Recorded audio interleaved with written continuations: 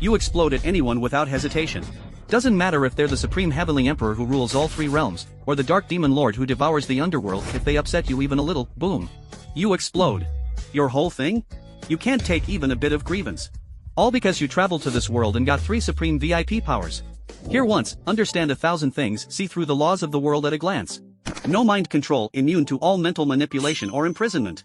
Can't die, destroyed a million times, still come back to life. But before you can even process this, you find yourself standing on an endless grassland. After being hungry for 2.5 days, your eyes go green and you die on the spot. The next second, you're miraculously alive again. You stretch your body, who's so comfy. Rebirth feels amazing. Just as you're about to keep surviving in the wild, a voice from the system suddenly speaks up. Actually, I can help you self-destruct. No need, I really like that choking feeling of dying, like a snake coiling around me. If I help you self-destruct, you can revive in a random location. Why didn't you say that earlier? Do it now. I can't wait to feel how cold or warm people are in this world. At that moment, on a street in Moyang City, inside a slowly moving carriage, 2 young men sit facing each other. No way, system. Where did you send me? You revived me inside someone else's carriage? But surprisingly, the boy across from you doesn't look shocked at all. Instead, he says something that stuns you. My father is Ji Boda. I am Ji Buchang. Pleased to meet you. You gasp in shock. Never would you have imagined people in this world are so fierce, meeting someone for the first time and already showing off their power. You're not even sure if their names match their real abilities. No offense, I'm Jun Lin.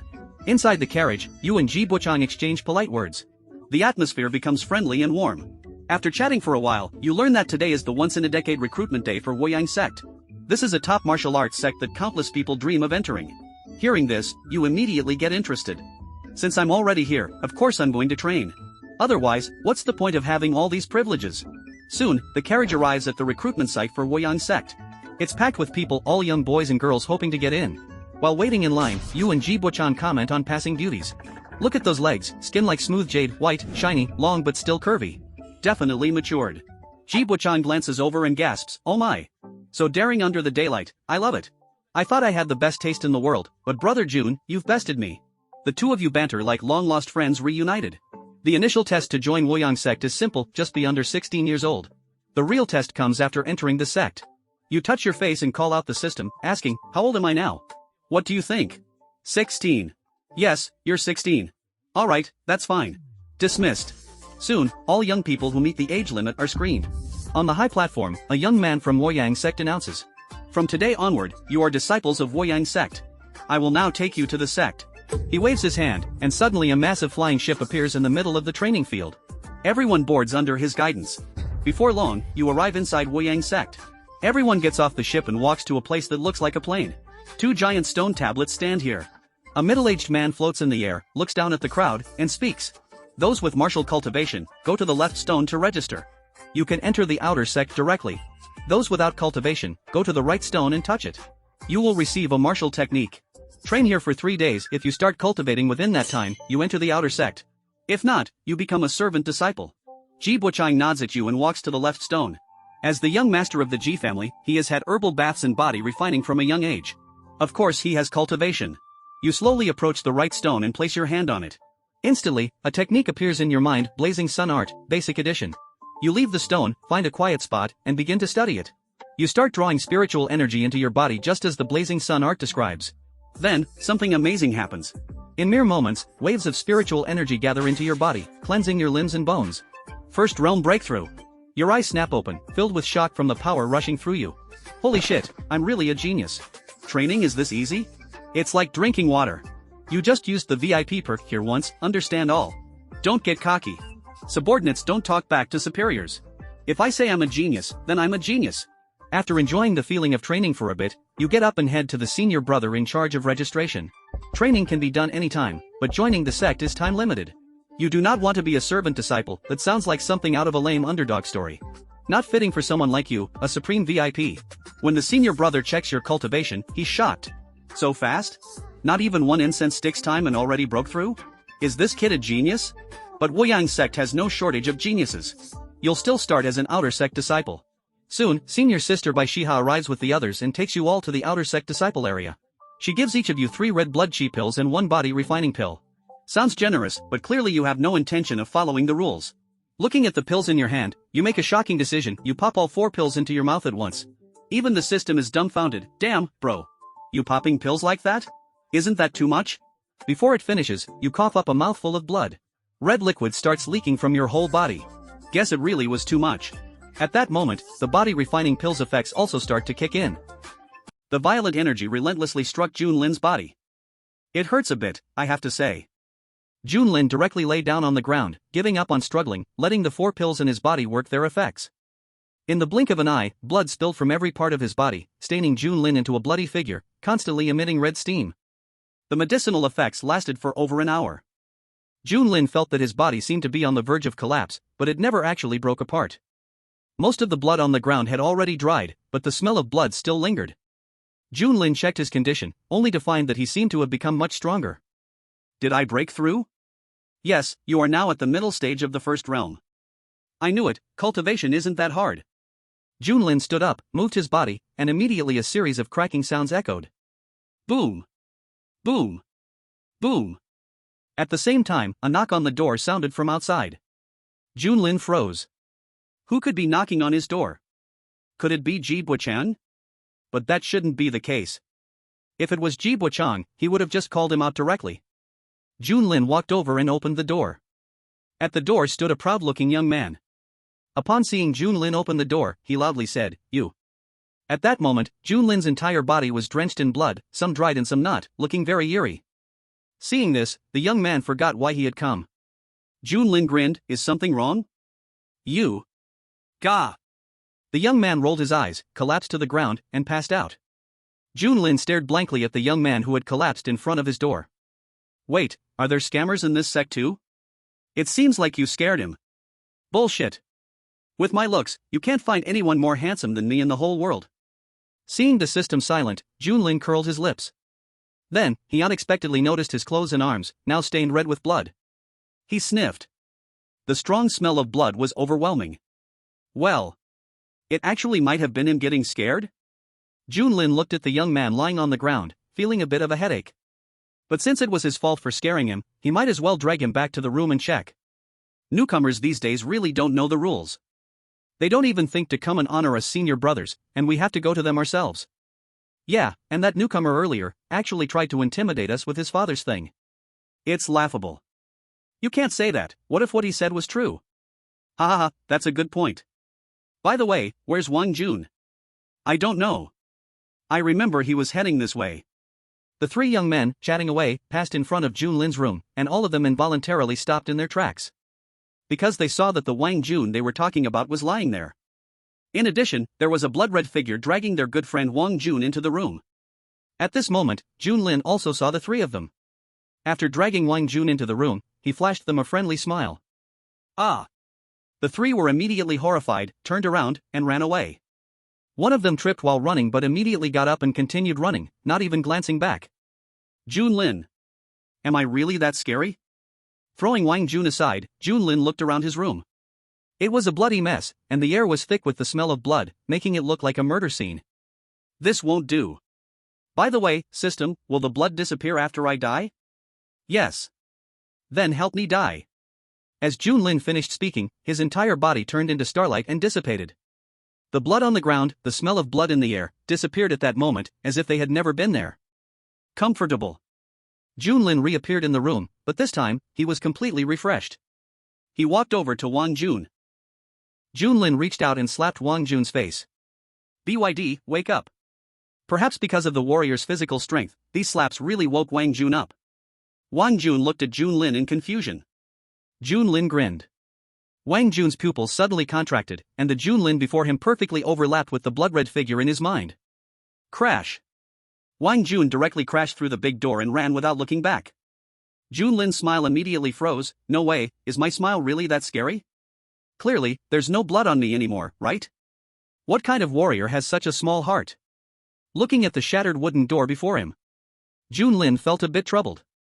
Speaking of which, is this Woyang sect's feng shui not good? Maybe it's just the feng shui of this house that's bad. Thinking this, Junlin threw the house key on the table and walked towards a nearby unoccupied house. Chapter 5, Damn, I just exploded with you. System, what should I do next? Give me some guidance. Junlin lay on the wooden bed, bored, staring at the ceiling. Don't you have your own plan? Isn't that a stupid question? If I had a plan, why would I ask you? And if I had already planned everything, what would I need you for? Junlin said confidently. I am just a vase, and a useless one at that. The system's voice was just as confident, even carrying a bit of pride, making Junlin unable to speak for a moment. BYD, you're pretty honest. Thanks for the compliment. Forget it, just find me something to do, I'm too lazy to think. Junlin didn't bother arguing with the system. How about learning a few martial skills? In this world, martial arts are supreme. Besides martial arts cultivation methods, martial skills are also an essential means for warriors. With powerful martial skills in hand, defeating enemies of a higher level is not difficult. Good idea. Junlin immediately sat up. Martial skills are definitely something to learn, and it's best if they are cool martial skills, so he can show off when going out later. With this thought in mind, Junlin walked toward the location of the library. Woyang sect was very large, and there were many branch libraries. Not far from where they lived, there was a branch library specifically for outer disciples like them, providing martial skills. Since it was for outer disciples, the martial skills there were naturally of lower grades. The person guarding the library was an old man with white hair. At the moment, he was leaning back on a lounge chair, dozing off. Junlin carefully looked at the old man. According to the way things are in some novels, this old man should be a top-tier expert, waiting for the destined person to come. The old man glanced at Junlin and said, "What are you looking at? If you want a martial skill, go pick it yourself. You can borrow at most 3 books." Junlin smiled. This old man has quite a temper. But now is not the time to cause trouble, he hasn't even learned any martial skills yet. So, he just turned his back to the old man and gave him the middle finger, walking into the library. Seeing Junlin's gesture, the old man furrowed his brows. He didn't understand what it meant. But he didn't care, flipping over in the lounge chair and going back to his nap. Inside the library, Junlin looked at the martial skills placed on the bookshelves, excitedly rubbing his hands together. Although these martial skills were of lower quality, it didn't matter, as long as they were usable. He reached out and picked one up from the shelf. Sunfire Swordsmanship Basic Edition. Trash. He put the martial skill back on the shelf and picked another one. Swift Wind Leg. Trash. Flame Palm. Trash. Iron Mountain Strike. Trash. Wait a second. Self-Explosion Secret Technique. Trash. Wait a minute. Junlin's eyes lit up when he saw the Self-Explosion Secret Technique in his hand. This is good stuff. He quickly opened it and started flipping through it carefully. Normally, a warrior's self-explosion process involves detonating their dantian with spiritual energy or detonating their Dao foundation to cause a large explosion of spiritual energy. In short, as the martial arts cultivation level increases, the methods of self-explosion also increase. But this self-explosion secret technique was a bit different. This thing slightly modified the method of self-explosion. Burn everything of oneself with forbidden techniques. At the same time of self-detonation, burn one's essence, blood, spiritual energy, and origin to greatly enhance the power of the explosion. Even a first-stage martial artist can self-detonate after learning it. Such a good thing. Junlin flipped through the self-detonation secret method and immediately understood it. From this moment on, whenever he wants, he can self-detonate anytime, anywhere. I don't even know which genius researched this, but such a secret method should be spread to everyone. He put the self-detonation secret method back in place. Junlin continued searching in the library. Most of the martial techniques here were ordinary and without any special features. In other words, they were garbage. But the self-detonation secret method he just found still gave him some hope. It did not disappoint Junlin. After flipping through the entire library, he found another similar secret method. Blood-burning secret method. A secret method that greatly enhances one's combat power at the cost of burning one's own blood. Unlike martial techniques, secret methods do not have a ranking, because martial artists of any realm can use them. However, most secret methods, like the 2 Junlin found, are harmful to oneself, so they are used as trump cards. A fruitful harvest. Junlin was very satisfied with his harvest, at least it wasn't a wasted trip. But just having secret methods wasn't enough, he needed to learn 2 martial techniques. Otherwise, if he activated the blood-burning secret method but had no way to attack, it would be a waste of his health bar. Junlin casually took a book from the bookshelf. Flaming Sun Palm. From the name, one could tell it was another technique from the Flaming Sun series. He glanced through it quickly and then put the Flaming Sun Palm back in place. You little brat, you flipped through the entire library, but couldn't find anything to your liking? Young people shouldn't aim too high. The old man at the door had no idea when he had entered. Junlin glanced at the old man but said nothing, just silently raised his middle finger. Hey! You little brat! The old man was a bit displeased, though he didn't understand what the gesture meant. But from the situation in Junlin's behavior, he was sure that this was definitely not a polite gesture. "TCH, old dang, just sleep and mind your own business, don't come to interfere."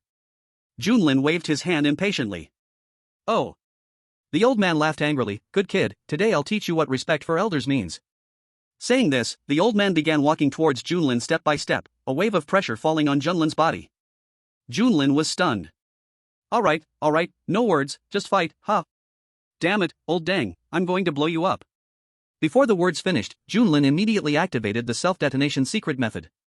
His whole body's energy surged like a tidal wave, and he rushed towards the old man like a nuclear bomb about to explode. The old man, who had been smiling earlier, suddenly had his pupils contract sharply. Damn! This young man! The old man stepped out in one move, instantly reaching Junlin's side and pressing his shoulder. A powerful spiritual force flowed into Junlin's body, suppressing the turbulent energy within him. Then, Junlin and the old man stared at each other eye to eye. "I was too slow, I should have exploded directly. I was a bit greedy." Junlin thought to himself. He originally planned to rush in front of the old man and then explode, so he delayed a little, but was suppressed. This kid is a bit hot-tempered, self-detonating at the slightest disagreement. Who did he learn this from? The old man was extremely scared in his heart. He had simply wanted to teach the young man a lesson and tell him not to aim too high, to properly choose a martial technique to study. But as soon as he released a little pressure, Junlin came straight for a self-detonation. Who can he complain to about this? After a moment, the old man cleared his throat and said, "Cough, cough, don't be so excited next time. Go ahead, I won't disturb you." With that, the old man took a step back and returned to his chair. But his mind still stayed on Junlin. He is really afraid that this kid will suddenly rush up and blow him up.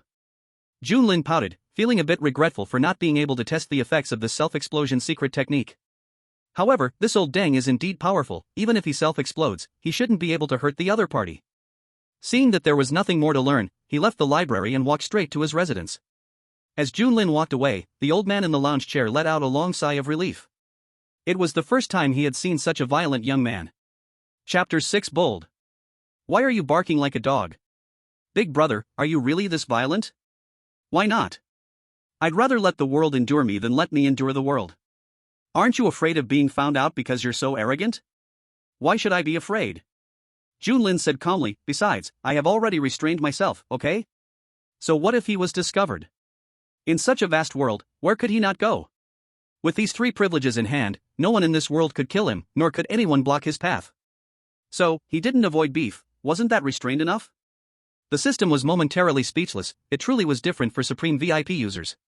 Junlin snorted softly, hands clasped behind his back. However, speaking of which, what was in the past, and now was now. Now he not only had martial arts cultivation but also martial skills and secret techniques, so being a little arrogant should be fine, right? Walking swaggeringly back to his residence, Junlin found that it was a bit livelier than before. A few people were standing where his previous house was talking. Senior brother, believe me, there really was a blood man here before. He even pulled Wang Jun junior brother in. Yes, senior brother, the three of us saw it with our own eyes, it can't be fake. Right. That must be a demon from the devil path. Junior brother Wang Jun must have met with misfortune. Senior brother, you must investigate thoroughly. The three spoke one after another, making the enforcing hall's senior brother beside them feel a bit of a headache. He immediately pointed to the house and said, since you say there was a blood man, there must be bloodstains in there, but why is there nothing here except for a broken door? This. The three looked at each other. Maybe he realized he was exposed, so he cleaned up all the blood. The enforcing hall's senior brother replied, but how long has it been? Even if everything was cleaned up, it wouldn't be possible for there to be no bloody smell at all, right? This. Moreover, if the other party could destroy the body and clean the scene in such a short time, their strength surely wouldn't be below the third realm. How did you manage to escape? This. And, this peak belongs to this year's newly entered outer disciples. Why are you here? This. The enforcing hall's senior brother's series of questions left the three speechless, unsure of how to reply. Although they were certain they had not made a mistake, the current situation was before them, and they could not prove themselves. So, the three lowered their heads and fell silent. Seeing this, the enforcing hall's senior brother snorted coldly, our enforcing hall is not your toy for amusement, I don't want to see this happen again. After saying this, the enforcing hall's senior brother flicked his sleeves and turned to leave. But just a few steps away, he turned back and said, hurry back to your own place, and don't let me catch you bullying newcomers. Junlin and a few boys watching nearby smiled at this. Deserved it. Damn, the three of you are stinky dogs, one of the boys spat at the three. Oh? Why do you say that? Hearing the boy's comment, Junlin felt a bit curious. He had seen these three before, they had fled the place before due to their inferiority complex after seeing his peerless beauty. But it turned out their reputation seemed to be rather poor. The boy next to him looked puzzled. Don't you know them? These three bastards relied on their high cultivation to steal our elixirs before. Another boy nodded and said, yeah, many senior brothers were robbed, and even those junior sisters weren't spared. I see. Junlin nodded understandingly, then they really are animals. Damn, people like that should be cut off from their descendants. Brother, lower your voice. Junlin did not suppress his voice, and the young man next to him quickly reached out to cover Junlin's mouth in fear. But Junlin stopped him with his own hand. Buddy, your hands are pretty soft. The young man quickly retracted his hand, looking at Junlin with a mix of fear and surprise. At the same time, the noise from their side caught the attention of three people not far away. The three had just been scolded, and were already in a bad mood. Now, they saw Junlin and his group pointing at them and whispering. Their faces immediately turned cold. What are you guys talking about? Who gave you the courage to make fun of your senior brothers? They were never good people, otherwise, they wouldn't be here robbing new disciples of their pills. Now that they found an excuse, they were naturally ready to vent their anger on Junlin and his group. And nothing. The young man was clearly frightened by the group, waving his hands repeatedly, his voice tinged with nervousness. In contrast, Junlin seemed a bit reckless. How dare you? Who do you think you're barking at? The words stunned not only the people next to Junlin, but even the three people across from them. But then, anger surged from their hearts. Kid, your pills don't seem to have been handed in yet. Hand them over to your mom, stop dragging it out. Junlin immediately activated his blood-burning secret art with full force. His body turned into a red light, and he kicked the person who spoke flying. The scene immediately fell into a deathly silence. The other two, seeing Junlin glowing with red light, felt a chill in their hearts, remembering the blood figure they had seen earlier. Although Junlin wasn't as drenched in blood or as red, the shape of his body and the kind smile on his face perfectly matched the bloody figure they remembered. For a moment, they were a little frightened. It wasn't until Junlin rushed in front of them that they snapped back to reality. But before they could retaliate, they were knocked flying by a powerful shoulder check. At the same time, Junlin looked back at the stunned group of people and shouted, "What are you looking at? Come up and beat them." The few young men froze for a moment, but the next second, they immediately charged forward. Before coming here, they had all been young masters or young ladies from their respective families, so they had never been treated this way. The young men and women, who already held a grudge against the three, didn't hold back at all as they attacked. Junlin cheered them on from the side, and when he saw the three try to resist, he activated the blood-burning secret art again and kicked them. The first realm was for body refining. Although the three people being beaten had slightly higher cultivation than them, they were still in the first realm. This meant their strength was just a bit higher, and their defenses were stronger. Overall, they were just more durable. One-on-one, they weren't their match, but with a group attacking one, it was a different story, especially with Junlin watching from the side. Aren't you going to hit? Aim for the face. Do I need to teach you this? Damn, you want to resist? I'll kick your balls off. Great kick, sisters. Keep kicking there. Don't worry, they have higher cultivation, so they should be able to withstand it. Woohoo! Damn, gee brother, when did you come? Come, kick this one. Don't worry, brothers, the law doesn't blame the crowd. If I kick them to death, I'll take full responsibility. Before they knew it, the number of disciples involved had gone from 3 or 4 at first to 30 or 40. Chapter 7, Laughing to Death, Enjoying the Moment. Dozens of people were orderly bullying the three who were lying on the ground, unable to resist. Junlin, on the other hand, felt a bit dizzy and took a deep breath. He was somewhat exhausted. The blood-burning secret art was great, but it consumed too much blood. He had only been using it for a short while, but already felt as though his body had been drained. After more than half an hour, this brutal bullying finally came to a complete end. Junlin glanced at the three beings on the ground who were now barely recognizable as humans. A chill ran through him. How could there be such ugly creatures in the world? Thank you, senior brother. If it weren't for you, we would have just been bullied for nothing. A beautiful girl jogged up to Junlin. Looking at Junlin's pale face from overexertion, the girl felt a bit heartbroken. What a good senior brother. To help them vent their frustrations, he even used such a harmful secret technique. The girl immediately stuffed the pill bottle she had just snatched from the three into Junlin's hands. Senior brother, these are the chi blood pills and body refining pills I got, please take them and restore your health. Ah. Junlin was taken aback, looking at the pill bottle in his hand with some surprise. To be honest, it wasn't really necessary, he could just take his own life later to be back in full condition. But after all, it was the girl's kind intentions, and refusing it would seem ungrateful. Junlin took one chi blood pill from the bottle. Okay, one is enough, you can take the rest back. You need to cultivate too. The girl didn't refuse. She understood that her senior brother was thinking of her, accepting that one pill was also to prevent her from feeling guilt about this matter. Looking at Junlin's pale yet still handsome face, the girl felt a flutter in her heart and, in a flash, pecked Junlin's face lightly. Then, covering her face, she fled like the wind amidst Junlin's shocked gaze. Oh! The people around immediately gathered around, their faces full of gossip. At this moment, Junlin covered his face, looking stunned. He had actually been assaulted. Quiet, system. The people around also stepped forward, just like the earlier girl, taking out a chi blood pill to give to Junlin. After all, this pill was retrieved because of Junlin, it was thanks to him that they had the opportunity to teach those three a lesson. So, giving Junlin one chi blood pill didn't hurt them at all. Senior brother, can I kiss you too? One girl, after handing over the pill, didn't leave but instead smiled and said, I can give you a few more. Oh. A group of people crowded around again, even those who were about to leave turned back to join in the excitement. No. Junlin frowned and refused the girl, he was not that kind of debauched man. Tisk. The onlookers felt disappointed. He. The girl giggled, seemingly not hearing Junlin's words, and gently pecked his face again. Oh. The crowd's eyes brightened instantly. No wonder you are a brother of Ji Buchang, this move conquered two beauties in an instant, truly enviable. Ji Buchang nearby marveled. System. I've been assaulted again, it's so painful. Junlin mourned internally. Don't mimic my speech. Though there were two previous examples, most girls still weren't that bold, they had ideas but didn't take action. Until a girl who was 160 centimeters tall and weighed 160 kilograms shyly walked towards Junlin. Junlin, who was resting by the wooden house, immediately stood up and popped a chi blood pill. He turned to everyone and said, Alright, brothers, let's stop here. I appreciate the goodwill, but everyone keep your pills, I can't eat them all anyway.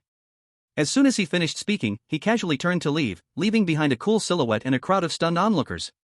The girl looked disappointedly at Junlin's departing back, in the end, she was still a step too slow. If only she had jumped in line earlier. Jun brother, did you really just cultivate? Ji Buchang looked at Junlin in confusion. Just less than a day's cultivation, and he could defeat three peak first-stage martial artists, it was simply shocking. After all, he had previously been beaten down by those three. What else? Actually, I'm just a tiny bit more talented than ordinary people and a little more diligent. Junlin spoke seriously. He wasn't trying to boast, after all, he really was a genius. As for hard work, he had searched through the entire library, wasn't that hard work enough? Ji Buchang nodded slightly, this made sense. He had joined bullying after being told by other boys, so he didn't know how Junlin dealt with those three people. But from the result, Junlin's appearance just now clearly showed signs of blood depletion, it seemed he must have gone through a tough battle. But, Jun brother, aren't you afraid those three will report you? Ji Buchang was a bit worried, although it felt good to beat them, there were consequences to face after the thrill. Afraid of what? I didn't kill them, Junlin waved his hand dismissively, if the enforcement hall dares to catch me, I'll run. At worst, I'll explode with them and go somewhere else to have fun. Ji Buchang sighed, it wasn't a matter of whether they were dead or not, those three wouldn't let Junlin off. But seeing Junlin like this, it seemed he really didn't care at all. It looked like he'd have to talk with others later, in case a punishment was handed down, they'd all share the responsibility. Anyway, the blame shouldn't fall on Junlin alone. Walking along the road, Junlin scanned the girls passing by with an appreciative look. But unlike before, the girls now no longer looked at him with disgust. Some of the girls even subtly showed off their figures when Junlin looked at them. But when they looked at Ji Buchang, their expressions were still the same undisguised disdain. Ji Buchang, with a bitter face, said, Jun brother, you're not playing fair. You've only been here for one day and already won the hearts of so many beautiful girls, what am I supposed to do? Junlin put his hands in front of him, you suck. Just practice more. While the two were bantering back and forth, three creatures, half human in form, ran past them. One of them noticed Junlin and immediately turned around, pointing at him angrily, Li Gue O Deng Zua. Junlin didn't understand at first, but he recognized the three creatures and immediately ran over, kicking the one who had pointed at him several meters away. Go to hell. Can't speak human language? The other two saw this and hurriedly pulled the one who had been kicked up, not daring to speak harshly, and awkwardly fled. How could these three move so quickly? Do they have such strong recovery abilities? Junlin looked at their retreating backs, feeling confused. They had just been beaten by a crowd for more than half an hour, and they could already move so fast. After all, they are at the peak of the first realm, very tough, but their third leg probably won't recover, Ji Buchang explained. Their strength was already inferior to theirs, and they had held back a little, so although they beat them happily, it wasn't fatal. Chapter 8, I'm bored out of my mind. Not that you guys are too harsh? You kicked him to the point where he can't have children, aren't they going to hate you to death? Junlin clicked his tongue. Question mark. Ji Buchang's mouth twitched, this guy was too shameless. And if he remembered correctly, when the fight broke out just now, it was Junlin who was shouting the loudest. But of course, he couldn't say that out loud, that would hurt feelings. He cleared his throat and said, ahem, it was just that everyone was really angry at the time, a few of the junior sisters were a bit too rough. Junlin nodded, true, and with those guys, they probably won't need that thing, whether it's there or not doesn't matter. That's the truth, Ji Buchang agreed, but those three are clearly no good, they might come back to get revenge on us. Who cares? At worst, we'll explode with them. Ji Buchang felt embarrassed, was he this violent? Junlin patted Ji Buchang's shoulder and said, don't worry, even if they go to the enforcement hall to report, the advantage is on our side. From what we heard from that senior brother in the enforcement hall earlier, it's clear.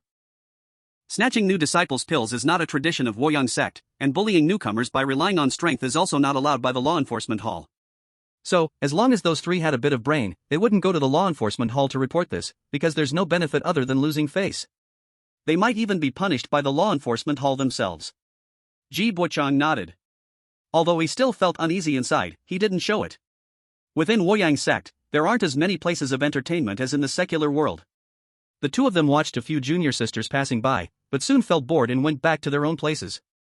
Junlin lay on the bed for a while and then felt a little dizzy. What's going on? Anemia? Only then did Junlin realize that the blood-burning secret technique burned all his essence blood, and one blood chi pill alone couldn't make up for it. He had felt fine just now because the pill's effect was still working, giving him the illusion that he was full of blood and energy. Now that the effect had worn off, the symptoms naturally showed up. But it wasn't a big deal. Junlin punched himself directly and knocked himself out. The system was stunned for a moment. Wasn't this the time to let it help him commit suicide and then revive to recover his state? Looking at Junlin sleeping like a baby, the system fell silent. Its host's way of thinking was as unpredictable as ever. The next day, the sun was high in the sky. Junlin woke up from deep sleep and stretched lazily. System, help me commit suicide. Shouldn't this have been done yesterday already? Though it couldn't help but complain, the system still obeyed its host's words. After being reborn, Junlin was in a good state. He casually took a blood chi pill as breakfast, then went out. He looked up at the sky. He couldn't help but sigh, today's wind was really noisy. Good morning, senior brother. A pretty young girl passing by greeted Junlin with a smile. Looking at Junlin's handsome side profile, she couldn't help but think, today, senior brother is like the red sunset at dusk, making people yearn. Wait, that's not right. Senior brother, why is red smoke coming out of your whole body? The girl suddenly realized and ran over in a panic, senior brother, you're not going to explode, are you? Explode your head. Junlin looked at himself. Because after being reborn he was already full of blood energy, and then took another blood chi pill, now he was overly replenished. He looked like a fully cooked shrimp, even steaming red smoke. But it wasn't a big problem, so he said casually, no worries, I just took a blood chi pill, a bit too much, it'll be fine soon. Huh? The girl was confused. Who takes a blood chi pill first thing in the morning and goes for a walk? And if you took a blood chi pill, why aren't you cultivating? Junlin activated his cultivation technique. Spiritual energy flowed into his body, suppressing the overflowing blood energy, and the red smoke stopped rising from his body. See, nothing serious. Seeing that Junlin was fine, the girl breathed a sigh of relief, but still said worriedly, senior brother, taking pills like that can easily cause problems. Don't worry, I know what I'm doing. Oh right, do you know where the Merit Pavilion is? Junlin asked. The girl was puzzled, why are you going to the Merit Pavilion? Us new disciples don't need to do tasks in the first month. Woyang sect doesn't raise freeloaders. Whether inner disciples or outer disciples, they all have to complete a certain amount of tasks each month. If you don't complete them, you can't get resources next month. But for new disciples like them, there was some privilege. The first month they could focus on cultivation. I can't sit still, I want to find something to do. Junlin sighed. He was never someone who could stay idle. If he didn't stir up something for even a day, he felt like ants were crawling all over his body.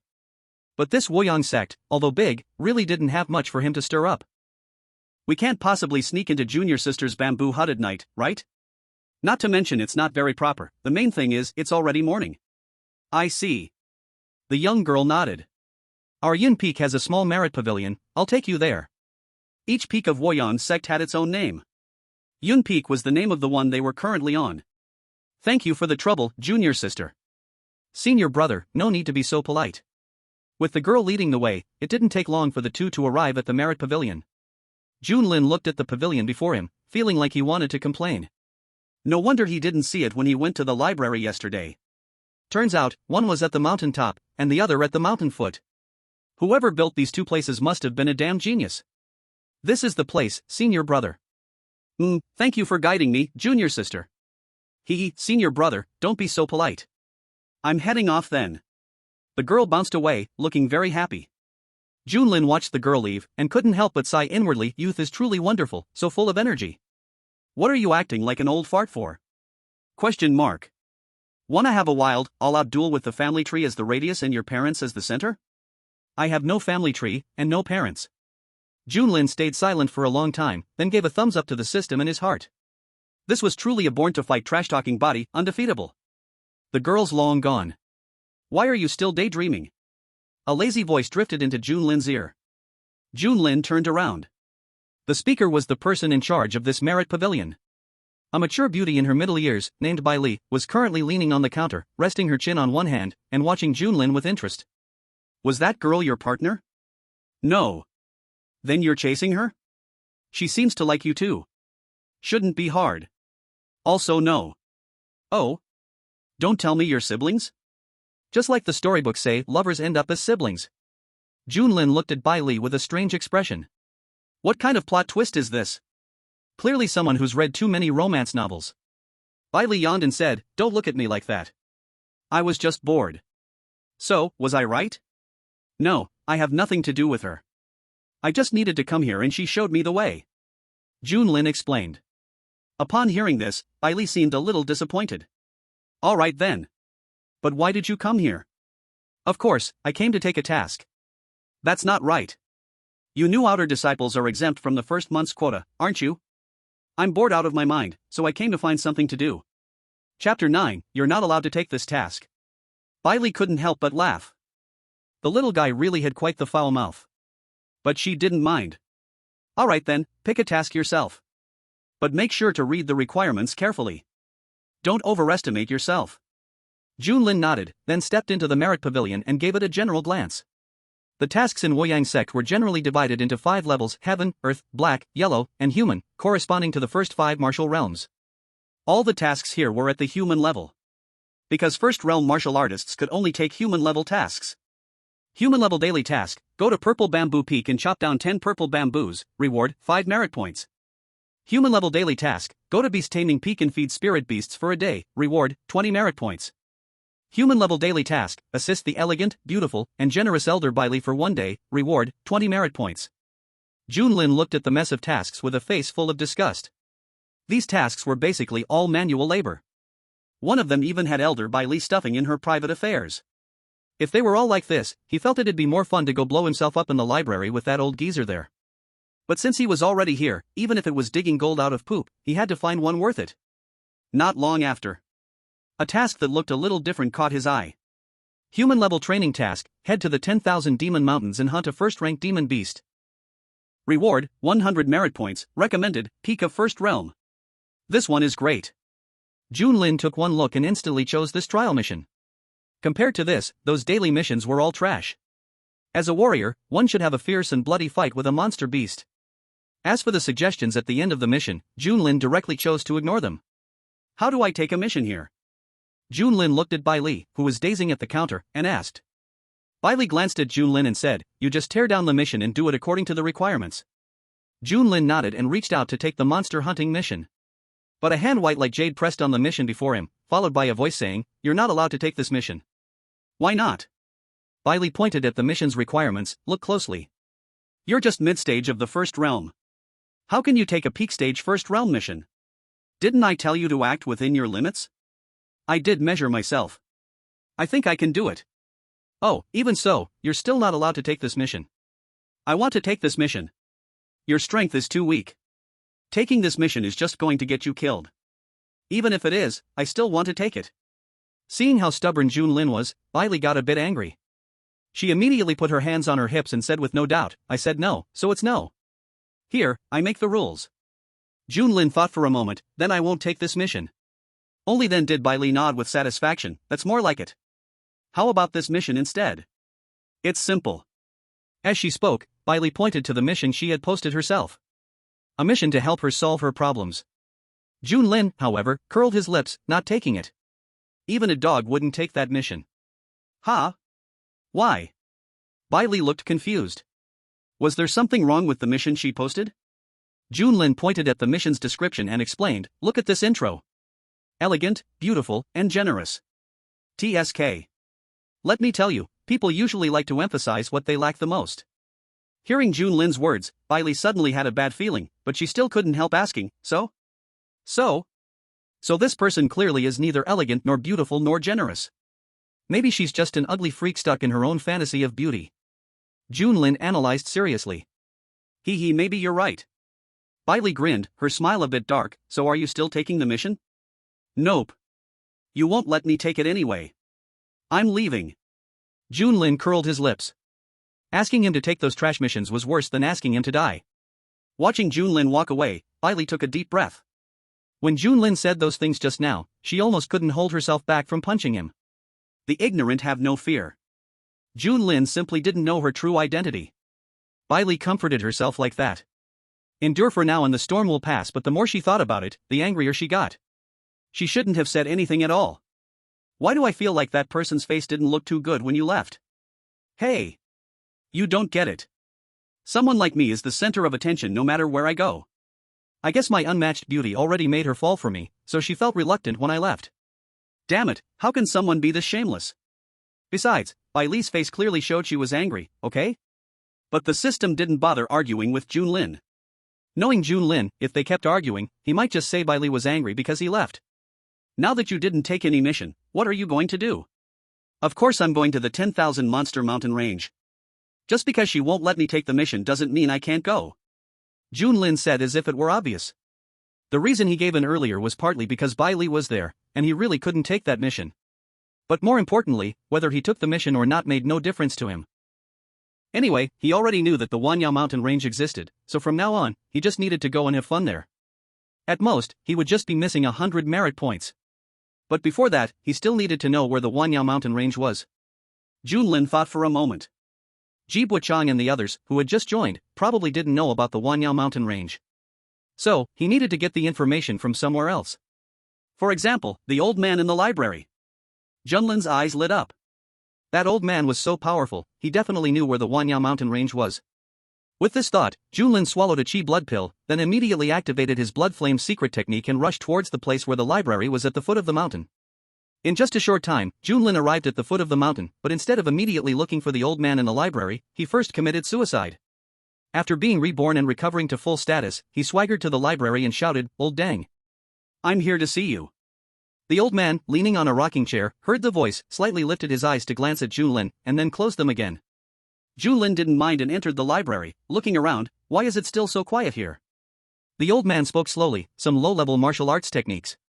Even the young masters of secular families wouldn't care about them. These low-level martial arts weren't meant for those young masters of families, they were meant for the later recruits from commoner families who joined through their own abilities.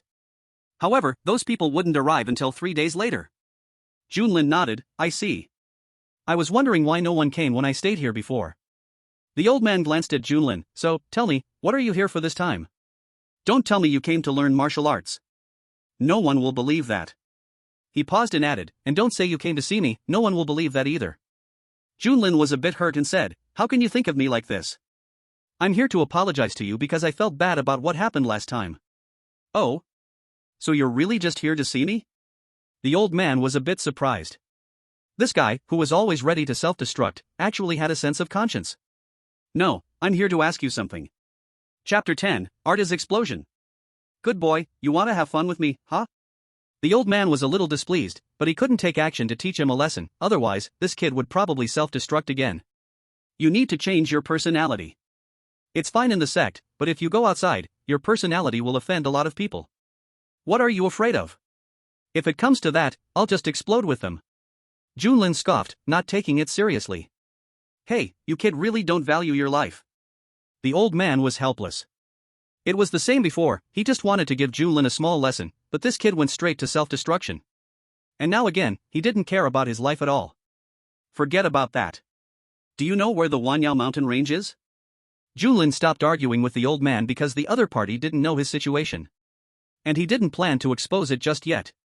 He would reveal everything after having some fun. Wanyao mountain range? Why are you asking about that? I want to go there and take a look. The old man carefully looked at Junlin. You really don't fear death, do you? With your cultivation, are you going to feed yourself to the demon beasts in the Wanyao mountain range? Junlin didn't care. Don't worry about it. Just tell me where it is. I won't tell you. If you don't tell me, I'll stay here and won't leave. Don't think you'll have peace. Junlin started to act stubborn. Hey! You brat, are you looking for a beating? I'll explode with you. Stop. The old man quickly stopped Junlin, sighed deeply, and finally told him the information about the Wanyao mountain range. There was no way. This kid was not human. If he really let Junlin die in front of his door, although he wouldn't be in trouble, he still couldn't let him die here. But this kind of thing, when spoken, ultimately doesn't sound very nice. Thanks, old dang, I'll come visit you again when I have time. After getting the information he wanted, Junlin directly bid farewell to the old man. Humph. You better die outside. The old man coldly snorted and replied without any courtesy. Thank you for your kind words. The Wanyao mountain range is not within the territory of the Wu Yang sect. But it's not far from the Wu Yang sect, only a few hundred miles away. It is the best place for disciples of the Wu Yang sect to train. But because of this, in order to go to the Wanyao mountain range, one must first leave the Wu Yang sect. And to leave the Wu Yang sect, relying solely on one's face won't work. Do you have an entry pass? No. Do you have a letter of commission? No.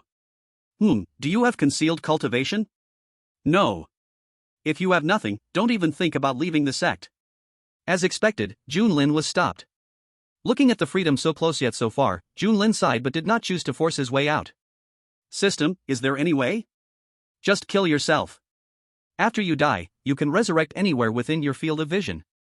I still have this ability? Always had it, you just didn't know. But now that you've said it, I know. Yes, now you know. Junlin didn't argue with the system but instead looked around to see if there was anything suitable for suicide. Unfortunately, there were only some small rocks and trees. I should have prepared a weapon, oh well. System, help me commit suicide. I can't help you with that, it's your ability, not mine. It's not you. I'm useless. Alright, you're quick to answer now. Junlin helplessly looked at the disciples guarding the gate not far away, then turned around and found a secluded spot to slap his chest. A short slope, just 10,000 meters away from the Wu Yang sect. Junlin, who had just been reborn, looked around. It really works, this is much faster than running. Although there was a bit of pain when committing suicide, those who have done it know that with practice, it's something you get used to. Let me think, the Wanyao mountain range should be in this direction. Junlin recalled the information the old man had told him about the Wanyao mountain range, and quickly determined the direction. Then, art is an explosion. Boom! With a violent explosion, a huge crater appeared on the ground. The two disciples guarding the gate of Wu Yang sect were startled by the sudden explosion. Enemy attack? The two of them tensed up but quickly relaxed. How could it be an enemy attack? Unless it's a sect-destroying war, who would attack the door? Besides, even if it were an enemy attack, the Wu Yang sect's protective array is no joke. On the other side, relying on self-detonation to travel, Junlin soon arrived at the Wanyao mountain range. Of course, whether this is really the Wanyao mountain range is unclear. After all, he doesn't recognize it. The reason he came here was just because he was so bored at the sect, and here, he could find some fun. At this moment, what appeared before Junlin's eyes were endless mountains. The trees stood tall and lush. Walking on the path, Junlin couldn't help but sigh, no wonder it's called the Wanyao mountain range, it really looks like a sea of monsters at first glance. Stop using fancy words if you don't know much. What's it to you? It's not bad to read more, I have the encyclopedia of the Tianxian continent, do you want to see it? Oh? Tianxian continent? Is that the name of this world? Junlin was a bit interested. Yes. Does this encyclopedia have everything? Almost. It includes most of the information about the Tianxian continent, with a total of 129,682 volumes. Damn! So many? Yes, it includes the history of the Tianxian continent, the distribution of demon beasts, information on the major sects, and locations of secret realm inheritances. Alright, you don't have to say more. Just let me look, and I'll ask you if I have questions later. Junlin immediately stopped the system from continuing. So many volumes, by the time he finishes reading them, who knows when it will be. It's better to let myself, this tool-like system, handle it. Walking on the road, Junlin was both searching for the demon beast he had been longing for, and asking his system, does that encyclopedia contain advanced martial skills and techniques? Only descriptions. Junlin felt disappointed at once. What a pity, looks like I'll have to figure it out myself. But after thinking carefully, it was actually fine. If everything was handed to him easily, he would lose his sense of purpose. When he eventually snatches something good from someone else, he might no longer feel the surprise or pleasure that comes with it, because he wouldn't value it. The Wanyushan mountain range was vast. It not only had demon beasts, but also some ordinary wild animals. Like this wild rabbit right in front of him, sneaking around, not sure what it was doing. Junlin looked at the wild rabbit, saliva almost dripping down.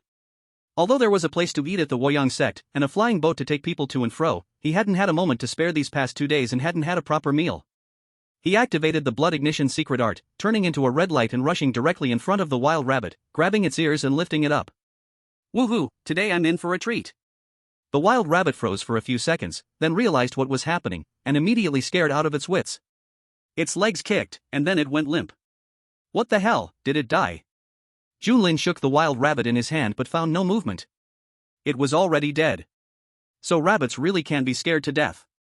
He had only heard about it before, but today, he saw it with his own eyes. But would a rabbit that's scared to death taste worse? Junlin thought this to himself, walking to the riverbank, peeling the rabbit, removing its intestines, and cleaning it. And this scene happened to be seen by a girl who was washing wild fruit not far away. She immediately stood up and pointed at Junlin, saying, You. Junlin then noticed there was actually a second person here, and the other person seemed to want to criticize him? He immediately stood up and said, What do you mean? Could you go wash downstream? The girl looked at the wild rabbit's intestines and blood floating down with the water, feeling a bit frantic. She had been washing her wild fruit peacefully when suddenly, a bloody, soft piece of wild rabbit intestines floated down, nearly scaring her out of her wits. It seems it's my fault, then it's fine. Junlin laughed heartily. What else could it be? Is it my fault? The girl shouted with dissatisfaction. Junlin thought for a moment and said, If you put it that way, I guess it's not wrong. After all, if you weren't washing fruit there, this wouldn't have happened, right? The girl looked confused. I was here first. True. Junlin thought for a moment, then suddenly realized, holding up the rabbit in his hand, then it's this rabbit's fault. If it hadn't appeared in front of me, none of this would have happened. The girl. Chapter 11, The Emperor's Banner. But don't worry, I have already removed its intestines and skin, and next I will roast its sinful soul with flames, grind its sinful body with my sharp teeth, and melt its foundation of existence with my powerful body. Junlin said this with righteous indignation, leaving the girl at a loss for words. Clearly it was his own fault, yet he so self-righteously blamed everything on the rabbit. It was really shameless. Looking at the few wild fruits still lying in the water, with a piece of rabbit intestine hanging from them, the girl instantly lost her appetite. Forget it, I'll just go pick some more. The girl rubbed her somewhat hungry stomach and couldn't help but sigh. Hey, if I roast it, why don't you have some too? Junlin's voice suddenly rang out. The girl was first a little surprised, then looked at Junlin with eager eyes and said, Really? Can I? It seemed like this person wasn't that bad after all. Nah, I was just being polite, don't take it seriously. Junlin quickly waved his hand. The girl froze, gritted her teeth, and said, Do you know you're really asking for a beating? This is where you're wrong. You can't judge a person's worth based on your personal likes and dislikes. Junlin said, sitting down on the ground, using his blazing sun palm to create flames, and began roasting the wild rabbit on top of it. The girl clenched her fists tightly, feeling that if she stayed here any longer, she would not be able to resist punching Junlin. Taking a deep breath, she turned around and walked away. Junlin continued roasting the wild rabbit over the fire, walking to the spot where the girl had washed the wild fruits earlier. A few fruits were still being washed by the flowing water. What a waste!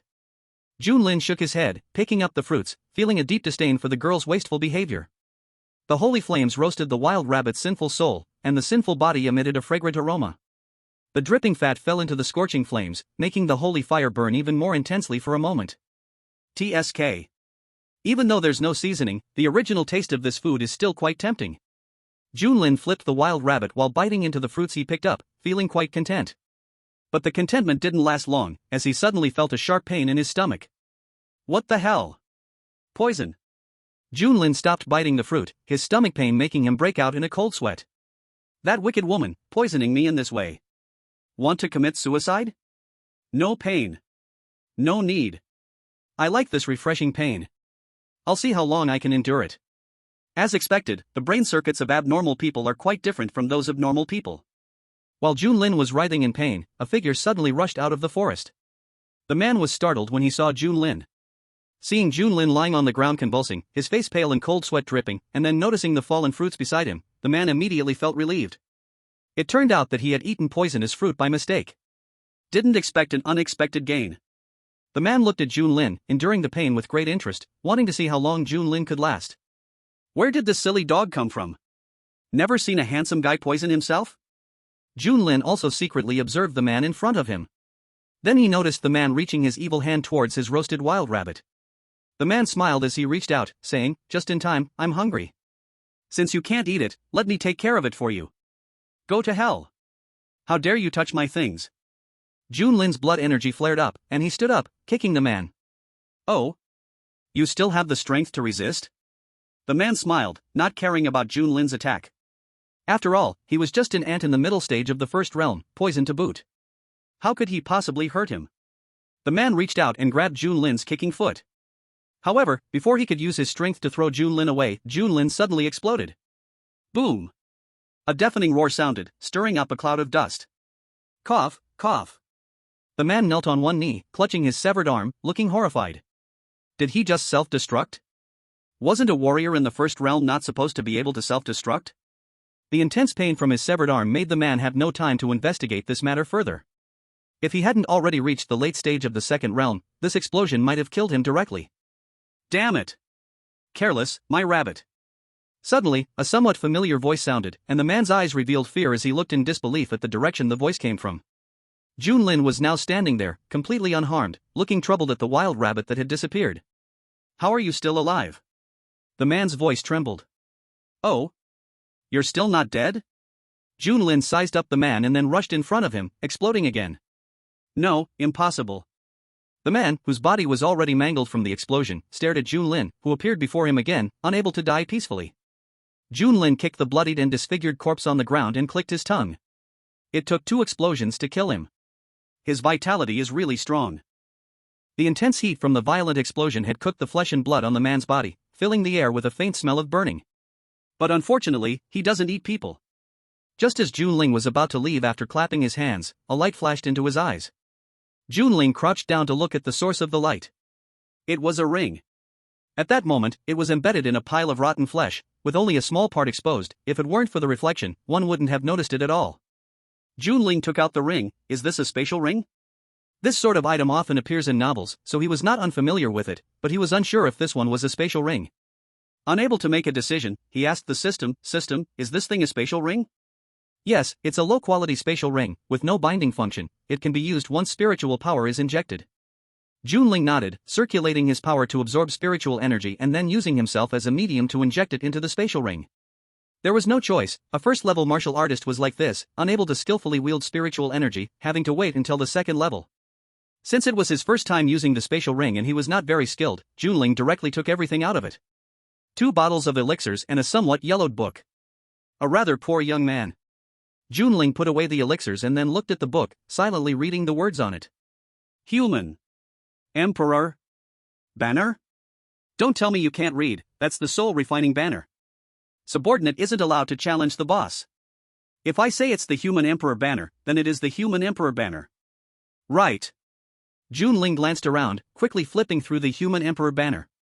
Relying on his unprecedented comprehension, he immediately understood the refinement and usage methods of the Human Emperor banner.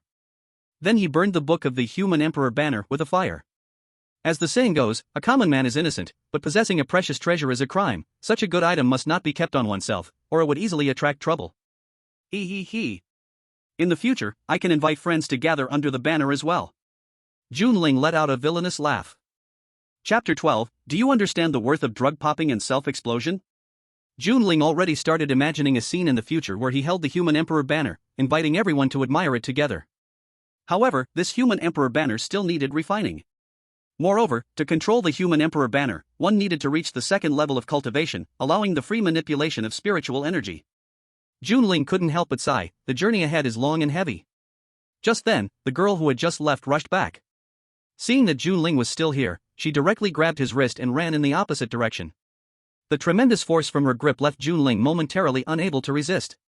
Wow, you wicked woman, you couldn't poison me, so you're trying to kill me now. What are you talking about? Some magic cultivators have come, I kindly returned to save you, and you say this to me. The girl was a bit angry, she came back with good intentions to take Junling away, only to be called a wicked woman. She really wanted to turn around and punch Junling right now. Speaking of which, why is this guy's hand so hot? A wave of burning heat came from his hand, making the girl look back at Junling with some confusion. But she found that Junling seemed completely unfazed, and the burning sensation in his hand had also disappeared. Was it just an illusion? Oh. I see, then it's fine. Junling laughed, he had just been about to self-explode. But speaking of magic cultivators, the one he just blew up should be the magic cultivator the girl was talking about, right? After all, that guy even had the unscrupulous secret method of the human emperor banner. But this magic cultivator wasn't much, blown up so easily. Since there are magic cultivators, why don't you just kill them? Why run? Junling asked, somewhat baffled. Ha? Do you think too highly of me? The girl couldn't help but retort, if she could fight them off, would she still need to run? That's true. Junling nodded, but just running away isn't a solution, how about we go back and blow up with them? Hearing Junlin's words, the girl stumbled, almost tripping over herself and falling to the ground. Why do you think I ran away? Afraid of dying? What do you think? You want to die, but I don't. The girl couldn't help but retort, she was still young and didn't want to die prematurely. Then let go of me, I'll go back and blow the whistle on them. Junlin seemed a bit eager. He had just killed a demonic cultivator and got 2 bottles of pills and the Emperor's banner. If he could take down more demonic cultivators, wouldn't he strike it rich? Forget it. With your level, they wouldn't even want to take you for soul refining. The girl pouted but didn't let go. However, she felt that Junlin seemed lighter, making it easy to pull him. So the girl turned back to take a look. But she found that Junlin was nowhere to be seen, only a severed arm gradually fading in her hand. Ah. Really? Now I have to be a hero and sever my own arm. Revived at the spot, Junlin raised an eyebrow at the girl who had run far away in fright. So timid and afraid of dying. He really couldn't understand how she had the courage to come to the Wanyao mountain range. After getting rid of the girl, Junlin looked back at the way he came, it was time to find some demonic cultivators to play with. But to avoid missing those demonic cultivators, Junlin chose to wait patiently. Since the girl had run away after spotting the demonic cultivators, they should be coming after her. So theoretically, he just needed to wait here. Damn it! He truly was a genius. Waiting was always boring. Junlin took out the pills he had obtained earlier, 2 pill bottles, containing only 2 pills. One was pure white like jade, the other a deep black. But as expected, he didn't recognize these 2 pills, so he chose to eat them anyway. Big brother, if you don't recognize them, can't you just ask me? Do you recognize them? No, I don't. Silly dog. Go read an encyclopedia. As the white pill entered his stomach, it instantly transformed into pure energy, rushing wildly through Junlin's body. Similar to a body refining pill, but still somewhat different. This energy was completely wreaking havoc in Junlin's limbs and bones. Found it, this is a spirit gathering pill, used by second realm warriors. The system's voice rang out, but Junlin paid no attention. At this moment, he was operating his technique to refine the energy within. For a first realm warrior, the effect of the spirit gathering pill was extremely violent. Because first realm warriors did not have any spiritual power to mobilize and could not suppress the pill's effect. After a long time, Junlin still hadn't completely refined the pill's effect within his body. But at this place, several uninvited guests arrived. 3 demonic cultivators in black robes were standing not far from Junlin, assessing him. Even though we lost that girl, we could still catch ahead, it's not too bad. But his cultivation level is a bit low. Low is still better than nothing, this one is mine. My soul refining banner just needs 1 more soul to advance to the 100 souls banner. One of the demonic cultivators said as he walked toward Junlin, a cruel smile on his lips. Daring to cultivate in a place like this was truly asking for death. As he approached Junlin, the demonic cultivator clenched his fist with one hand. Next time, try finding a better place to cultivate. As soon as the words fell, he punched directly at Junlin's heart. Junlin, who was in the midst of cultivation, slightly raised his eyelids. Boom! The intense explosion sounded, creating a huge pit at the spot where Junlin stood. Inside the pit, a demonic cultivator was lying there, constantly spitting blood, his black robe already tattered, his body hardly intact. What's going on? The other two demonic cultivators were alarmed and hurried into the pit, helping the severely injured cultivator up. Whoa, this power is much greater than my usual self-detonation. The resurrected Junling looked at his own masterpiece, somewhat surprised. When he self-destructed just now, he coincidentally triggered the unabsorbed medicinal power of the spirit pill inside him, unexpectedly resulting in even greater power. It seems that he can try self-destruction after eating pills more often in the future. At this moment, the heavily injured demon cultivator looked at the unharmed Junling, his eyes suddenly widening. How is this possible? He had just witnessed Junling's self-explosion and even felt it personally. Now, Junling was standing here completely unharmed. He couldn't believe it. Impossible. Ha ha ha ha. It must be fake. Absolutely fake. Ha ha ha ha. The seriously injured demon cultivator suddenly became a bit crazy, coughing out a few mouthfuls of blood before losing vitality. Are the mental states of demon cultivators this abstract? Junling stroked his chin, surprised that he died so easily. It was truly lamentable. The remaining two demon cultivators, upon seeing this, immediately distanced themselves, cautiously watching Junling. Unlike the deceased demon cultivator, they had not seen Junling's self-explosion with their own eyes. They only knew that after a blast, their companion was instantly killed, while the other party remained unharmed. Clearly, the opponent's strength was not as simple as it appeared on the surface. This was a case of pretending to be weak to eat the strong. Should we find a chance to retreat? This person is tricky. It's not suitable to stay here for long. The two exchanged glances and instantly reached a consensus, gradually moving away from Junling. Want to leave? Have you asked me? Junling sneered, then took out the remaining black pill. As soon as his voice fell, the black pill entered his abdomen, immediately transforming into streams of clear energy. Junling stepped forward, but the next moment, he spat out a mouthful of black blood. Damn! Poison pill. Chapter 13, Your cursing looks like you're acting cute. Not far away, the two demon cultivators exchanged glances. Even though Junling looked like he was poisoned, they did not relax their guard at all. People from the righteous path are like this. They not only like to pretend to be weak, but they also like to show weakness to their enemies, showcasing their cleverness. They wouldn't be fooled. Without any hesitation, since Junling liked to play tricks, they decided to run outright. In an instant, the two disappeared from Junling's sight. Junling spat out another mouthful of black blood. Bid system, why didn't you remind me this was a poison pill? You didn't ask. Okay, you have a point. Cough. No, I can't let them escape. After thinking carefully, Junling realized he couldn't let this delicious prey fly away, so he directly self-destructed again. Relying on the ability to resurrect anywhere in his line of sight after the self-explosion, he quickly caught up with the fleeing duo. After another self-explosion, Good insult. A system suddenly appeared. What does it have to do with you? Roll aside.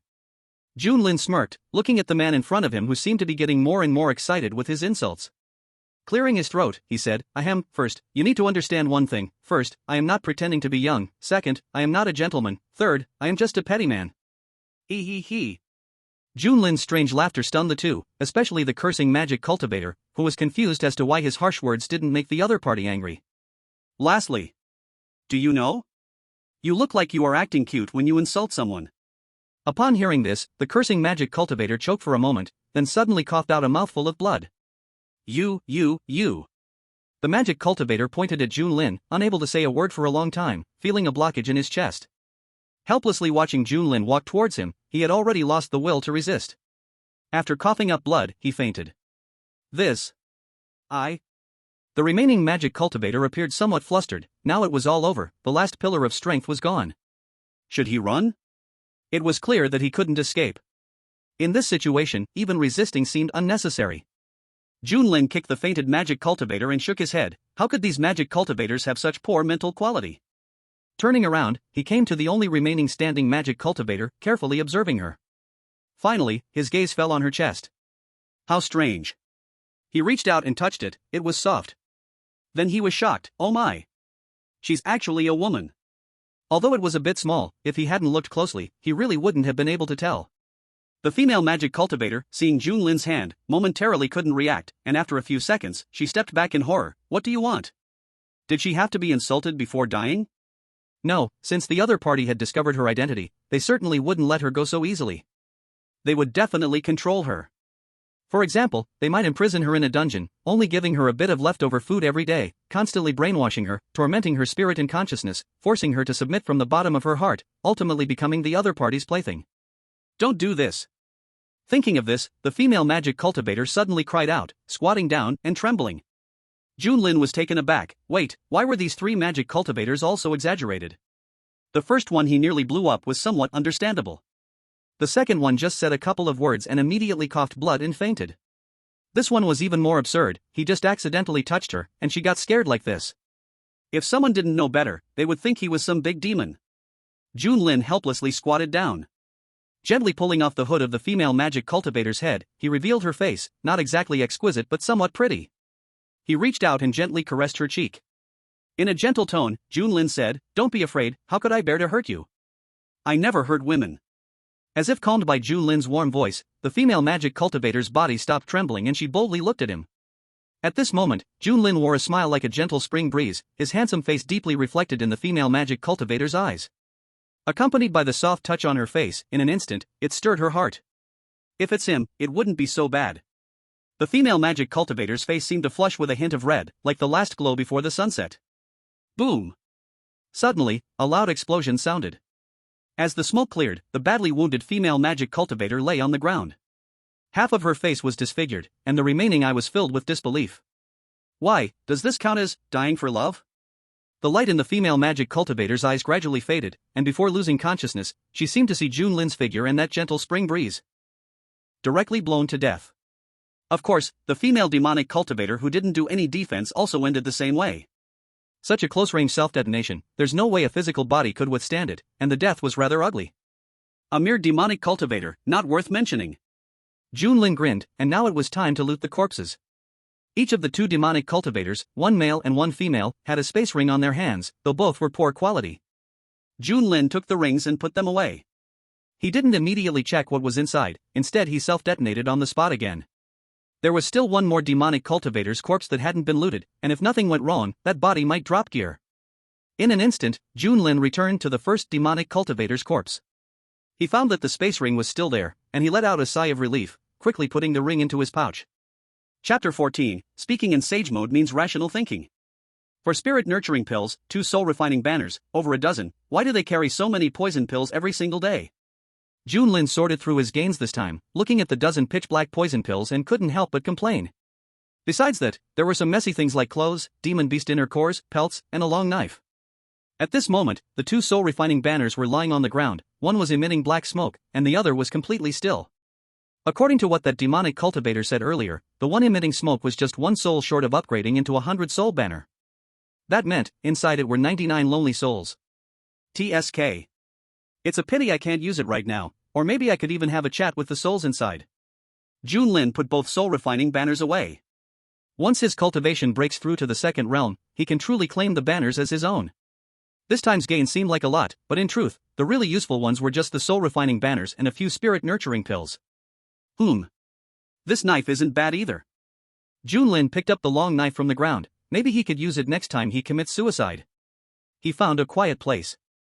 Junlin sat directly on the ground, swallowed a spirit nurturing pill, and started circulating his cultivation technique to absorb the spiritual energy from the world and balance the violent energy within his body. For an average first-realm cultivator, the medicine power of the spirit nurturing pill was too violent. Forcing it to refine could rapidly boost cultivation, but it would also cause irreversible damage to the body. But for Junlin, this was no big deal. After forcibly refining the pill's energy, he just needed to commit suicide a little, and the problem would be perfectly solved. Time passed second by second. Until the sun set in the west, and rose again in the east. The first rays of the rising sun lit up the land. Only then did Junlin finish refining the pill's medicine power. He opened his eyes, with a trace of blood seeping from the corner of his mouth. With the power of 4 spirit nurturing pills stacked together, he successfully leapt from the first realm to the second, which is the Qi condensation realm. In the Qi condensation realm, one can gather spiritual energy from heaven and earth, condense it in the Dantian, and from then on freely control spiritual power. Junlin took a deep breath, drew the long knife, and slashed his throat. After reincarnation, his mind was clear and refreshed. Junlin moved his body a bit, finally broke through to the second realm. Cultivation is really damn exhausting. He refined spirit nurturing pills with first realm cultivation, and no one helped him. The hardship could be imagined. But it was all worth it. Now that he had broken through to the second realm, it meant he could control spiritual power and use magic treasures. Junlin took out the space ring and injected spiritual power. Instantly, everything inside the ring became clear to him. Back when he was in the first realm, he couldn't even sense what was inside, he had to take everything out to check. There really was no comparison between the first and second realm. Junlin wore the space ring on his hand and took out the two soul-refining banners, just like before. One emitting black smoke, one completely still. Without thinking, one knows that the one emitting black smoke must be the soul-refining banner with 99 lost souls. As for the other one, it should have just been crafted and hasn't had the chance to collect souls yet. The soul-refining banner emitting black smoke has the soul imprint of a deceased demonic cultivator, and it's a bit challenging to refine it as one's own. Even a small mistake could cause one to be driven insane by the souls inside. Moreover, the main point is that he doesn't like used things. Thus, Junlin's gaze landed on the other soul-refining banner, infusing it with spiritual energy and beginning the refinement. Refining an ownerless soul-refining banner is quite simple. In just a short while, Junlin successfully refined it, clearly feeling the connection between himself and the soul-refining banner. From this moment on, you will be called the Human Sovereign Banner. Junlin named his Human Sovereign Banner. Looking at the Human Sovereign Banner in his hand, he was very satisfied. In fact, to speak bluntly, the Human Sovereign Banner is a kind of brutal treasure. But it is also a treasure with a very high ceiling. For example, the blank Human Sovereign Banner in his hand can only be considered the lowest grade treasure, just slightly better than ordinary weapons. However, as more and more souls are refined, the quality of the Human Sovereign Banner will continuously improve. Refining 100, 1,000, 10,000, or even 100,000 souls will lead to qualitative changes in the grade of the Human Sovereign Banner. Of course, recklessly killing to improve the quality of the Human Sovereign Banner is not Junlin's style. The reason he got the Human Sovereign Banner is simply because he thinks it's fun. At the same time, the souls collected into the Human Sovereign Banner will never be able to reincarnate. If someone dares to offend him in the future, he will directly invite the other party into the Human Sovereign Banner for a chat. Thinking this, a wicked smile appeared at the corner of Junlin's mouth. You're laughing so lewdly. Junlin tilted his head, bid, if you don't speak, no one will take you for a mute. Happy. Junlin shook his head, this broken system really didn't know who it learned from, becoming more annoying every day. Useless in every way, yet full of nonsense. How come a supreme VIP user like him was paired with such a useless system? Stop scolding, stop scolding. Oh, you can hear me? You weren't hiding it, either. It's obvious, I'm saying it for you to hear. Junlin pouted, hurry up and go study. Alright. The system didn't refuse, after all, its purpose is to guide Junlin, but having stayed with Junlin for too long, it had been led astray. There's nothing to be done, proximity to someone good leads one to be good, and proximity to someone bad leads one to be bad. The system fell silent. Junlin, however, felt a bit bored. After walking in the forest for a while, he felt puzzled, speaking of which, isn't this the Wanyao mountain range? Why haven't I seen a single beast yet? He had been here for so long, and not to mention beasts, even small animals were scarce. Is this really the Wanyao mountain range? Could it be that the Wanyao mountain range literally means there are only 10,000 beasts in the entire range? This is not the Wanyao mountain range. The system suddenly popped up again. Junlin frowned, what do you mean? Did I go the wrong way? Not exactly, it's just that the old man pointed in the direction opposite to the Wanyao mountain range. Junlin first fell silent, then became furious, damn it. That old man deceived me. No way, I'm going back to blow up his spot. In a fit of rage, Junlin exploded on the spot. After being reborn, he calmed down. Actually, it was understandable, after all, in that old man's eyes, he, a first-stage martial artist, going to the Wanyao mountain range was not much different from seeking death. So, giving him the wrong direction was actually to protect him, besides, he had gained a lot from this trip, so it wasn't in vain. With this in mind, Junlin felt less angry. Entering sage mode, huh? Oh, it really is. Does rebirth have this effect? Chapter 15, you have already found the path to death. The Gate of Woyang Sect. Junlin stood about 10,000 meters away from Woyang Sect, contemplating whether to go back and set off some fireworks for that old deng who deceived his feelings. But after thinking it over, he decided against it. It's not worth this moment. Moreover, that old deng deceived him just to prevent him from going to the Wanyao mountain range? If he returned now, wouldn't that be exactly what old deng wanted? That was not the outcome he wanted. He must slap that old deng's face hard. So, Junlin self-destructed right where he stood. This time, he certainly would not take a wrong path again. Boom! The sudden explosion once again startled the two disciples guarding the gate of Woyang sect. The two exchanged glances. Didn't this situation just happen yesterday? Could it be an enemy attack? Undeniably, watching the encyclopedia system did have some effect. Not only did he know the exact location of the Wanyao mountain range, he was also clear about the types of beasts and their general distribution within it. Finally living up to the name of the guidance system. Depending on his self-destruction to travel, it wasn't long before Junlin arrived at the Wanyao mountain range. This place was much livelier compared to the mountain range he visited before. Outside the Wanyao mountain range, many warriors were gathered. These warriors were like a game team, shouting loudly outside the mountains, searching for companions to hunt beasts together. However, they chose to selectively ignore Junlin. After all, his strength was too low, he really was not worth their attention. Junlin felt a bit displeased, as this didn't match his expectations. According to the usual novel process, shouldn't these people come over to mock him for being weak? Then he'd yell that they were courting death, and soon after, the conflict would break out, as he endured hardships and faced death, ultimately killing them all. Not Big Brother, you watch too many novels. What are you barking for? Am I wrong? Isn't this the treatment of a novel's protagonist? You are not the protagonist. Bullshit. I am a transmigrator, I am a supreme VIP, I have a system, although it's a useless system, it's still a system, so if I'm not the protagonist, then who is? Junlin refused to believe it. You are an outsider, you cannot enjoy the fortune of this world, to this world, you are just a passerby. So you are destined not to become the main protagonist of this world. The system explained earnestly. But Junlin didn't believe it. I don't believe it. I say I am the protagonist, I am the protagonist. He should have known, his own character was redundant to explain it to him. The system fell silent. Junlin snorted and swaggered past the crowd, heading toward the Wanyao mountain range. With only early second stage strength, he walked with an especially arrogant posture. Junlin's actions undoubtedly attracted the attention of some people present. But unfortunately, the scene Junlin imagined did not occur. Those people merely glanced at him and went back to their own business. Boring. Junlin felt somewhat disappointed and walked into the Wanyao mountain range. There weren't many beasts outside the Wanyao mountain range. Because there were many warriors here, low-level beasts were basically killed as soon as they showed themselves. After wandering inside the Wanyao mountain range for a while, he finally encountered the first beast, a giant tiger more than 2 meters tall. Roar! The giant tiger took an attacking stance and roared at Junlin, a foul breath hitting him directly. Junlin sneered and directly performed a sliding tackle. He charged straight into the giant tiger's mouth. Roar burp. The giant tiger felt a fullness in its belly and couldn't help but burp, displaying a human-like confused expression. What just happened? Did the food learn to deliver itself to its mouth now? It was so fast that it didn't even taste it.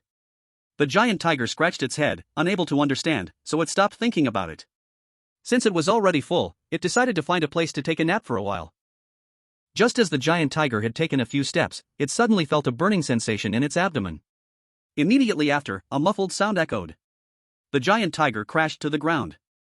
Its abdomen was completely blown apart, with pieces of meat scattered on the ground. I'm just too powerful. Junlin's lips curled up as he looked proudly at the giant tiger's corpse on the ground. System, what level of beast is this? Second stage. Not bad, take it as a trophy and bring it back. Junlin nodded in satisfaction and stored the giant tiger's body. A second stage beast, not bad at all. He could take it back and slap that woman's and that old man's faces hard. One wouldn't let him take tasks, the other gave him wrong directions. They both bullied him, a 16-year-old kid. How despicable. Help! Help! While walking on the road, Junlin suddenly heard a woman's cry for help. His eyes immediately brightened. Hero saves the beauty? I knew I was the main character. Junlin eagerly ran toward the direction of the voice. While running, he even asked the system in his heart, damn system, what do you have to say now? Such a classic plot, and I get to experience it. If I'm not the main character, then who is? The system stayed silent, and Junlin was filled with joy. Soon, Junlin arrived at the place where the voice had come from. Just as Junlin had imagined, a stunningly beautiful young girl was being chased by two lecherous men. Junlin immediately showed an excited smile. Ha ha ha, I didn't expect that one day I would save the beauty. Seeing that the two lecherous men were about to catch up to the girl, Junlin felt the timing was right and prepared to take action. Stop. Stop. Let go of that girl. Just as Junlin spoke the first word, a young man in white holding a long sword appeared in front. He directly blocked in front of the girl and stopped the two men. Junlin was confused. What just happened? Joy. System, shut up. Good kid, you actually dared to steal my thunder. You have already sealed your death. Junlin glared at the young man in white. At this moment, the young man in white didn't know that he had already caught the attention of a certain petty person. He was warily watching the two men in front of him. Meanwhile, the young girl looked at the young man in white who was standing in front of her, her eyes filled with gratitude and a sense of safety. Are you with her? The two men spoke coldly, their eyes filled with murderous intent as they looked at the young man in white. The young man in white snorted coldly, so what if I am? So what if I'm not? Ha, kid, don't get involved in things that don't concern you. Suddenly, an eerie laugh sounded, and Junlin stepped out, standing between the two men. That's right, he directly joined the side of the two lecherous men. The two men froze when they saw Junlin standing with them and exchanged a glance. Do you know him? No, I don't. After a brief exchange of glances, the two men confirmed that this was just a silly kid who was here to make a scene. The young man in white remained cautious, he was already uncertain if he could defeat the two men in front of him. Now that Junlin had appeared, he felt even more uneasy. Although Junlin's cultivation appeared to be only at the early second stage, he wasn't foolish enough to believe that. To stand between two third-stage martial artists without any objections? This is not the treatment that an early second-stage martial artist should get. Clearly, Junlin was hiding his true cultivation. The young man in white always trusted his instincts, because his instincts had never been wrong. She is a demon cultivator. Are you sure you want to protect her? The two men took a step forward, seemingly trying to pressure the young man in white. The young man in white glanced back at the girl. The girl hid behind the young man in white, looking nervous and pitiful, which made her even more endearing. The young man in white immediately snorted and said, "Humph. I only see the two of you bullying a weak woman because of your strength. As for demon cultivators, you two look more like demon cultivators." Chapter 16, Wow. I have to stand up to watch this. The young man in white spoke with righteous words, causing the girl hiding behind him to gaze at him with tearful and beautiful eyes, shining with emotion's cold touch. In the midst of this lovable gaze, the young man in white gradually lost himself. I don't want to waste words with you. I will protect her, said the young man in white, Waluo, as his long sword shook, revealing sharp spiritual energy through the air. Seeing this, Junlin stepped back inconspicuously. This young man turned out to be a third-realm warrior, with no strength to fight back. However, unlike Junlin, the other two men took a step forward, showing their strength in the mid-third realm. Since you're looking for death, don't blame us. The two hesitated for not a moment and charged directly at the young man in white. In the blink of an eye, the three of them began to fight fiercely. Go for it, the girl cheered from behind, waving her small hands to support the young man in white. Hearing the girl's voice, the young man felt his fighting spirit rise. In an instant, despite being only at the early third realm, he managed to exchange blows with the two. This is too interesting, I have to sit here and watch. Junlin was extremely excited, not expecting to witness such a grand performance. However, the distance was a bit too close, the aftermath of the battle made his face hurt a bit. So, Junlin subtly stepped back a little more. The battle in front continued to be intense. But for some reason, the girl did not join in to help the young man in white, she just stood by, cheering him on. Suddenly, the young man in white was caught off guard, sent flying, and fell next to the girl. Cough, cough. The young man coughed slightly, blood oozing from the corner of his mouth. The gap in strength was still a bit too much. Not only did he have to face two men stronger than him, but he also needed to guard against the even more powerful Junlin. At this rate, he feared he would meet his end here. Are you okay? It's all my fault, if it weren't for saving me, you wouldn't be hurt. The girl hurriedly helped the young man in white up, her longing appearance stirring one's heart. The young man in white forced a smile, showing a self-assuredly handsome sunshine grin. It's fine, just a small injury. You go first, I will hold them off for you.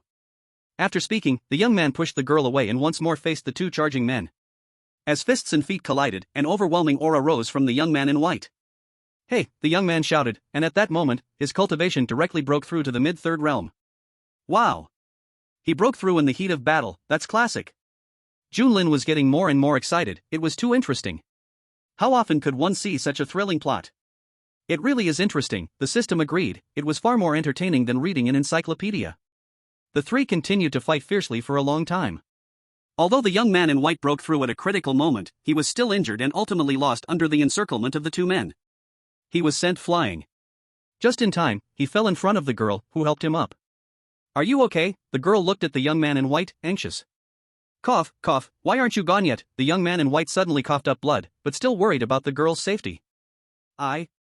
I can't leave you behind, the girl stammered. The young man in white struggled to stand up, took out a healing pill, and swallowed it. Don't worry, they can't do anything to me. But the young man in white revealed a gentle smile. Don't worry, once I deal with them, I will come find you. What I mean is, you seem a bit unreliable. The girl suddenly tilted her head and grinned. Put. A jade-like hand pierced through the young man in white's chest. His bloody heart was grasped in the girl's hand, beating wildly. Since you want to help me so much, let me borrow your heart for a while. The girl still smiled sweetly, but gone was her previous gentleness. Junling was instantly shocked and stood up. Damn. There's actually a twist. I have to stand up and watch this. Seeing Junling suddenly stand up, the girl's smile froze, as she threw the white-clothed boy's body aside and immediately fled the scene.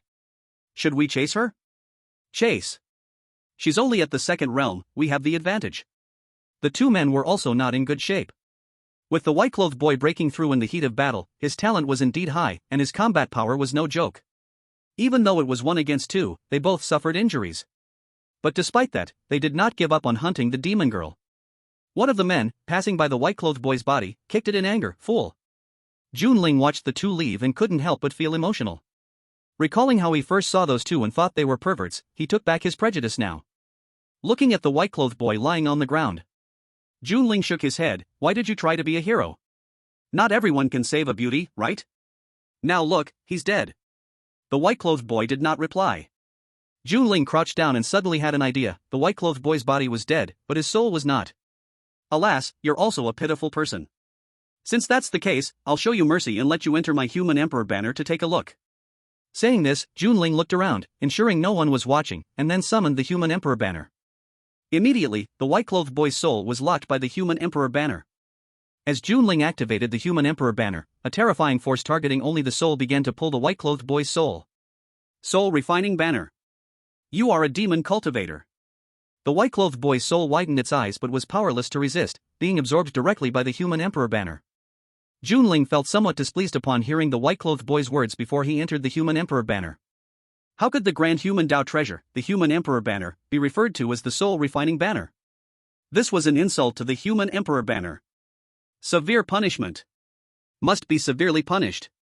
Junling's consciousness sank into the soul refining banner. At this moment, the white-clothed boy's soul was floating here all alone. Seeing Junling arrive, he rushed forward wanting to kill him. But the next moment, waves of soul refining power struck, causing the white-clothed boy to struggle in pain. You dare not kneel before me and even dare to resist.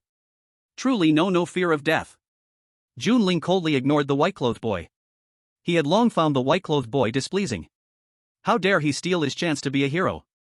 Just saying he died without regret. However, Junling also controlled the degree, merely punishing him without turning the white-clothed boy into a soulless being. This punishment is to punish you for disrespecting me and to punish your reckless words. Junling said, hands behind his back, this is the human emperor banner, not the soul refining banner you speak of. The white-clothed boy sneered, do you think changing the name makes it not the soul refining banner? What use is that besides fooling yourself? Hey, you brat are really ungrateful. Junling stopped pretending and directly urged the human emperor banner to refine the white-clothed boy's soul. In an instant, piercing screams echoed throughout the human emperor banner. I'll ask you again, is this the human emperor banner or the soul refining banner? PHH. Shameless demon cultivator. Do you think this will make me submit? Even if you refine me to death, it's still the soul refining banner. Still stubborn, huh? I see you're just asking for it. Ah. Soul refining banner, or human emperor banner, choose. Soul refining banner. Good, good, good. I want to see how stubborn your mouth is. Really stubborn mouth, let's refine him for 3 days and nights first. Junling's consciousness left the human emperor banner. This white-clothed boy was indeed quite resilient, but how long could he endure? Once he entered his human emperor banner, then life and death were within his thoughts. As long as he wanted, he could immediately refine the white-clothed boy into a flawless soul. But he wouldn't do that. Because otherwise, it wouldn't be interesting at all. What would he do if he got bored later, with the souls taken into the emperor's banner without any consciousness? Looking at the corpse of the white-clothed youth on the ground, Junlin took the spatial ring from the other party's hand. The girl and those two men from earlier seemed to have forgotten about this matter. At this moment, it actually benefited him. Injecting spiritual power, he checked what was inside. Compared to the previous several demon cultivators, the resources in this white-clothed youth's spatial ring were much richer.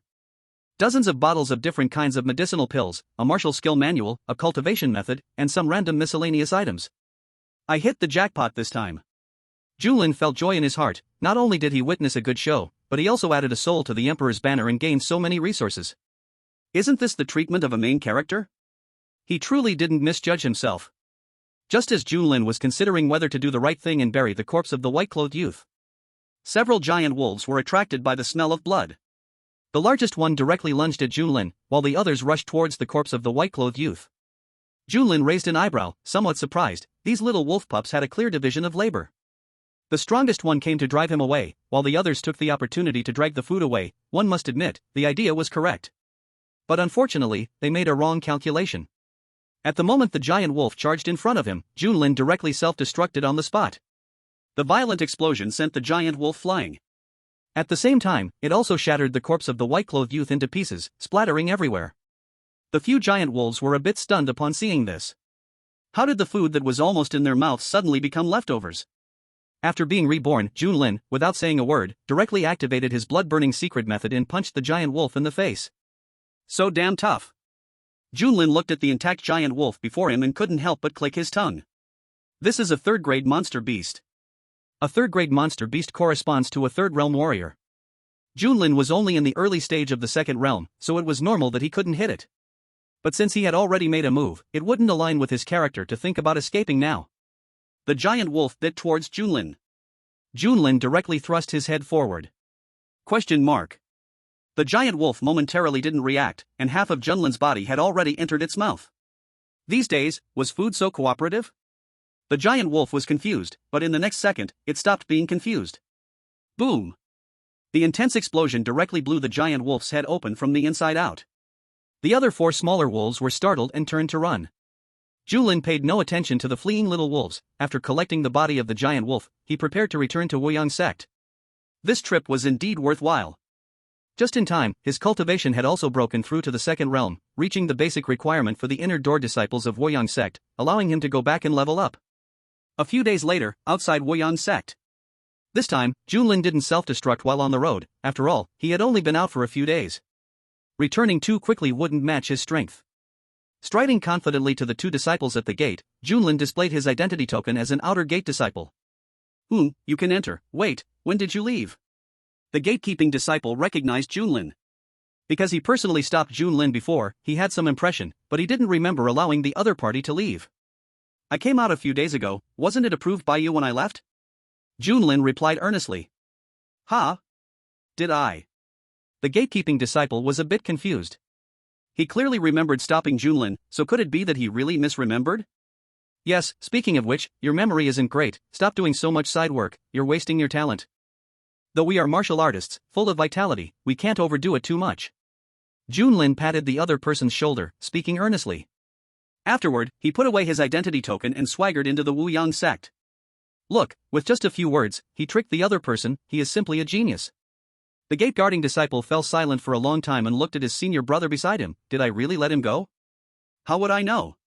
Anyway, it wasn't me who let him out, but what he said makes sense. You should do less of that work. I've been standing here for days watching the gate. Where do I have the time for that stuff? Who knows? Junlin hummed an unknown little tune, all the way to the library.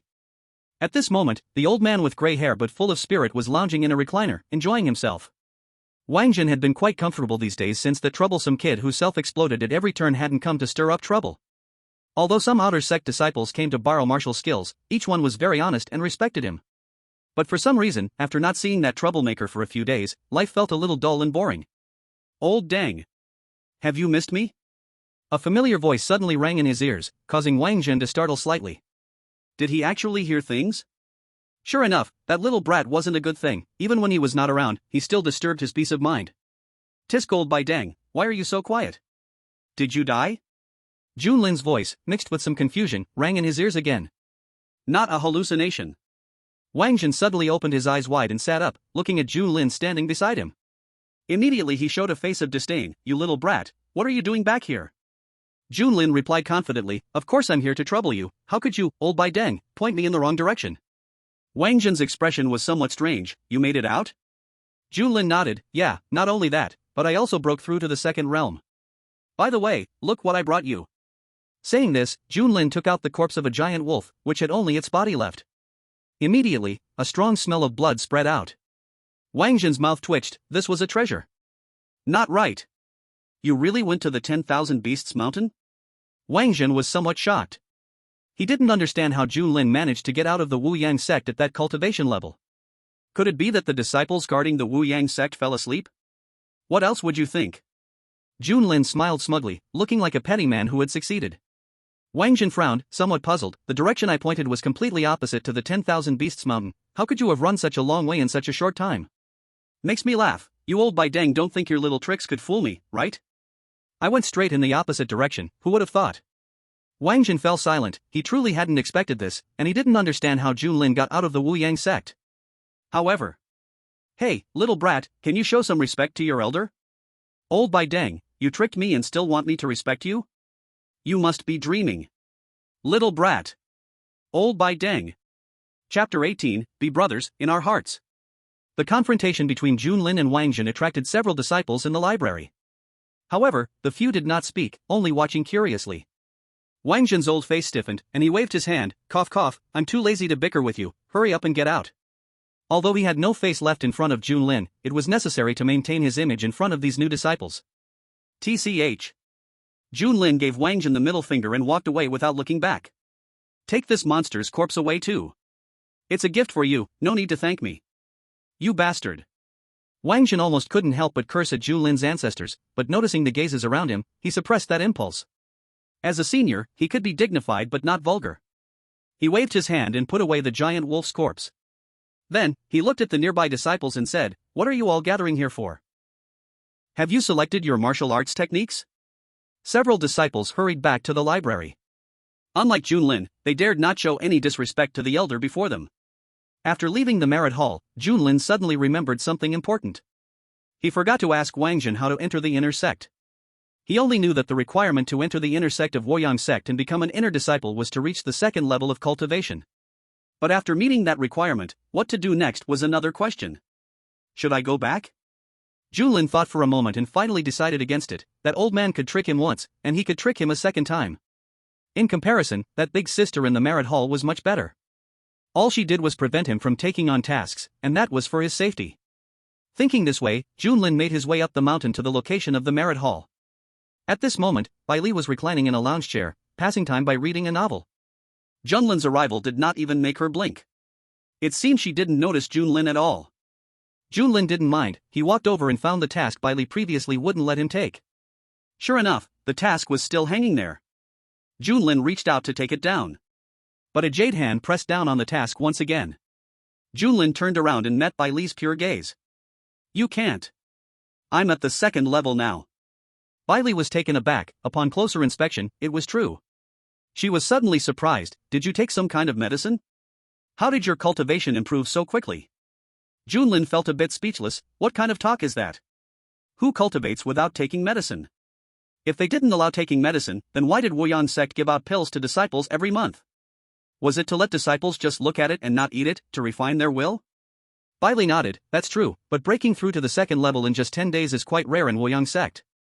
Of course. I am a genius. Junlin agreed wholeheartedly. Bai Li fell silent for a moment. This little guy was quite shameless. But since Junlin had reached the second level, she naturally wouldn't stop him from taking the task anymore. However, she still reminded him, although you are at the second level now, the Myriad Beasts mountain range is still very dangerous. If you don't have a way to save yourself, I don't recommend you go. Junlin didn't hesitate and directly tore down the task. Then he took out the giant tiger's corpse from his spatial ring and threw it on the ground. Alright, I've completed my task. Bai Li. Looking at the giant tiger's body on the ground, Bai Li suddenly realized, this kid hadn't listened to her advice at all. Although she didn't know how Junlin had left Woyang sect, nor how he had hunted this fierce tiger, it didn't matter because Junlin hadn't completed the task. Bai Li pointed to the task in Junlin's hand. Take a good look at the task requirements. Junlin was startled and glanced at the task. Go to the Myriad Beasts mountain range and hunt a first-grade monster. Bai Li slowly crouched down and took a monster core from the giant tiger's head. This is a second-grade monster, which doesn't meet the task requirement, so I can't give you a reward. Junlin. His mindset collapsed. If he had known, he would have just hunted a first-grade monster easily. It was all that foolish system's fault for not reminding him. Bailey saw Junlin silent and couldn't help but smile. However, you can use the corpse of this monster to claim the reward for a yellow level task. Saying this, she shoved the giant tiger's monster core back in. Without a monster core, the monster's corpse couldn't be used as a task item to claim a reward.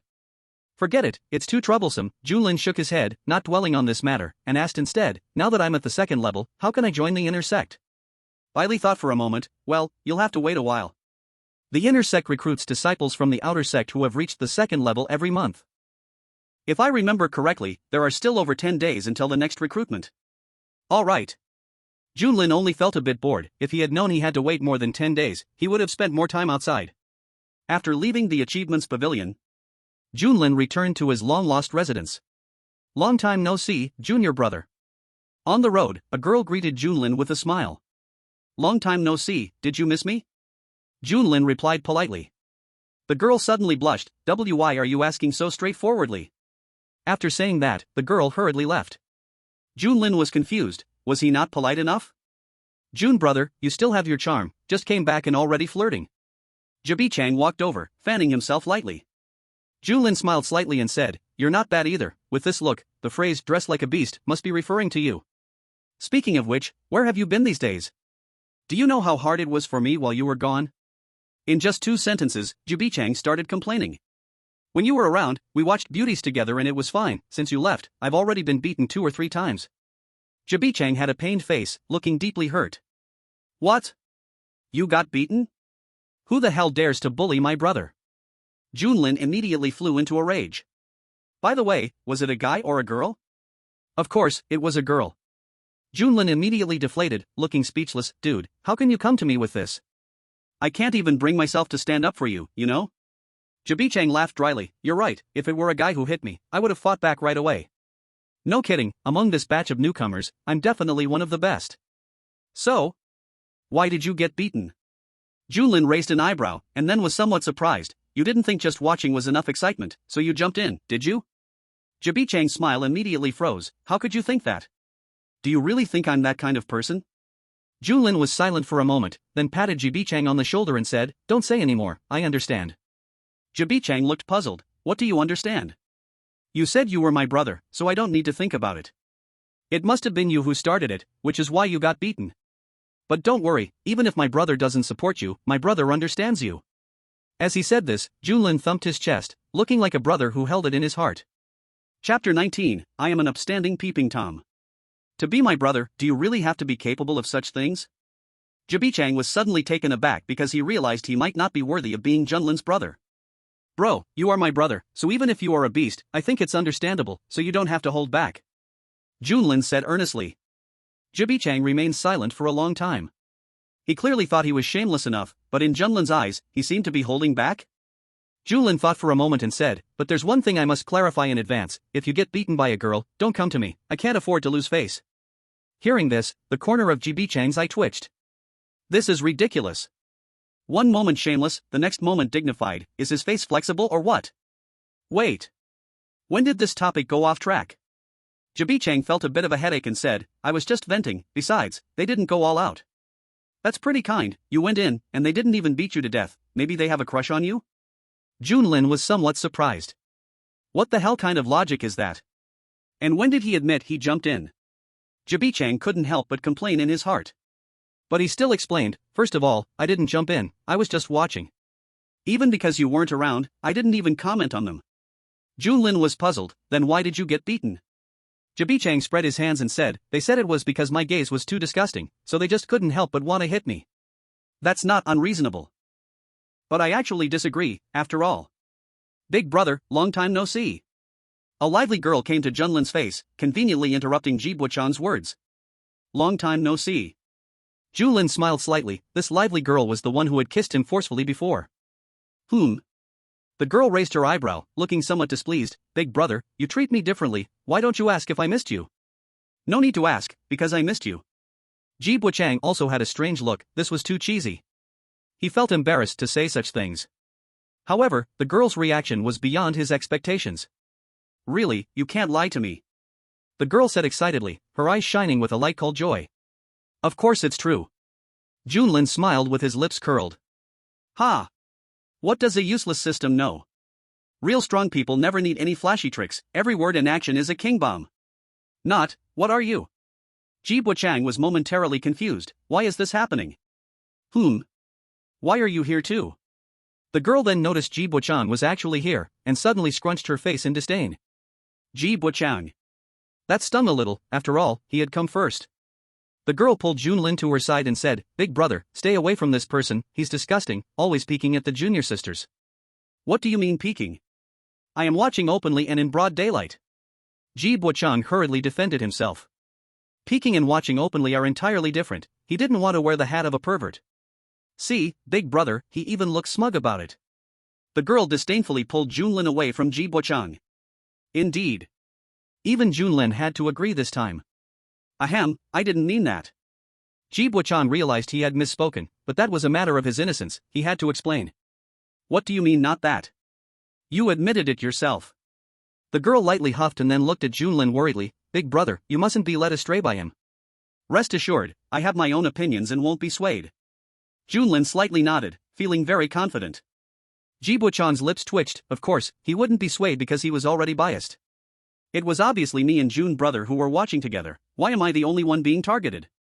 The girl pouted and said, "That's different. Big brother's gaze towards us is pure admiration, without any impurities, it's his favor and affirmation towards us. Unlike you, looking all pervy."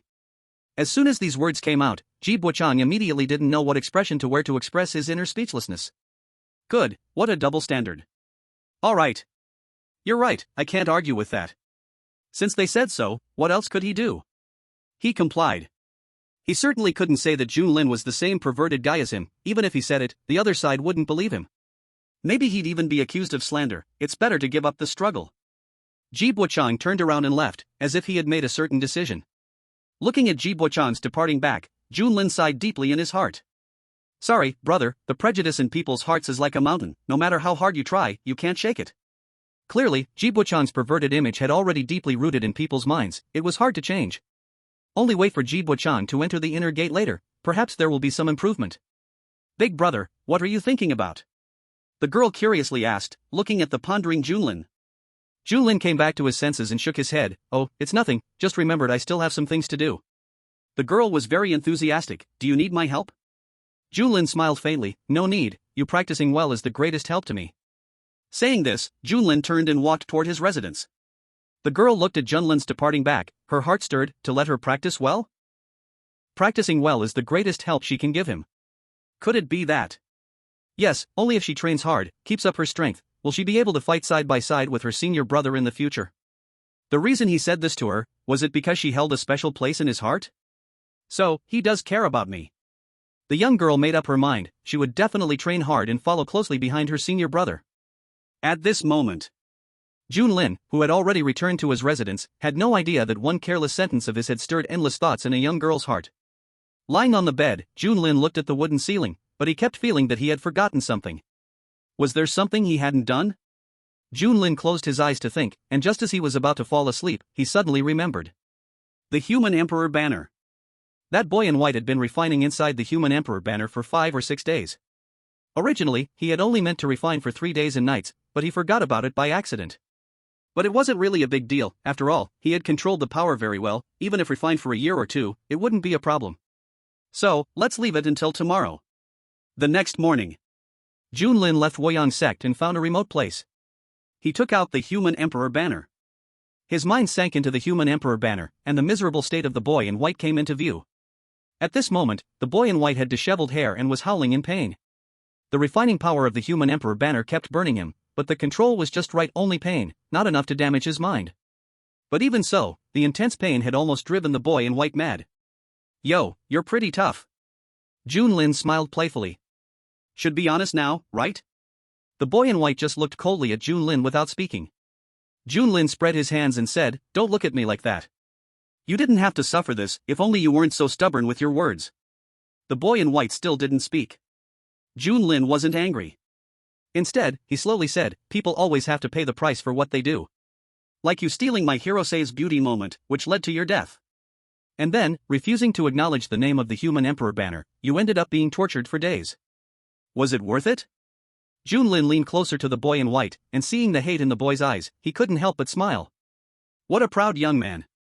Actually, you don't have to go through all this. Even if you suffer here for hundreds of years, I can still keep your mind intact. And later, others will come to this banner. If you keep being stubborn, then you'll become their warning. But if you give me an answer I like. Junlin's lips curled up slightly, giving no promise, just said, well, make your choice. Chapter 20, Thank Your Mom for Me. This is, the Human Emperor banner. The voice of the boy in white trembled. Yes, he gave in. These days of torment taught him a lesson: having pride was useless, especially when you had no choice. Hearing his answer, Junlin nodded with satisfaction. That's better. If you'd done this earlier, you wouldn't have suffered so much. The boy in white forced a smile with difficulty. By the way, I still don't know your name. My name is Bai. Forget it, seeing how you look, from now on I'll call you White Robe. Junlin said directly. With just a few words, Junlin gave the boy a new name. White Robe nodded. He had no objections. Living under someone else's roof, there was no need to act high and mighty. His future was full of darkness. Stay here. I'll go see if I can find you some company. As Junlin's voice fell, his consciousness left the Human Emperor banner, leaving White Robe alone inside, staring blankly. After a long time, White Robe shook his head. He didn't want to think about anything anymore. Bro, you really aren't afraid of dying, huh? At the moment Junlin's consciousness just separated from the Human Emperor banner, he found a man walking towards him. What do you mean by that? Junlin was a bit confused. He hadn't done anything, so why wasn't he afraid of death? Although he really wasn't afraid of death. The man looked a bit speechless and pointed in the direction of Woyang sect. You're so close to Woyang sect, yet you dare to take out the soul refining banner. You really aren't afraid of those so-called righteous people coming to kill you? Listening to the man's words, Junlin suddenly understood. This guy is pretty nice, and he's thinking about me. What my brother said makes sense. I was a bit careless. Junlin put away the Human Emperor banner. But I need to clarify one more thing. This is not the soul refining banner, but the Human Emperor banner. The man was stunned for a moment. What was that? Why change the name of the soul refining banner? But the Human Emperor banner sounded much more impressive, but why did it give off a righteous vibe? Alright, the Human Emperor banner is the Human Emperor banner, but we shouldn't stay here too long. Let's hurry and leave. The man didn't dwell on it but urged Junlin to leave. It should be like that. Junlin agreed. This person has quite an eye, unlike the guy in white who stubbornly refused to acknowledge the name of the Human Emperor banner.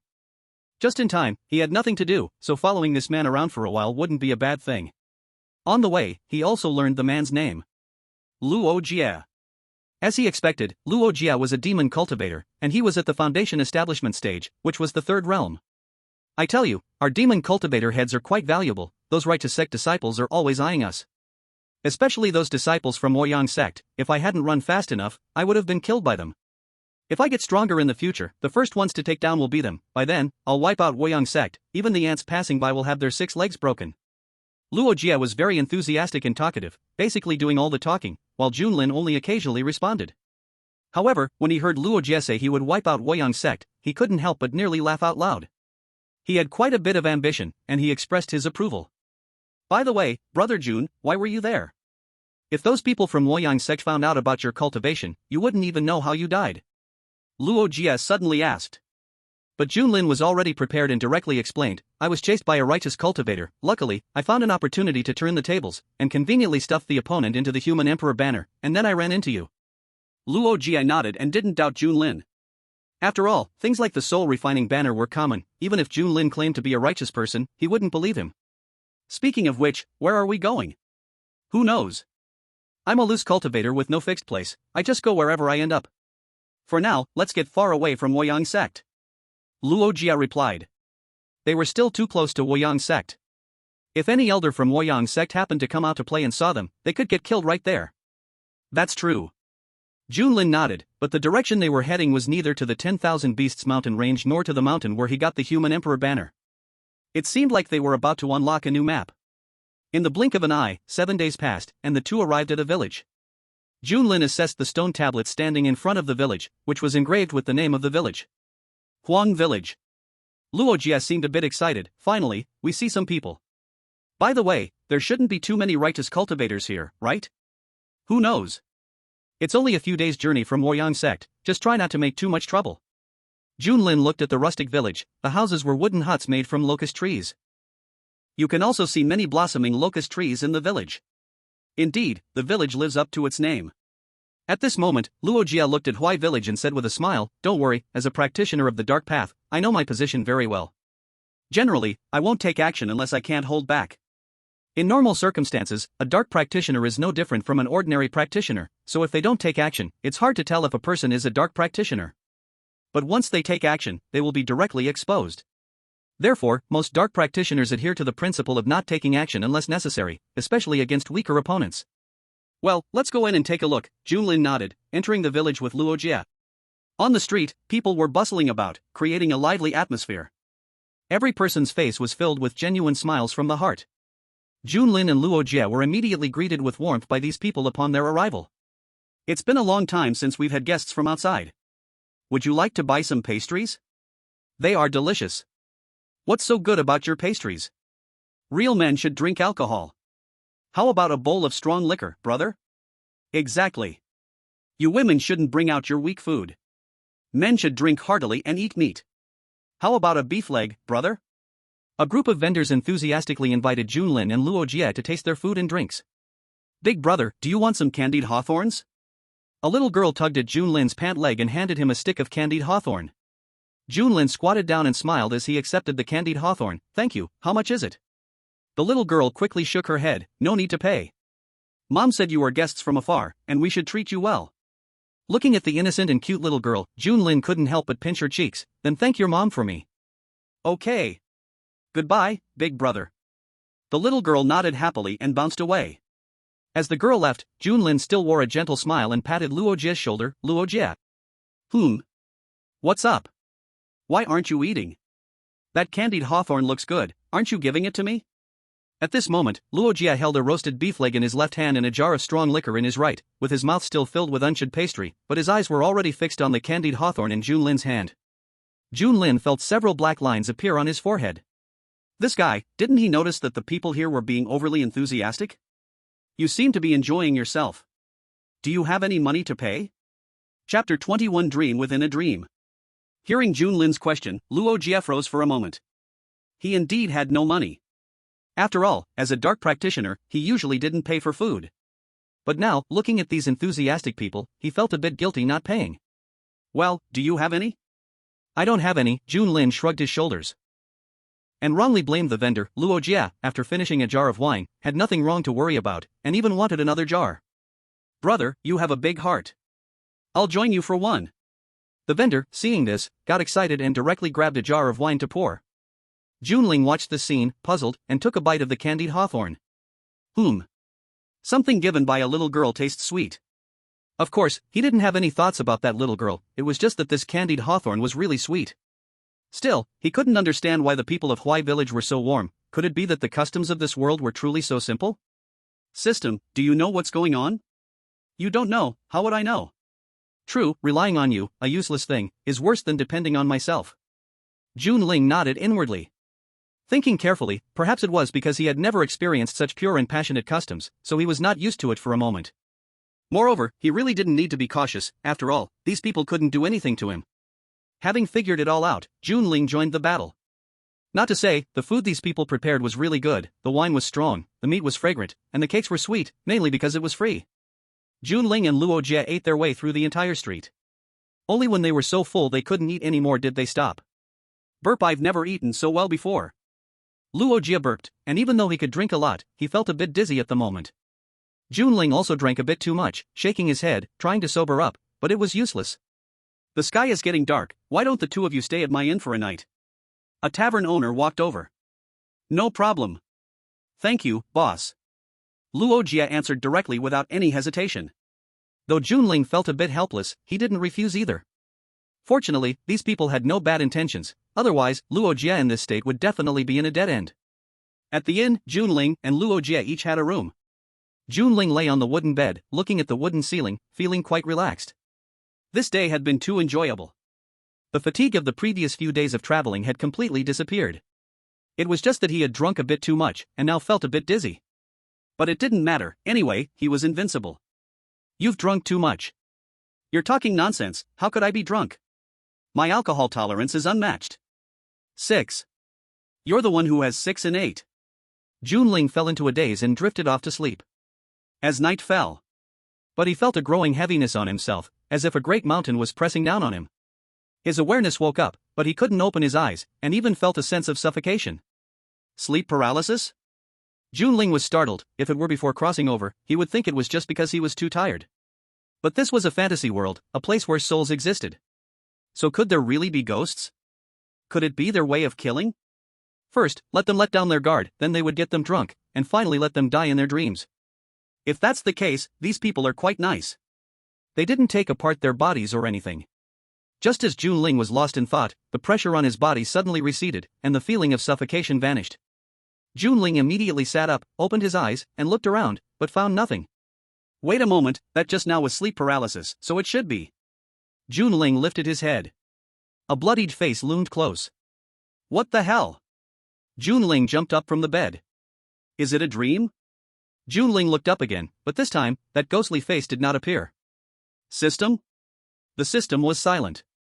Junling chuckled, a dream within a dream, pretty elaborate.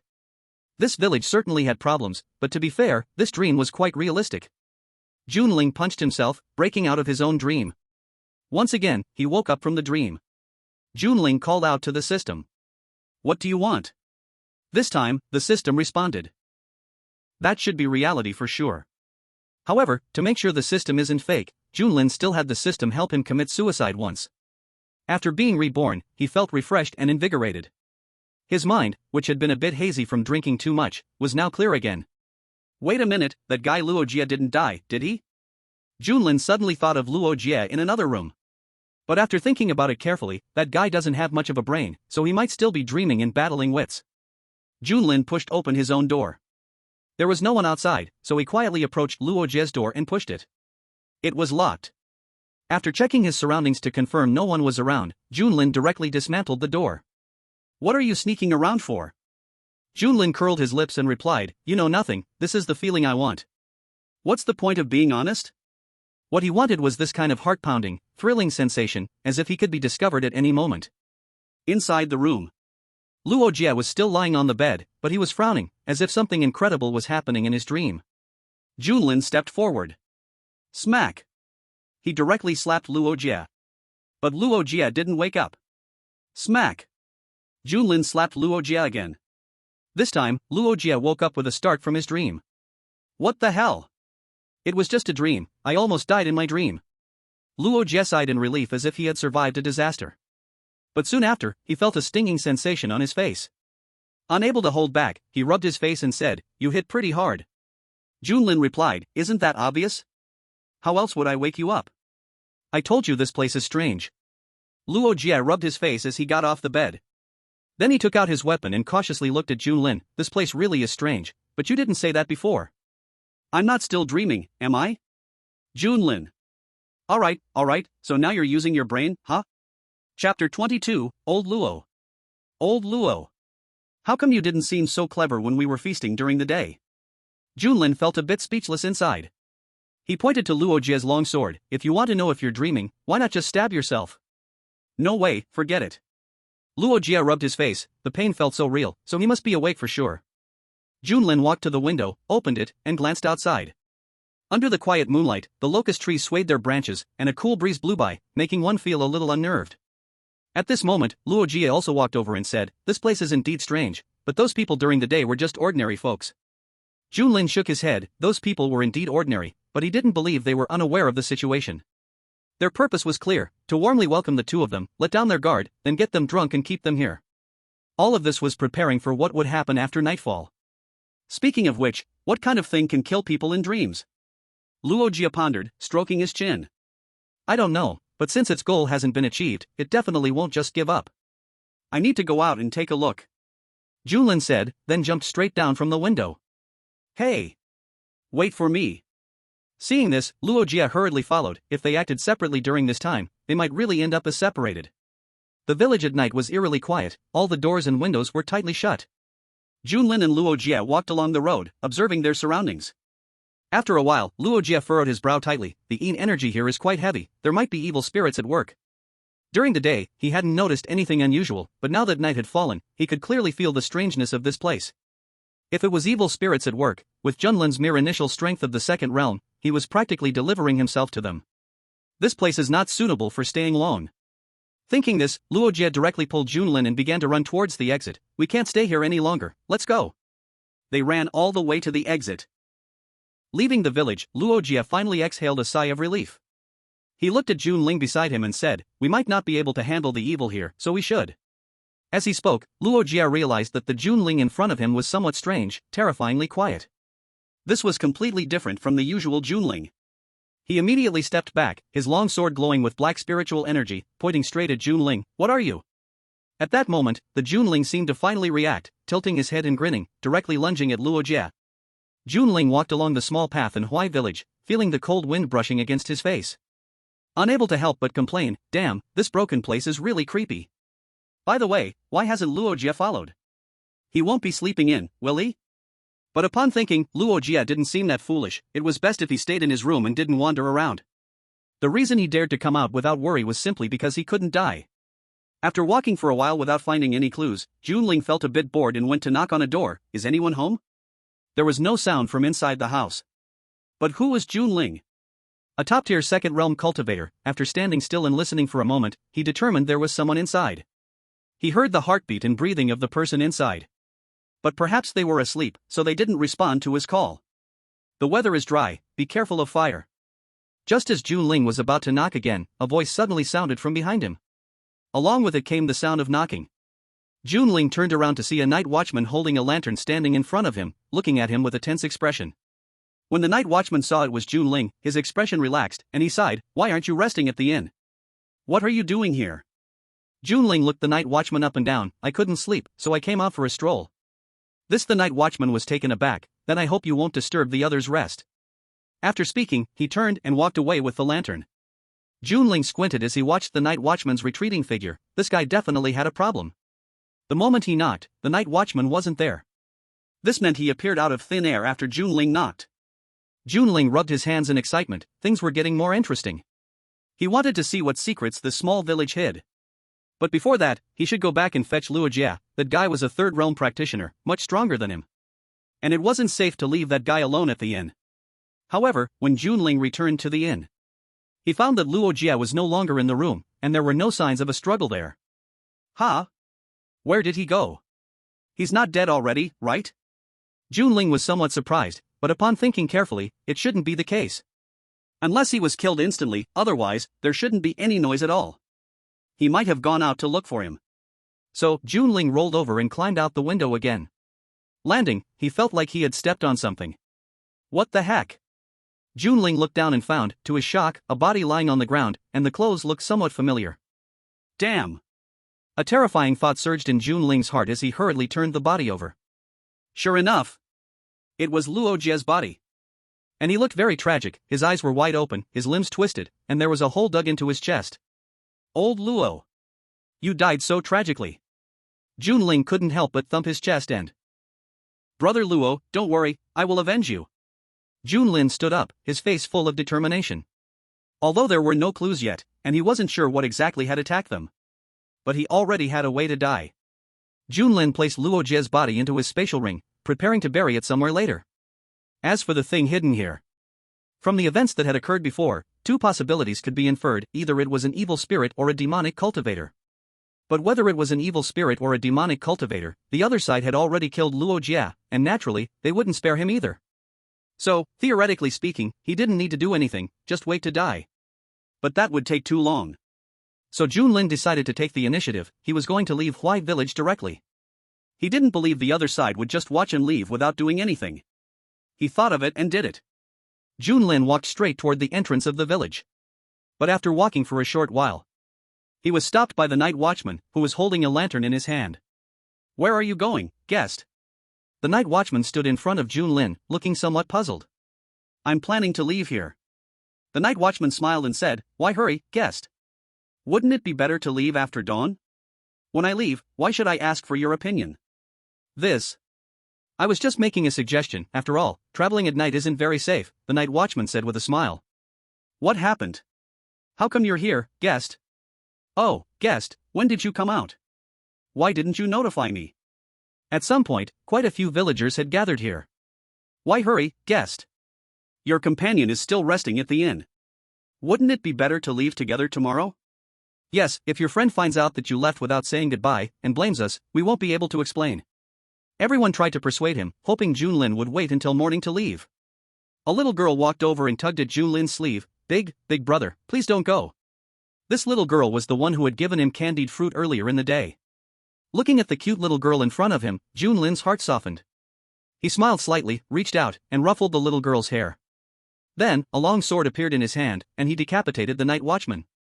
Actually, he had originally planned to kill them all, but seeing how cute this little girl was, he decided to just make an example of the night watchman. Hopefully, the other villagers wouldn't be ungrateful. The night watchman's head fell to the ground, and blood slowly seeped into the earth, not leaving even a trace on the surface. He killed someone. The villagers immediately became flustered, and a few of the more timid ones even turned and ran. The little girl was also pale, her small hand clutching Junlin's sleeve, trembling. Seeing this, Junlin crouched down and patted the little girl's head, speaking gently, "Don't be afraid, it's just a dead person." The little girl pouted, tears streaming down her face, and she began to wail loudly, "Woo-woo." Ah! Junlin felt awkward watching the little girl cry so loudly. It almost seemed like he was bullying her. Sigh, little did he know, he couldn't stand seeing such a cute little girl cry. It made him feel guilty. So Junlin spoke to comfort her, "Don't cry, if you cry more, Big Brother will kill you too." The little girl immediately became frightened, closing her mouth, wiping her tears, and shaking her head. I won't cry anymore." Junlin nodded in satisfaction, "That's a good child. Little one should sleep well at night and not run around. Go back now." As he spoke, he couldn't help but pinch the little girl's cheek. Not gonna lie, the feeling was really nice. But the little girl sobbed, but immediately covered her mouth, looking at Junlin with fear. But Junlin didn't care about the little girl anymore because his attention had been drawn to the night watchman's corpse. At this moment, the body of the night guard had already turned into a dried corpse. All the blood had soaked into the ground below. Watching this scene, an incredible thought suddenly appeared in Junling's mind. Could it be that this entire village is a dark evil? If that's really the case, then it's completely beyond what someone of his cultivation level can handle. Even if he self-destructs, it would take a long time to make any progress. However, if this village itself is an evil presence, then it shouldn't let him leave so easily. But the current situation is not like that. Junling glanced at the crowd present. Just now, his act of killing had indeed scared a few people away. But the remaining ones were still gathered here, blocking the way out of the village. Clearly, the act of killing the chicken to warn the monkey didn't have much effect. Junling sighed deeply. He gently released the small girl's hand that was holding him, and said softly, "Be good, wait for me to kill them all, then I'll take you out to play." "You are still quite gentle." "Of course, I have always been patient with little Lolis. By the way, how did you pop up? Do you know what's going on here?" "Yes, I found out." "Do you want to know?" "No, if I know everything, what's the point? Let's talk after I kill these people, I don't believe it won't come out." Junling did not choose to obtain information from the system, he liked the feeling of challenging the unknown. Holding a long sword, Junling walked towards the crowd blocking his way. These people were ordinary, but clearly, this was not the first time they had done something like this today, so they felt no psychological pressure when it came to killing. Crack! Crack! The dried corpse on the ground suddenly made a sound, then directly lunged at Junling. "Oh no, it's a zombie." Junling looked with great interest at the dried corpse charging towards him. Is it really protecting these people even after death? How deeply loyal and righteous. Junling struck the dried corpse directly with his long sword. But the expected scene of it being sliced in two did not happen. Instead, the dried corpse and the long sword clashed, making a sound like metal striking metal. It had been strengthened. Now the night guard's body was like bronze and iron. When his long sword struck, it could only break the skin. Moreover, since he had decapitated the night guard earlier, the guard's head and body were now separate. While the body attacked him, the head of the night guard was also opening and closing its mouth, trying to bite him. TCH.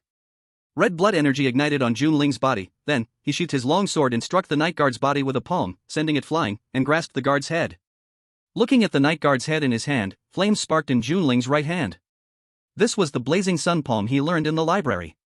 Smack! This palm struck the night guard's skull, creating a crack that sank deep into the ground. At the same time, the body of the night guard charged forward. Junling directly stepped on the night guard's head, then grabbed the guard's arms. After reanimation, the night guard had significantly increased in strength and body toughness. But with the blood-burning secret technique activated, Junling wasn't far behind.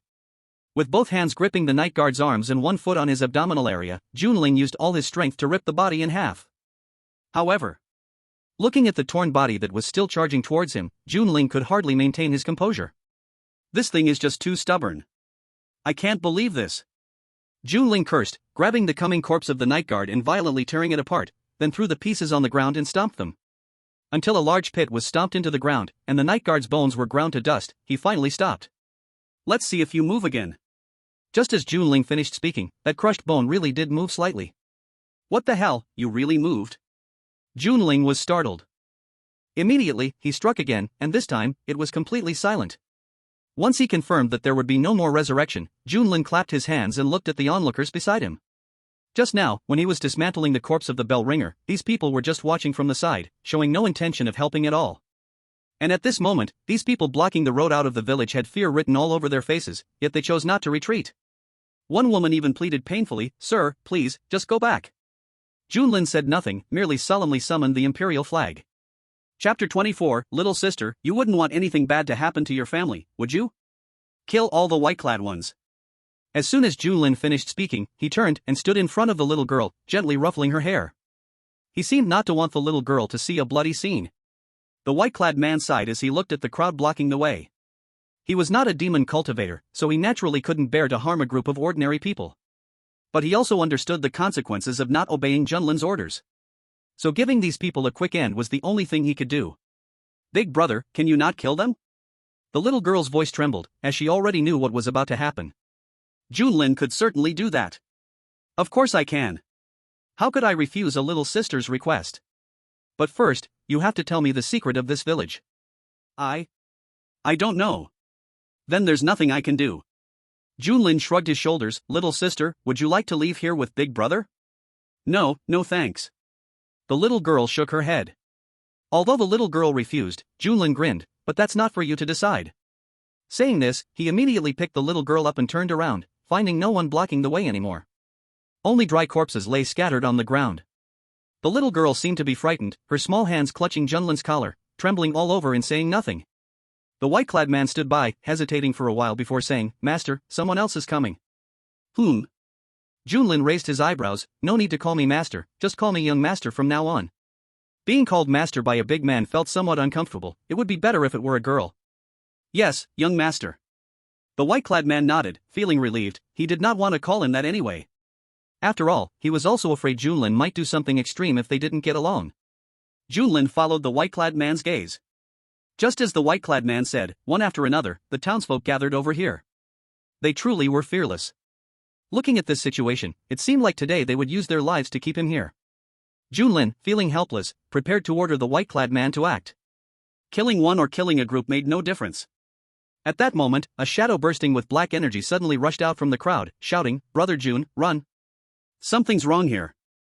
Only when this black figure came closer did Junlin recognize the person. He was immediately shocked. Holy crap! You resurrected too? The person was Luo Jie, who bore numerous wounds, blood soaking his clothes, and he looked in poor condition. Hearing Junlin's words, Luo Jie was stunned. What do you mean resurrected? I'm perfectly alive. Luo Jie was confused. He had just fought an evil spirit outside Huai Town. How could Junlin say he had resurrected when he returned? But this clearly was not the time to discuss that. Luo Jie grabbed Junlin's arm and tried to run outside the village. But after just 2 steps, he felt a chill rise up his spine. What a familiar scene. Luo Jie immediately turned around, eyeing Junlin warily, his longsword surrounded by dark energy. Dude, what are you doing? By the way, are you really Luo Jie? Junlin scrutinized Luo Jie from head to toe. If the Luo Jie in front of him was real, then what was the corpse of Luo Jie he had seen before? Thinking of this, Junlin released Luo Jie's corpse. Then he pointed at the Luo Jie corpse on the ground and asked, "Which one of you is real?" Luo Jie was a bit confused at this moment. He died? When did that happen? No, he was perfectly fine. But the current situation was really giving him a headache. His brain couldn't catch up for a moment. He shook his head, choosing not to think about those messy thoughts anymore. Luo Jie said, "I don't know what's going on, but I can be sure this corpse is fake." Junlin, holding the little girl, looked at Luo Jie in front of him. "Okay, I trust you." After all, he had a margin for error. Even if the Luo Jie in front of him was fake, it didn't matter. Luo Jie nodded, but then his gaze towards Junlin was full of vigilance. But how do you prove you're real? I don't believe you anymore, I think you're fake. Junlin said with some speechlessness. Was he playing a game of deception here? Ah, just joking. Luo Jie sheathed his sword. By the way, why are you still holding a little girl? You're not into that, are you? What do you cough? What nonsense are you talking about? I just think it's dangerous here, so I want to save her and escape. Junlin said with righteous words. Luo Jie looked at Junlin with half belief. Are you really this kind? Then why don't you save these people too? Luo Jie was referring to the villagers gathered at this moment. These villagers were just blocking the way out of the village, showing no signs of action. Even through their expressions, it was clear they were scared, they were nervous, but they stubbornly stood their ground. Them? These people are blocking my way out, don't you understand why? Junlin sneered. If it weren't for Luo Jie arriving in time, these people would have already died at the hands of the white-clad. Luo Jie seemed to understand somewhat, pointing at the little girl in Junlin's arms. Then didn't this little girl stop you? She did. Then why did you still save her? Because I have double standards. Junlin answered as if it were natural, full of righteousness. So that's it. Luo Jie nodded in understanding, feeling there was nothing wrong with Junlin's actions. This was how they cultivators were. But looking at the crowd blocking the road out of the village, he couldn't help but frown. What about these people? Kill them all. Junlin's answer was very casual. That's not right. Luo Jie was taken aback, then shook his head. They are just ordinary people, no need to completely wipe them out. Junlin looked at Luo Jie with a strange expression. Dude, are you really that kind-hearted? We're both cultivators, aren't we? Aren't we both cultivators? Luo Jie said, it's just unnecessary to fuss over a bunch of ants, we should leave quickly. He was a cultivator, but it was because he trained in demonic cultivation techniques, not because he was a ruthless killer. He specially returned to take Junlin away from this awful place, not to massacre the village. Can't get out. Junlin looked at the corpses on the ground that had already gotten up. It was clear that the mastermind planned to take them all down in one go. No worries, just a trivial evil spirit. Luo Jie said as he rushed forward, sword in hand. In just a few breaths, Luo Jie had cut down several corpses like chopping vegetables. So this is the power of the third realm, it really is a bit fierce. Junlin exclaimed, if only he was that powerful too. Unfortunately, without a cheat, his training speed was still too slow. As expected, the system was still too useless. Ahead, Luo Jie bravely fought. Behind, Junlin pinched the little girl's face and said, little sister, can you tell me the secret of the village now? Of course, but if you don't tell me, you see that big brother up ahead? I'll make him wipe out the entire village. By then, whether you tell or not wouldn't matter anymore. Oh, you wouldn't want anything to happen to your family, would you? Chapter 25, Can't Win, Run Fast. The little girl, unable to resist, finally surrendered under Junlin's attack. Choking, she said, I don't know much, but I know that every person who comes here disappears the next day. If no one comes for a long time, the uncles and aunts in the village will also disappear. My dad suddenly disappeared. Listening to the little girl's words, Junlin nodded. It seemed that these people were trying to save their lives. But to save their lives, they were willing to give up their very lives? However, the little girl knew too little. It was time to catch someone and interrogate them properly. Junlin's gaze turned to the villagers around him. These villagers were clearly stalling for time, even willing to die rather than let them leave. Though it would be easy to break through, Junlin had no intention of leaving. His goal had always been the evil forces of this village. At this moment, Luo Jie had also completely dealt with the dry corpses and walked back, unable to help but complain. Dealing with these evil spirits is really troublesome. At first, he had directly chopped the dry corpses into several pieces, only to find that the chopped-up corpses could still move.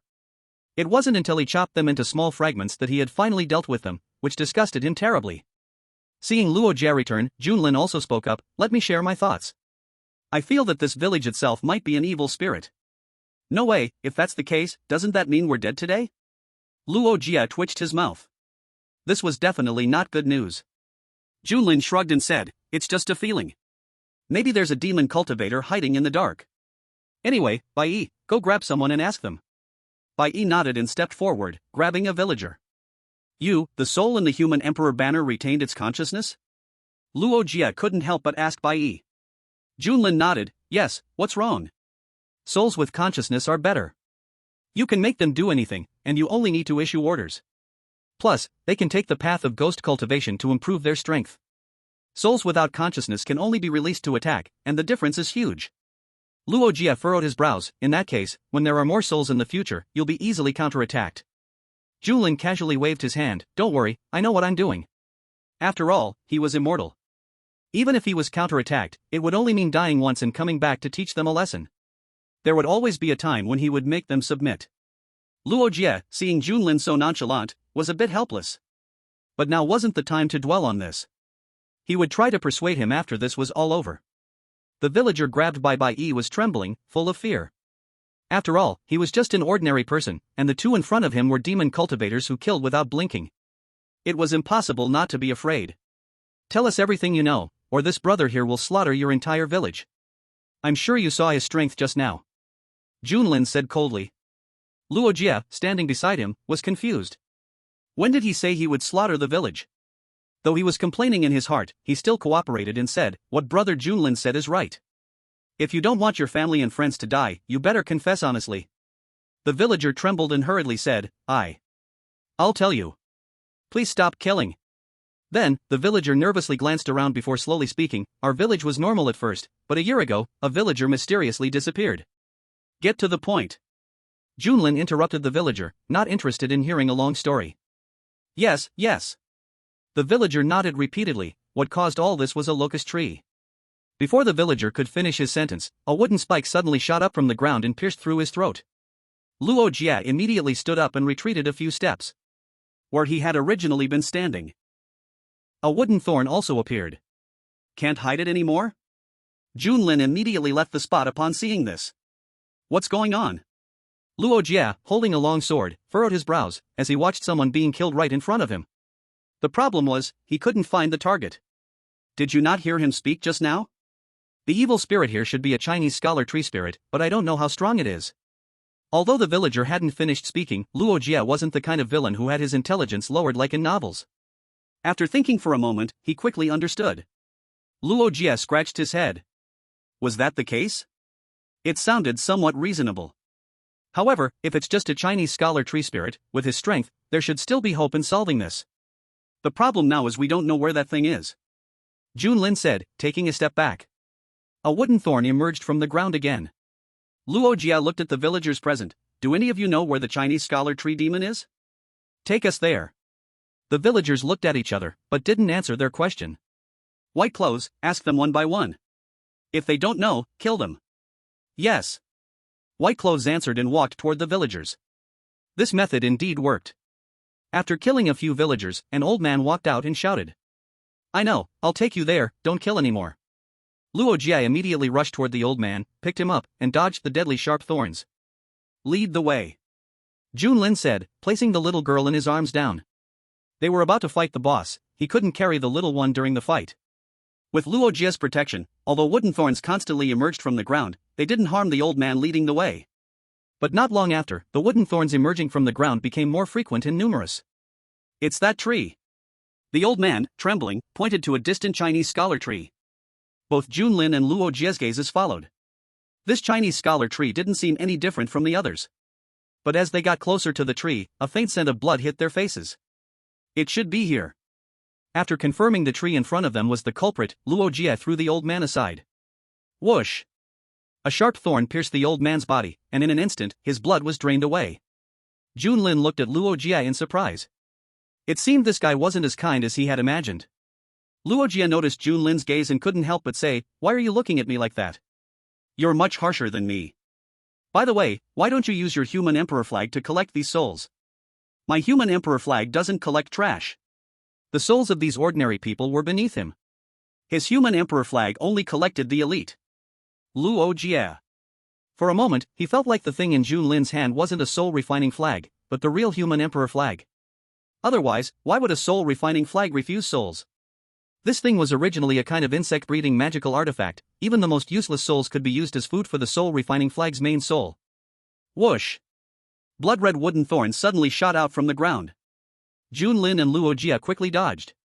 While avoiding the attack, Luo Jie rushed toward the Chinese scholar tree and slashed at it with his sword. Clang! His full-strength sword only left a white mark on the tree. Luo Jie's pupils shrank sharply. So hard. At that moment, several blood-red petals suddenly fell down. Luo Jie felt his mind waver, and his whole body became a little dizzy. Whoosh! A branch of the Chinese scholar tree pierced Luo Jie's chest, nailing him to the ground. Damn! Instant kill? Junlin was shocked and quickly ran to Luo Jie's side, looking at Luo Jie with a pierced chest. He immediately shouted in grief and anger, "Old Luo! Old, wait a minute, you're really dead this time, huh?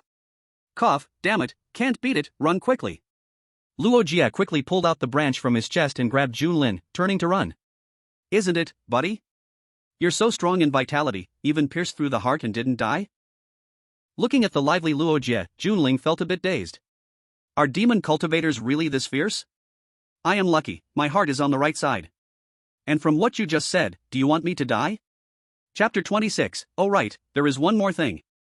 Ahem, that's not exactly what I meant. Junling coughed awkwardly. To be honest, he did once think about collecting Luo Jie into the human emperor's banner after he died. But that was just a thought, he never acted on it, right? Luo Jie took out a pill and swallowed it, and the blood no longer oozed from his wound. However, they hadn't run very far. Suddenly, sharp spikes burst out of the ground, forming a wooden wall that blocked their path. It's hard to run. Should I go back and blow him up? Junling looked back at the locust tree. Luo Jie looked at Junling. For some reason, he felt that Junling had shown no fear or nervousness from the beginning. This was not how a second-stage warrior should behave in this situation. Could it be that he is a hidden big shot? Brother Jun, tell the truth, do you have hidden skills? Luo Jie's eyes were filled with expectation. Ha? No. Junling was stunned. Did this guy misunderstand him? He meant to self-destruct and go back. Luo Jie suddenly looked a bit disappointed. You stay here and don't run around. Avoid the wooden spikes, I'll clear the way ahead. Saying this, he brandished his sword and charged toward the blocking wooden spikes. Junling felt touched at that moment. Even at this time, he was still worried about his safety. I could cry. How could such a dear friend go to waste? If Luo Jie died in the future, he would definitely be the big brother among the souls of the human emperor's banner. However, looking at Luo Jie clearing the way, Junling did not stay put but turned back. He wanted to see if he could blow up that locust tree. Soon, Junling returned to the locust tree, and wooden spikes were attacking him. But Junling did not dodge. After swallowing a spirit-nourishing pill, he charged directly at the locust tree. Boom! The violent explosion shook the entire village. Seeing this, Luo Jie was shocked, turned his head, and found that Junling was already gone. Combining the recent explosion and the suddenly weakened wooden spikes, it was clear what had happened. Junling was using his life to pave the way for him. Luo Jie's heart filled with grief and anger as he cut through the wooden spikes in front of him and ran out of the village, killing a few villagers trying to stop him along the way. After leaving the village, Luo Jie looked back at the silent locust village, silently vowing, "Brother Jun, rest assured, I will definitely avenge you. If I violate this vow, the heavens." Boom! Suddenly, another loud noise erupted, followed by a tremor in the ground. Ha! Luo Jie was a bit dazed. Why is it still exploding? What stage is this thing? Why is it so hard? Just resurrected, Junling looked at the locust tree that he had exploded twice yet still stood tall, a bit surprised. 4th stage, and its weakness is underground, blowing it up from above is useless. Why didn't you say that earlier? Didn't you tell me not to say anything? Is that so? I don't admit it. 6. Junling stomped on the ground, it was solid. Unfortunately, he didn't know any subterranean escape techniques, so he could only self-destruct to plow the ground. Boom! Boom! Boom! A series of explosions rang out, and for a moment, the entire locust village was shaken. Before long, large pits were created by Junling's explosions, revealing the roots of the locust tree hidden underground. Countless roots intertwined, protecting a blood-red object that looked like a heart inside. What is this? Tree heart? Junling looked curiously at the heart that was beating in front of him. This is a demon heart, someone might be cultivating it here. What's it used for? Eating it can convert your constitution into a demon body, enhancing combat power. Okay, then it's mine. Junling charged toward the demon heart, but then found himself entangled by the roots that burst out from other places. This. Junlin watched the roots binding his limbs and the squirming branches of the locust tree before him. Suddenly, strange images popped into his mind. Bondage play? Or maybe tentacles? TSK, but he is a man, isn't that a bit inappropriate? The system secretly marveled, its master's thoughts were indeed abstract, and odd knowledge had increased again. Didn't expect a tree spirit to be so playful. Junlin smiled as he glanced at the demon heart protected by the roots not far away, and directly chose to self-destruct. Then he resurrected right next to the demon heart. He reached out and held the demon heart in his hand. Indeed, like the name suggests, it's a heart, but this thing probably doesn't taste good, right? Looking at the bloody demon heart in his hand, Junlin felt a bit disgusted. It was a bit nauseating. Put. Suddenly, spikes pierced through Junlin's body. Damn, that hurts. Junlin gasped, then gripped tightly and pulled the demon heart down.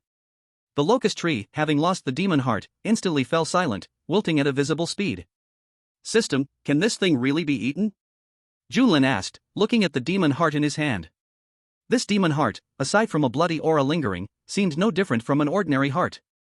But because of that, he felt a bit reluctant to take a bite. Yes, but eating it may cause some changes to your body. What kind of changes? For example, horns growing on your head, demonic tattoos appearing on your body, or sprouting 2 extra arms, or a 4th leg, or even being covered in red fur, etc. Hearing what the system said, Junlin shivered all over. What kind of nonsense was this? Covered in red fur? He wasn't even old yet. Not eatable, he absolutely couldn't eat it. Besides, that damn demon body was of no use to him, he didn't need that bit of combat power. Junlin looked disdainfully at the demon heart in his hand, so he had died so many times for nothing. At this moment, a figure hurriedly ran over. Seeing Junlin pierced by the spikes, the newcomer was shocked. Brother Jun, are you okay? It was Luo Jie. He was about to leave, but due to several explosions here, he suspected it was caused by Junlin, so he rushed back. Junlin twitched his lips and pointed to himself. Dude, how can you ask that? Do I look okay to you? His current state was not to be described as anything but tragic, his body pierced by several wooden spikes, blood staining his clothes. This Luo Jie opened his mouth but didn't know how to respond. So do you have any last words? I think I can still be saved. No, in your condition, unless you have a healing elixir of 7th grade or above, you won't survive even a stick of incense. Luo Jie shook his head seriously. So, hurry up and say your last words. As long as it's within my ability, I will definitely help you. Really? Junlin raised his eyebrows, looking at Luo Jie, then at the demon heart in his hand, suddenly having a bold idea. This useless thing had no benefit to him, but he could trick Luo Jie into eating it. After all, this guy was a demon cultivator. Really? Luo Jie nodded firmly. Then eat this. Junlin stretched out his hand with difficulty and pushed the demon heart forward. Luo Jie fell silent for a long time. I don't eat humans. Junlin explained, this is a demon heart, it's a precious treasure for demon cultivators, beneficial if you eat it. Luo Jie took the demon heart, hesitating a bit. This was really too disgusting. But looking at Junlin's hopeful eyes, he still held back his disgust and ate it. What's surprising is that although it looked a bit creepy, the taste was pretty good. Damn, you really ate it. Junlin was a bit astonished. Was this guy really that straightforward? He had already prepared how to persuade Luo Jie after he rejected it and didn't expect this guy to be so sincere. Luo Jie wiped the blood from the corner of his mouth and said, I ate it in front of you. Is it possible to still be fake? Aren't you afraid I might harm you? If I didn't trust you, I wouldn't have come back, and I definitely wouldn't eat it, Luo Jie said. As they say, when a person is about to die, their words carry weight. With Junling in this state, he shouldn't really dig his own grave before dying, right? Good brother. If I die, then I can finally rest. Junling tilted his head, stuck out his tongue, closed his eyes, and immediately died. Luo Jie was stunned, feeling it was a bit too hasty. But looking at the lifeless Junling, he couldn't help but sigh. After all, he was just a step too late. It was at that moment. Junling suddenly came back to life. Oh right, I forgot to tell you, that magic heart is indeed good for you, but there are some side effects after eating it. Luo Jie was startled, but quickly said, it's fine, I believe you. Good brother. Junling tilted his head, stuck out his tongue, closed his eyes, and died once again. Because of past experiences, Luo Jie cautiously asked, Jun brother? Is there anything else you want to say? Junling was silent, there was no breath, no heartbeat. Luo Jie then confirmed that Junling was truly dead, letting out a deep sigh. Oh right. There's one more thing. Chapter 27, While It's Hot. Are you really dead or not? Luo Jie was starting to lose his composure. These continuous fake deaths were giving him psychological shadows. Junling coughed. Ahem, I guarantee you, this is the last thing. Luo Jie took a deep breath. Speak. Actually, I forgot to tell you, I can't die.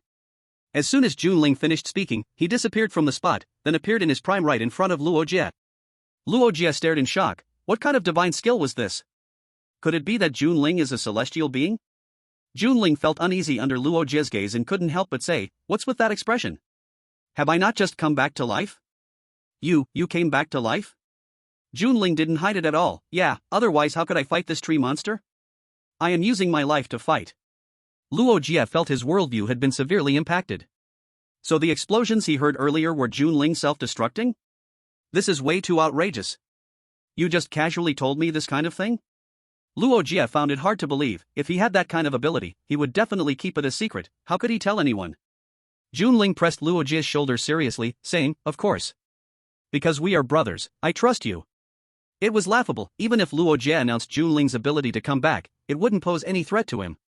In fact, he was even looking forward to Luo Jie doing that, because then he could enjoy the feeling of being hunted. Just thinking about it was exciting. Luo Jie didn't understand Junling's inner thoughts. At this moment, he was already filled with emotion listening to Junling's words. "Don't worry, I will definitely not let this secret slip." The fact that Junling could share such a secret with him showed that he truly regarded him as a life and death brother, so he naturally wouldn't let Junling down. "By the way, didn't you say that the magic heart has side effects? What are those?" Luo Jie suddenly asked. Earlier, it was because Junling was about to die, so he didn't ask much. But now knowing Junling was pretending, he needed to clarify those side effects. "Oh, they say that in old age, you might get a curse, and then you'll be covered in red hair," Junling explained casually. At the same time, he pointed at Luo Jie's hair. "Your hair has already turned red." Not sure if it was because he just ate the magic heart, but Luo Jie's current state only showed red hair. As for horns growing on his head and multiple arms appearing, that hadn't happened yet. "Cursed? Covered in red hair?" Luo Jie exclaimed, quickly pulling out a strand of his hair. It was indeed red. "No way." Luo Jie's hands trembled. He could already imagine himself covered in red hair in his old age. "The more I think, the more afraid I become," and I suddenly cried with a sad face, "Brother Jun, you have caused me great trouble." Junlin waved his hand dismissively and said, "Oh, what's there to be afraid of? It's just a matter of probability, and isn't it still a long way off? Whether you can live to old age is even a question." "That's true," Luo Jie nodded, but then reacted, "Wait, Brother Jun, don't you know how to comfort people?" "I don't," Junlin shrugged and said, "However, what I said is the truth. And you can rest assured, if that day really comes, there will definitely be a place for you in my imperial banner." Luo Jie twitched the corner of his mouth. "Then I really thank you. But, if that day really comes, joining Junlin's imperial banner wouldn't be a bad choice." Junlin patted Luo Jie's shoulder. "Thank you for what?" "We are brothers." As the two chatted, they walked towards the outskirts of Huai village. On the way, they saw many villagers pierced by wooden spikes. That locust tree eventually attacked these villagers, leaving not a single survivor in the whole village. As they walked, Junlin saw a small body quietly lying on the ground. It was the little girl from before. At this moment, she had been pierced through the chest by a wooden spike, losing all life.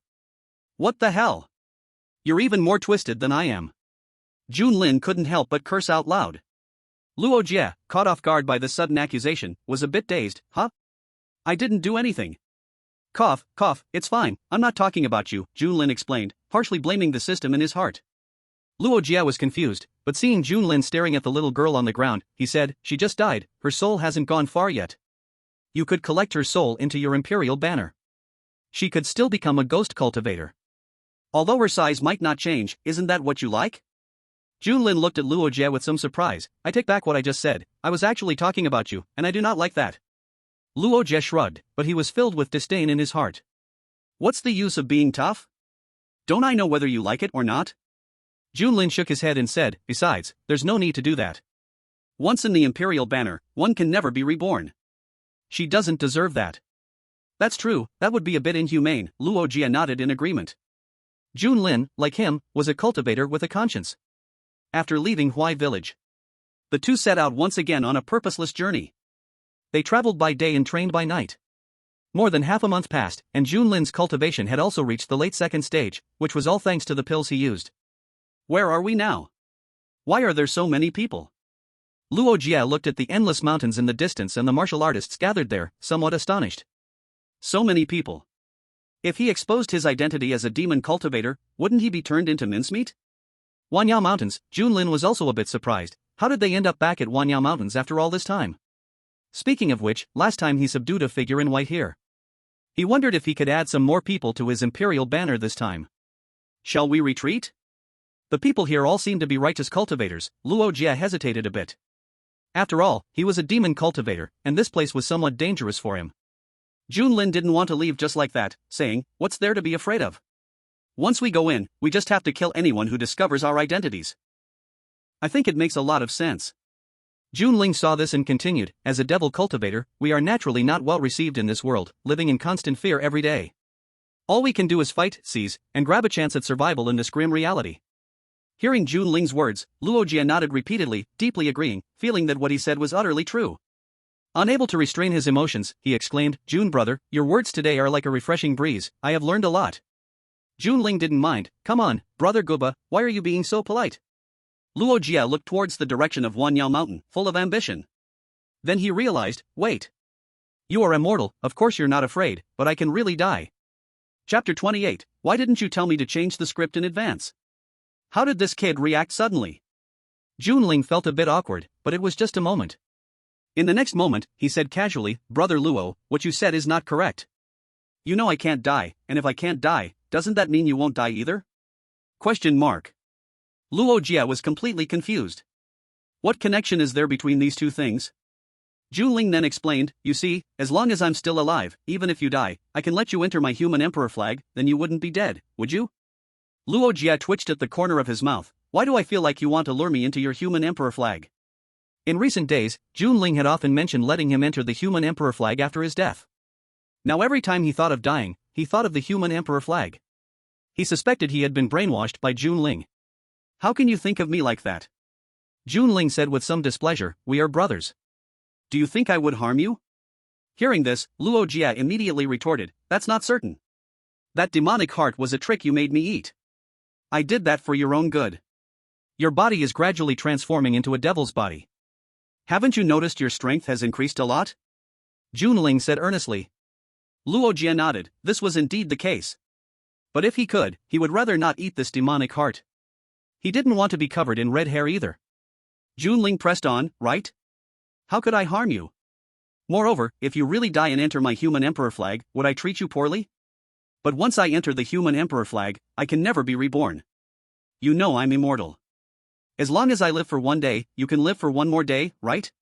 So, if I am immortal, doesn't that mean you are eternal? Since we both have eternity, why worry about the next life? Junling spoke one sentence after another, leaving Luo Jie dumbfounded. He wanted to refute but found no way to do so. Upon careful thought, it made sense. Luo Jie suddenly realized, I understand. It means I can live freely. The main point was that there was really no counter-argument to what Junling said. Moreover, the temptation of eternal life was indeed attractive. Why did he cultivate? For strength, to avoid being bullied, but ultimately, isn't it all about living better and longer?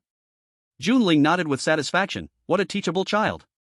But at this moment, Luo Jie suddenly shifted his tone, but I'm still not ready to die now. Junling. Wasting breath. However, Luo Jie lowered his head, thinking for a long time, I can take a look at Wanyao Mountain. Dying is not something he would consider right now, but just as Junling said, as a devil cultivator, without fighting and seizing, where would the cultivation resources come from? Are you also going to Wanyao Mountain? Would you like to join us? It's good to have some backup. A group of people was walking over not far away. One man and two women, the man was at the third realm, while the two women were only at the second realm. Junling and Luo Jie exchanged glances, and an agreement was reached at once. Junling nodded without hesitation, of course, we were also looking for a team. Luo Jie also greeted with a smiling face, I am Luo Jie, may I know the three of you? The man replied with a smile, I am Mo Chang, these two are my junior sisters, Lin Shui and Wang Yu. We are disciples of the Tianhe sect, out here on a task. May I ask which sect you two belong to? Luo Jie was taken aback, he is a demon cultivator, what kind of sect has a hammer? Junlin answered with a smile, we are disciples of the Woyang sect, here for some training. Luo Jie immediately gave Junlin a thumbs up in his heart, as expected of his brother, he lies without even blinking. Oh, so you are disciples of the Woyang sect. To be honest, I once wanted to join the Woyang sect as well, Mo Chang said with some regret. But then he added, unfortunately, due to my exceptional talent, I was discovered by my master and taken in, which caused me to miss the chance to join the Woyang sect. Junlin's expression turned strange, was he lamenting? This is clearly bragging, right? Lin Shui couldn't help but cover her mouth and giggle, elder brother, if master finds out, you're going to be in trouble. Wang Yu also laughed and said, yeah, I'll definitely tell master when I get back. Mo Cheng suddenly looked a bit flustered and pleaded, oh my dear junior sisters, please, for the sake of your elder brother, don't let it slip. Humph, that depends on your sincerity, elder brother. My dear junior sisters, I promise you anything you want. This is what you said, oh. Mo Chang and Wang Yu chatted very harmoniously, one speaking after the other. Standing nearby, Junlin and Luo Jie exchanged glances, and they both saw discontent in each other's eyes. Damn! What does this mean? Acting all lovey-dovey in front of them? Bullying single dogs? Junlin, I can't take it anymore, I want to expose them. Luo Jie, just bear with it a little longer, we'll talk once we enter the Wanyao Mountains. Along the way. Mo Chang, Wang Yu, and Lin Shui called him elder brother and junior sister so affectionately, it was almost unbearable. Junlin was furious watching them. So dragging both of them into the team was just to show off their love, huh? Mo Chang had already chosen the path to his doom. There was still a distance to the Wanyao Mountains, so they would have to endure this dog food a little longer. As time went on, even the good-natured Luo Jie couldn't stand it anymore. If it weren't for the fact that there were too many upright cultivators here, he really wanted to chop these three people into pieces. At this moment, Mo Chang, who had just finished flirting with the two junior sisters, was unaware that he had already caught their attention. He continued explaining, I apologize for making you two laugh. I grew up with these two junior sisters, so we are quite close. Junlin smiled faintly, brother Mo is being modest. You and the two junior sisters are a perfect match, indeed a pair made in heaven, truly enviable.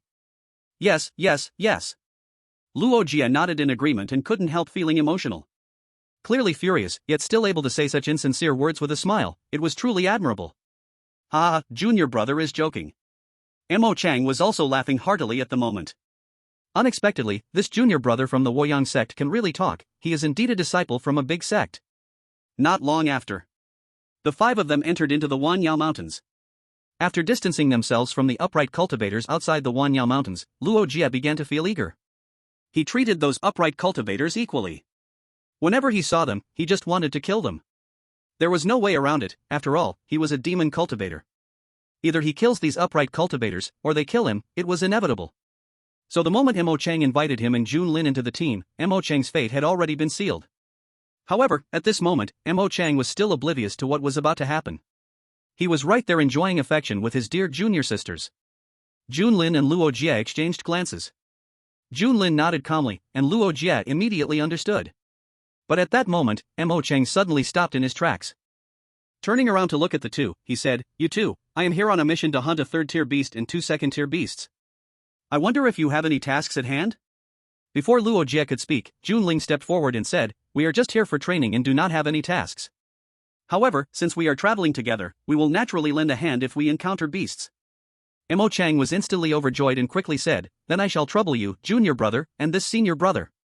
As expected of disciples from Woyang sect, look at their determination. It can only be said that Woyang sect truly deserves to be the leading righteous sect. Junling's expression remained calm, with a faint smile, no need to be polite. As fellow righteous cultivators, helping each other is what we ought to do. Luo Jie stayed silent, observing the words spoken. If it weren't for knowing the true situation, he would really think Junling was a righteous cultivator with a noble spirit. Lin Shui and Wang Yu looked at Junling with some surprise. Not only does he have good looks and a good personality, but even his words carry a sense of righteousness, truly making one's heart flutter. It's just that his cultivation is a bit lacking, not as good as their senior brother. Mo Chang turned around and continued on the road with his two junior sisters. Unable to hold back any longer, Luo Jie suddenly made his move. Puk! A long sword pierced through the defenseless Mo Chang's chest, and then demonic energy entered his body, ravaging Mo Chang's form. You are a demon cultivator. Mo Chang's eyes widened in shock, one hand clutching his chest wound and the other pointing at Luo Jie, who was surrounded by demonic energy. I've been unhappy with you for a long time. Damn it, if I weren't worried about exposing my identity, could you have lived until now? Luo Jie grumbled. What? You're actually a demon cultivator.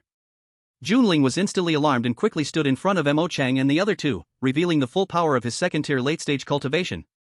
Seeing this, Luo Jie was confused. What is going on here? Chapter 29, He really made me cry. Luo Jie remained silent, he couldn't understand what Junling was trying to do. Shouldn't such matters be communicated to him in advance? But seeing Junling's serious expression, Luo Jie decided to cooperate and coldly said, Doesn't it look that way to you? You all go ahead. I'll hold him off. Junling said, holding his long sword and confronting Luo Jie while speaking to the few people behind him. Mo Chang covered his chest and looked at this scene with a hint of sorrow. He originally thought that Junling was with Luo Jie. But the energy emanating from Junling was not demonic energy, but spiritual power, and it was very masculine spiritual power. However, with only second-tier cultivation, Junling couldn't possibly be Luo Jie's opponent, he wouldn't last long. We should go. Let's not disappoint Brother Jun's effort. Mo Chang said with great difficulty. Lin Shui and Wan Yu were already terrified. Hearing Mo Chang's words, they hurriedly pulled him and ran towards the outside of the Wanyao mountain range. Want to run? Have you asked me first? Luo Jie snorted coldly and directly charged in front of the three. But the next moment, Junling also followed. Luo Jie was a bit speechless, watching Mo Chang and the three rush deeper into the Wanyao mountain range and didn't continue to chase them.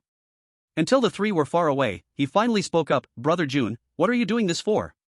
Just kill them directly. Killing them directly wouldn't be meaningful. Junling smiled slightly. It's not easy to have some fun, In order to appear more realistic, he even inflicted a few wounds on himself, his body instantly soaked in fresh blood. Lin Shui and Wan Yu both had late-stage cultivation of the second realm, but with a burden, they weren't running very fast. Junlin activated the blood-burning secret technique and quickly caught up. Why are you still here? Junlin looked at the two panic-stricken girls and the miserable Mo Chang, unable to help but want to laugh, though his face was still filled with shock. Why you, how did you come? That demon cultivator didn't chase you here, right? Lin Shui stammered, tears streaming down her beautiful face. Cough, cough. Junlin coughed up a mouthful of blood. Don't worry, I escaped using a secret technique, he shouldn't be able to catch up in a short time.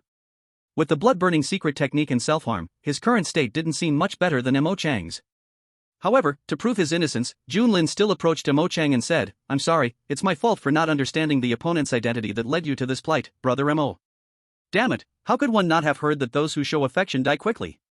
Unfortunately, Luo Jie had been too lenient, he didn't make her completely disabled, and it seemed she could still linger for a while. Junlin thought to himself sarcastically. Mo Chang looked at Junlin's sincerely apologetic expression, although he was angry, he couldn't show it. Currently, he was not in good shape, and both junior sisters were in a state of panic. To survive, they still had to rely on the Junlin in front of them. So, no matter what, he couldn't offend Junlin again. He immediately said, no need to be like this matter was not your intention, just a result of being deceived by the demon cultivators. Those demon cultivators truly deserve to die. Saying this, Mo Chang spat out a mouthful of blood, the demonic energy continued to ravage within him, and even taking pills could only suppress it temporarily. Brother! The two girls were extremely flustered, unsure of what to do in this situation. Junlin looked around and said, this place isn't safe, we should find a safer spot to rest. Shouldn't we hurry and leave here? Once we get out, that demon cultivator surely won't dare to act. Lin Shui said, confused. Damn, you actually have a brain? Junlin was shocked inwardly but still said calmly, no, if you can think of it, that demon cultivator can too. Right now, if we head towards the Wanyao mountain range exit, we will definitely be intercepted by that demon cultivator. What Brother Jun said makes sense. Mo Chang agreed, for now, going deeper into the Wanyao mountain range is indeed the better choice. Good. Upon hearing that Mo Chang had said this, the two girls naturally had no objections and nodded in agreement. The four of them hurried on their way. After more than an hour, they found a cave. Junlin approached the cave entrance and said, you wait here, I'll go in and check if there's any danger. If there's danger, you should escape directly, no need to worry about me. After finishing this, he walked directly into the cave. The three of them, upon hearing this, were somewhat moved. In fact, they all knew that at this time, Junlin could completely abandon them. But Junlin did not do that, not only did he run away with them, but he also scouted the way for them while heavily injured. Inside the cave. Junlin looked at the giant bear in front of him and raised his eyebrows, he didn't expect there really to be danger. However, thankfully, it was just a second-tier beast. He didn't even need to self-destruct. Roar! The giant bear opened its bloody maw and roared angrily at this human intruder. Shut up! Junlin charged forward using the blood-burning secret technique. Outside the cave. Lin Shui and Wan Yu were somewhat flustered, hearing the noises coming from inside the cave. Should we run? Wan Yu said timidly, what happened today had already exceeded her psychological threshold. No, let's wait a bit longer. Mo Chang shook his head, he still had some confidence in Junlin. After all, he managed to escape from a third-realm demon cultivator, so his strength must be extraordinary. Not long after. Junlin walked out from the cave. Just the injuries on his body were a bit heavier. Alright, it's safe now. Let's rest here for the day. Seeing this, the three felt relieved and followed Junlin into the cave. Inside the cave, the two women looked at the giant bear's corpse on the ground, feeling a bit moved. Junlin could have called them in to kill the giant bear together, but he took it on alone. You two rest for a bit. I will handle this bear and then we can eat some meat to regain our strength. As Junlin said this, he dragged his injured body to the giant bear and began to dissect its corpse. Lin Shui hurried over, let me do it. You've been injured quite a bit too. Go rest for a while. Junlin's willingness to go this far left her speechless. Wan Yu, who was caring for Mo Chang, also came over and said, that's right. Lin Shui and I can handle this. But Junlin shook his head, I'm fine. This matter started because of me. I can't do much, so consider this my apology. Hearing Junlin's words and seeing the scars on his body and his pale face, Lin Shui inexplicably felt a pang of heartache. This incident was clearly caused by that malicious cultivator, yet Junlin took all the blame. Before she could say anything, Wan Yu took the lead and forcibly pulled Junlin to the wall, you just rest here. After saying that, she quickly returned to help. But the two women, flustered and confused for a while, didn't know what to do and could only cut off chunks of meat of varying sizes based on their instincts. Seeing this, Junlin was speechless. He thought they were capable, but didn't expect them to mess up such a simple task. However, he didn't bother to help and pretended to be injured, ensuring his wounds were serious. After eating a chi blood pill, he began to cultivate, trying to recover. After a long time, the smell of roasted meat began to spread through the cave. Junlin exited his meditation. The two women were already cooking the meat, and to their credit, after it was done, Wang Yu brought the roasted meat to him first. Thank you. Junlin received the roasted meat, giving a gentle smile. Though it had no flavor, at least it was edible. Wang Yu suddenly felt a bit flustered and quickly turned to cook more meat. The next day, Luo Jie stood at the entrance of the cave, deep in thought. According to Junlin, he just needed to scare them occasionally. Now should be a good time, right? Chapter 30, Senior Brother, could you please die? Mo brother, feeling better? Junlin asked, looking concerned at Mo Chang leaning against the wall. Mo Chang weakly replied, for now, there shouldn't be too many problems, but full recovery seems unlikely. Luo Jie was quite ruthless, and now Mo Chang could only suppress the demonic energy in his body by constantly taking healing pills. But without someone helping him to clear the demonic energy, once the medicine ran out, he would undoubtedly die. Mo Chang felt a bit hopeless, but he didn't want to die here like this. He still had a beloved master and two stunning junior sisters, he could have a bright future. As long as he could leave here and return to Tianhe's sect, he would be saved. At this moment, Lin Shui and Wang Yu approached. Lin Shui asked, shouldn't we leave? That person might have already gone. Junlin nodded, Mo brother's injuries cannot be delayed. Let's see if we can leave Wanya mountain range today. Lin Shui and Wang Yu supported Mo Chang and left the cave with Junlin. As soon as they stepped out, they saw Luo Jie standing at the cave's entrance. At this moment, Luo Jie was still contemplating how to act, and suddenly Junlin and the others appeared, catching him off guard. But the show must go on. He quickly laughed loudly, ha ha ha, we meet again. Last time you escaped by luck, but this time, you have nowhere to run. He was a bit over the top, brother. Looking at the slightly ostentatious Luo Jie in front of him, Junling admitted he felt awkward. However, he immediately stood in front of Lin Shui and Wang Yu. You two go ahead, I'll hold him off. Seeing Junling confronting Luo Jie, Lin Shui and Wang Yu felt a surge of emotion, quickly dragging Mo Chang to leave. Luo Jie grinned upon seeing this, directly ignoring Junling and rushing to Mo Chang's side, grabbing his neck and lifting him up. With a grin, he said, looks like they really want to protect you, how enviable. Already severely injured, Mo Chang had no strength to resist and could only struggle weakly, unable to speak. Seeing this, Junling hurriedly rushed forward and thrust his sword at Luo Jie. Luo Jie snorted coldly, throwing Mo Chang aside, and began to fight Junling. You guys run first, I have a way to get out. Junling shouted while battling Luo Jie. How interesting, such a touching performance. Luo Jie laughed cruelly, with his demonic aura and flowing red hair, he looked like a devil in the world. Lin Shui wiped the tears from her eyes, helped the almost motionless Mo Chang up from the ground, and left with Wang Yu. As the three of them ran far away, Luo Jie stopped, saying, you really know how to play. You can't be interested in these two girls, right? Junling instantly showed a look of disdain, how could that be? What do you take me for? I'm just looking for some fun out of boredom.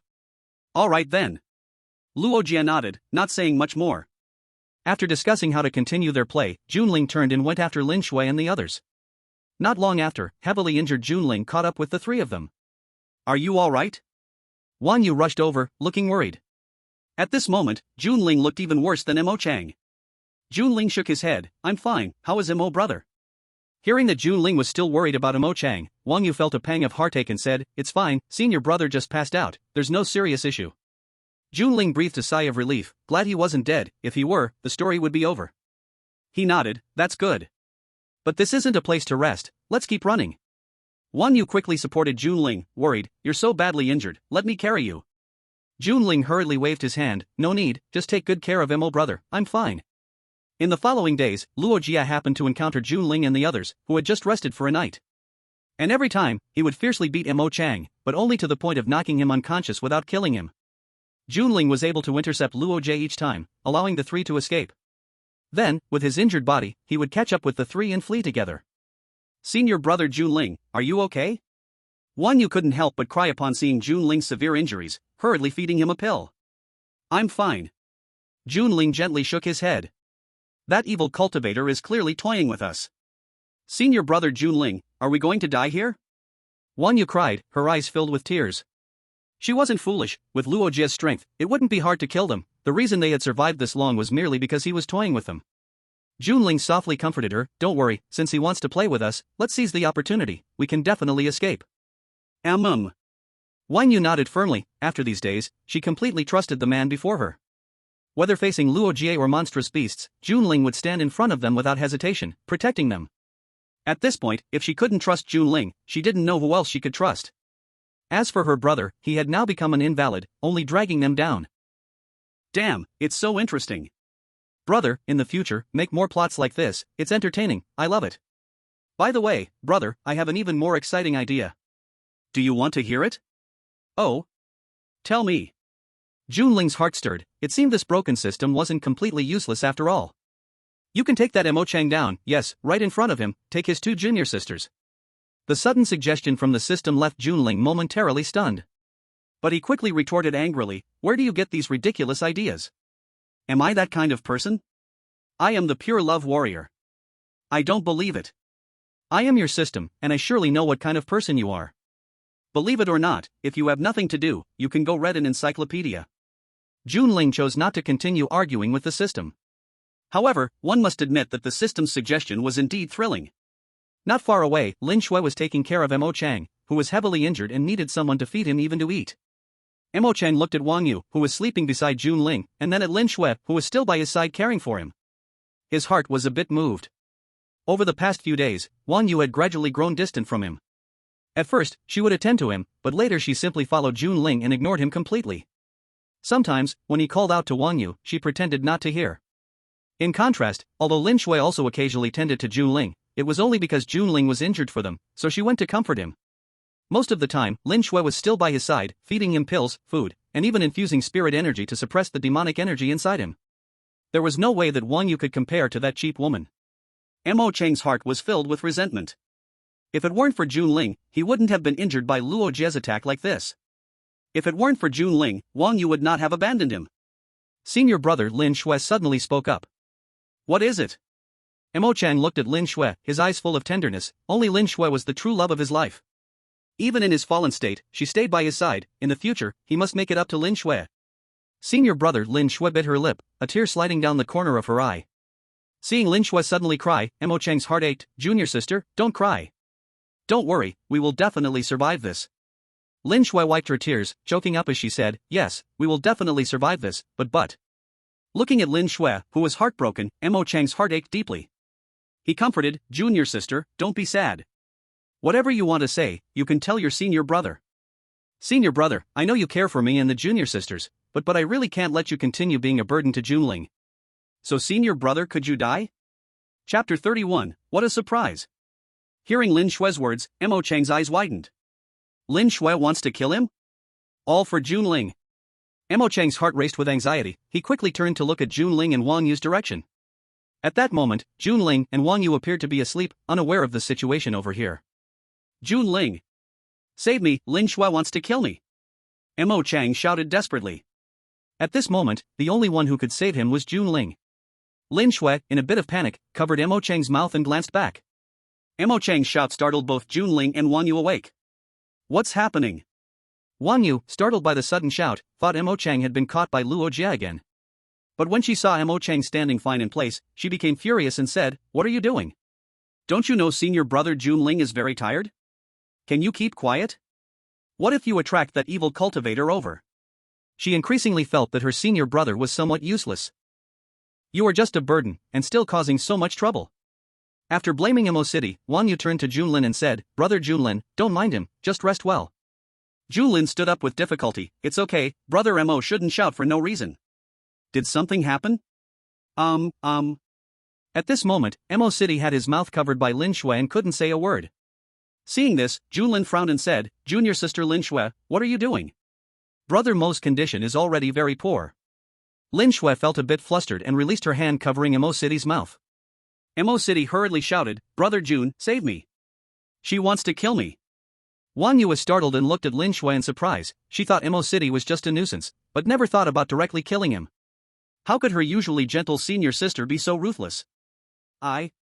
Lin Shui gritted her teeth. Yes, I want to kill him. I don't want him to be a burden to Brother Junlin anymore.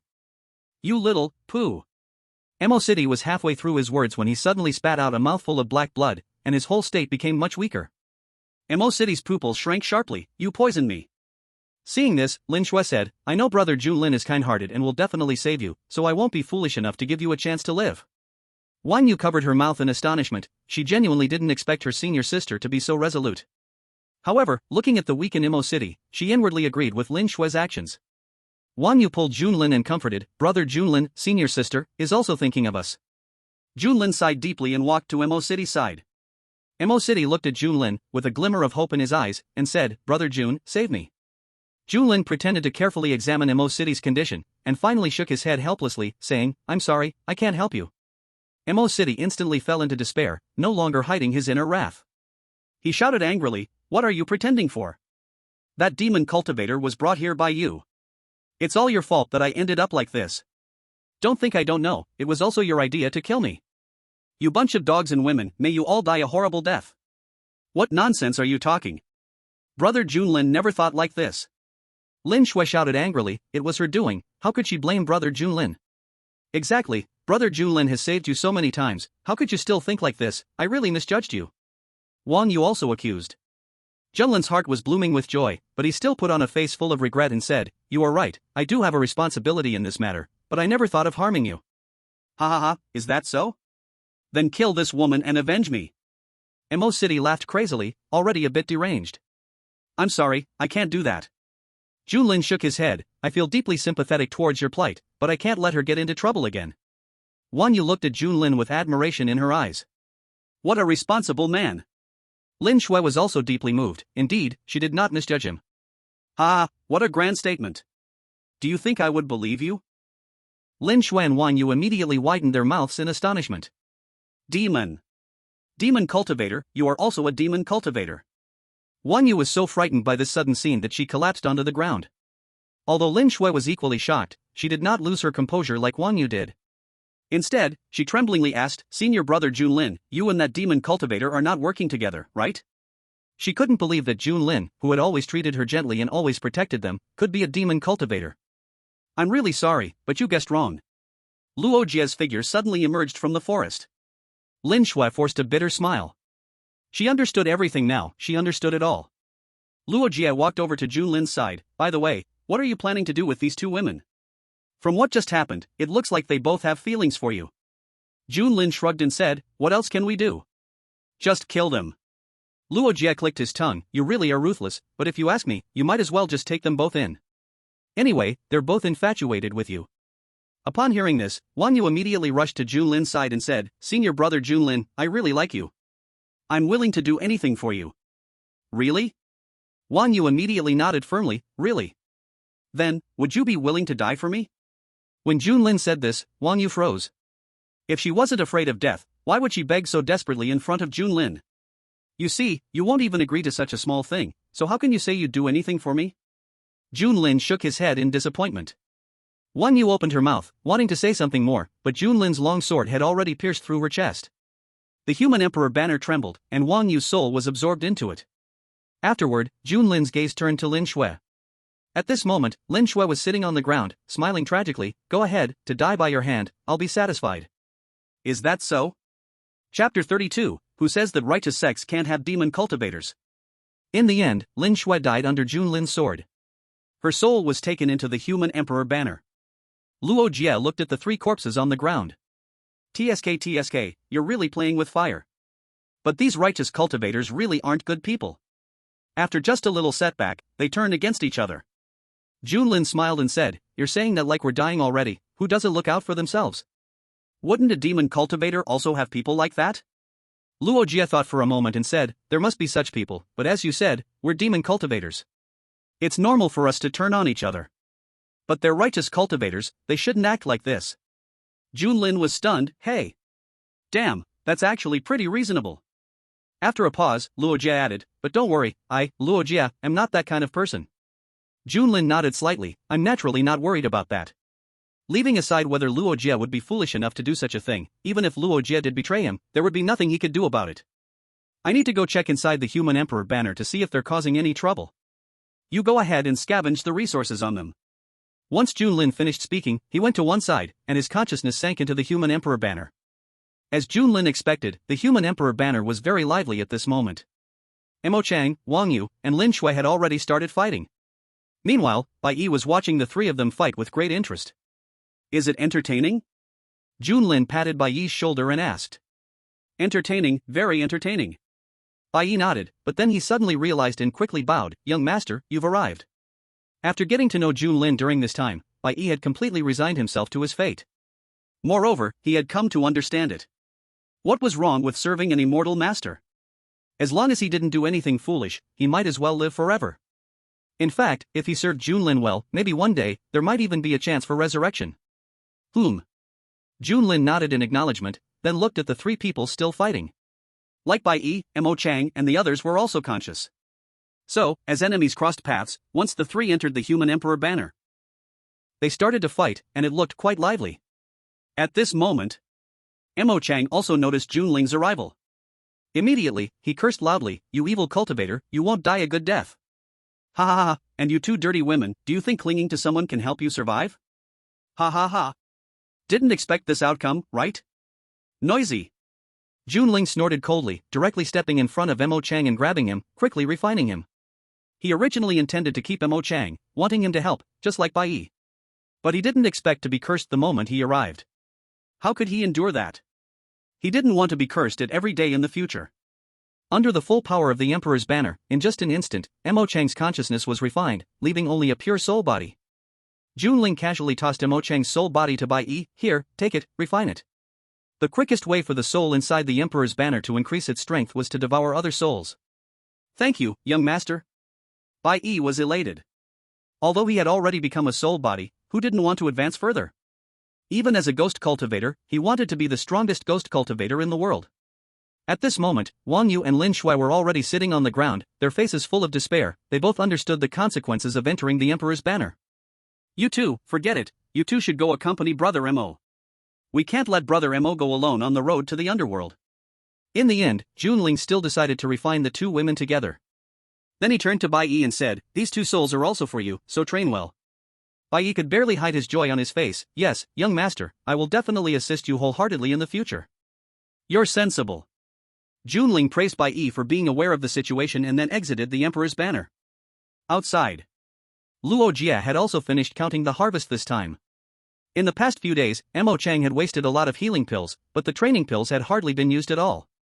Seeing Junling's consciousness return, Luo Jie took out a spatial ring and handed it to Junling. "The harvest this time is pretty good, here's everything for you." Junling checked it, and immediately was surprised. So much. The resources in the spatial ring shocked him. There were not only hundreds of bottles of various pills but also some demon cores of different levels. This was definitely not the kind of resource these three should have. Regarding Junling's shock, Luo Jie was not surprised. He explained, "In the past few days, while hunting you, I also killed some righteous cultivators passing by, and it seems I even got a demon cultivator." Junling understood in his heart, no wonder they had gone days without encountering anyone. Although he had intentionally avoided people, it was also thanks to Luo Jie helping clear the way. But looking at the spatial ring in his hand, he was still puzzled. "Those people you killed, the resources are naturally yours, why give them to me?" Luo Jie replied as if it was a matter of course. "Naturally, it's sharing the loot. Since we are a team, the resources should be evenly distributed." "Fair enough." Junling looked at the spatial ring in his hand and silently gave an answer that wasn't insincere. Suddenly, he felt that Luo Jie's figure was so tall. With Luo Jie around, he wouldn't have to worry about running out of resources anywhere since Luo Jie would share half with him. Wait. Junling mentally slapped himself. How could he think like that? Luo Jie was his brother, his beloved family. How could he treat Luo Jie as a tool for gathering resources?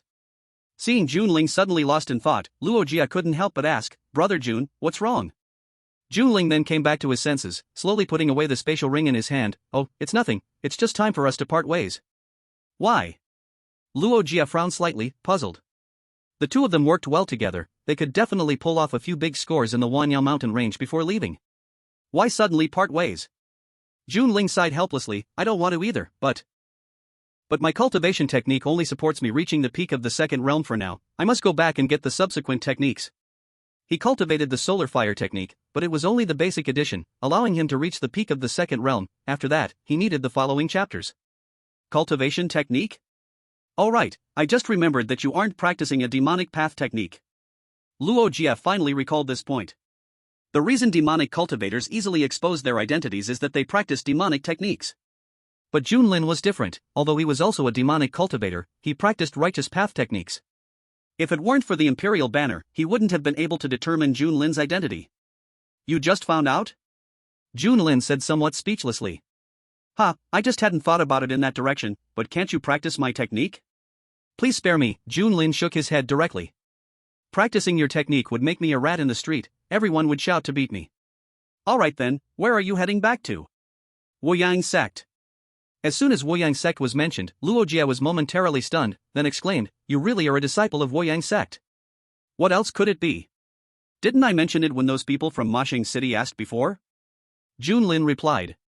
Luo Jie's mouth twitched. "I thought you were lying to them. Besides, how could a demonic cultivator be a disciple of Woyang sect?" "Who said demonic cultivators can't be disciples of Woyang sect?" Junlin shrugged and said seriously. Luo Jie fell silent. There was indeed no clear rule against it, but Woyang sect was the foremost righteous sect in the entire eastern region. What demonic cultivator would dare to enter Woyang sect? Wouldn't that just be asking for trouble? Moreover, the disciples of Woyang sect were all hostile toward demons. He had been hunted by Woyang sect's disciples several times. "Aren't you afraid of being exposed?" "Why should I be afraid of being exposed? Even if I'm exposed, what can they do to me?" Junlin remained calm.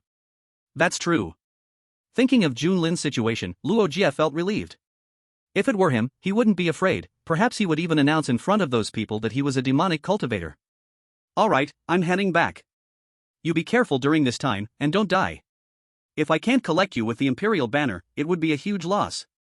Luo Jie. Chapter 33, Clearly, I came first. Luo Jie looked at Junlin's retreating figure and felt a bit speechless. He was now completely certain that Junlin had been thinking about him all along, wanting to have him join his Imperial banner. Is there really such a thing as a brother like this? But with Junlin gone, he didn't know what to do next. Continue killing and looting? This broken place wasn't too safe. When Junlin was around, he could fool around. After all, if he died, he could still enter the Imperial banner and live on in another form. But now Junlin was gone, and he only had one life left.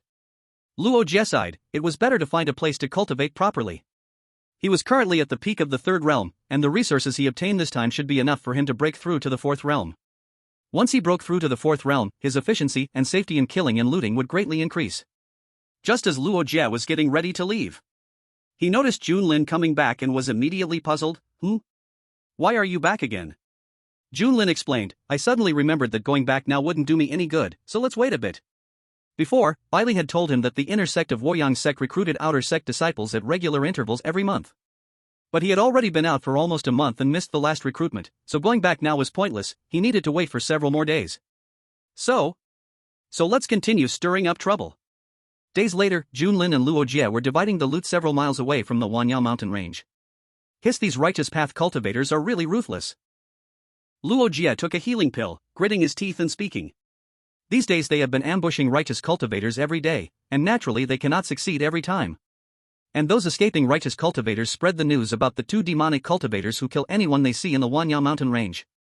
As a result, they were pursued by a group of righteous cultivators. Junling is fine. Each time during the ambush, he would change his clothes and wear a mask to cover his face, so he was hardly recognized. But Luo Jie is different. With his head of red hair, he stands out even in a crowd.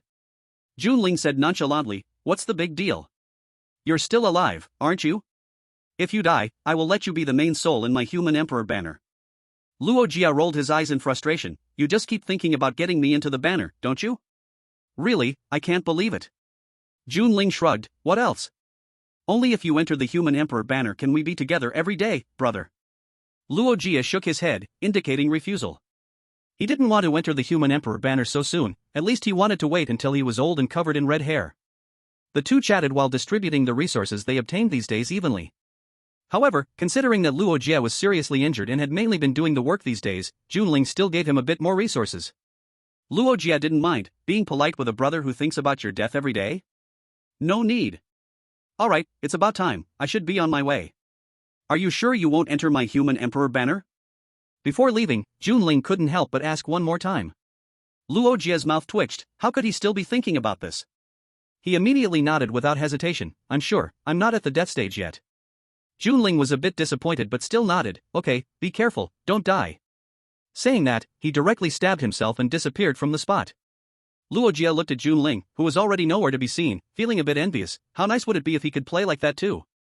Junling committed suicide to travel. Before long, he returned to Woyang sect. The disciples guarding Woyang sect had changed. After Junling presented his identity token, he entered Woyang sect. He headed straight toward Yun Peak.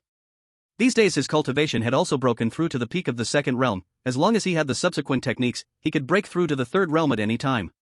Today, Yun Peak was also very lively.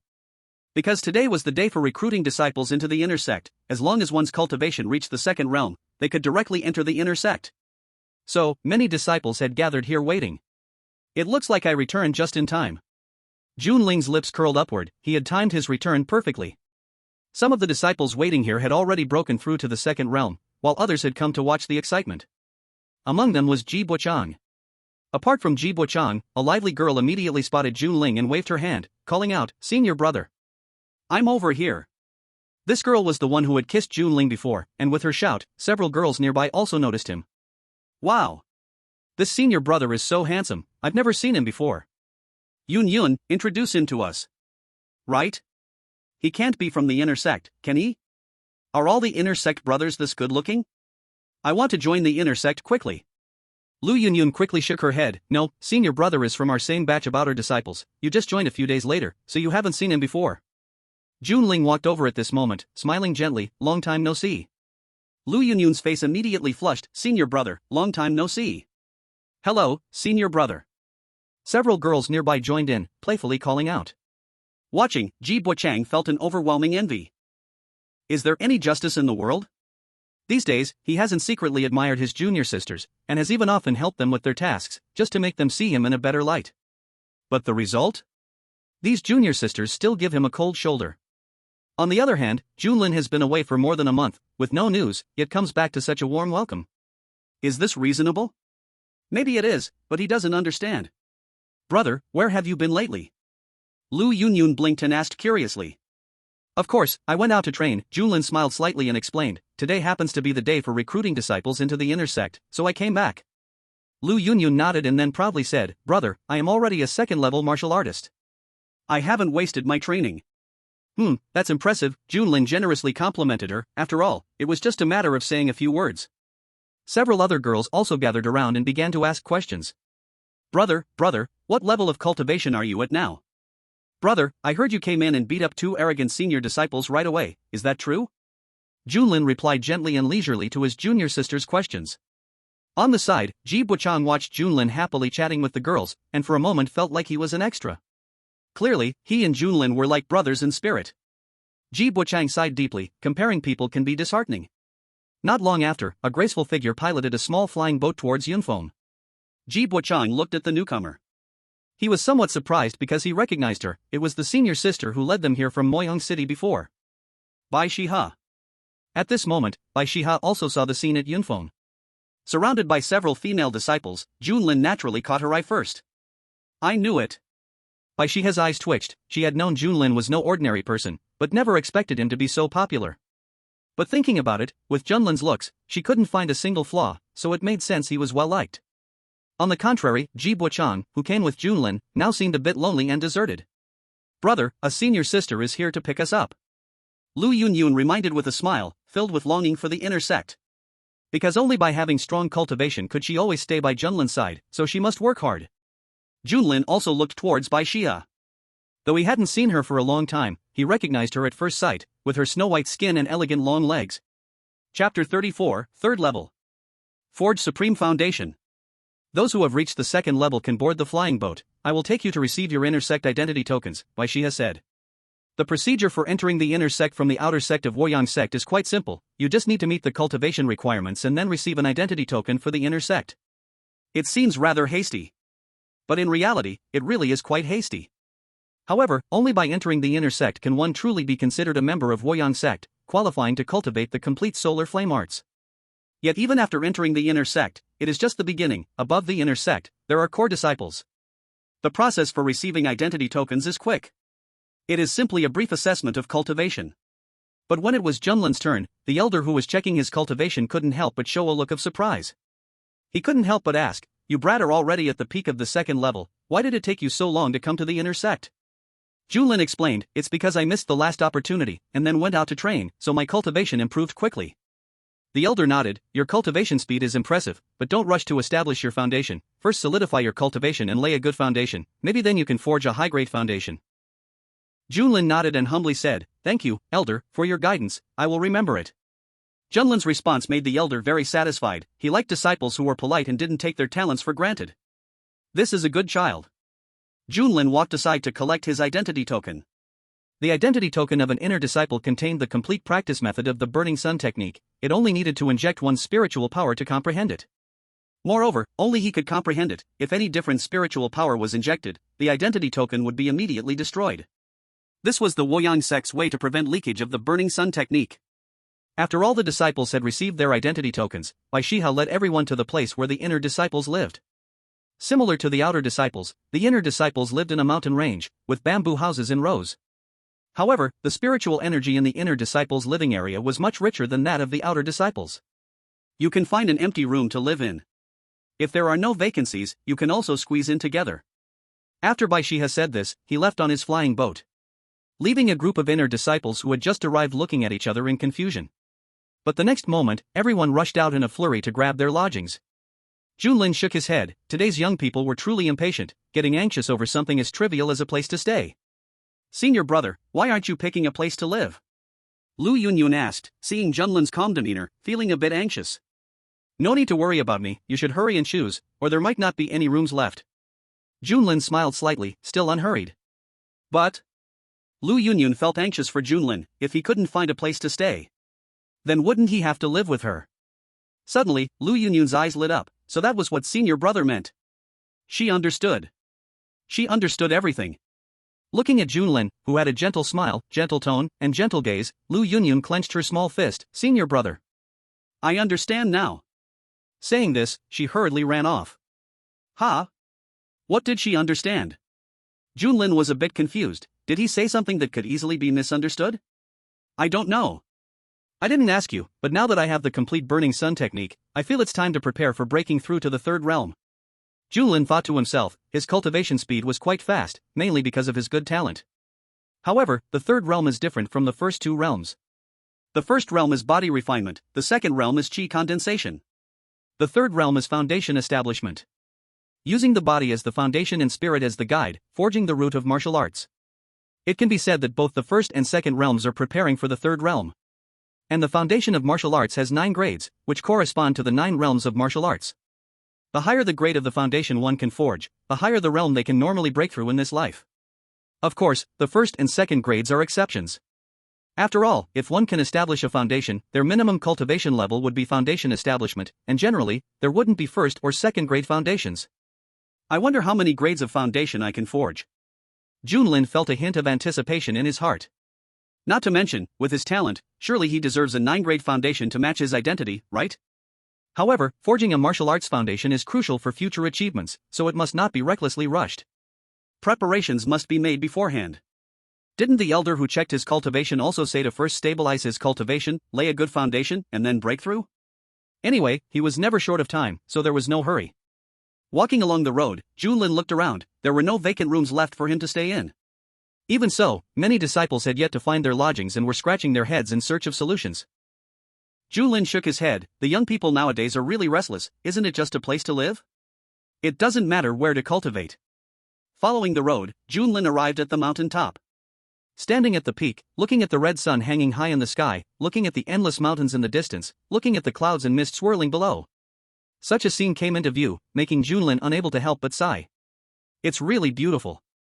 In the blink of an eye. A month had passed.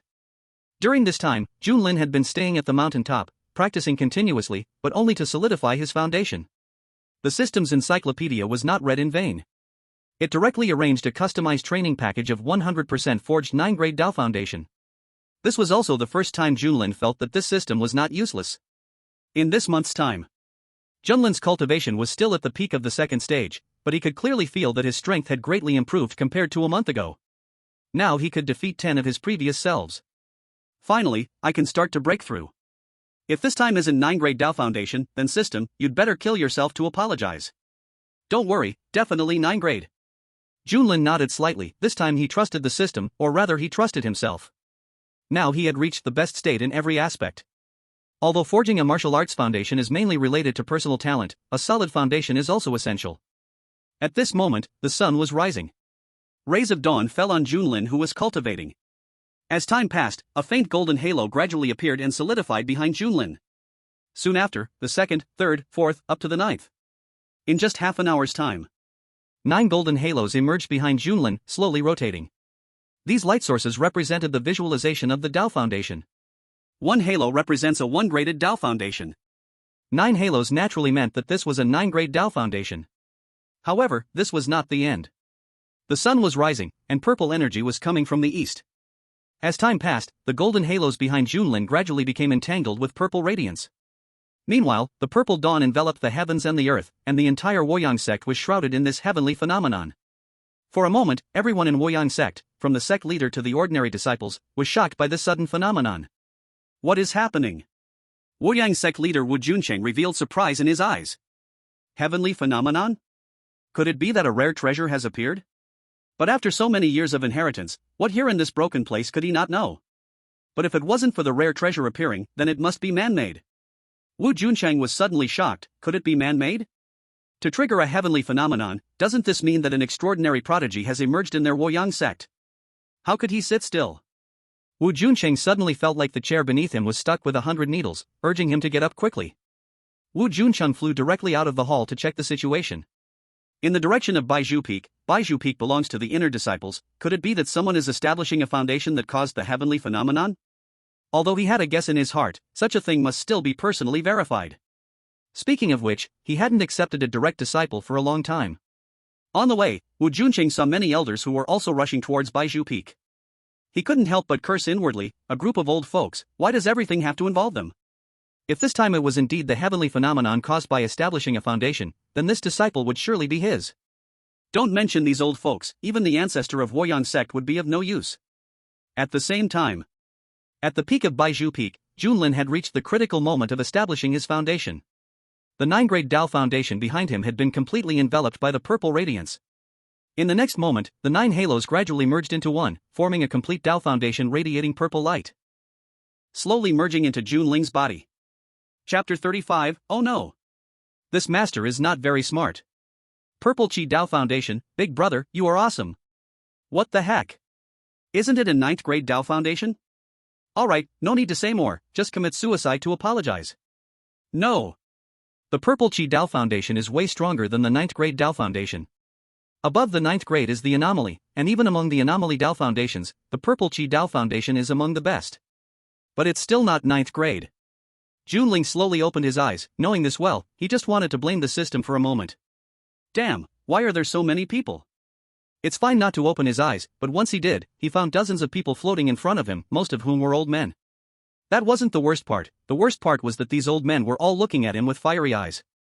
Junling felt a bit intimidated under their gazes. Seniors, what's going on here? Ahem. Wu Junchen noticed that everyone was a bit out of line and hurriedly coughed twice to remind them, while also managing his expression. But no matter how he managed his expression, his gaze towards Junling was filled with enthusiasm. An anomaly Dao Foundation. How could this not excite him? In the entire history of Woyang sect for tens of thousands of years, very few have appeared. How could he not be thrilled? One of the elders reacted quickly. He immediately spoke up, "This little guy, your talent is good. I want to take you as my direct disciple. How about it?" Fearing that Jun Ling would disagree, he added, I am an 8th stage martial artist and the peak master of Baijian Peak. Upon seeing this, Jun Ling understood immediately, it was because his talent was so great that he was being snatched up. Ah, there's nothing he can do, this is how protagonists are. Before Jun Ling could speak, another elder spoke up, little guy, don't go to their Baijian Peak, those are all brutes. Be my disciple and come to our Dan Peak, where senior sisters and junior sisters will teach you hands-on. You old ghost. You dare to use such shameless methods, huh? Going to your Dan Peak is fool's errand, coming to our Xinzhuan Peak is the best choice. Go to your Xinzhuan Peak to swing big hammers? Come to our Beast Peak, where you can raise spiritual beasts while cultivating, and when they transform. You can just stop right there, going to your Beast Peak to pick up after those beasts? Come to our Xinhua Peak. Old fire ghost. Damn it, when did our Beast Peak do those things? You just don't look at the state of your Xinhua Peak, each one is either red to black or black to red. You're talking nonsense. Suddenly, a group of elders started bickering, with the intention to even throw punches over a disagreement. Alright, everyone stop arguing. Wu Junchen felt a bit of a headache. I've set my eyes on this little guy, I'm preparing to take him as my direct disciple. As soon as these words came out, the scene fell into silence. Sect leader, you are busy with sect affairs, it's really not suitable to take on another disciple. Yeah, sect leader, you already have 3 disciples, I see you are a bit overwhelmed, it really isn't appropriate to take on more. Sect leader, let me give you a piece of advice, you can't handle this child. A group of elders and peak masters immediately formed a united front, beginning to advise Wu Junchen. And at this moment, Jun Ling quietly raised his hand, can I choose for myself? Everyone's gaze turned to Jun Ling. Of course you can. No one chose to refuse, are you kidding? A genius with an anomaly Dao foundation. Which sect wouldn't treat him with utmost care? If Jun Ling got mad and left the sect, they wouldn't even have time to cry. Jun Ling looked over the crowd, finally fixating on a beautiful woman. Among these dozens of people, aside from one younger sect leader, the rest were all old men, and only this one woman was easy on the eyes. Cold Xiuyan was surprised when Jun Ling looked at her. What does this mean? Did he take a liking to her? No, she couldn't think like that. Could it be that he wanted to become her disciple? It's you. Just as Lang Xiuyan thought, Jun Ling directly chose her. Lang Xiuyan was a little surprised. Was there really such good luck? She indeed came for Jun Ling and wanted to accept him as her disciple. But after arriving here, she found that besides her, there were only the sect master and some elders and old peak masters, and she couldn't outshine them. But unexpectedly, without her saying anything, Jun Ling still chose her. Could this be fate? However, unlike Lang Xiuyan's joy, at this moment, the other elders and peak masters looked a bit unsettled. Peak Master Lang, this little guy you can't handle. Elder Lin, is that all you can say? How do you know I can't handle him? Besides, since this little guy has chosen me, what else is there to say? Lang Xiuyan snorted lightly. Wu Junchen sighed and turned to leave, as if he had made some kind of decision. At this moment, Lang Xiuyan was extremely happy. She flew directly to Junlin's side and said, little guy, from now on I will be your master. Come, I'll take you to our Yujian Peak. Junlin nodded, not refusing. Lang Xiuyan summoned a long sword and took Junlin to stand on it, flying towards Yujian Peak. Wow! Sword control technique.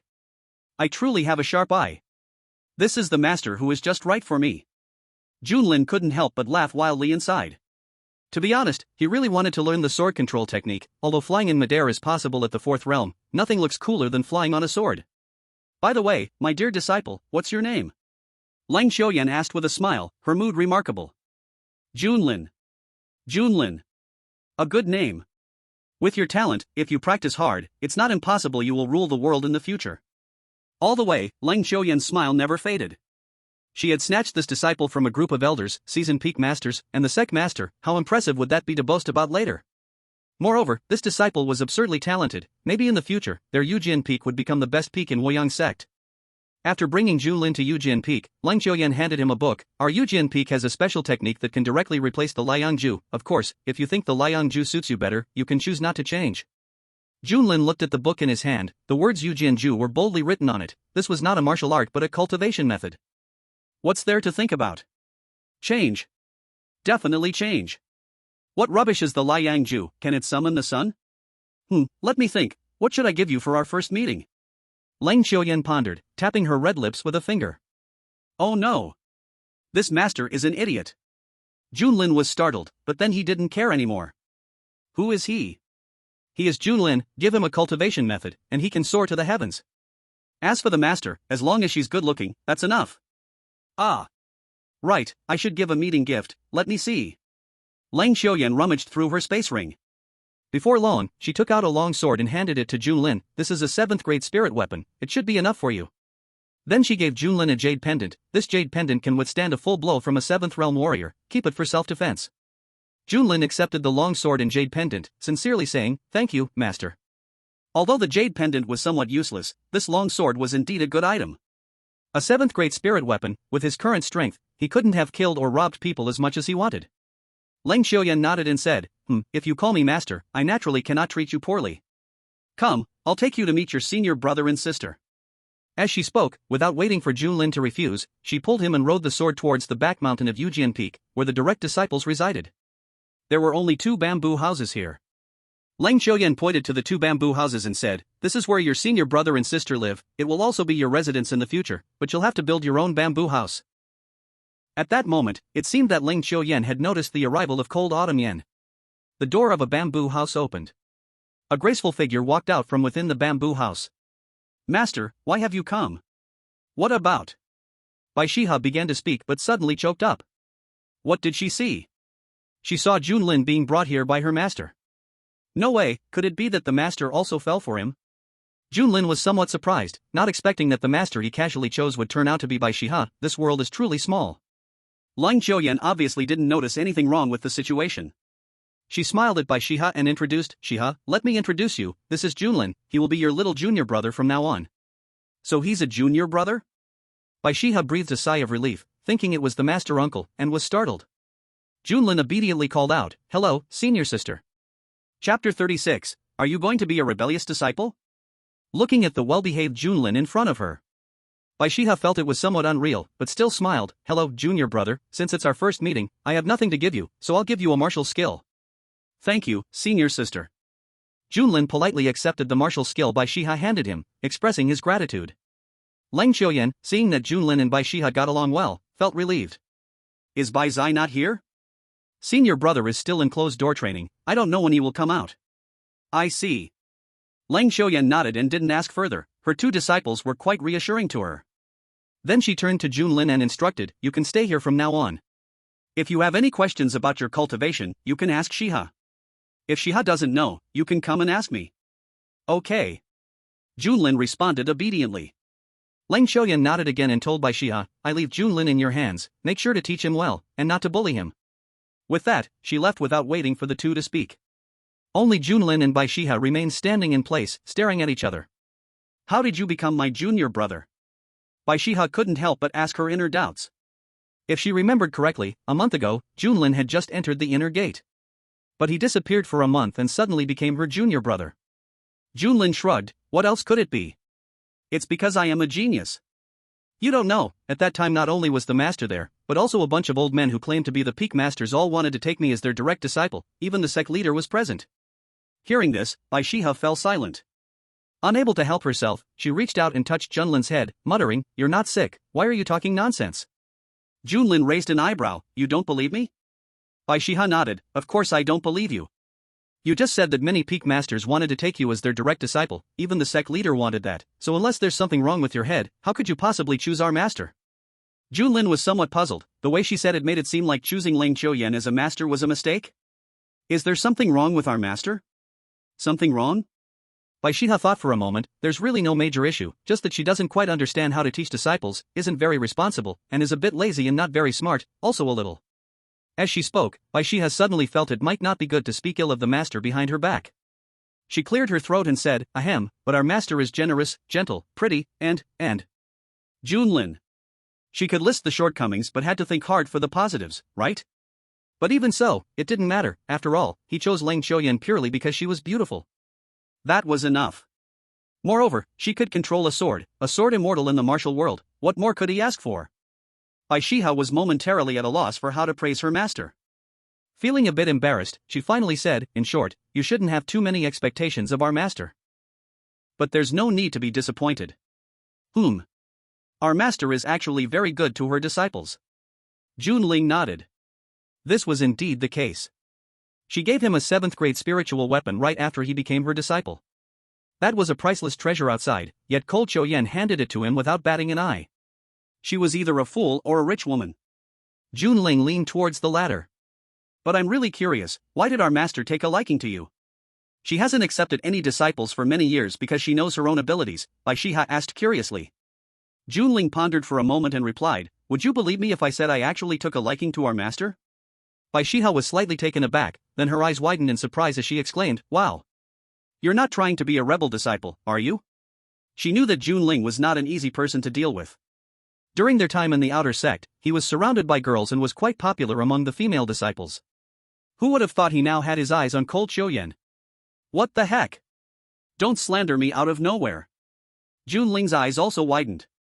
He could do such a thing, but absolutely couldn't let anyone uncover it. Bai Shiha pouted and said, how am I slandering you? Didn't you just say you took a liking to our master? Nonsense. Junling couldn't help but retort, if you had a choice between a bunch of old men and a beautiful master, who would you choose? Bai Shiha thought for a moment, if you put it that way, then indeed, I should choose our master. But are you really being pursued by a bunch of peak masters? What do you think? Just now, didn't a heavenly phenomenon appear in Wuyang sect? That was caused by me when I was establishing my foundation, Junling snorted, pride radiating from his face. He understood what it meant to be treated like the main character. So it was you. I thought some kind of heavenly treasure had appeared. What do you mean by that disappointed tone? It's nothing, but why didn't you choose the sect leader? Our sect leader may not be a beauty, but he's not exactly an old fool either. He's not as handsome as me, so he's unworthy of being my master. Though blunt, Bai Shiha had to admit that in terms of looks, Wu Junshin indeed paled in comparison to Junling. However, if Wu Junshin heard this, he might just get furious. Who had such a careless standard for choosing a master? Alright then. Bai Shiha decided not to dwell on it. If there's nothing else, you can go ahead and cultivate. If you have any questions, just ask me. As for the bamboo hut, figure it out yourself. Okay. Junling didn't mind. He really needed to cultivate now, so he quickly switched from the sunblaze technique to the sword control technique. Honestly, you really don't plan to be a rebel disciple, do you? Bai Shiha couldn't help but ask one last time. Junling's lips twitched as he decisively replied, no. This was just like his identity as a demon cultivator, some things couldn't be admitted before they were exposed. Fine. Bai Shiha turned to leave. For some reason, Bai Shiha's tone in her back seemed a bit disappointed. Junling shook his head, maybe it was just his illusion. It could also be that Bai Shiha wanted to get back at him. After all, he had made no secret of admiring her legs many times before and even commented on them. It was normal for her to feel a bit possessive. But as a sister, she shouldn't be so petty over such small matters with such a sensible and considerate junior, right? With no place to stay, Junling casually found a piece of land to cultivate. Minutes turned into seconds. After switching his cultivation technique from sunblaze to sword control, Junling started to feel restless. He was not a person who could sit still. He had already stretched his limits by staying at the top of Bamboozle Peak for a month solely for establishing his foundation. No way, I have to go out and cause some trouble. Junling felt like there were ants crawling all over his body. He couldn't stay in the Woyang sect for even a moment longer. With this thought, Junling soared into the air on his sword, leaving Yujian Peak. Rushing towards the direction of the Merit Pavilion. Before going out to wander, let's see if I can take on some tasks first. Just shortly after Junlin left, Bai Shiha pushed open the bamboo door and came out. My good junior brother, help me, huh? Where is everyone? Chapter 37, Battle. Excitement. The Merit Pavilion. As the personal disciple of the Sword Peak's Peak Master, I naturally came to the main pavilion of the Martial Yang Sect's Merit Pavilion, where all levels of merit tasks are available. The tasks are categorized by the 5 realms of martial arts. Junlin stepped forward to take a look. Collect 100 third-grade monster beast cores. Hunt a magic cultivator of the 3rd realm or above. Go to the 1,000 Monster Mountains to investigate the trace of the masked magic cultivator and the red-haired magic cultivator. Go to the outer gate to teach outer disciples how to cultivate. What met his eyes was a pile of mysterious tasks, most of which were thrilling combat types. Junlin immediately took the task to hunt the magic cultivator. Then he searched around. He found a task that looked pretty good. Investigate if there are any traces of magic cultivators in Qingshao City. Qingshao City? I haven't heard of it, but since the Merit Pavilion has this task, it means there must be something wrong in Qingshao City. Just right, he hadn't decided where to go this time. Now it seems, Qingshao City is actually a good choice. Junlin accepted the task. This time, Junlin left the martial Yang sect through the main entrance. With the cultivation of the third realm, the guarding disciples naturally wouldn't have anything to do besides allowing him to leave freely. After leaving the martial Yang sect, Junlin directly soared with his sword. Due to the special nature of the sword technique, he wouldn't be harmed by the strong wind coming at him during high-speed movement. At this moment, standing on the sword, Junlin squinted his eyes slightly, feeling the gentle breeze blowing towards him, which was very pleasant. Is this the feeling of soaring with a sword? It's really nice. On the way to Qingxiao City, Junlin took out the martial arts technique that Bai Shiha had given him earlier to flip through. Lightning whip of 5 strikes. Ha!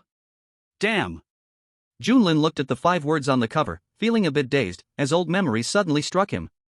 There really is such a martial technique. Now he has no choice but to learn it. Filled with interest, Junlin quickly flipped through the lightning whip of 5 strikes and soon understood everything about it. This is an offensive martial technique. Using spiritual energy to form lightning, striking 5 times in succession like a lightning bolt, making it difficult for others to defend. Good stuff. In no time, Junlin already felt eager to find someone to try out his whip technique. Whoosh! Just then, a sword energy suddenly swept over from below, landing precisely on Junlin, who was completely unprepared. A deep wound appeared on Junlin's chest, visible to the bone. Damn! What's going on? Junlin looked at the wound that was continuously oozing blood, stunned. Who did I offend? How come while flying, I get hit by a sword? Alright, this is how you play, huh? Don't let me catch you. Junlin immediately flew downward on his sword. Quickly, he discovered several people fighting here. And soon, Junlin confirmed who had injured him. There were a total of 4 people present, 3 men and 1 woman. The woman looked a bit familiar, but at the moment, she was being beaten badly by the other 3 men. As for the 3 men, one of them wielded a long sword and directly unleashed a sword energy towards the girl. This sword energy looked very familiar. It was exactly the same as the one that almost sent him flying just now. Junlin looked at the 4 and cursed, damn. Fighting is one thing, but hurting innocents is simply wrong. He immediately swallowed a pill to stop the bleeding. Then he leaped down from midair, landing right in front of the girl. The 3 men immediately looked at Junlin with caution. Who are you? Are you going to help this demonic witch? A demon path witch? Junlin was taken aback, feeling an inexplicable familiarity with the scene, and immediately turned to look at the disheveled girl behind him. The girl at this moment was covered in grime, with blood at the corner of her mouth, but it still couldn't hide her delicate features. The more Junlin looked at her, the more familiar she seemed, but he just couldn't recognize her. He reached out to help wipe the dust and blood from the girl's face. The girl was stunned, standing there blankly, looking at Junlin. He didn't recognize her, but she recognized him.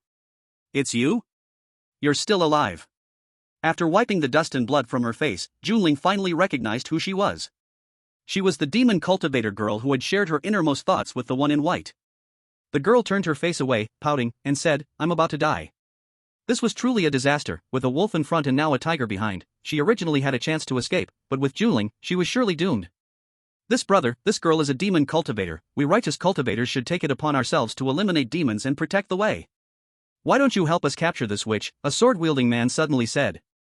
Junlin immediately turned around and cursed, help your mother. Didn't you just fling sword energy into the sky? The sword cultivator nodded. It seems there was such a thing, that was to kill this witch. Junlin chuckled and pointed at the scar on his chest. Do you know you cut me? The sword cultivator looked at the wound on Junlin's body, feeling a bit awkward. It seemed the injury wasn't light, as blood had soaked half his body. Another man next to the swordsman said impatiently, why waste words with him? This guy knows the witch, even if he's not on her side, he definitely has something to do with her, just kill him. The sword cultivator frowned, isn't that inappropriate? The man beside him snorted coldly, humph. What's inappropriate about it? This guy might be a demon cultivator too, just practicing righteous methods to hide himself, maybe even a spy sent by demons to some sect. Dude, do you have no shame? You not only hurt me but also refuse to compensate, at least say sorry and then accuse me of being a demon cultivator? Junlin couldn't help but retort, he didn't think this guy was any better born than he was. Compensation? You a demon cultivator spy think you deserve it? Ridiculous, clearly, if they killed Junlin, they could take one more piece of loot, why would they choose to compensate? Junlin looked at the 3 men before him and suddenly realized. He truly was a bit too kind. This was a world where martial arts came first, and the strong were respected, only strength was the hard truth. These people dared to speak to him like this right in front of him. In the end, they were just being too polite. They should have killed him first and then lectured him in the royal banner. The girl behind him suddenly reached out and tugged at Junling's sleeve. Brother. Can you shut up? Calling me so sweetly, you trying to get into my heart? Junling warned, watching the girl closely. The gruesome scene of the one in white was still fresh in his mind. He didn't believe that this seemingly harmless girl was as innocent as she appeared. The girl pouted, wasn't I trying to escape? Besides, they plan to kill you, aren't you going to resist? Junling scoffed, just 3 fools, together, they're not even my opponent.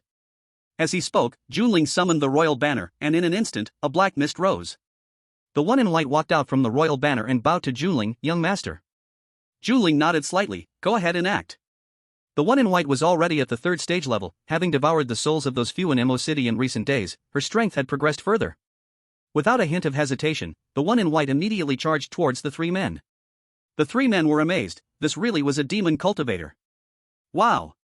Brother, you really are a demon cultivator. The girl exclaimed with joy on her face, happy that she wouldn't have to die now. Junling placed his hand on the girl's shoulder. Who told you I'm a demon cultivator?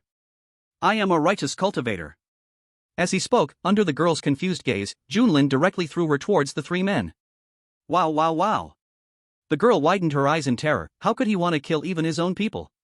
Junlin popped a pill and instantly activated the blood-burning secret technique, charging into the battlefield. Fight! So exciting! Chapter 38, Who are you? On the battlefield with 5 people and 1 ghost. The figure in white was ethereal. Junlin was fearless in battle. The girl cowered and fled.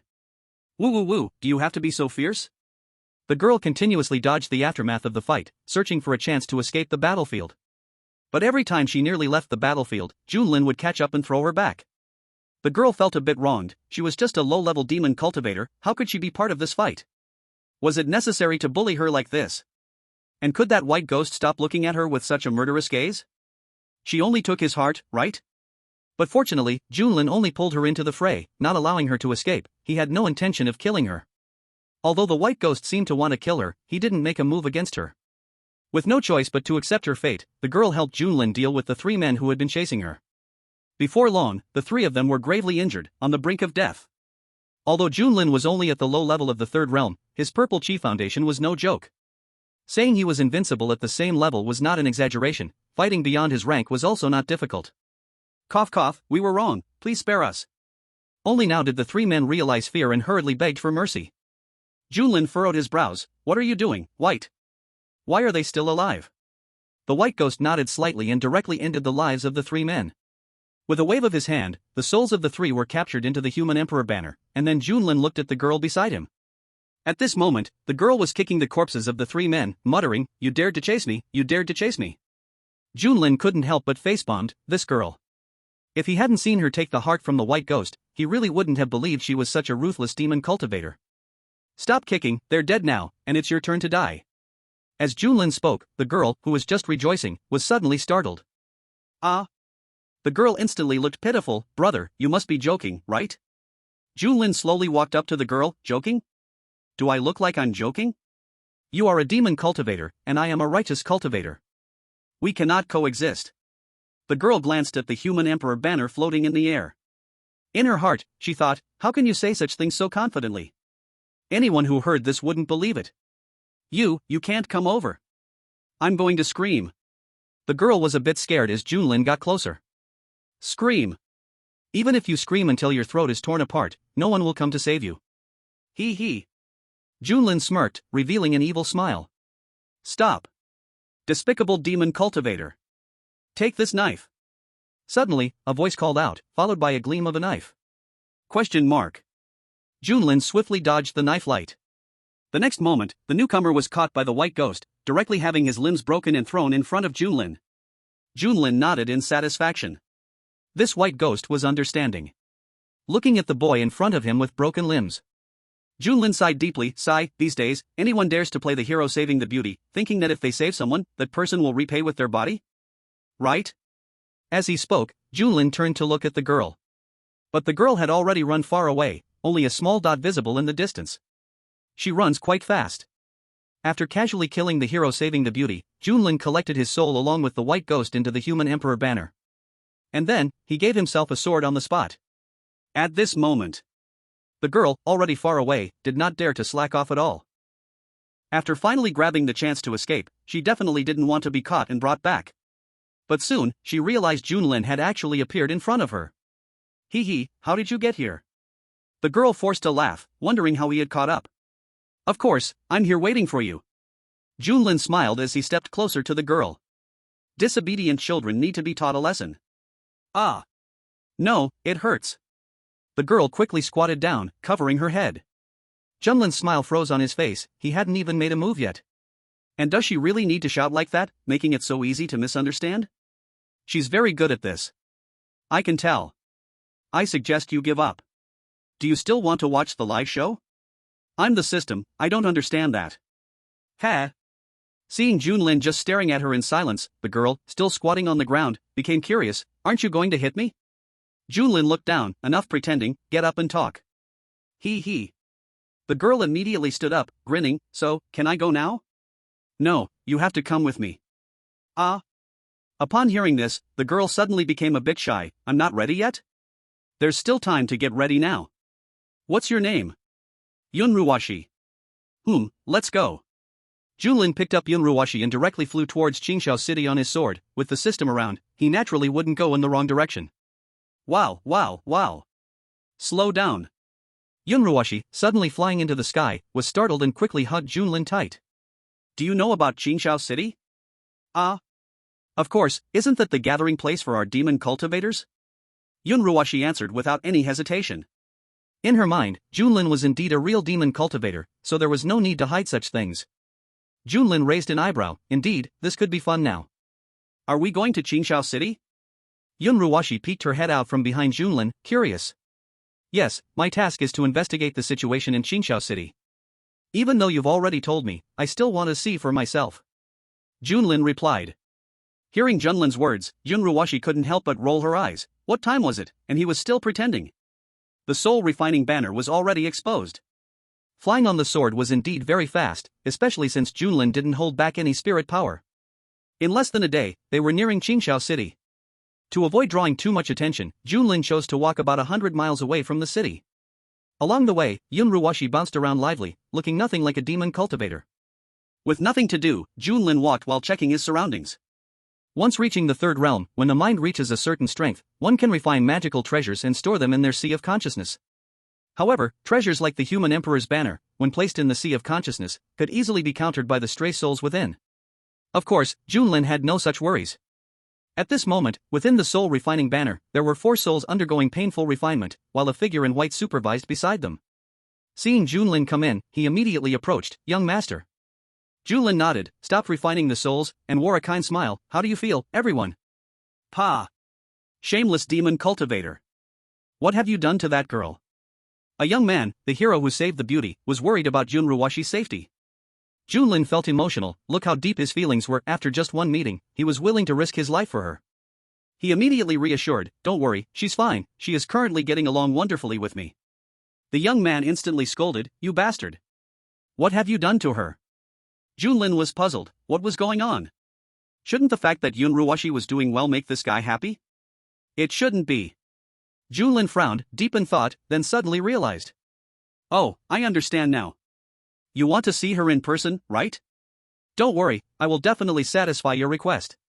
Saying this, Junlin left the human emperor's banner and brought the young man along. He called out to Yunruwashi in the distance, Yunruwashi. There is a soul that wants to see you. Coming. Yunruwashi jumped back enthusiastically. I'm sorry I couldn't save you. The boy looked at the charming girl in front of him, his heart filled with deep sorrow. Such a bright spirit despite the treatment she received, what a good girl. Too bad she was ruined by that damned demon cultivator. Ha! Yunruwashi tilted her head, who are you? Chapter 39, how about we play a game? After Junlin explained, Yunruwashi finally understood. Unable to hold back, she said, don't flatter yourself, okay? Besides, I'm a demon cultivator. Even if you saved me, I wouldn't thank you. No, that's impossible. The boy felt a sharp pain in his heart. How could such a cute and pure girl be a demon cultivator? He must have forced you to say that, right? I understand, I won't blame you. Yunruwashi leaned in beside Junlin with a hint of disgust and asked, is this person sick? Junlin shook his head, you don't understand, he just loves deeply. How we just met for the first time, how could he fall in love already? Yun Ruwashi expressed her disbelief, thinking it was more about lust. That's how a sycophant is. Junlin shrugged and casually recalled the boy, who was still caught in sorrow, back into the human emperor banner. Then he himself stepped back into the human emperor banner once again. The boy, at this moment, seemed a bit disheartened, just sitting there silently, lost in thought. In truth, he understood, but he was unwilling to believe it. Junlin let out a deep sigh. Seeing the boy's state, he felt a bit sorry for him and decided to directly refine him. Ah! The miserable scream lasted only a few breaths before the boy turned into a pure soul, drifting aimlessly. The other three were instantly terrified upon seeing this. They begged, "We know we were wrong. We will definitely obey you in the future, please spare us." Junlin looked at the three, somewhat helpless. "Hey, to be honest, if you hadn't attacked me first and slandered me as a demon cultivator, I wouldn't have killed you, right?" "Yes, yes, yes." The three nodded repeatedly, not daring to show the slightest hint of disagreement. "So, do you think what I did was wrong?" The three hurriedly said, "There's no problem. This is the outcome we deserve." Junlin nodded in satisfaction. That's right, I'm also a reasonable person. See, even the toughest and most shameless people become easy to talk to once they enter his human emperor banner. It's indeed a place where reason prevails. But should he let these three stay? Just as Junlin was contemplating whether to refine them or keep them for work, Yun Ruwashi's panicked voice suddenly rang out. "Wow, wow, wow. Brother Junlin, save me." Junlin left the human emperor banner and looked in the direction of the voice. Yun Ruwashi was running toward him. And behind her, two demon cultivators followed, one holding a soul-refining banner, dressed in black robes, with a lewd smile on his face. Yun Ruwashi ran straight to Junlin. "Brother Junlin, they want to bully me." Junlin knocked Yun Ruwashi's head lightly in exasperation. This girl always called out sweetly when she needed help. "Oh, is this your sister, my lord?" The black-robed demon cultivator holding the soul-refining banner smiled and asked. Junlin furrowed his brows. The tone sounded strange yet somewhat familiar, making him want to slap the person. But he still responded, "No, this is my pet." "Oh?" Yun Ruwashi behind Junlin was taken aback, then pouted, not opposing it. After all, she was now relying on Junlin for protection. There was no way, ever since she had pulled out the heart of the one in white last time, everything had gone wrong, and she had almost died several times. At least now she had Junlin to rely on, and saying a few words was better than being dead. "Oh, I see. I like your pet. Name your price." The black-robed demon cultivator said arrogantly. Junlin shook his head, not selling. The black-robed devil cultivator instantly became furious, unbridled. "You're looking for death by ignoring my kindness." As soon as he finished speaking, he directly summoned the soul-refining banner. Immediately, evil souls surged out from the soul-refining banner, charging towards Junlin. Junlin also summoned his own emperor's banner. He released the three men who had been begging for mercy just now. "If you don't want to be refined, then deal with them." The three men exchanged glances without any hesitation and rushed forward. Though their strength was weak, the enemies were merely mindless souls, so they were not at a disadvantage. The black-robed devil cultivator frowned upon seeing this. Then he let out a cold laugh. "I didn't expect you to also have a soul-refining banner, what a surprise. But what will you do if I personally step in?" Saying this, the black-robed devil cultivator charged directly at Junlin. But in the next second, he was blocked by the figure in white. "Kill him! Kill him!" Seeing their side gaining the upper hand, Yun Ruwashi, who was hiding behind Junlin, instantly became calm. "Brother, you go kill them." The black-robed devil cultivator shouted to the younger boy beside him. "Ha? Me?" The boy pointed at Junlin, then at himself, thinking he might have misheard his brother's words. At that moment, the black-robed devil cultivator naturally said, "Of course, catch the leader first. I detained their main force, you just have to capture them, and everything will fall apart." "Brother Junlin, you don't need to do anything about this, let me handle it." Yun Ruwashi jumped out. She had just fled because the black-robed devil was stronger than her, not because this little brat was stronger than her. Junlin directly pulled Yun Ruwashi, who was about to charge forward. "Stay quiet, this little guy still has his uses." As he spoke, a long sword flew out and rested against the boy's neck. The boy instantly panicked, realizing that if the sword shifted even a little, he could die. After all, he was just a useless person of the second realm. At that moment, he secretly hated his good brother, wondering why he had to snatch someone else's pet when he had nothing to do. In just a moment, the black-robed devil cultivator was already at a disadvantage, covered in wounds. Seeing things were going wrong, he hesitated not at all and withdrew his soul-refining banner, preparing to escape. But when he tried to find his brother, he discovered that his good brother had already been captured by Junlin. He immediately shouted in anger, "Let go of my brother. The boy closed his eyes, unable to hold back his tears, angrily cursing inside, so you do remember you have a brother. He didn't even know when he got captured. What a good brother indeed. Junlin patted the boy's shoulder and said, Tisk, such deep brotherly love. Sigh, if only one of you can live, who do you want to die? Him. The boy pointed at his good brother without hesitation. The black-robed devil cultivator was immediately struck by lightning, his face filled with disbelief. Why? Why would his good brother say such a thing? Forced? Yes. He must be forced. Damn it. If you dare hurt a single hair on him, I will definitely make your head roll. The black-robed devil cultivator gritted his teeth in anger. Damn, this is hilarious. Others become devil cultivators because of their tragic youth or bad character, but you became one because you're too stupid to be accepted by a proper sect. Junlin couldn't help but laugh. At that moment, the black-robed devil cultivator was already surrounded by the figure in white and the other three. Junlin waved his hand, signaling the three to take action. In the next moment, another earth-shattering battle was about to break out. However, the black-robed devil cultivator was still quite powerful, and in his dying struggle, he was able to take down all three people except the figure in white. Even though the figure in white dodged in time, he still inevitably sustained some injuries. Go back, the soul in the Emperor's banner will be given to you. Young Master Xie. The man in white respectfully thanked and returned to the human Emperor banner. Junlin stepped forward and collected the soul of the black-robed demon cultivator into the soul refining banner. Then he also stored the other party's soul refining banner, as the souls inside were valuable. After refining them, they could be used as rations, later rewarded to Bai Yi or other members of the human Emperor banner. Can you make it quick for me? At this moment, the black-robed demon cultivator's brother felt a bit scared. He did not want to be tortured inside the human Emperor banner. Junlin did not answer the boy's question but smiled gently, saying, Don't be afraid, what is your name? Wanzai. Wanzai, not daring to hide anything, answered immediately. Did you come out from Qingshao City? Yes. Do you have a home in Qingshao City? Yes. Take me there. Okay. Every word from Junlin, Wanzai responded to without fail because he was too afraid not to. Not long after, Junlin and Yunruoshi entered Qingshao City. And they were taken to Wanzai's home. On the way, Junlin learned about Wanzai's family situation. A demon cultivator family, with a father, mother, and a younger sister. Both parents were early-stage third-realm demon cultivators, and the sister was still young, only at the first realm. When Wanzai got home, he was greeted by his younger sister. Brother, you're back. Wanzai's sister, named Wanlin, was a very cute little girl. Wanzai forced a smile that wasn't very pleasant, yes. A middle-aged woman came over, and when she saw Wanzai, she immediately hugged him excitedly. Oh, you scared me.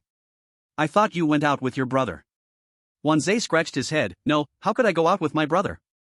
He now regretted not listening to his mother. Although his elder brother was the strongest in the family, he just couldn't be relied on.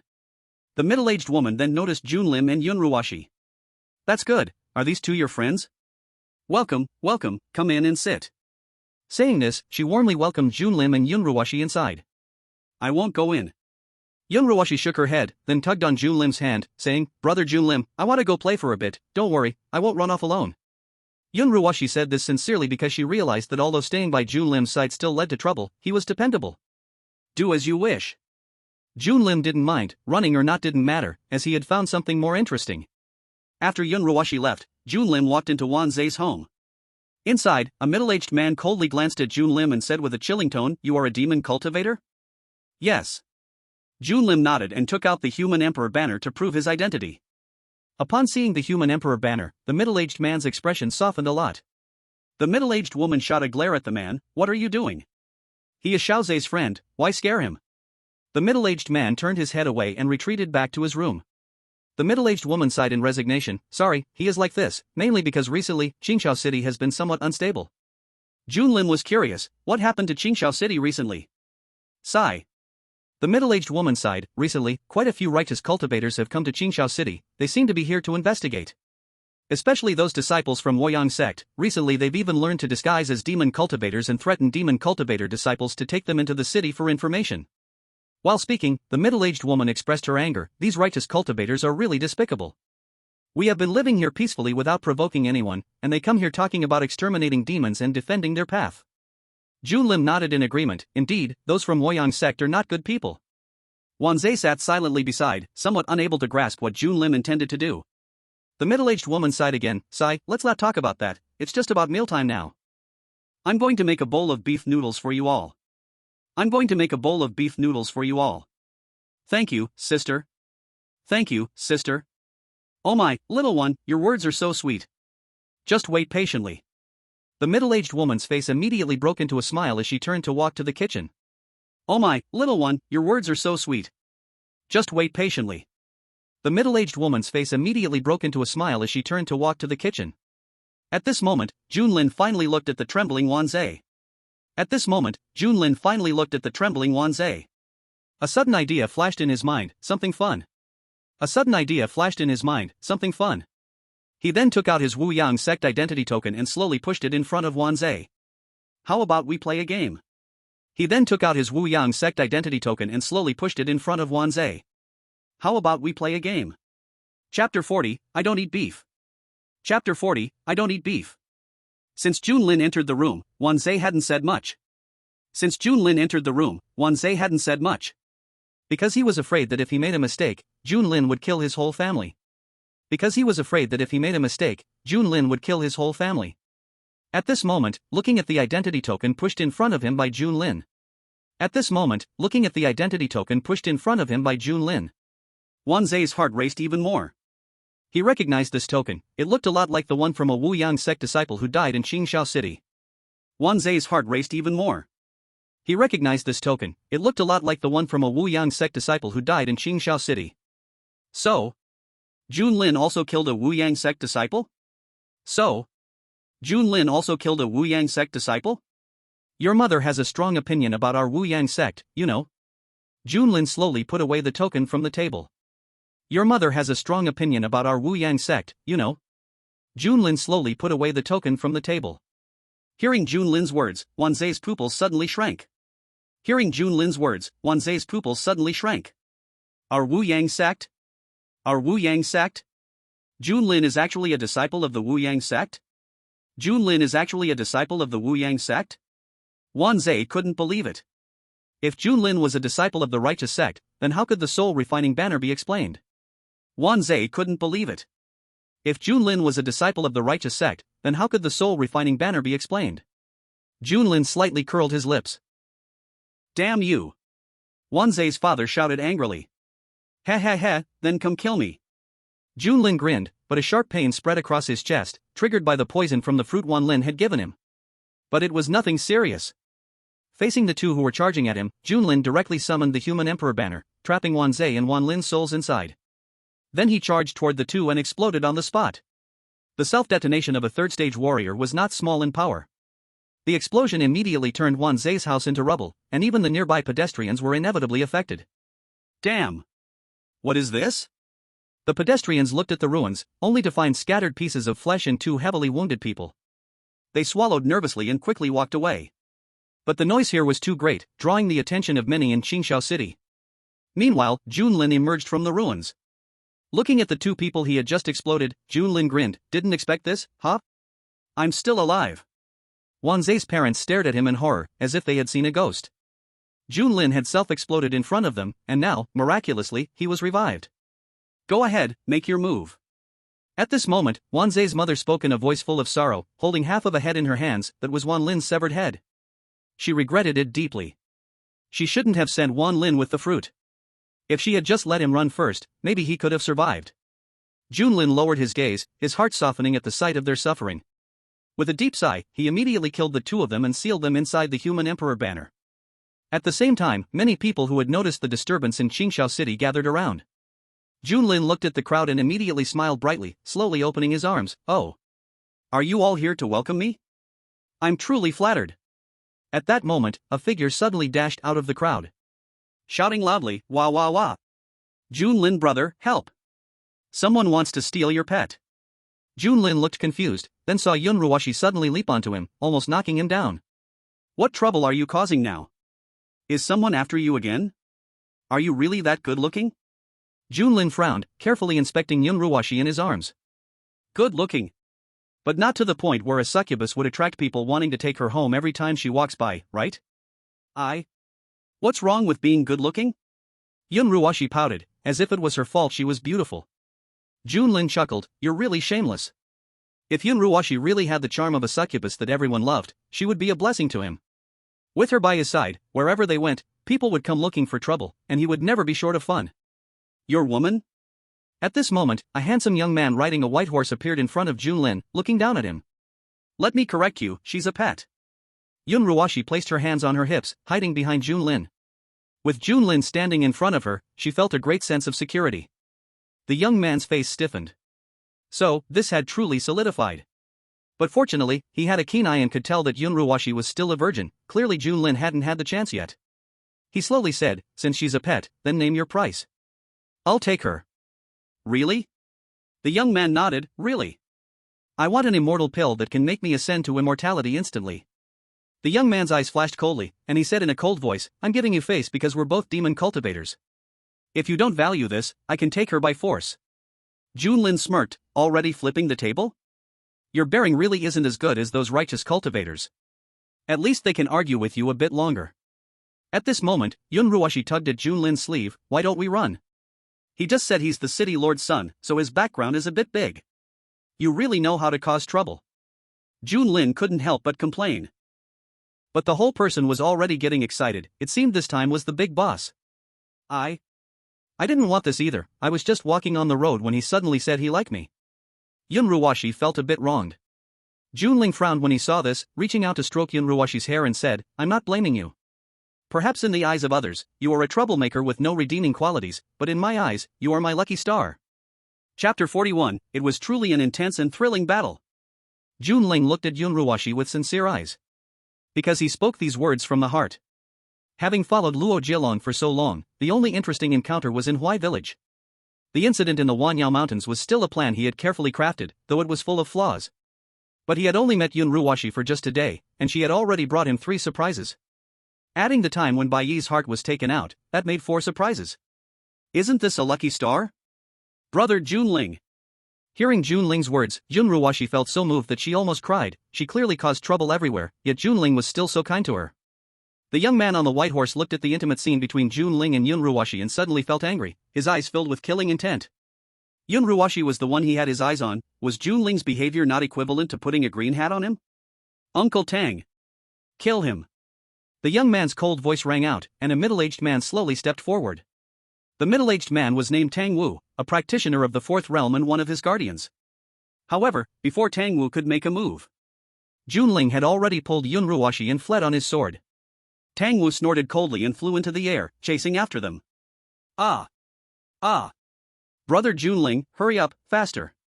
Yun Ruashi clung to Junling, unable to contain herself as she shouted at Tang Wu, who was getting closer. I'm already going as fast as I can, don't worry, I will counterattack him later. Junling glanced back calmly, not the slightest bit flustered. He just wanted to lead Tang Wu out of Qingshao City. There were too many uncertainties within Qingshao City. He could fool around alone, but his little lucky star, Yun Ruashi, didn't have that kind of capital. As for Tang Wu, even though he was a 4th realm warrior, the surname Tang made him fearless. As Tang Wu drew closer, Junling drew out the 7th grade long sword given to him by his master. The sword control technique was both a skill and a martial art. Controlling the sword to kill the enemy was one of its abilities. With great strength, taking the enemy's head from thousands of miles away was not difficult. Junling slashed his sword at Tang Wu. Tang Wu scoffed, flicking his spear with disdain. In an instant, sword and spear clashed, and the spear was directly broken by the sword. Tang Wu's eyes widened in disbelief at the half-spear he held, but seeing the sword attacking him again, he felt thrilled. He hadn't expected an unexpected gain. The quality of this sword was definitely not low. However, for a 3rd-tier warrior to not only fly on a sword but also possess such a high-quality spirit weapon, he must have an impressive background. Tang Wu narrowed his eyes. He must make this little brat die here. At this moment, Junling glanced at the direction of Qingshao City. Now they had already left the city some distance behind. The timing was just right. Junling waited for the right moment and directly tossed Yun Ruashi into the air. Then he dashed toward Tang Wu on his sword. Ha! Ha! Yun Ruashi screamed in fear.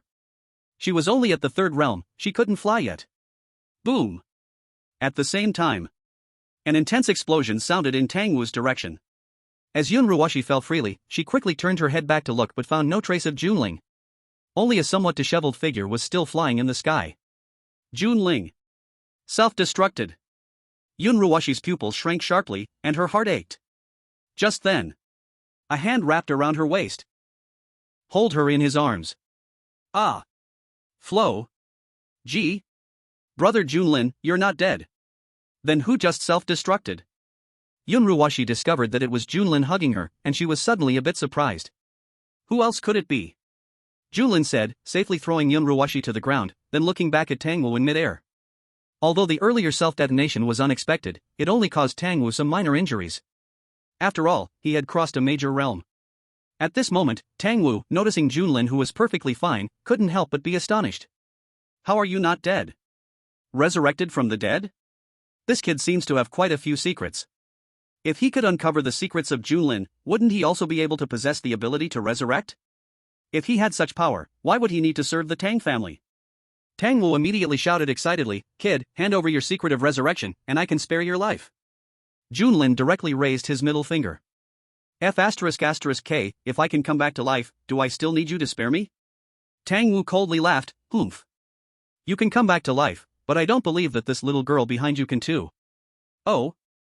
Junlin raised an eyebrow. Your master specifically requested her, do you dare to harm her? Ha ha ha ha. As long as I get your resurrection secret, that stinky kid doesn't matter, even the Tang family is nothing. Tangwu laughed a bit too excitedly. TSK, you go first. Junlin said to Yunruwashi, this foolish dog has probably been squeezed for too long, so he's gone mad. Be careful. Yunruwashi knew that staying behind would be a burden, and without a moment's hesitation, she ran far away. Seeing this, Tangwu grinned, looks like you really care about her, so I can't let her live. As he spoke, he charged towards Yunruwashi. But Junlin blocked him with his sword. I'm trying to establish a character here, can you at least give me some face? Character? What nonsense is that? Tangwu had no time to listen to Junlin's nonsense, he just wanted to capture Yunruwashi and use her to threaten Junlin. Don't understand? Then there's no need to understand, come experience the art of explosion. He. Junlin chuckled evilly and directly swallowed a few spirit-preserving pills, igniting himself. Tangwu cautiously stepped back. But Junlin rushed forward directly. Tangwu hastily launched a counterattack. Junlin exploded. This time, having consumed 3 spirit-preserving pills, Junlin not only had explosive damage, but the range also exploded. Damn it! Tangwu wiped the blood from the corner of his mouth, glaring around, fearing that in the next moment, Junlin would come back to life and explode again. And indeed, just as he feared. Junlin reappeared right in front of him, so close that he could touch him. Then he showed him a kind smile. Boom! Having been blown up twice, Tangwu was infuriated, damn it! You should die. Junlin wasn't angry at all, reappearing in front of Tangwu. After consuming one more spirit-preserving pill, he said, you know I can't die, so stop talking about me dying, you should think about what you should do. Tangwu looked at Junlin approaching him and felt a bit panicked. Facing a self-destructive madman who could hurt him but couldn't be killed, what could he do? He could only run. Understanding this, Tangwu immediately turned to escape, he only needed to bring Junlin's situation back to tell those in the Tang family. They would certainly love to hunt down Junlin. But imagination is beautiful, and reality is cruel. Tangwu had barely run far when he found Junlin already standing in front of him, wearing a kind smile. Repeatedly, he found himself in the same position. Tangwu's injuries continued to worsen, what had once been minor wounds were now severe, with one arm broken and his whole body drenched in blood. I was wrong, spare me. Tangwu looked at Junlin, who appeared in front of him again, and hurriedly knelt to beg for mercy. What an intense and satisfying battle.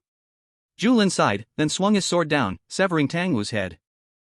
And the soul of Tangwu was collected into the banner of the Emperor of Humanity.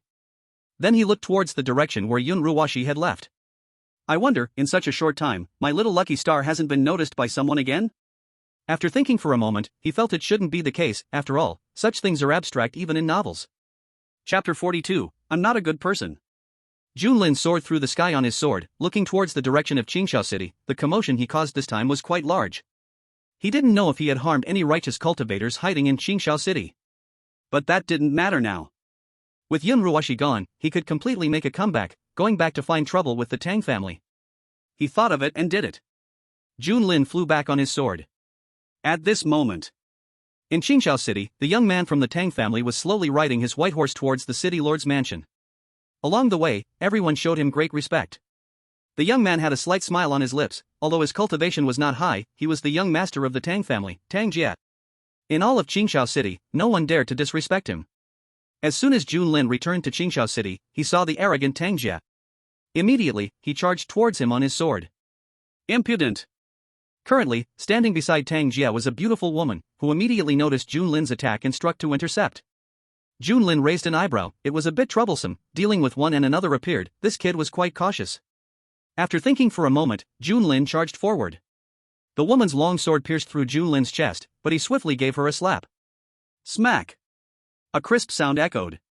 The woman was stunned by that slap. Immediately enraged, she swung her long sword, intending to cut Junlin in half. Tang Jia frowned at the dead Junlin. Didn't Tang Wu go to catch this kid? Why is this kid back? Tang Jia felt confused in his heart. Could it be that Tang Wu also took a liking to that girl and ran away with her? What are you thinking, brother? A whisper suddenly came to his ear. Tang Jia was startled and turned his head, only to find the supposedly dead Junlin standing alive right in front of him. Then, the other party had already grabbed his neck, lifting him up. Woohoo! Junlin hoisted Tang Jia into the air on his sword. He said, "You say, every day you offend who is good, but you offend me. I'm someone who feels I'm losing even for revenge overnight. What good can I be?" Ugh. Tang Jia, being choked by Junlin, struggled desperately, but he had little strength. The feeling of suffocation made him feel like he was about to meet his great-grandma. Stop! Behind him, a woman flew into the air. Junlin glanced back. "You have quite a few bodyguards, tell her not to chase, or I'll strangle you right now." Ugh! Ugh! Tang Jia nodded vigorously. Junlin shook off Tang Jia's arm, saying, "If there's no resistance, what's the point?" Tang Jia's mouth twitched. Resistance? How could he resist? He was just a second-level warrior, why should he resist? Are you kidding me? Do you really think everyone can fight above their level? If he had known it would end up like this, he would have built a solid foundation earlier. What was the point of setting a foundation now? Now the foundation is set, and he is gone. Behind him, Tang Chi also forcibly suppressed his inner rage, saying, "As long as you let the young master go, everything can be discussed." "No way, if I let him go, I'm dead." "Do you think I'm stupid? Speaking of which, isn't that the Lord's mansion? Your home?" Junling said this while his gaze fell on the Lord's mansion not far away. Hearing this, Tang Jia's eyes suddenly lit up. He was going home. He immediately felt that there was still hope for him. There were strong warriors at the 5th level in his family, and they would definitely be able to rescue him from Junling's hands. And as Tang Jia expected, as soon as Junling arrived here, he was discovered by the people of the Tang family. And the fact that Junling was holding Tang Jia made them gasp in shock. Was their young master captured right at their doorstep? Quick! Hurry and inform the family head. The Tang family was suddenly thrown into chaos. Junling watched this scene with great interest, saying, "Do you think that if I take you down to negotiate with them now, they will meet all my demands?" Tang Jia quickly said, "They will. As long as you let me go, I can give you anything you want." Junling smiled knowingly and directly flew into the Lord's mansion on his sword. At the same time, he shouted, "Everyone! I've brought back your young master." Inside the Lord's mansion, a middle-aged man with a grim face stepped forward to face Junling. "Father!" Tang Jia immediately rejoiced. His father had arrived, now he had hope. His father was the Lord of Qingshao City, a powerful 5th-level warrior. In this Qingshao City, everyone knew Tang Shan's name. How could they possibly capture a nobody like him without facing consequences? Tang Shan nodded, saying, "Kid, just tell me what you want. As long as it's something my Tang family can afford, I will definitely not refuse." So generous? Junling was a bit surprised. He thought the other party would directly come at him. It seemed Tang Jia still held significant status in their eyes. Now he couldn't miss out on this opportunity. "This isn't about what I want, it's about what you think your good son is worth." Junling said this while pushing Tang Jia in front of him, his sword resting on Tang Jia's neck. "Don't even think about making a move unless you're confident you can beat me in speed." Tang Shan snorted coldly and threw a space ring to Junling. "This is my space ring, the resources inside are enough for you for years." Junling raised an eyebrow, infused spiritual power to take a look, and indeed, the resources inside were piled high. "Now can I release my son?" Tang Shan said coldly, "If you go back on your word, you won't be able to leave this door." "Heh, you say that as if letting your son go means I can walk out that door." Junling couldn't help but chuckle. "Do you really think he's an idiot, that he would be overly happy with the resources? If he dared to let his guard down for a moment, he would die right there. So, Zinniai." Junling directly made a move, trying to cut off Tang Jia's head. Just then, Tang Shan moved, already in front of Junling, and slapped the sword away from Junling's hand. "Nu! Don't let me catch you!" A red-haired man who was knocked down by Junling cursed as he stood up, looking at Junling's departing back, feeling that he looked more and more familiar. "Jun brother? Damn! Wait for me. Chapter 43, Can you let me into your soul refining flag? Did someone just call me? Junling, riding his sword, turned back for a glance, only to find a red-haired man flying towards him. Luo Jie? Junling recognized him at a glance. Mainly because that head of red hair was simply too symbolic. But speaking of which, how could this guy only have his hair change after having consumed the devil's heart for so long? He still wanted to see if horns had grown on his head. Junling did not slow down, because if the people from the city lord's mansion reacted, it would be quite troublesome. However, Luo Jie was after all a strong cultivator of the fourth realm. At full speed, after leaving Qingxiao City for several dozen miles, he caught up with Junling. Looking at the long sword beneath Junling's feet, he couldn't help but be surprised. How did you turn into a sword immortal after going back this time? Of course, you should see who I am. By the way, why did you come to Qingxiao City? This place is not safe. I feel like it won't be long before it gets cleaned out by the righteous sections. Junling said. He had caused quite a stir this time. The devil cultivators in Qingxiao City had more or less been exposed. And earlier, disciples from righteous sects had come here to investigate the situation. If nothing unexpected happens, the major cleaning in Qingxiao City should be very soon. Luo Jie nodded and said, I can tell. I've discovered quite a few disciples from the righteous sects, including some from your Wu Yang sect. That's normal, I also came here on a task. Junling explained casually while checking the situation on the ground. He didn't know where little Lucky Star had run off to. He needed to find her back quickly, otherwise, given that girl's situation, she might be taken back as a stronghold wife at any moment. Luo Jie followed Junling's gaze down below. What are you looking at? Is there something on the ground? Junling replied without looking back. Looking for someone, you help me look too, your cultivation is high and you can see far. Looking for someone? Luo Jie was puzzled. How would he know what Junling was looking for, and besides, there was no one here at all. Luo Jie's gaze swept across the ground. Damn. There really is someone. Just as Luo Jie was surprised, he found that Junling had already soared down on his sword. Wait for me. Luo Jie was a little confused, but he did not hesitate and directly followed him down. Why? Why do this to me? Yunruoshi, heavily injured, stood up with difficulty, her heart filled with sorrow. She wanted to run, but now she not only didn't know where Junling was, but also which direction to run toward. Moreover, the strength of the two people in front of her was greater than hers. She would hardly be able to run far before they caught up with her. If she had known, it would have been better to follow Junling back then. At least dying together with him would be better than being hunted down now. Demon woman. Stop useless struggles, surrender obediently. A heavily made-up woman sneered. You are the demon woman, your whole family are demon women. Yunruoshi gritted her silver teeth, angrily cursing. Humph. You mouthy brat. The woman sneered, I don't know if I tear your mouth apart later, if you can still be so mouthy. Hey. Junior sister, don't be so rough on the girl. The man beside her looked at Yunruoshi with some interest. Although he was a devil cultivator, she looked quite beautiful. After destroying her cultivation, bringing her back to raise wouldn't be bad. The woman snorted coldly, feeling displeased. She could tell what her senior brother was thinking.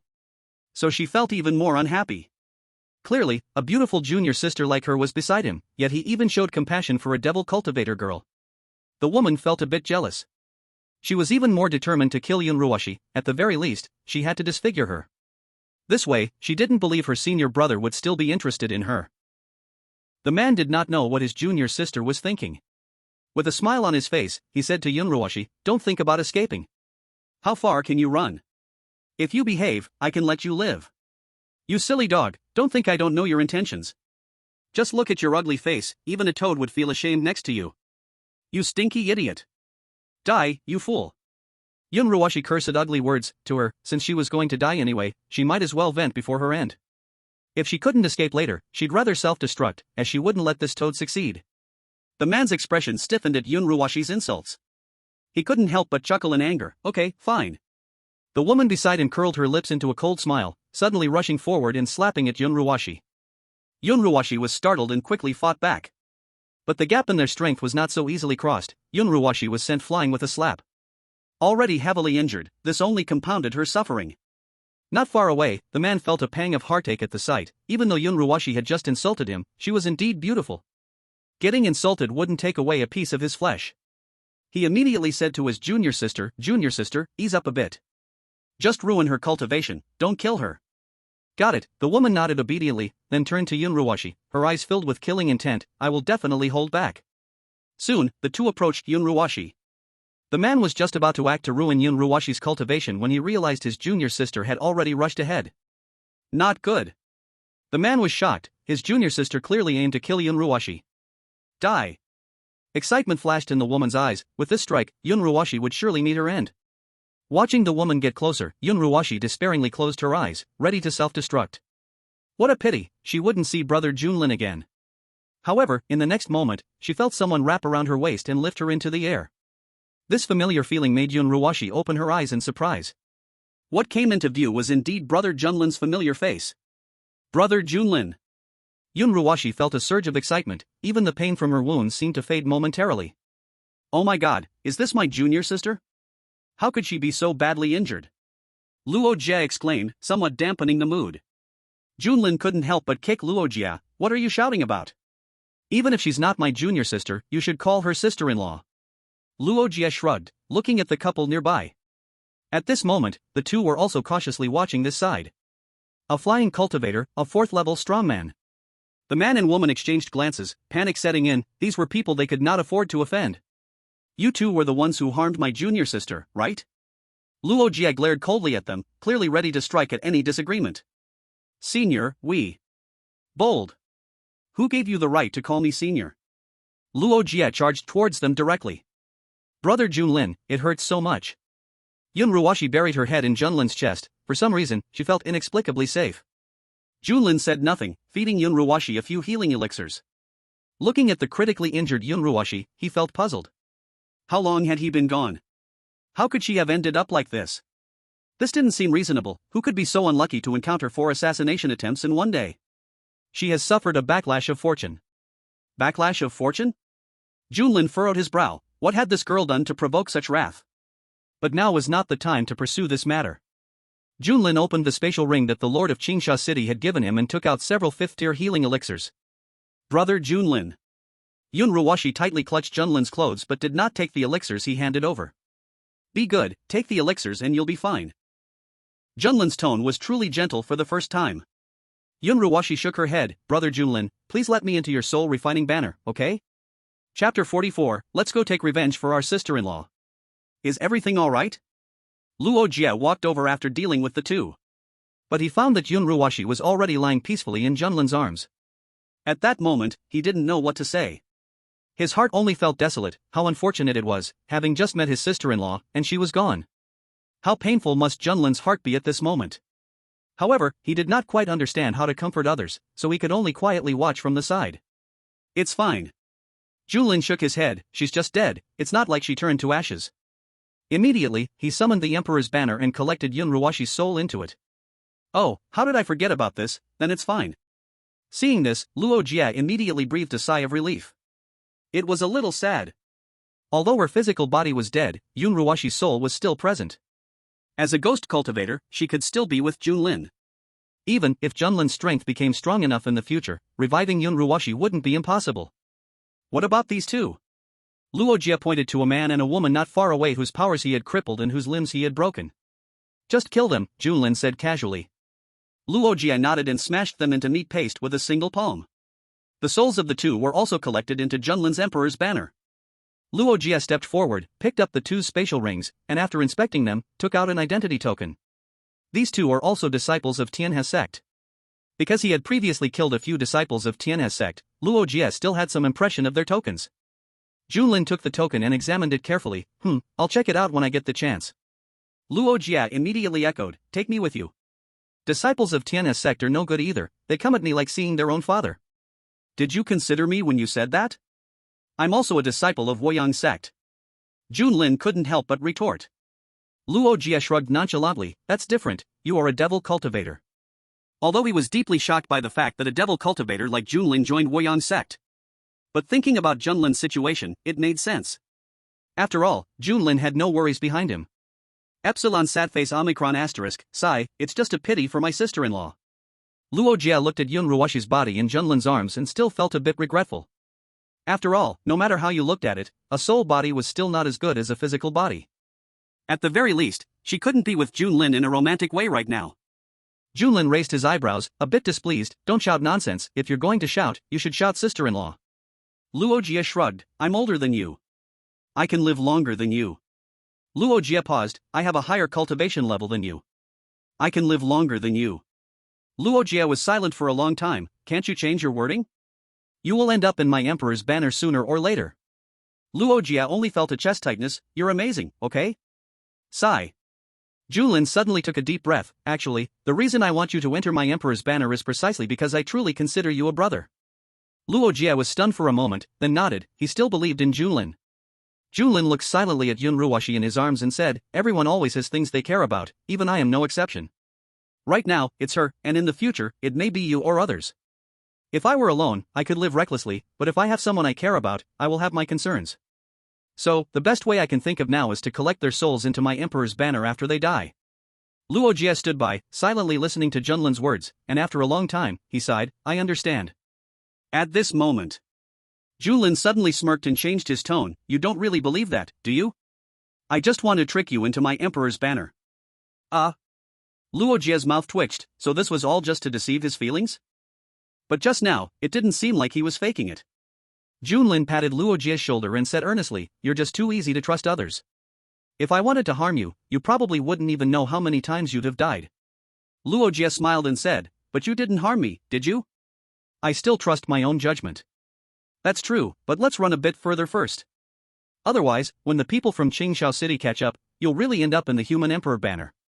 As he spoke, Junlin flew toward the distance on his sword. Luo Jie followed behind, walking through the air. Along the way, Junlin gave Luo Jie a brief instruction before his consciousness sank into the human emperor banner. At this moment, the human emperor banner was very lively. The 5 members of the Wan family were all here, but Wan Zhe's older brother had already been refined into a pure soul body. The person who had previously been chasing him, Tang Wu, had also been refined into a pure soul body. In addition, the 2 Tianhe sect disciples who had just been brought into the human emperor banner were also suffering the torment of refinement. Yun Ruwashi stood to the side, clapping and cheering.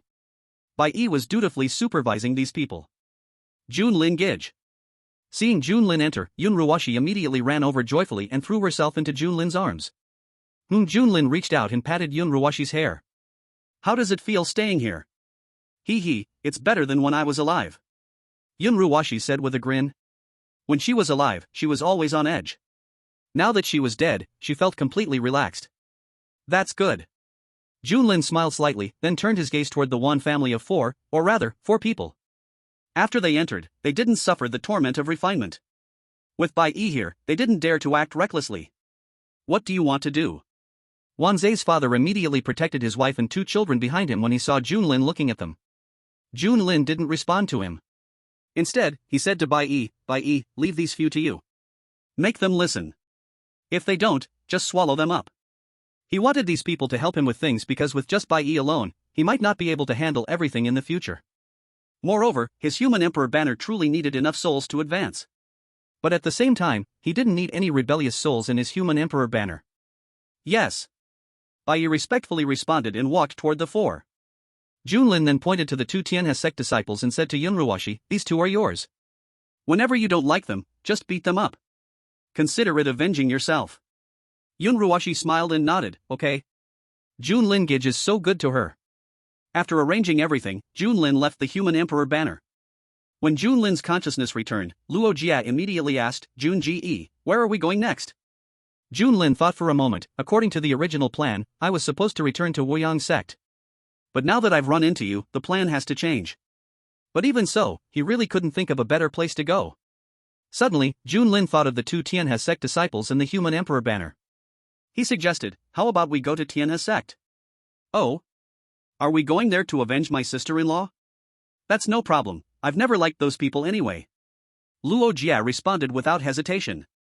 She's not. Junlin was a bit troubled. This fool had already assumed that was the case. It's fine, it's just a matter of time. Luo Jie waved his hand nonchalantly, jokingly, as if he wasn't blind. Chapter 45, what? I'm hitting 3 of them? On the way to Tianhe sect, Junlin asked the system about the question that had puzzled him for a long time. What is the backlash of luck? This matter is actually your fault. What? The system completely stunned Junlin. What was going on? How was this his fault? Do you remember Bai Yi? He was originally a person with great luck. The time when he heroically saved the beauty, he should have walked away unscathed. Oh? Go on. But because of you, his physical body was killed by Yunruashi, and his soul was taken by you into the human emperor banner. Not to mention, you two really worked well together. Get to the point. Because you are from outside this world, not involved in its cause and effect, all the backlash of luck has been borne solely by Yunruashi. So, she has worked very hard to survive under the backlash of luck until the day she meets you. Listening to the system's explanation, Junling nodded in understanding. So that's how it is. So that white-clad figure is the child of luck? Junling was surprised, not expecting to have a child of luck as a subordinate. Yes, but also no. What do you mean? If the total luck issued to a child of luck by the world is 100, then the white-clad figure only occupies 1, making him a pseudo-child of luck. To become a true child of luck, he must kill all other pseudo-children of luck and gather all the luck unto himself. Is this like raising a goo? Junling's lips twitched. This world's heavenly way is quite playful. Yes, different worlds have different ways to cultivate children of luck. This world is not in a hurry, so it can take its time. So, what if I were to take all the souls of the pseudo-children of luck into my human emperor banner? What would happen? Junling thought suddenly. The system fell silent, seemingly not expecting Junling to have such an idea. Junling was puzzled. Speak up. It's not written in the book. 6. Junling couldn't hold back anymore. So all of this was learned from reading. He thought his system had suddenly upgraded to a high-level system. Turns out, one really shouldn't have high hopes. A few days later, Luo Jie and Junling arrived at a town near the Tianhe sect. The journey was smooth without any obstacles. This made Junling miss the days when Yunruashi was alive. If he had been with Yunruashi, they probably would have encountered ambushes 10 times along the way. It wouldn't have been as bland as now. Tianling City, as the closest town to the Tianhe sect, was just a few days' walk away. So most disciples of the Tianhe sect stop here to rest after coming down the mountain. As soon as Junling and Luo Jie entered Tianling City, they immediately attracted the attention of many martial artists. It was because Luo Jie's red hair was too striking. And to avoid exposing his identity as a disciple of Woyang sect, Junling was also wearing a mask after arriving here. Is that the red-haired devil cultivator and the masked devil cultivator from the mission?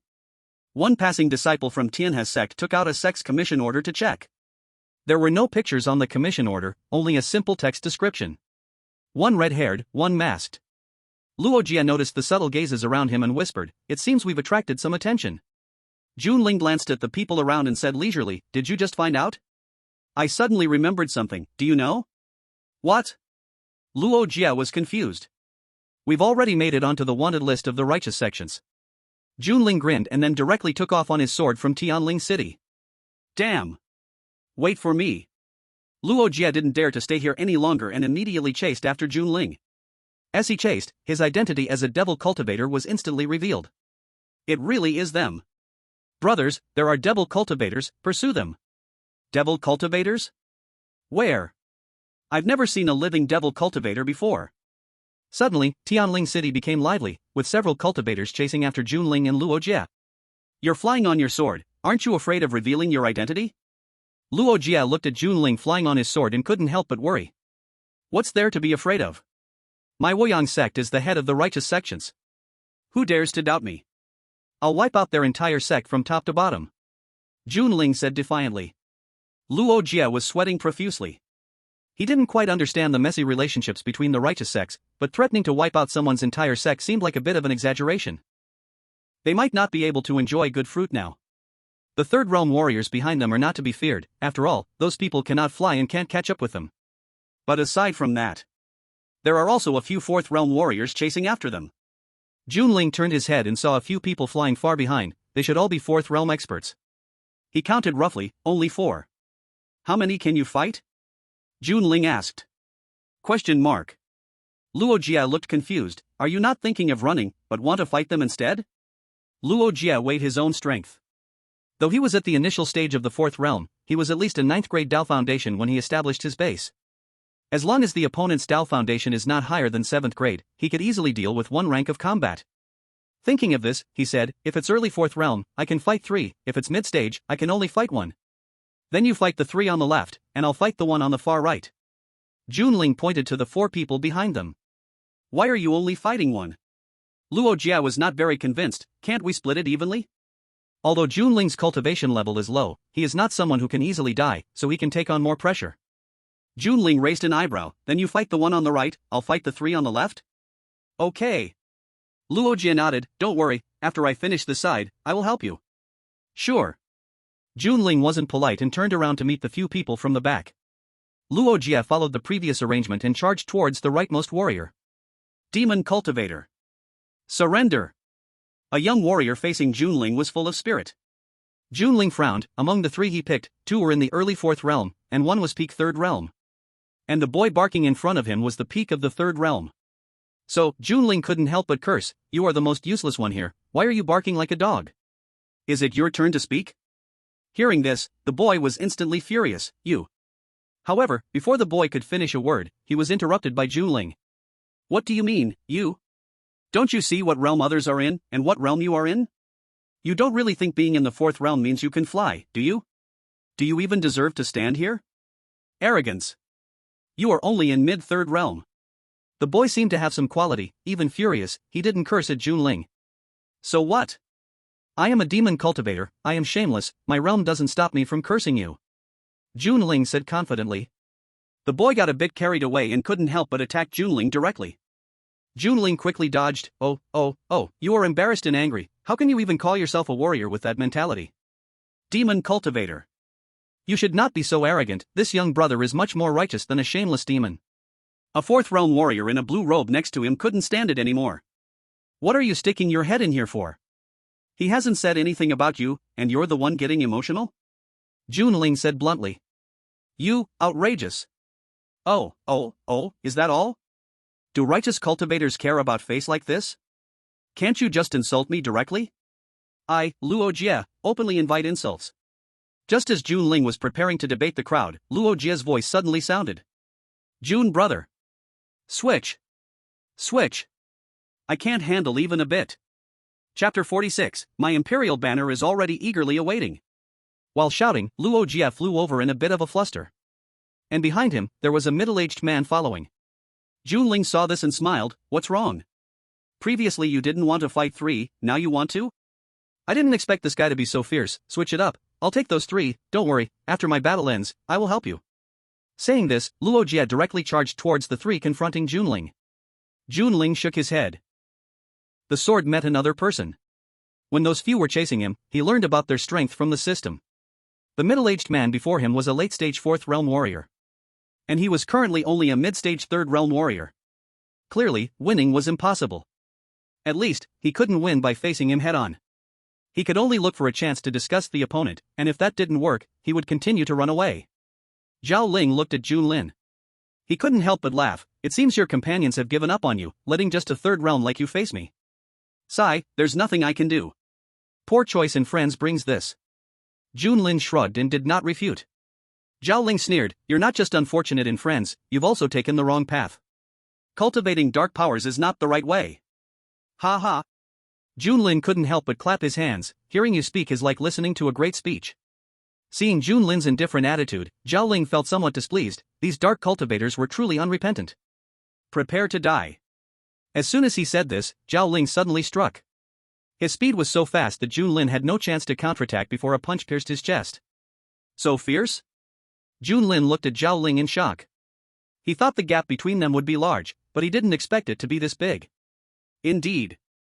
The difference in levels made killing an enemy feel too exaggerated. This was not even a matter of the same level. Zhao Ling watched Junlin's life force constantly draining, a smile appearing at the corner of his mouth, and said, next life, don't become a dark cultivator. Junlin struggled to raise his hand and gave Zhao Ling the middle finger, are you teaching me how to do things? Seeing Junlin unrepentant, Zhao Ling frowned slightly, somewhat surprised. However, what surprised him was not Junlin's hardiness, but why Junlin had not died yet. Even though his heart had been blown apart. No matter how strong his will was, how long could he hold on? Zhao Ling shook his head, no longer paying attention to Junlin, his gaze fixed on Luo Jie, who was fighting 3 at once not far away. What a good opportunity! Junlin's eyes brightened. If the opponent's focus remained on him, he truly had no means to deal with it. But now Zhao Ling had diverted his attention. Then it was his turn to play. Boom! In an instant, Junlin detonated himself. The more often one self-explosions, the more skilled one becomes. In the past, he needed to warm up a bit, now, as long as conditions allowed, he could self-explode dozens of times in an instant. The violent explosion sent Zhao Ling flying hundreds of meters away. Buzz! Buzz! A buzzing sound filled his ears, and Zhao Ling quickly steadied himself, but felt a burning pain on one side of his body. Self-explosion? Zhao Ling was filled with shock and anger. Clearly, Junlin's heart was already pierced, and his dantian was shattered from that blow. How could he still self-explode? And the power of the self-explosion was. A direct punch slammed towards Junlin's face. Boom! Another fierce explosion echoed. After being reborn, Junlin let out a long breath, feeling a bit scared. I almost got hit, lucky I reacted fast. He can have his heart dug out, he can be sliced thousands of times, but he absolutely cannot be slapped in the face. You, why are you still alive? Zhao Ling looked at the unharmed Junlin, roaring angrily. At this moment, Zhao Ling was in a very sorry state, almost unrecognizable, but his injuries were actually not fatal. The physical strength of a fourth realm martial artist is still very high. At least, Zhao Ling can still fly for now. When he falls from the sky, that would be serious injury. Seeing Zhao Ling in this condition, Junlin was not in a hurry, sitting on his sword calmly and saying, "Your question is indeed clever, you didn't kill me, so why can't I be alive?" Zhao Ling did not respond, only glaring at Junlin with his one remaining eye. Then he charged directly at him. Oh? Junlin raised an eyebrow. In such a state, he still dared to attack him instead of thinking of escaping? This guy has clearly chosen the path to death. Junlin immediately wielded his sword to counterattack, but Zhao Ling punched Junlin's sword flying away. A dead camel is bigger than a horse. Although he was blown up twice, Zhao Ling's combat power was still at least at the beginning level of the fourth realm. A direct clash would not be wise.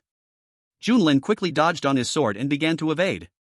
Time passed second by second, and Zhao Ling, unable to land a hit on Junlin, became increasingly frantic.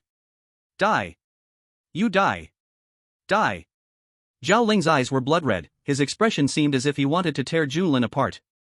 Just then, Luo Jie flew over in high spirits. "Brother Jun, I've taken care of it, what's going on over here?" Junlin pointed at Zhao Ling, "Just this situation." Luo Jie looked carefully at the frenzied Zhao Ling. He couldn't help but be surprised. What the heck, has he lost his mind? What did you do?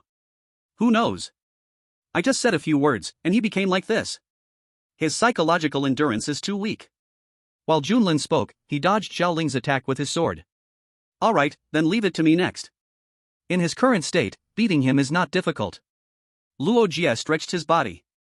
Even though he was injured while fighting 3 opponents, it was nothing serious. Junlin did not refuse.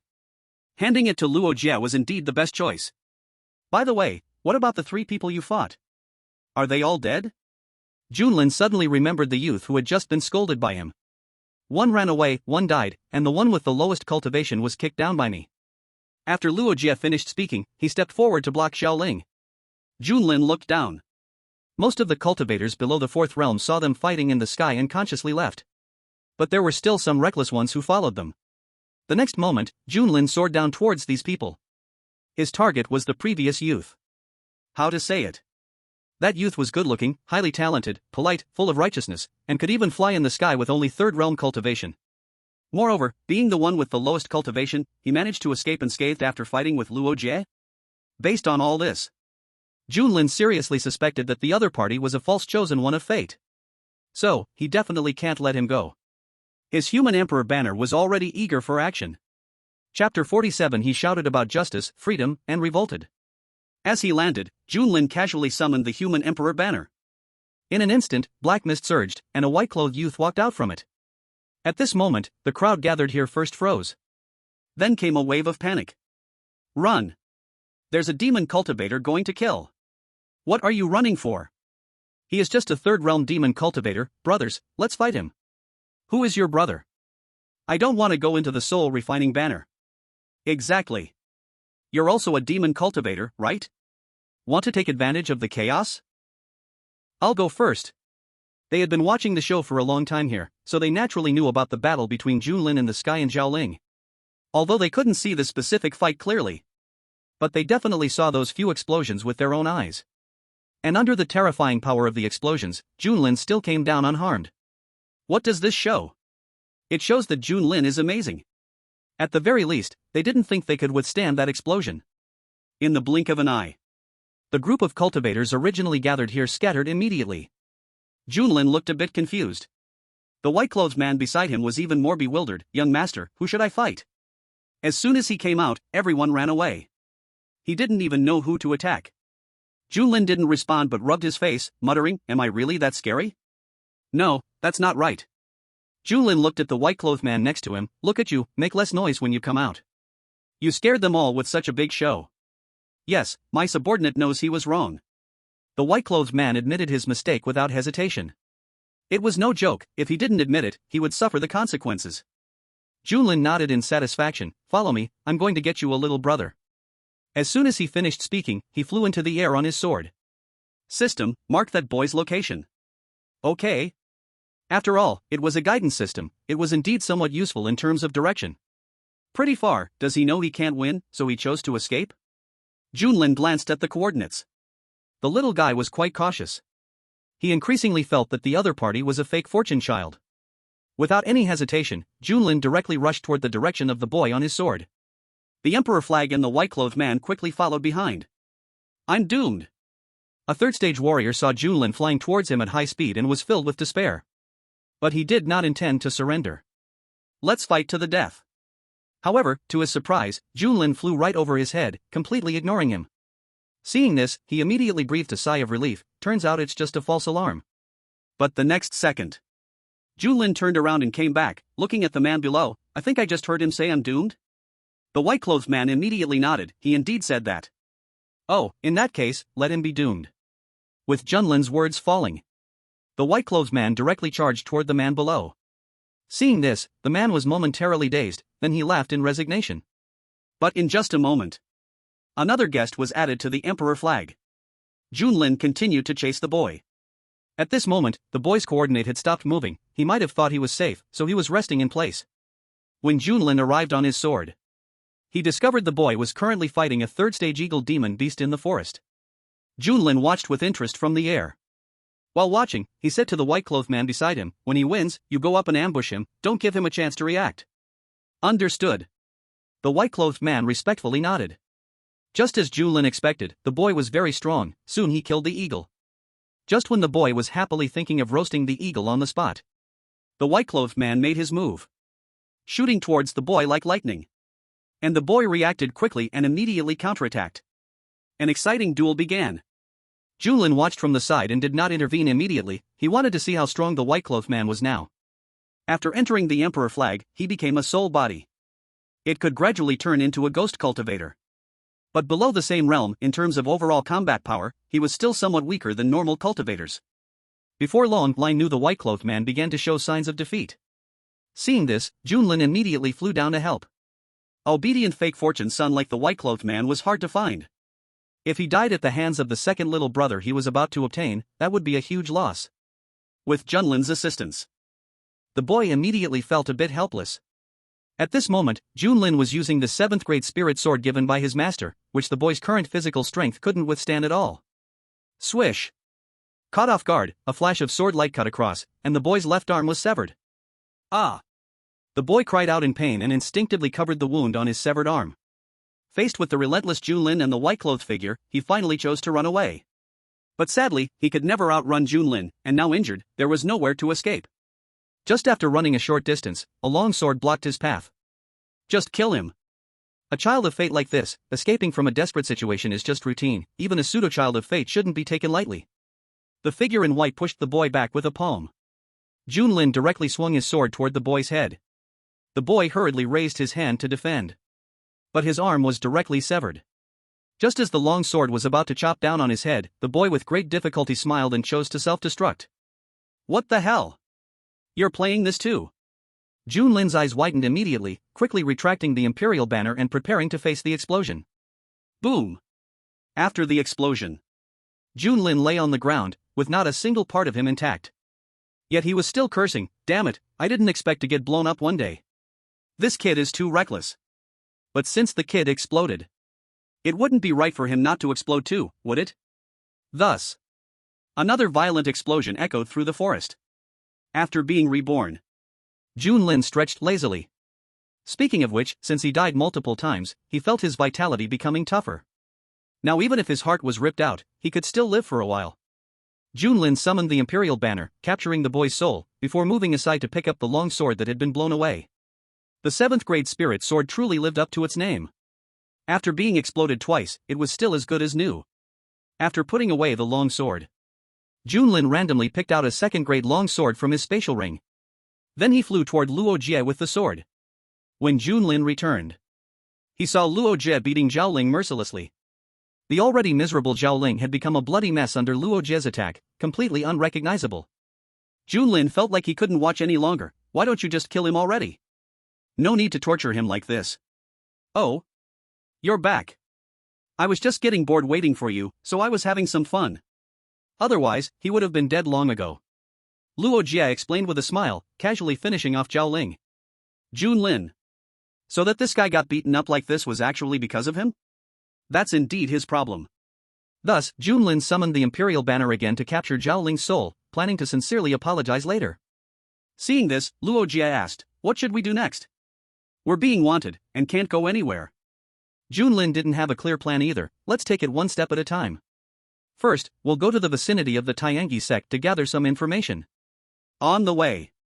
Once Junlin confirmed it was safe, he thought of entering the Imperial Banner to take a look. As soon as he entered, he saw the boy he had met earlier speaking confidently in front of a crowd of souls. This puzzled Junlin. Had he really gotten familiar so quickly? He didn't expect this kid to adapt so fast. Brother Junlin. Yun Ruwashi was the first to spot Junlin, and immediately joyfully ran over. At the same time, everyone else's gaze turned toward this side. Yun Ruwashi pulled Junlin's arm and pointed at the boy, saying, Brother Junlin, this person just came in and started talking about justice, rebellion, freedom, and such. Hearing Yun Ruwashi's words, Junlin was taken aback. What do you mean? He wants to lead us in rebellion. At this moment, the 4 members of the Wanzai family, who had gathered around the young man, immediately scattered in all directions. Yes, young master, he is planning to rebel. He said we should find an opportunity to strike back at you, so that we could regain our freedom. To show his loyalty, Wanzai directly sold out the young man. Junlin nodded. You kid have quite an idea, but don't you think you haven't understood the current situation? The child of destiny is like this, rebellious. So Junlin snapped his fingers and directly applied torture to the young man. Then he said, i.e., keep an eye on him. Torture him for 3 days and nights, and whenever he starts to speak, remind me. Yes. Bai Yi nodded without hesitation. There was no reason not to obey Junlin's orders. Junlin, are you leaving again? Yun Ruwashi, seeing this, dissatisfiedly grabbed Junlin's hand. She was so bored being alone here. The Wanzai family avoided her, and Bai Yi didn't even need to mention. She had died by her hand in the past. If not for Junlin, they might have acted against her. Now, in the whole Emperor's flag, only that little girl Wan Lin could chat with her. This time it's not urgent, there's nothing going on outside, we can stay a bit longer. Junlin smiled and patted Yun Ruwashi's head. His peripheral vision, however, caught sight of Zhao Ling beside him. At this moment, Zhao Ling was not as violent as before. He was simply sitting quietly with his eyes closed, seemingly indifferent to the world. This surprised Junlin. He had expected Zhao Ling to fight him even in death, but now he was so calm. So he walked over. Wake up. Zhao Ling opened his eyes and looked at Junlin standing in front of him. Is there something? If you're going to strike, just make it quick. Junlin squatted down. I'm curious, why are you suddenly so calm? Weren't you quite violent before? Zhao Ling lifted his eyelids. He didn't say anything. He had been beaten senseless by Luo Jie, losing his temper. He still remembered the situation back then. Even when he no longer had the strength to resist, Luo Jie kept on beating him.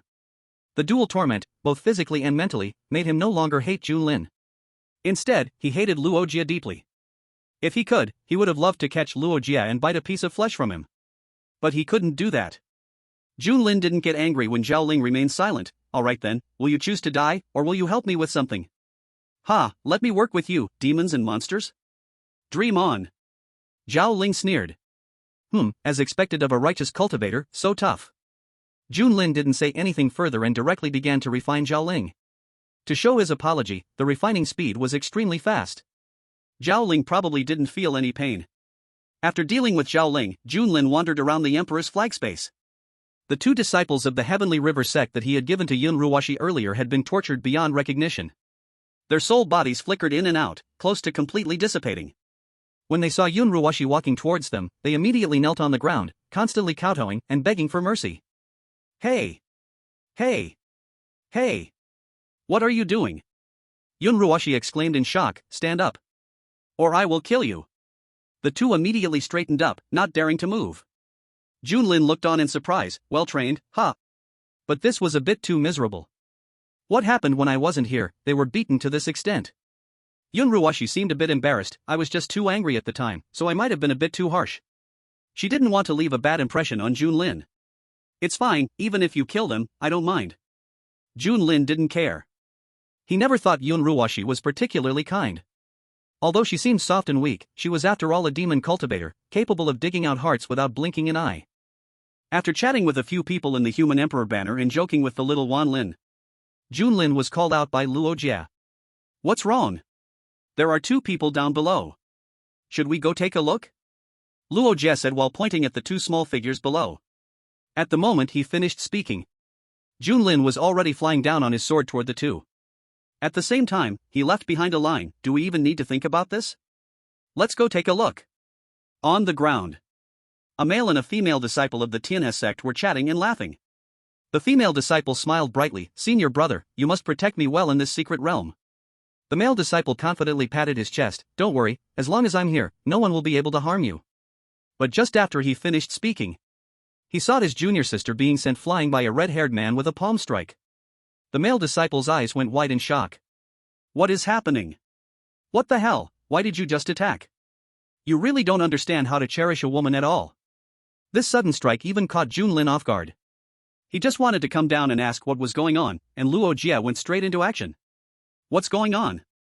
Luo Jia was taken aback, and then said, if you liked her, you should have said so earlier. Junlin shook his head and didn't continue to argue with Luo Jia. Instead, he summoned the Human Emperor banner. He collected the female disciple's soul into it. That's right, this female disciple was directly killed by Luo Jia with 1 palm strike. The attack could not be called anything but ruthless. After collecting the female disciple's soul, Junlin grinned widely, showing a friendly smile as he looked at the young man in front of him. I just happened to hear you mention a secret realm. If you tell me the truth, I will let you be reunited with your junior sister. I'll tell everything, I will. The young man did not hesitate at all and quickly revealed everything. In summary, several small sects discovered a secret realm. Originally, these small sects were planning to send their disciples in to explore. But unexpectedly, this news was learned by the Tianhe sect. Fortunately, the Tianhe sect, adhering to the principle that righteous sects are one family, generously gave those small sects a few spots, allowing them to benefit as well. And today was the 2nd day after the secret realm opened, and these 2 disciples were preparing to go in and check things out. Junlin and Luo Jia exchanged glances. What do you say? What else can we say? Let's go. How could they miss such a good opportunity? Junlin didn't care what treasures were in the secret realm. But the secret realm surely had a lot of fun things. If he was lucky, maybe he would even encounter a false son of destiny. This made Junlin somewhat excited. I've told you everything. Can you let me go now? Hearing the young man's words, Junlin was slightly taken aback. What do you mean by that? You don't want your junior sister anymore? The young man had a mournful face as he looked at his junior sister's corpse on the ground. It would be a lie to say he wasn't heartbroken. But he didn't want to die. He definitely didn't want to enter the soul-refining banner. That would be worse than death. Seeing this, Junlin understood that he had a misunderstanding about his Human Emperor banner. He sighed and said, this time it really is my brother's fault, but your junior sister will feel lonely in the Human Emperor banner. You need to go accompany her. Don't worry, entering my Human Emperor banner is not a bad thing. Chapter 49, From now on, I am a demon path monster. After collecting the young man's soul into the Human Emperor banner, Junlin and Luo Jie each took a token of the Tianhe sect disciple and flew toward the direction of the secret realm. Before long, they saw a huge door standing on the ground not far away. Nearby this door, a group of cultivators were gathered. At a glance, it was basically impossible to see through their cultivation levels. Luo Jia looked at this scene and couldn't help but feel a headache. What should we do? It seems we can't go. His red hair was just too conspicuous. Although he had the Tianhe sect disciple token, if they suddenly suspected him, his identity would definitely be exposed. Unlike Junlin, he still cherished his life a bit more. Junlin thought for a moment, and it really was so. There were too many people here. If Luo Jia went over, he would most likely be discovered. So, what do you mean by we two? Are we that familiar? Junlin said, taking off the mask on his face and casually changing into a long robe, earnestly saying, I am a disciple of Woyang sect. My Woyang sect stands against the demonic cultivators. Luo Jia. Goodness, he changed his face quicker than flipping a book. What are you trying to do again? Junlin pointed at Luo Jia. You, find a place to stay by yourself. Then he pointed at himself. I'll go in and have some fun. Luo Jie understood. So, he was going to abandon himself. But, under the current situation, he really couldn't help at all. Anyway, this guy can't die, so he doesn't have to worry about his safety. Whatever then. He immediately nodded and said, alright, I'll see if I can find some isolated righteous cultivators nearby. Since he couldn't enter the secret realm, he could only scavenge outside. Okay, then I'll go first. Junlin did not stay long, directly flying towards the place where the secret realm was located, riding on his sword. Upon arriving at that huge gate, which was the entrance to the secret realm, he was stopped by a middle-aged man. The middle-aged man didn't even lift his eyelids, asking in a flat tone, "Which sect are you from?" Tianhe sect. Junlin, without changing his expression, directly took out the Tianhe sect disciple token that he had just seized. Actually, he originally wanted to take out the Woyang sect identity token.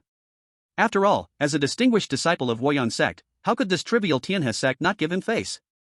But he had rushed out at the time and hadn't gotten his own distinguished disciple identity token yet. So, he could only settle for the recently obtained Tianhe sect disciple token. The middle-aged man glanced at the token in Junlin's hand. It was indeed from his own sect. Although he hadn't seen Junlin, with so many disciples in the sect, how could everyone know each other? Go ahead, be careful. The middle-aged man returned the identity token to Junlin and reminded him. Junlin took back the token and directly walked into the secret realm. The middle-aged man shook his head. Nowadays, disciples were becoming increasingly impolite. Can't they even say thank you? After entering the secret realm, Junlin was immediately teleported to an unknown location. Looking around, he found no trace of anyone. So, Junlin immediately put on the mask, changed into a black robe, and summoned the human emperor flag. From this moment on, he was a demonic path monster. However, after circling around the secret realm on his sword for over half an hour, Junlin had not seen a single shadow. He did see quite a few demonic beasts, but he had no interest. Is this secret realm too big? Or are there simply too few people in this secret realm? Junlin sat on the sword, feeling a bit bored. If it was like this, he might as well not come in at all. You're looking in the wrong direction. I just checked. At the far eastern edge of this secret realm, there is the legacy of a 7th realm powerhouse. Others should eventually gather there. Oh? Junlin raised an eyebrow and praised, I admit you have some use after reading books. Of course. Under the system's guidance, Junlin turned his direction and flew to the location of the so-called 7th realm powerhouse's legacy on his sword. According to the usual novel plot, in such a big scene, there would definitely be a protagonist making a shocking debut to claim the legacy. If this person were him, he would earn a wave of legacy. He would win. If this person were not him, then it would definitely be a false child of fate. After killing them, the human emperor flag would have another little brother. He would still win. Just as Junlin was full of expectation, Yunruwashi suddenly leaped out from the human emperor flag. Brother Junlin. Yunruwashi perched on Junlin's back, sweetly calling out. What are you doing again? I'm so bored. Oh. Brother Junlin, can you bring in 2 people to keep me company? Yunruwashi pouted. There are only big men in the Emperor's banner, which is so boring. That little girl Wanlin doesn't understand much either. Alright, do you want a man or a woman? Of course, I want girls. Seeing Junlin agree, Yunruwashi happily returned to the Emperor's banner. Junlin shook his head helplessly. While flying on his sword, he observed the situation on the ground, and it was no trouble to bring in 2 people. It's just that it might scare others. After all, the reputation of the soul-refining banner is too bad, causing people to avoid the Emperor's banner. He just wanted to create a loving family without anyone getting hurt. At this moment, in a certain area of the secret realm, 2 young girls were being chased by several men with sinister expressions. Evil cultivators. Why are there evil cultivators in this secret realm? One of the evil cultivators looked at the 2 girls who were desperately running away and revealed a wicked smile. Don't think about escaping, you can't get away. Unexpectedly, they were fortunate enough to encounter such beautiful purple-clad girls in this secret realm. The girl in white turned back to glance at the 3 evil cultivators and bit her silver teeth. They were getting closer. At their speed, they would surely be caught soon. Instead of being unable to resist later, it was better to fight desperately now. With this thought, the girl in white pushed her younger sister. Xiaoqing, you run first. As soon as she finished speaking, she brandished her sword and met the incoming evil cultivators. Sister. No, I'd rather die together. And even if I die, I want to take someone with me. Xiaoqing did not listen to her sister's words and chose to fight against the evil cultivators. By chance, Junlin, who was passing by, saw this scene and couldn't help but be intrigued, so he flew his sword to watch. Evil cultivators battling beautiful girls. Not to mention, it was quite an interesting scene, and it was clear that these two girls were not a match for their opponents. Afterward, he could also take their souls to chat with Yunruwashi. Chapter 50. Now it's my turn to be the hero saving the beauty, right? The reality was indeed as Junlin thought, the two girls were not the opponents of the three evil cultivators. However, the three evil cultivators did not use much force. After all, they were looking forward to playing with this pair of sisters. If they broke something, wouldn't that be a loss? At this moment, the girl in white had very little spiritual power left and felt a bit flustered. Were they really going to die here today? No, even if they died, she couldn't let those damned evil cultivators hurt Xiaoqing. She had to think of a way to let Xiaoqing escape. Just as the girl in white was struggling with what to do, she suddenly spotted Junlin flying in the sky on his sword. Her eyes lit up, someone was coming. But when she saw the Emperor's banner floating above Junlin, her heart sank. Another evil cultivator. And this one could fly. Now the two sisters truly had no way to escape. Sister. Xiaoqing also saw Junlin above and couldn't help but feel scared. Now there was really nowhere to run. Two beautiful ladies, just surrender obediently, and we will be very gentle. One evil cultivator rubbed his hands and stepped forward toward the two girls. They naturally noticed Junlin in the sky.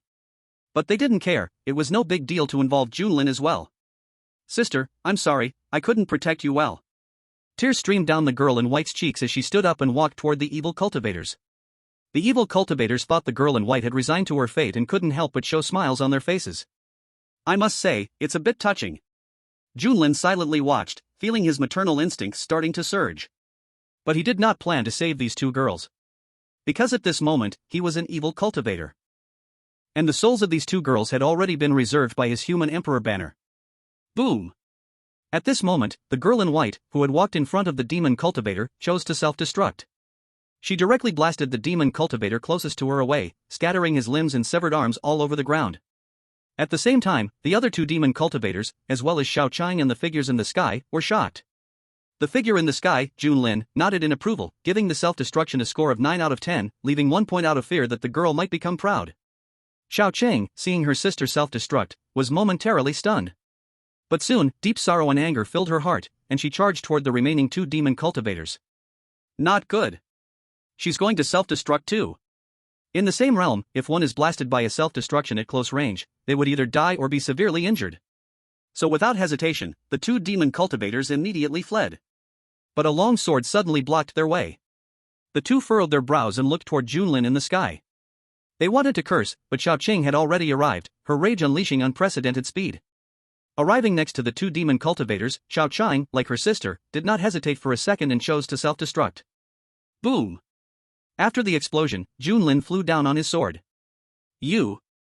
A demon cultivator, who hadn't died completely, shakily raised his finger toward Junlin, seemingly wanting to blame him. You're not dead yet? Junlin's lips curled into a faint smile as he walked over and stepped on the cultivator's neck, ending his suffering. He then summoned the human emperor banner. At this moment, the souls of the white-clad girl and Xiaoqing were also being drawn into the human emperor banner. The white-clad girl couldn't help but panic. No! Please, don't let my sister enter the soul-refining banner. Junlin paused upon hearing this, understanding her concerns, and explained, Don't worry, this isn't the soul-refining banner, it's the human emperor banner. Your sister will be safe inside. The white-clad girl wouldn't believe such words, still wanting to say something, but she was already being drawn into the human emperor banner. Junlin couldn't help but sigh, such deep sisterly love. Bai, come out for a moment. Bai stepped out from the human emperor banner. Master, what is your command? Junlin pointed at the three demon cultivators nearby and said, You can consume the souls of these three demon cultivators later. As for the souls of these two sisters, let Yunruwashi take care of them. Bai nodded, understood. 3 days later. Junlin, who had put away the human emperor banner, removed his mask and changed into a white robe, arrived at the place where the so-called inheritance of the 7th realm expert was located. Now, he was a righteous cultivator. In this place, a grand palace stood tall. Not far outside the palace, a man and a woman were fighting. Junlin carefully observed the two of them and was shocked when he saw the black spiritual power on the man. How come there are so many demon cultivators in this secret realm? What are the people from the Tianhe sect doing? Do they not check anyone? How could they let demon cultivators in? This is irresponsible to the disciples in the secret realm. Junlin expressed his condemnation. He then looked at the other person. At this moment, facing the demon cultivator was a beautiful young woman. However, she seemed to be at a disadvantage, with new wounds appearing on her body from time to time due to the demon cultivator's attacks. Familiar plot. Now it's my turn to heroically save the beauty, right? Junlin's heart was somewhat excited at this moment. Now, his identity was no longer a demon cultivator. He was a direct disciple of the Sword Peak of Woyang sect, so helping a fellow righteous disciple was only reasonable, right? However, thinking back to the incident with Bai Yi, Junlin didn't act rashly. This time, he wanted to be fully prepared. If any fake child of luck appeared and tried to steal his moment of heroically saving the beauty, he would stand on the demon cultivator's side. He would directly have that fake child of luck killed. If not, he would personally step in to save the beauty in front of him. Junling looked on with great anticipation. Until the girl was severely injured, her life hanging by a thread, no one else appeared. Seeing this, Junling immediately flew over on his sword. Stop. Stop. Spare her life. Suddenly, a voice rang out. Damn. Junling instantly halted his sword, unable to resist wanting to teach the brat robbing him of the spotlight a lesson with the Imperial banner. At this moment, the demon cultivator, who was about to kill the girl, stopped and looked at a graceful young man holding a folding fan as he approached. Coldly asking, "What do you want?" The young man shook his head and said, "Ling Quan, you really don't understand humor at all. What a pretty girl, it would be a pity to kill her." Humph. Ling Quan snorted coldly, "I don't care what you want to do, but you better not delay things." Ling He smiled slightly, "Don't worry, I know what I'm doing." As he spoke, he slowly walked towards the girl. Looking at the girl's injuries, he couldn't help but show a pained expression, displeased as he said, "Look at how ruthless you've been, it's really heart-wrenching." Ling Quan just stood coldly to the side, watching. "You'll eventually die at the hands of a woman." In the distance, Junling understood the scene before him and hurriedly retracted half of the soul-refining banner. So it was a misunderstanding. Then his part was still to come. Stop. Let go of that girl. Junling shouted loudly, directly flying sword towards the two, while a long sword shot towards Ling He's wrist reaching for the girl. Ling He was startled by the sudden sword and hurriedly dodged.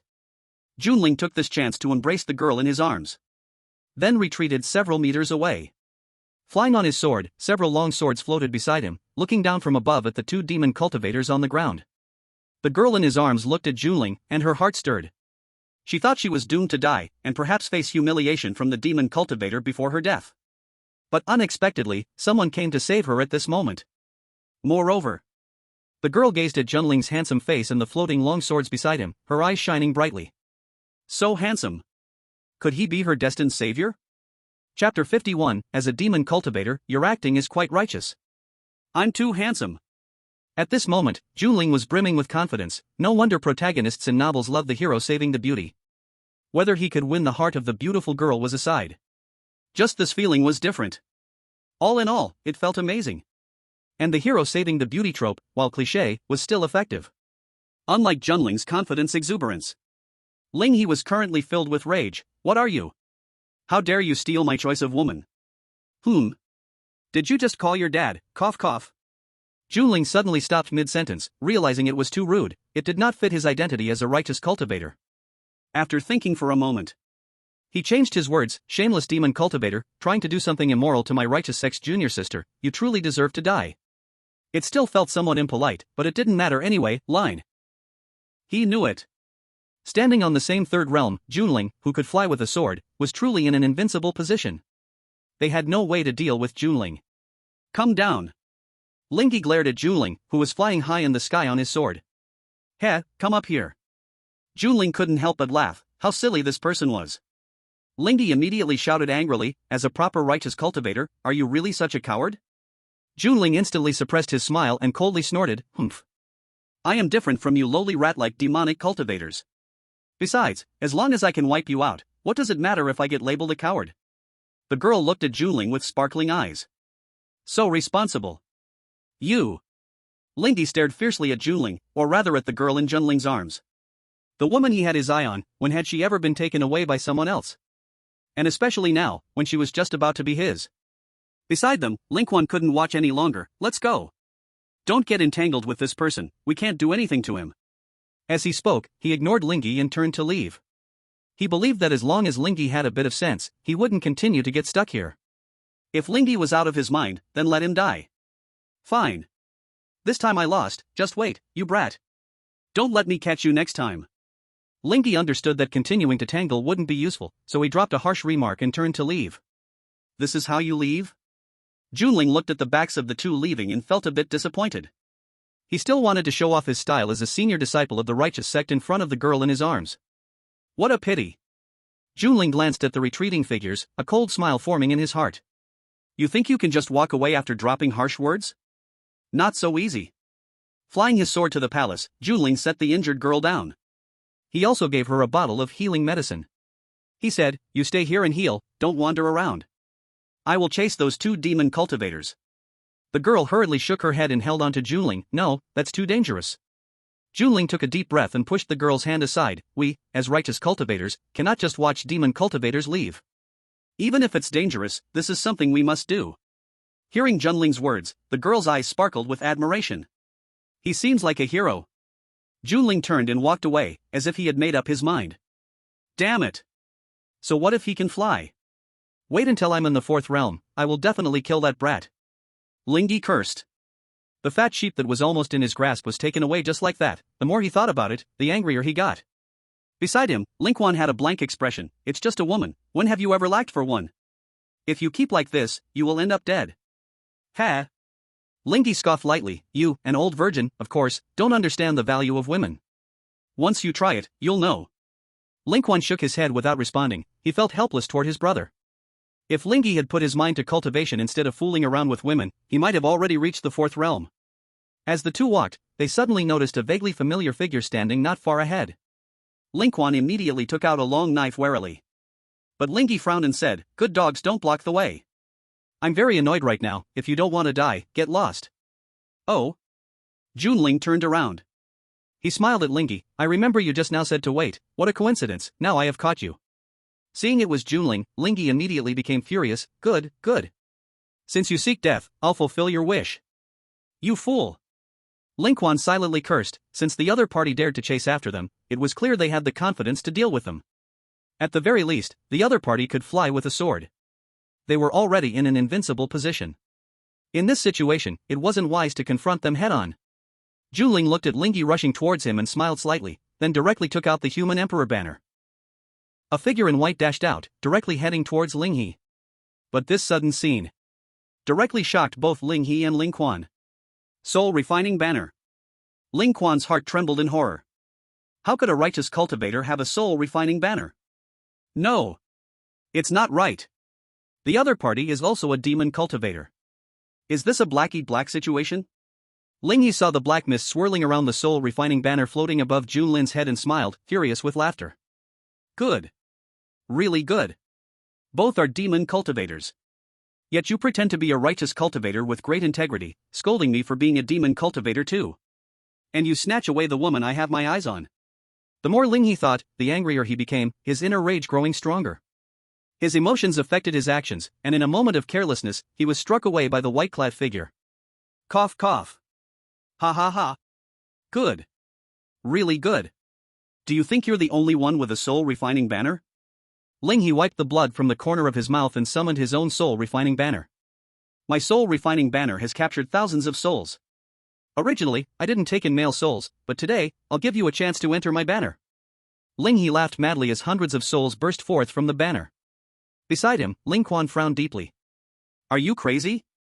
The soul-refining banner, even among many evil artifacts, was particularly wicked, not only due to its inhumanity, but also because the souls within could devour their master. Lingy had captured over 1,000 dead female souls within his soul-refining banner. These souls were all killed by Lingy himself. Especially the main soul. At first, she was played with by Lingy until death. Normally, Lingy could suppress them, but if the main soul found an opportunity, she would not let him off easily. At this moment, Lingy was like a madman, not listening to Linquan's words at all. He only stared at Junlin in the distance, shouting madly, I am not crazy. He must die. Chapter 52, So You Are the Culprit.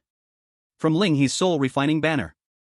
Thousands of souls surged out, among them the most intense presence was a woman in red. However, after the red-clad woman came out, she did not immediately attack Junlin but turned to look at Lingy. Lingy coldly gazed at the woman in red. What are you looking at? Why aren't you attacking and killing them? A flicker of resentment crossed the red-clad woman's face. Then she commanded the souls behind her to charge at Junlin. As for herself, she went to face the white-clad figure. Tisk, quite a show, what should I do?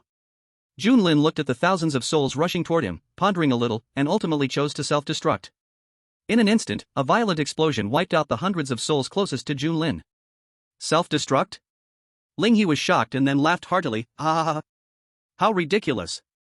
Did he get so scared that he resorted to self-destruction? Unlike Ling He, Ling Quan frowned deeply.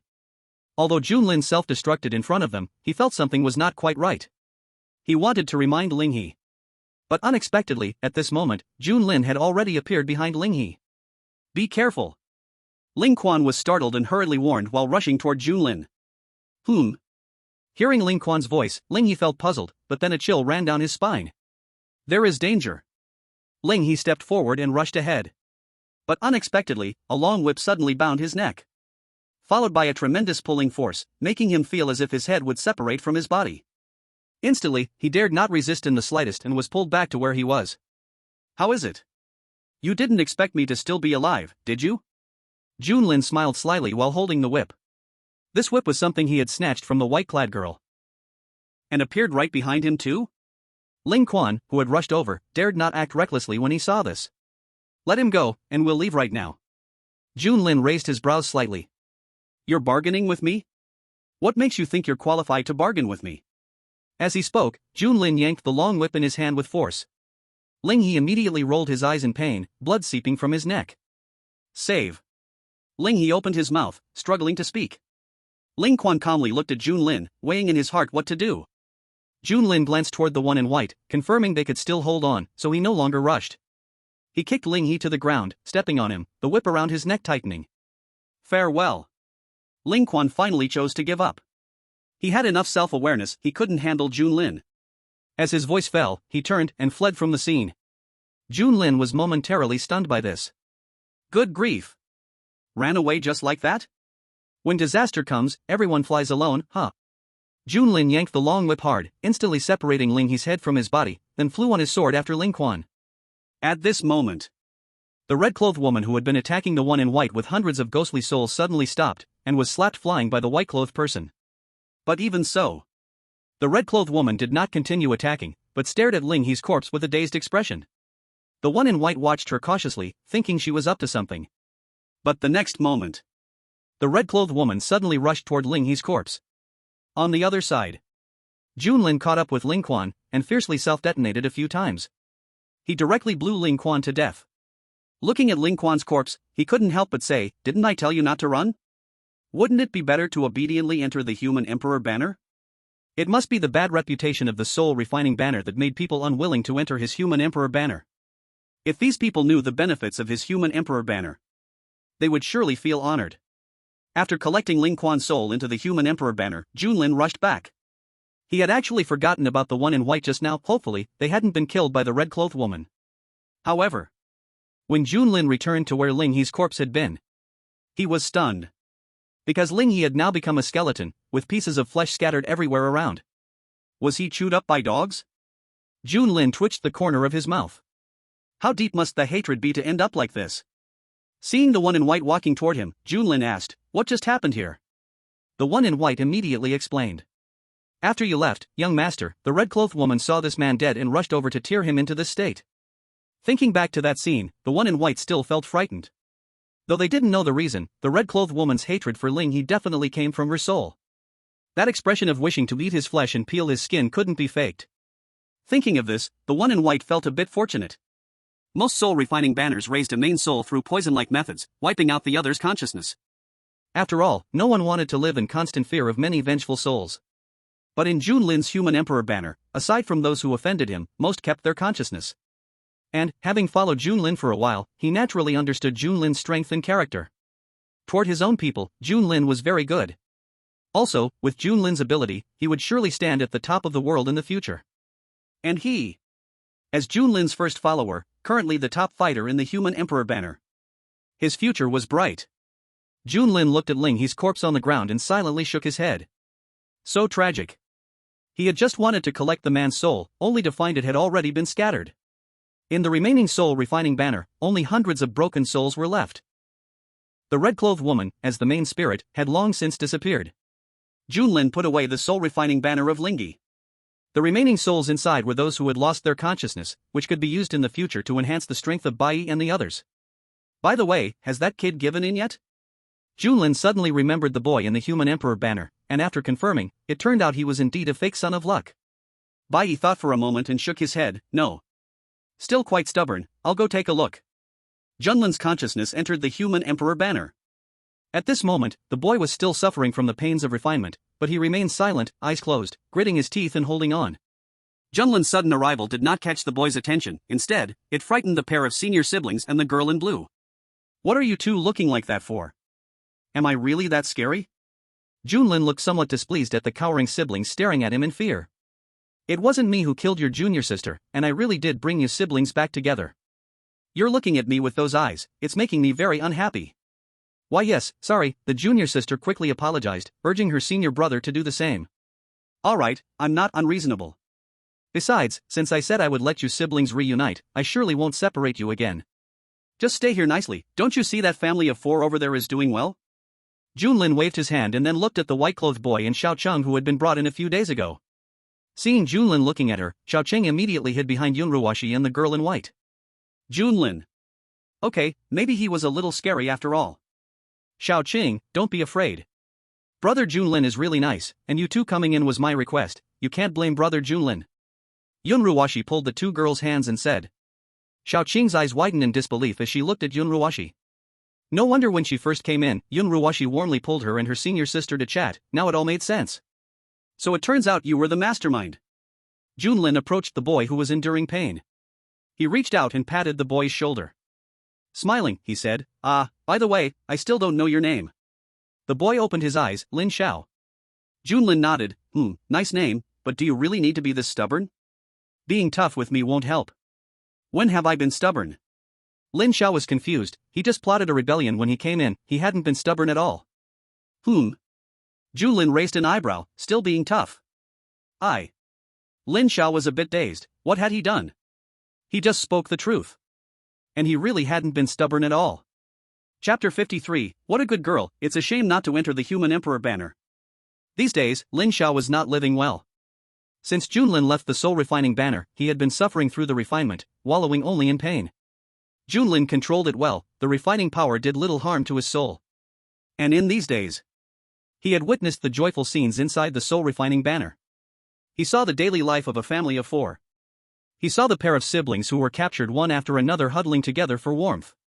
He saw the 2 girls enjoying themselves with Yunruoshi after they came in. This was not what he imagined the soul refining banner to be. Thus, he realized. Why was he suffering here? He could have joined them and trained here like Bai. He didn't need to fight tooth and nail against Junlin. So, he decided to give in. Fortunately, today he met Junlin. But he only reported his name, and Junlin came at him saying he was stubborn? When had he been stubborn? Isn't this bullying honest people? You still say you weren't stubborn? Aren't you unwilling to submit? Junlin looked at Lin Xiao. Lin Xiao had a confused look, when did I say I was unwilling to submit? Slander. Someone is slandering him. Junlin was also a bit surprised, so you are willing to submit? Lin Xiao nodded. Junlin dispelled the refining power of the human emperor's banner on Lin Xiao and looked at Bai Yi behind him, didn't you say he didn't budge? Bai Yi was taken aback, before this, he really didn't budge. After young master you left, he didn't say a word. You didn't even ask, how do you know if I budged? Lin Xiao was so angry he gritted his teeth, so he had suffered a few more days because of this guy in front of him. Don't you have a mouth? Bai Yi scoffed, he himself was refined for a week and didn't say anything. Lin Xiao was immediately speechless. He was not good with words, so he naturally could not argue with Bai Yi. Junlin shook his head, you too. Although the process was a bit strange, the result was good, he already had 2 generals within the soul refining banner. You too, refine these souls, we might need you later. As he said this, Junlin handed over several souls that had already had their consciousness refined to the 2 of them. Thank you, young master. Bai Yi immediately said respectfully. Thank you, young master. Lin Xiao imitated, but still felt a bit uncomfortable. Bowing to a demonic cultivator was something he had never thought of. Junlin nodded and left the human emperor's banner. After putting the human emperor's banner away, Junlin returned to the place where the 7th realm's power inheritance was located. At this moment, the girl he had saved before was healing her injuries here. When she saw Junling come back, she immediately stood up. Senior brother, are you alright? She didn't know Junling's name, so she could only call him senior brother. Junling shook his head. I'm fine, I was flying in the sky on my sword, they couldn't do anything to me. What a pity, he forgot to give himself a few cuts on the way back. That's good. The girl was still not at ease, carefully observing Junling. After confirming he was not injured, she finally breathed a sigh of relief. Junling reached out and rubbed the girl's hair. You're hurt so badly and still worrying about me, hurry and heal yourself. The girl's face turned red. I know. Walking to the side, the girl took a healing pill, operating her technique to absorb the medicine's effects, while secretly glancing at Junling's profile. He looks so good. After a while, the girl couldn't help but ask, Senior brother, I still don't know your name. Junling. Junling casually replied while looking at the palace in front of him. Hee, my name is Lan Xier, you can call me Xier, senior brother. Lan Xier smiled. Junling turned his head. You heal up first, when you're better, we will go inside and take a look. Lan Xier looked curiously at the barrier outside the palace. Can we get in? Junling shook his head. Not now, but we should be able to later. He could certainly go in himself, this formation couldn't stop him. But if he went in alone, what would be the point? So he chose to wait. Waiting for others to arrive, surely some would break the formation, and then he would enter with them to enjoy the spectacle. Oh, I see. Lan Xier nodded as if she understood, even though she didn't know why they could go in later, but what did that have to do with her? After all, being with Junling, there surely wouldn't be any danger. A few days later, many people gradually arrived here. All were righteous cultivators. And most of them were disciples of the Tianhe sect. However, no one could break the formation protecting the palace in front of them. Some people felt there was no hope of entering and left. Others chose to wait here, thinking that maybe at any moment, the formation would open automatically. Why are there so many disciples of the Tianhe sect? Lan Xier couldn't help but murmur as she looked at the gathered disciples of the Tianhe sect. What's wrong? Junling asked. Are the disciples of the Tianhe sect not well received? Lan Xier looked at the clustered disciples of the Tianhe sect not far away. She whispered, this secret realm was originally discovered by our sect, but later it was found by the Tianhe sect, which forcibly occupied it. To avoid our sect being gossiped about, they reluctantly gave us a few spots as a hush money. Junlin nodded. He had heard of this from that pair of senior siblings before, so it was not surprising. What about the orthodox sects? Do they really believe that the orthodox sects are righteous and above board? On the path of cultivation, how many people's hands are not stained with the blood of innocent lives? The demonic cultivators are like this, the orthodox cultivators are the same. Even close relatives may turn against each other, let alone strangers who meet by chance. Junlin lowered his eyes. Indeed, only the siblings who entered the imperial banner are the most trustworthy. Should he let Lan Xier in as well? After all, such a good girl, if she were to truly die at someone else's hands one day, he would also feel heartbroken. Brother Junlin, which sect are you from? Lan Xier suddenly asked curiously. Woyang sect. While Lan Xier's eyes instantly lit up, Woyang sect is the #1 sect in the eastern region. No wonder Brother Junlin has such a righteous demeanor and such strong strength, he originally came from the Woyang sect. He is different from those hypocritical disciples of the Tianhe sect. Another day passed. Lan Xier's injuries had almost healed. And on this day, the number of people gathered in front of the palace had already exceeded 100. Although no one had managed to break the array yet. But as time passed, by noon, the array outside the palace began to shimmer. Suddenly, everyone gathered here became excited. They indeed did not wait in vain. Soon, the array outside the palace completely dissipated, and the palace's door opened, seemingly inviting everyone inside to take a look. However, upon seeing this, everyone looked at each other, no one was willing to be the first to take action. Until a middle-aged man could not hold back. He was the first to enter the palace. Seeing that nothing happened, the others soon followed. Brother Junlin, should we go in now? Lan Xier looked at Junlin beside her. Of course, but remember to be careful, there might be dangers inside. Junlin nodded. Lan Xier nodded repeatedly. Don't worry, I will stick with you and won't run off. Junlin and Lan Xier entered the palace with the crowd. As soon as they entered the palace, what came into view were 2 giant golden lions.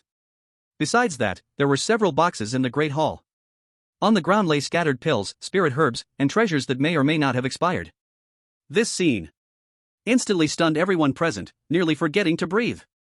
Many anxious people rushed forward, stuffing the ground's resources into their spatial rings. At this moment, the golden pupils of the 2 golden lions suddenly flickered. Junlin noticed the scene. He furrowed his brows and protected Lancier, retreating to the back of the crowd. Chapter 54, I was saved by Brother Junlin. The two golden lions suddenly moved. They lunged directly at the martial artists who were snatching resources in the Great Hall. In an instant, two people had their heads bitten off. A voice rang out in the crowd. Immediately, the rest of the people present agreed with it. At this moment, Lancier, who was protected behind Junlin, couldn't help but tug at Junlin's clothes. Brother Junlin, should we go up and help? Junlin carefully observed the situation before shaking his head. No need, it's unnecessary. The lion is clearly only targeting those who have obtained resources. The Golden Lion's combat strength was incredibly formidable, far surpassing a third-stage martial artist. But the lion's target from the beginning to the end was only those martial artists who had obtained resources from the hall. Even when being surrounded by other martial artists, these two golden lions did not retaliate. Lancier nodded, trusting Junlin. Moreover, and most importantly, she had no good feelings towards the disciples of the Tianhe sect. Not long after, the two golden lions had dealt with all those they needed to, and then, under the siege of the crowd, they slowly returned to their original position. Once again, they stood there quietly like statues. The people in the hall looked at each other in confusion. It seemed like they were doing something useless. The recent siege had not caused any impact on these two golden lions. What does this mean? Are these resources just for show? We can't take them? Someone had figured out the cause and effect. Instantly, they were a bit angry. Since they couldn't take them, why place them here? Are they trying to catch us in a trap? Maybe it's a test for us. They're trying to test if we can stay true to ourselves in the face of temptation. A young man voiced his opinion.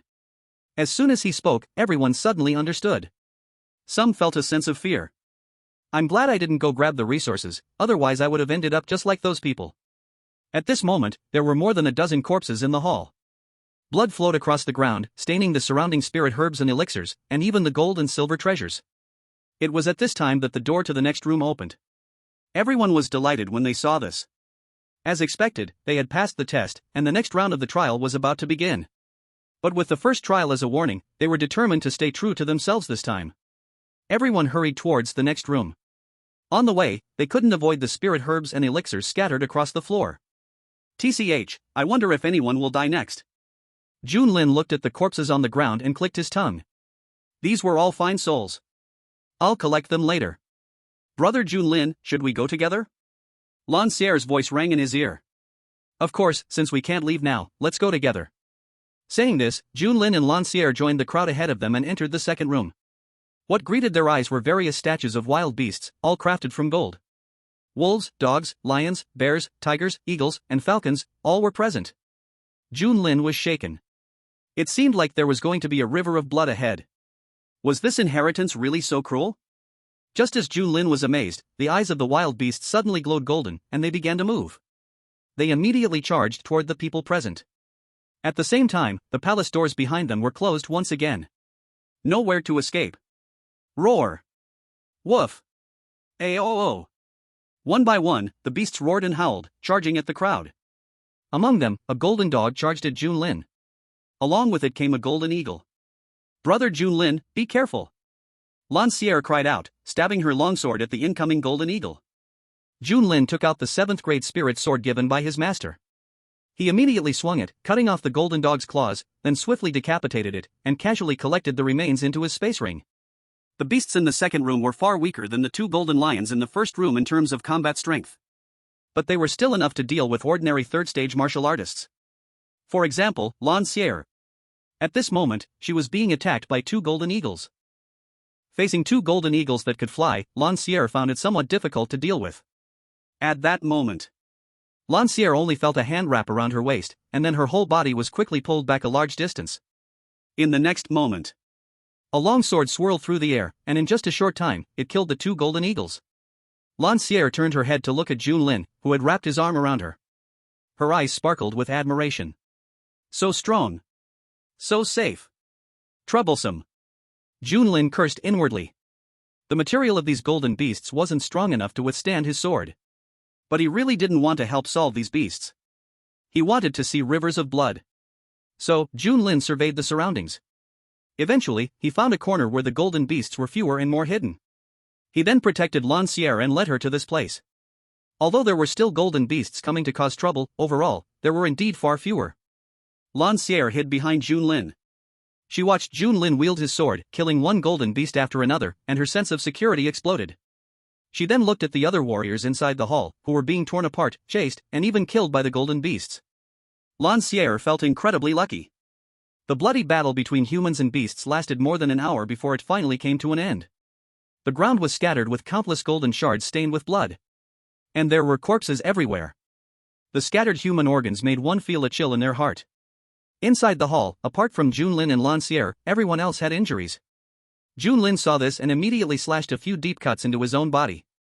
These people were all severely wounded, while he was fully healthy, making him too eye-catching. It wasn't time yet. He didn't want to be targeted by these people now, that wouldn't be fun. Junlin, brother. Lancier covered her mouth and whispered in surprise, looking at the wounds on Junlin's body where blood kept spilling out. It's fine.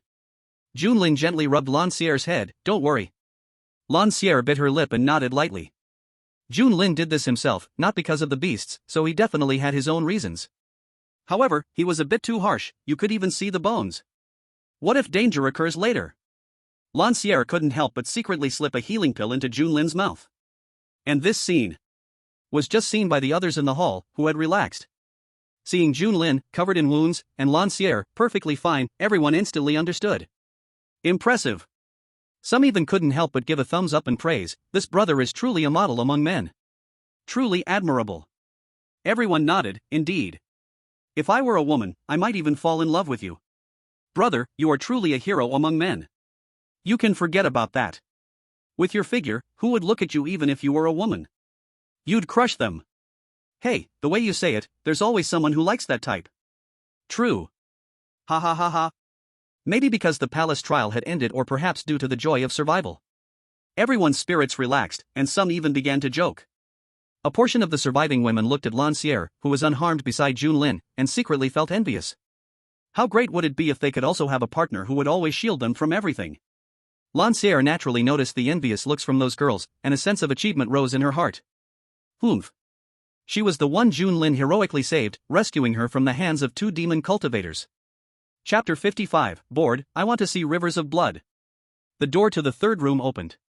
But no one inside the hall dared to enter immediately. The golden lion in the first room and the group of golden beasts in the second room had scared them. No one could guarantee what the third room would hold. The first room tests whether we can maintain our true selves in the face of temptation, the second room tests our strength. What could the third room be? In the crowd, a young boy slowly spoke up. The others were silent. Little did they know what the third room would be. Maybe it would be a dead end. But looking back, the palace's great door was already shut. Someone tried to push it open, but was powerless. They actually had no choice, the third room was inevitable. Staying here would only lead to a slow death. At this moment, the boy who had spoken earlier suddenly stood up and said, instead of waiting to die here, why not take a look? After speaking, the boy directly walked towards the third room. Seeing this, the others couldn't hold back any longer. Someone had taken the lead. As mentioned earlier, no one was sure what the third room would be. So, what if the third room is not dangerous? What if the third room is the location of treasure? No one wanted to gamble on that probability. Everyone had fought hard to survive, and naturally, they couldn't just watch as someone else reaped the rewards. Thus, some made up their minds and followed. Damn it, what does it have to do with you? Stop trying to be the hero. There were also those who cursed but still followed along. Some were tangled up for a long time, but seeing others following, they fell in line. Junling naturally would not miss such a good opportunity. He led Lancier toward the third room. And this time, what came into view was a skeleton sitting cross-legged in front of everyone. Beside the skeleton was a huge stone tablet. Due to the earlier encounter with the golden lion and beasts, when everyone saw this skeleton, they instantly felt a chill run down their spines. They collectively took a step back. With caution, they stared at the skeleton not far away. At this moment, the stone tablet beside the skeleton lit up. A figure of an old man with a celestial aura appeared before everyone. The old man first scanned everyone. Then nodded, not bad, quite a few people have come, it surprisingly exceeds my expectations. Everyone looked at the old man. Some were excited, some were cautious, and some were flustered. The old man glanced at the skeleton and sighed deeply, alas, I have finally waited for this day. He then turned to the crowd and said, since you have come here, I suppose you are here for my inheritance? Upon hearing this, everyone's eyes lit up. It turned out to be the inheritance of a strong man. It was not a wasted trip. The old man didn't pay attention to the crowd's emotional fluctuations. Instead, he walked to the stone tablet. I am a puppet master. The things you encountered earlier were all puppets I crafted. Therefore, my inheritance is, of course, related to the art of puppetry. The inheritance has been inscribed on this stone tablet, but there is only one copy. You can discuss amongst yourselves who it belongs to. Oh right. My inheritance includes the control over the 2 golden lions you encountered before. At this point, the old man's figure began to fade in and out. Alas, it's a pity, I might not see my inheritor. What a pity for my life. The old man's tone was a bit desolate, and before he could finish his words, he completely disappeared before everyone's eyes. Lan Xier couldn't help but exclaim, wow, it's the inheritance of a powerful man, and it also includes the control over those 2 golden lions. To say she wasn't moved would be impossible, but with so many people here, everyone would want this inheritance. With her strength, she had no hope. She would just stay behind Junling obediently. However, if Junling also wanted this inheritance, she would definitely help him. But from her understanding of Junling, being such a righteous gentleman, definitely wouldn't want to compete for the inheritance with these people. He wouldn't do something like that. As she thought about it, Lan Xier felt a little sorry for Junling. Although she liked this aspect of her brother Junling, sometimes being too upright wasn't good either. Unlike Lan Xier's wild thoughts in her mind. At this moment, the people in the hall had become somewhat restless. A puppet master's inheritance, and it also comes with control over the 2 lions outside. Who wouldn't want to grasp such good fortune in their own hands? Brothers, let me take over this inheritance for now, and I will surely share its contents with all of you later. A young man in black, at the peak of the 3rd realm, stepped forward and said. As soon as he spoke, everyone immediately exchanged glances. Although they were all disciples of the Tianhe sect, could this person be trusted? Of course not. Who knows if he might be hiding something? He. Brother, it's not that we don't trust you, it's mainly that you are in a position that makes us uneasy, and we don't know you well. Another young man stepped forward and spoke. This immediately drew agreement from the others in the hall. Exactly, I have never seen you in the sect, who knows if you snatched someone else's token to sneak in. Yeah, maybe you're actually a hidden devil sect spy lurking in our righteous sect. How can we trust you? You guys? The young man in black was somewhat angry. How could these people slander him like this? Aren't they all fellow brothers? Just look at your outfit, dressed in black, you really do resemble those devil sect members. Yes, after getting the inheritance, you might summoning those 2 golden lions outside to silence us. The people in the hall were arguing, directly pinning a devil spy label on the black-clothed youth. You guys? The black-clothed youth was filled with rage, unable to speak in return. Junlin pulled Lan Xier to a corner of the hall, trying to lower their presence, curiously watching this scene unfold. However, after watching for a while, it seemed these people were just blowing hot air. Junlin quickly felt bored and muttered softly, boring, I want to see blood flowing like a river. Huh? Lan Xier tilted her head, had she heard wrong just now? Her brother Junlin actually said he wanted to see blood flowing like a river? What's wrong? Junlin turned around, asking softly. Feeling a bit flustered. Oh no, it seemed he had just said something out of character. The gentle question entered her ears.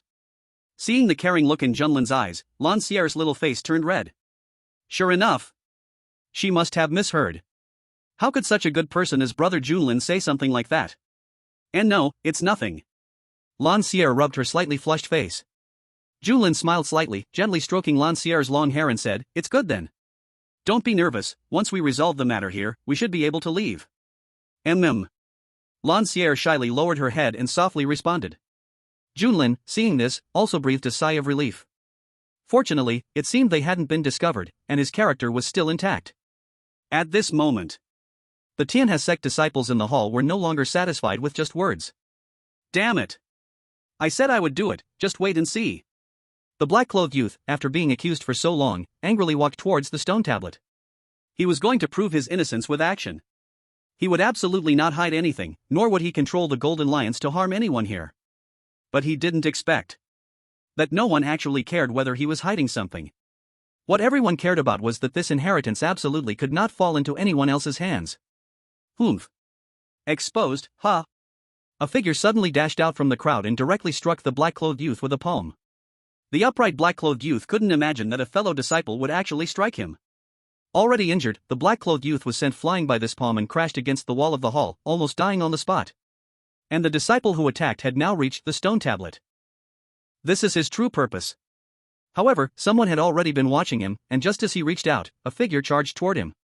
Once someone made the first move, there was no stopping it. The hall instantly descended into chaos. Everyone understood in their hearts that today's events would not end well.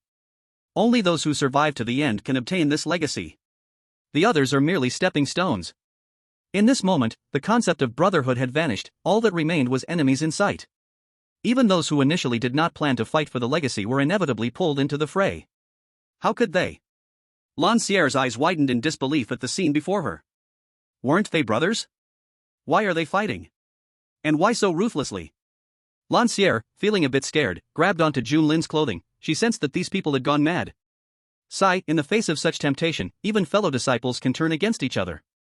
Junlin sighed deeply, feigning a sorrowful expression. But inside, he was filled with joy. Good, good, good. He loved watching rivers of blood flow. Chapter 56, So Cute. The people in the hall were already injured. Now that a fight had broken out, they were all fighting for keeps. Before long, someone died on the spot. This further ignited the fighting spirit in others. At this point, things had clearly escalated to a life or death struggle. Junlin and Lancier hid in a corner, not wanting to get involved. But unfortunately, they were still discovered. A girl from the Tianhe sect looked at Junlin and Lancier. She had envied Lancier for having such a partner who always stood in front of her. At the same time, she was very jealous. Just in time, the situation had become chaotic, and with Junlin covered in blood, he looked severely injured. So she chose to attack Junlin and Lancier. Lancier quickly stood in front of Junlin. What are you trying to do? We don't plan to fight for this legacy. Junlin placed a hand on Lancier's shoulder, pulling her behind him. Just watch obediently, don't worry, with me here, they can't hurt you. Seeing Junlin blocking her way, the girl felt even more jealous. Why are all the good partners reserved for others? Why can't she meet such a good partner? Thinking this, the girl attacked Junlin. Lancier worriedly said, Junlin, are you okay? Shouldn't I do it instead? Even though she had been previously beaten badly by that demon cultivator, it didn't mean she was weak, it was simply that the demon cultivator was too strong. Moreover, Junlin's wounds weren't fully healed yet. If things got too intense and his wounds reopened, it would be a serious problem. Hearing Lancier's worried words, Junlin's expression froze. What is this talk? How can he not be fine? A man cannot say he is not fine. To prove himself, Junlin directly fought back against the girl, despite being injured. Along the way, he even purposely let the girl strike him a few times. In the end, he struggled to stab through the girl's leg and kicked her away. Seeing this, Lancier rushed over, looking at the new wounds on Junlin, almost unable to bear it. New. Lancier was speechless, glancing at the people in the hall attacking indiscriminately, then looking at the seriously injured Junling. Unable to hold back, she squatted down. She hugged Junling. Brother Junling, I know you can't bear to see this situation, but... Lancier didn't know how to explain for a moment. Maybe it was because her sect was particularly small. The brothers and sisters in the sect had always been harmonious, never falling out over anything. Resources were shared, whoever needed would get them. Even the secret techniques and martial skills obtained from outside were never hidden. So, she couldn't understand why these people were fighting over a legacy. Clearly, everyone could share it together. Lancier was confused in her heart, but she just hugged Junling tightly. We won't be like this. Yes, we won't be like this. Junling opened his eyes and gently stroked Lancier's hair. What a joke. Who dares to rob him, he'll explode right back at them. So these people were just too petty, talking grandly before the fight, spouting some noble reasons. At this moment, an arrow flew towards Junling. Seeing this, Junling quickly pushed Lancier aside, and his shoulder was immediately pierced by the sharp arrow. In fact, this arrow was aimed at his heart. He could dodge, but there was no need. Lancier was furious, her blood boiling. Why did everyone want to kill her brother Junling? This time, it was also a girl who attacked. She had just killed a brother who wanted to kill her, and when she turned around, she saw Junling and Lancier hugging together.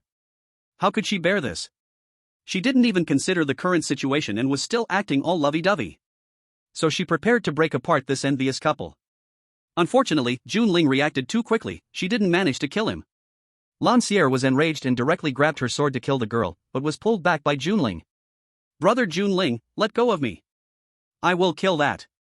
Lancier gritted her teeth as she glared at the girl with the bow and arrow nearby. Cough, don't be impulsive. Let me handle this. Junling pulled Lancier back. Then, he rudely yanked the arrow out of his shoulder. To be honest, it hurt quite a bit. Luckily, this girl was upright and hadn't poisoned the arrow, otherwise he would have to end the fight quickly. Lancière was anxious in her heart and eventually couldn't help but lend a hand as they attacked together. Finally, the girl with the bow was slain by the furious Lancière under her sword. Junling had a few more wounds, but they weren't serious.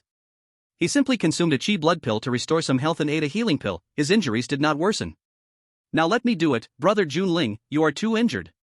Lancière looked at Junling and couldn't help but say. She decided that next time someone attacked, she absolutely wouldn't let Junling take action again. Junling merely smiled and did not respond. Fortunately, perhaps due to the fierce battle, no one else attacked them again. More than an hour later. In the hall.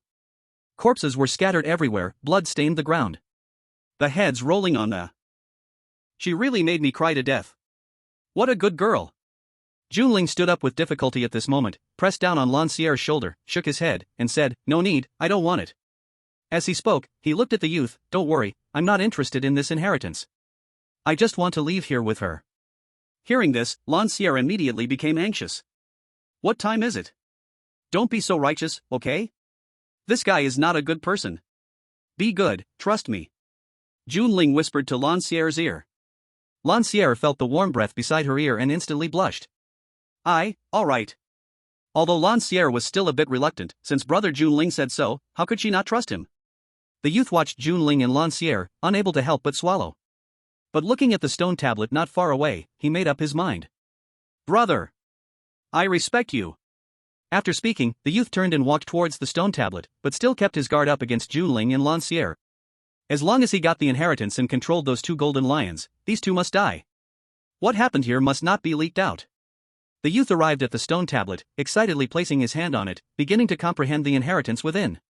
But the next moment, the youth suddenly felt dazed, and then his eyes showed fear. You. This is not inheritance. Ha ha ha. So foolish, I shall accept your body. Asterisk. I will fight you to the end. An ant shaking a tree, how dare you struggle? Ah. Sounds of the youth's anger and cries filled the air, along with the old man's sinister laughter. Seizing the body. Lancière's eyes widened in surprise, and then a wave of fear gripped her heart. She almost harmed brother Junling. Sure enough. Junling's mouth curled up, not surprised at all. He had found it strange before. That old man said right away that only one person could obtain the inheritance. Then he specifically mentioned that the inheritance included the control of the two golden lions outside, and then he vanished with a look of regret. A set of moves that flowed like water. At that time, Junling suspected that the old man was up to no good. Now, it seems, he was right. However, it was just the right time for him to strike. Junling immediately stood up, walking to the center of the hall under Lancière's puzzled gaze. First, he used his sword to directly kill the youth. Then, a black misty emperor banner suddenly appeared. It directly absorbed the souls of the dead present. The youth's soul, still struggling with the old man's, could not escape either. Lancière watched this scene, her mouth forming an O shape in shock.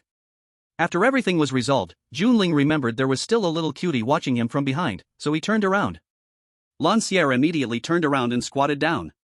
Murmuring, I didn't see anything at all. Junling was taken aback and couldn't help but smile. So cute. Chapter 57, Can I be the main soul then? It would be a shame for such a cutie not to enter the Emperor banner. Junling came to Lancière, summoned back his Emperor banner, and waved it in front of her, saying, Really didn't see anything? Lancière peeked her eyes open quietly. What she saw was the Emperor banner wrapped in black mist. Scared, she immediately shut her eyes. No, Junlingage, what are you talking about? I can't see anything. Junling couldn't help but laugh. Really? I don't believe it. Lancière immediately pouted. Then when you kill me later, could you be quicker? I'm afraid of pain. Junling reached out and tapped Lancière's head. I'm already hurt this bad, and you don't know how to resist? Lancière pouted. You don't look like you're hurt at all, only seem serious on the outside. She wasn't a fool, she was just angered earlier by the two girls from the Tianhe sect who had attacked her in Junling. Now come to your senses. Only then did I remember that Junling is capable of killing those golden beasts in the second chamber with a single sword strike, and the injuries on his body were self-inflicted. So, when he arrived at the third chamber, he was fighting back and forth with two injured girls from the third realm, and even got hurt? Is this reasonable? This is completely unreasonable. This is clearly intentional. Yet, at that time, I was flustered with worry and didn't notice this point. Thinking of this, Lancier couldn't help but reach out to pull Junling's arm and said, "Brother Junling, can you let me be the main soul this time?" The current situation is very clear. If she were Junling, she definitely wouldn't let herself go. So, since death is certain, she surely should fight for some benefits for herself. Even though Junling lied to her. But it is true that Junling saved her, and he did protect her all the way. So, becoming the main soul of Junling's soul refining banner doesn't seem impossible? After all, she really has no other choice. Being the main soul of the soul refining banner would at least keep her with brother Junling. Worst case, they could kill and burn together later. Maybe feelings will grow over time. He. Lancier suddenly smiled. Junling was taken aback by her. He couldn't help but shake his head, saying, "Are you being silly? Let's talk about this later, I need to check inside the banner." He had just collected so many souls, among which was a remnant soul of a 7th realm elder. He needed to go in and take a look to avoid any trouble. Bai Yi and Lin Xiao might not be able to stabilize the situation. Okay.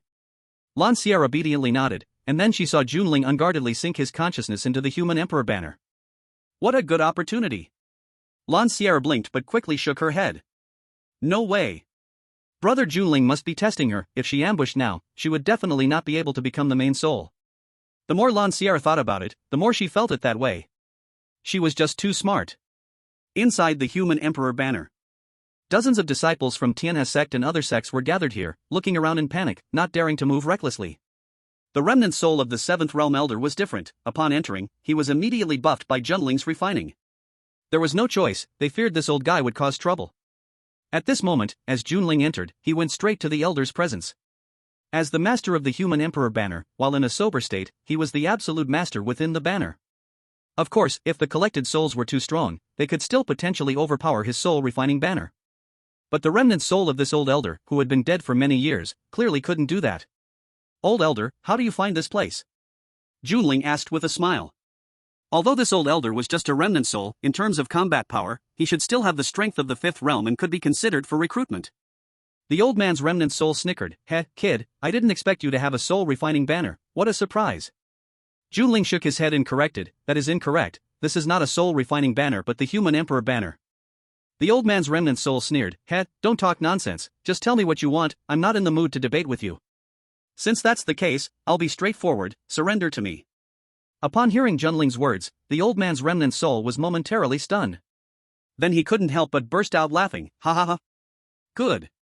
I didn't expect your power to be lacking, but your ambition is quite big. You want me to submit to you? That's fine, but you have to give me those few little girls over there." Yun Ruoshi, who was watching the commotion with Xiao Chang and Xiao Bai, instantly froze upon hearing this, and she couldn't help but want to curse. What kind of thing dares to have improper thoughts about them? Are you negotiating with me? Junling frowned slightly, this old man seemed to be a bit out of touch with reality. What else would it be? Ha!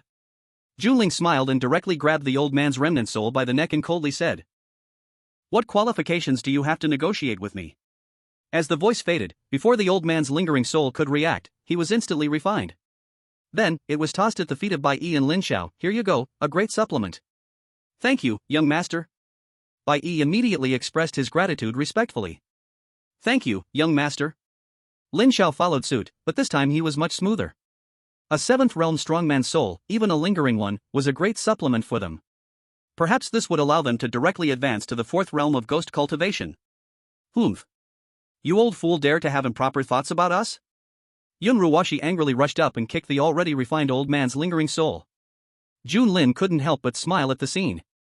He then turned to the newly arrived noble guests. Slowly opening his arms, he calmly said, "Everyone, how about submitting to me? You demon cultivator. We would never submit to you." Exactly. We disciples of Tianhe sect will never bow down to demon cultivators. I think it still can be. The scene became chaotic. Junlin smiled lightly and snapped his fingers gently. Those souls who shouted they would never yield were instantly refined into pure soul bodies. The scene immediately fell silent. Junlin looked at the remaining dozen souls and said, "We have only met briefly, so I'm not interested in explanations, this is your last chance." The remaining dozen glanced at each other. Those who were tough had already been refined, what remained were naturally those who were not tough. They all chose to submit. Junlin nodded, very pleased with these understanding talents. He turned to Bai Yi and said, "Bai Yi, these people are in your hands, train them well, I don't need disobedient subordinates. I will not disgrace the mission." Bai Yi immediately accepted this heavy responsibility. Lin Xiao, seeing this, scratched his head. This isn't right. Why was it not his responsibility?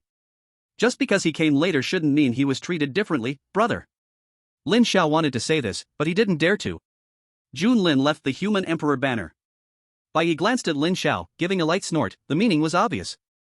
Inside the hall, Lan Sierre squatted on the ground, supporting her small face with her hands. She was thinking about how she could die without pain. Jun Lin, returning to consciousness, squatted down. What are you thinking? Lan Sierre came back to her senses and giggled. Hee, I was thinking about how to die less painfully, and look, Jun Lin brother, I didn't act on a great opportunity just now, isn't that good? Jun Lin couldn't help but laugh. He nodded. Good, really good. Then can I be the main soul? Lan Sierre looked at Jun Lin with expectation. Sure, you can be. Jun Lin ruffled Lan Sierre's hair. In his human emperor banner, there was no distinction of main souls, but since this girl wanted to be one, he would go along with her. Saying this, Jun Lin stood up and looked around. This palace. Although it seemed that the final result was that the old man's lingering soul wanted to seize a body. In reality, the inheritance here was real, it just wasn't on the steel, but on that skeleton. Jun Lin walked towards the skeleton and pried open its skull. Inside was a small steel. This was the true location of the inheritance. Jun Lin infused his spiritual power and began to comprehend the inheritance within. In just a moment, Jun Lin understood how to use puppet techniques and how to create puppets. Moreover, it also included the control rights of the two golden lions from the first room. As Jun Lin obtained the inheritance, the steel turned to dust and scattered. Jun Lin clapped his hands. Inside, he understood. So what that old man said was actually the truth, just that he kept the fact he wanted to seize a body to himself. Let's go. Jun Lin knocked on Lan Sierre's head and walked straight to the second room. Lan Sierre covered her head, somewhat confused. Jun Lin brother, are you not going to kill me? Could it be that Jun Lin brother couldn't bear to kill her? Just let you live a little longer. Oh. Lan Sierre pouted. Indeed, she had thought too much. They arrived at the second room. Jun Lin first collected the restless souls of the dead here and subdued them, then he pulled Lan Sierre to hide. Lan Sierre looked at Jun Lin in confusion. Jun Lin said nothing, only put his finger to his lips, signaling for silence. Lan Sierre immediately covered her small mouth and nodded, not making another sound. A few hours later.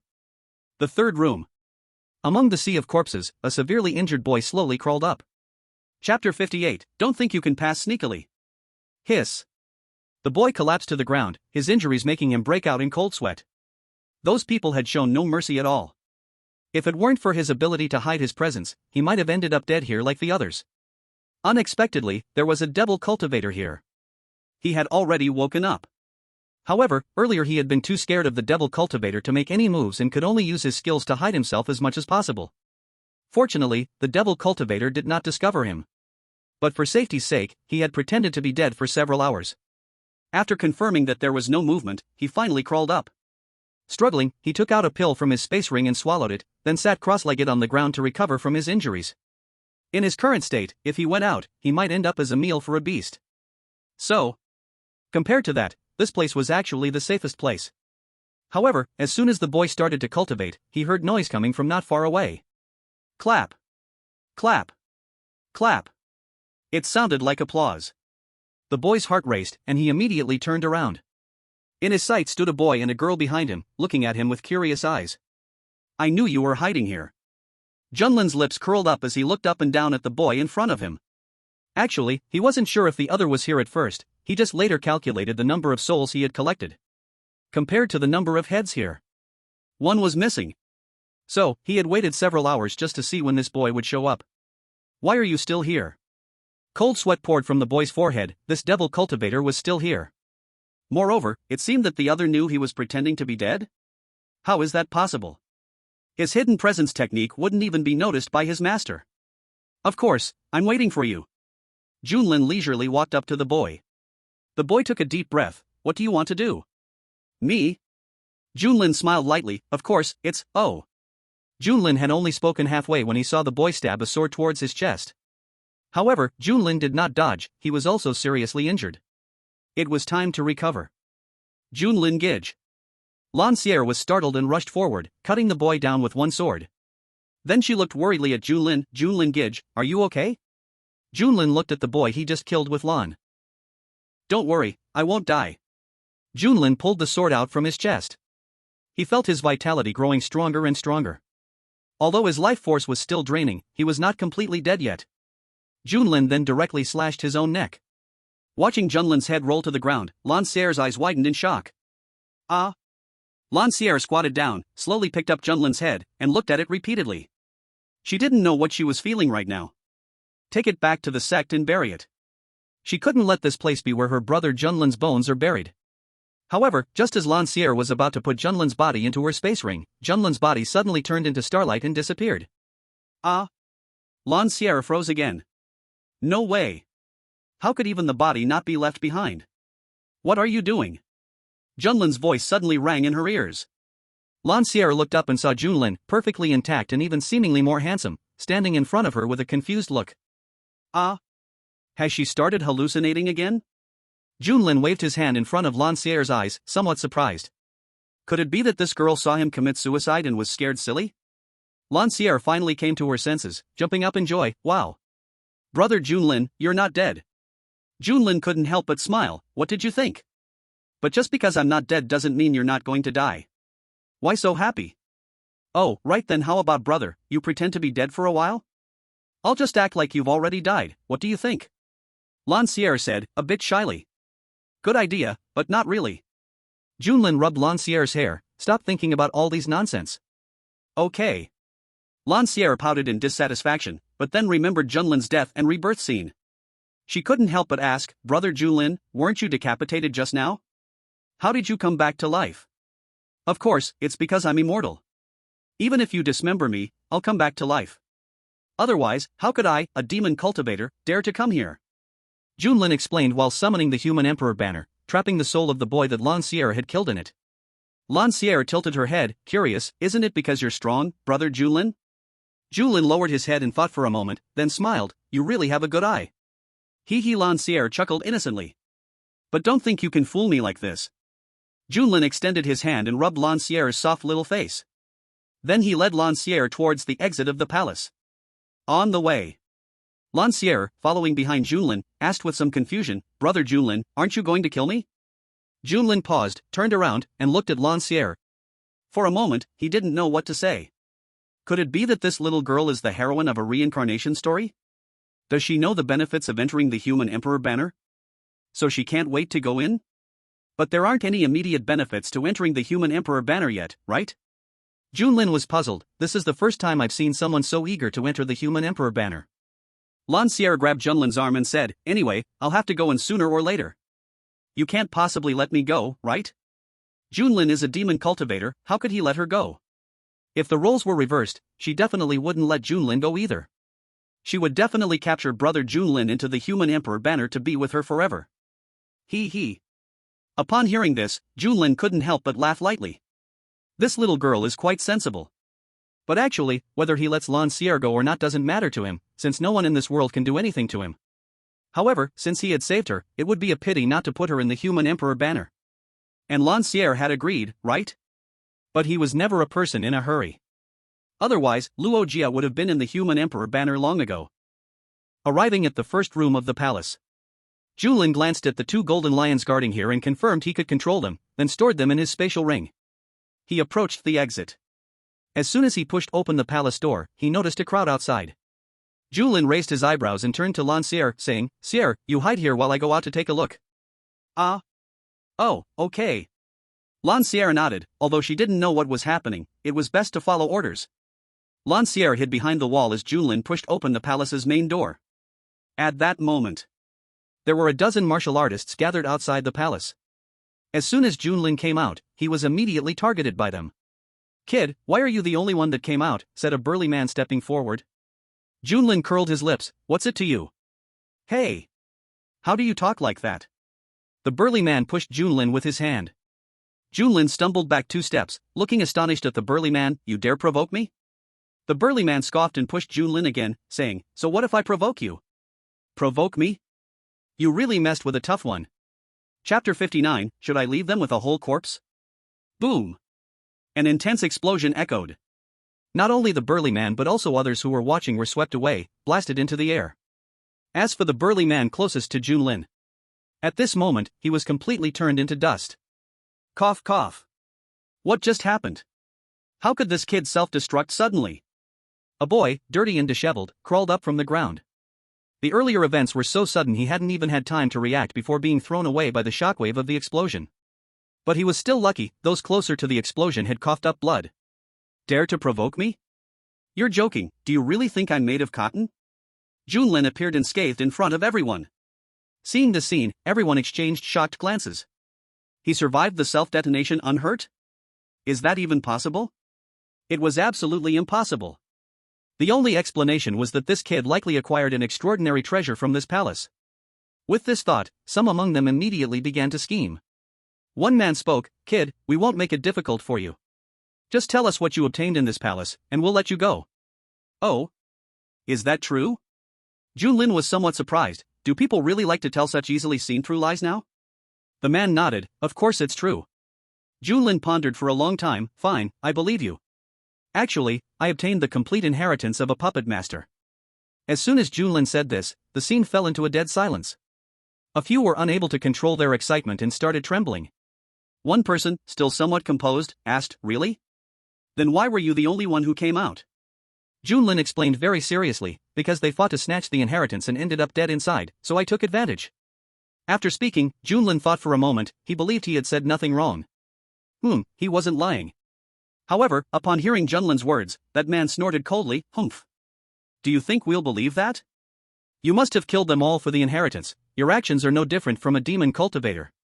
Junlin scratched his head. Isn't there a possibility he is a demon cultivator? How could he be different from one? Got nothing to say now? Hand over the inheritance and you can leave, otherwise, don't blame us for being rude.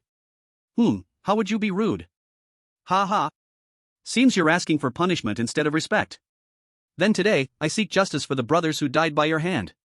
As soon as he finished speaking, the man with the long spear charged forward fiercely. Impressive. Impressive. Junlin sincerely applauded the person in front of him. Such grandiose words were truly spectacular. He couldn't pick out a single flaw. So, Junlin fought against the man with a long sword. Seeing this, the man felt happy in his heart. Sure enough, that wide-ranging explosive power was not used carelessly. The others watching this scene also felt a bit anxious. Since Junlin could not explode like before, then there was no threat to them. As long as they quickly controlled Junlin, they would not be afraid of not getting the inheritance. Thinking this way, a few more people joined the battle. But still, a few continued to watch. 2 even chose to leave. It was foolish to gamble one's life on an unknown inheritance. As more and more joined in attacking Junlin, he seemed to gradually be at a disadvantage. At this moment, inside the palace, Lancière blinked her big, watery eyes, watching this scene with great interest. Because she knew Junlin was immortal and unkillable, she was not worried at all. Instead, she was curious why Junlin didn't just kill these people. He clearly had the ability. At this moment, Junlin pretended for a while, then realized there seemed to be no need to act any longer, so he stopped pretending. With a single sword strike, he killed one of the attackers. Then he raised his hand. He released 2 massive golden lions. In the inheritance of the puppet master, there were methods and information to control these 2 golden lions. These were 2 puppets with combat power comparable to 5th-level experts, but limited to the ground. After all, he hadn't given these 2 golden lions wings, so they couldn't fly. But even so, that was enough. Junlin stood on top of one golden lion and said, "How unfortunate, the inheritance of the puppet master contains these 2 golden lions. If you can deal with them, maybe I will surrender?" The pressure brought by the golden lions was indeed strong. The crowd that was initially attacking Junlin couldn't help but want to retreat now. But the golden lions were quicker. Just as one person tried to escape, a golden lion immediately chased after him, smashing his skull with a single paw. This scene left everyone stunned. Instantly killed? How are we supposed to fight now? I don't want the inheritance anymore. Let me go. Senior brother, I was wrong. That guy just now led me astray. I didn't mean to take your inheritance. Ha ha ha, is pushing me out useful now? Do you think he will let you go? Ha ha ha ha. Fool. We are all going to die. Damn. Isn't it because you slandered the senior brother? Otherwise, how could we possibly have done this? I believe the senior brother would never kill innocent people. Junlin listened to everyone constantly shifting blame, nodding repeatedly, then looked at Lancière peeking from the palace. He flew over on his sword and brought Lancière over. With a smile, he said to everyone, "Now, don't say I'm heartless. Let this little one judge. If she says to spare you, then I will spare you. Upon hearing this, hope suddenly rose in everyone's hearts. A young man quickly praised, this sister, charming and graceful, is definitely kind-hearted and reasonable. As soon as he said this, everyone around was stunned. Wow! There's this trick? Seeing this, everyone began to compliment Lancier. Lancier, overwhelmed by the flattery, buried her little face in Junlin's chest and said, I'm not that good, brother Junlin, why don't you spare them their whole bodies? Ha! As soon as Lancier said this, everyone who had just praised her suddenly choked, all their praise went down the drain. Immediately, someone couldn't help but want to angrily curse, you evil. However, before he could finish a few words, a golden lion bit off his head. Seeing this, the rest of the crowd immediately understood, these two were just intentionally toying with them. The crowd wanted to escape. But their speed. Where can one compare to the golden lion? Junling looked at Lancier with some surprise. Actually, he initially thought Lancier would ask him to spare these people, and he had even prepared for a change in expression. However, Lancier's words truly took him by surprise. Junlingage, why are you looking at me like that? Lancier was a bit confused. Did Junlingage actually want to spare those people? Did she misunderstand? But those people attacked her Junlingage, they probably deserved to die, right? It's nothing. Junling gently shook his head. He collected the soul of the golden lion into the human sovereign banner. With nothing else to do, Junling wandered around the secret realm a few more times, confirming that nothing was left behind. Then he prepared to leave the secret realm. Outside the secret realm, an old man sat not far from the entrance, his expression stern, his cold gaze scrutinizing every person who walked out of the secret realm. He was very angry now. Because the soul lamp of a newly accepted disciple of his shattered. And that disciple's last stop was the secret realm. Chapter 60, I don't eat pressure. At this moment, Junling and Lancier, who had just exited the secret realm, were somewhat surprised by the serious atmosphere outside. What are they planning to do? Junling glanced at the crowd staring at him, then at the old man with a stern face not far away. Trouble has come? The old man glanced at Junling and Lancier, furrowing his brows. Which sect are you disciples from? Guayu's sect. Lancier replied. Junling hesitated for a moment because the person who let him in was watching him too. So he replied seriously, I am from Tianhe sect. The old man chuckled lightly, oh? Is that so? Then do you know who I am? Now this seems quite difficult. Although he didn't know why the old man was here, it was now obvious he had raised suspicions about himself. After thinking for a while, Junling ultimately chose to give up and shrugged, I don't know, you figure it out. The old man nodded, his smile diminishing, good, very good, since you don't know, then I will let you know right now. As the old man finished speaking, a middle-aged man, who had been watching the show, stepped forward. He said to Junling, will you surrender now, or do you want me to beat you up first and then surrender? Against a third-level martial artist. He had no pressure at all. But since the other party was from his own sect, if he could avoid hitting him, he would rather not. Only this kid was unfortunate. Not knowing Elder Wang and coincidentally saying such rude words when Elder Wan was at his angriest. A good lesson was probably unavoidable. Junling frowned. Surrender?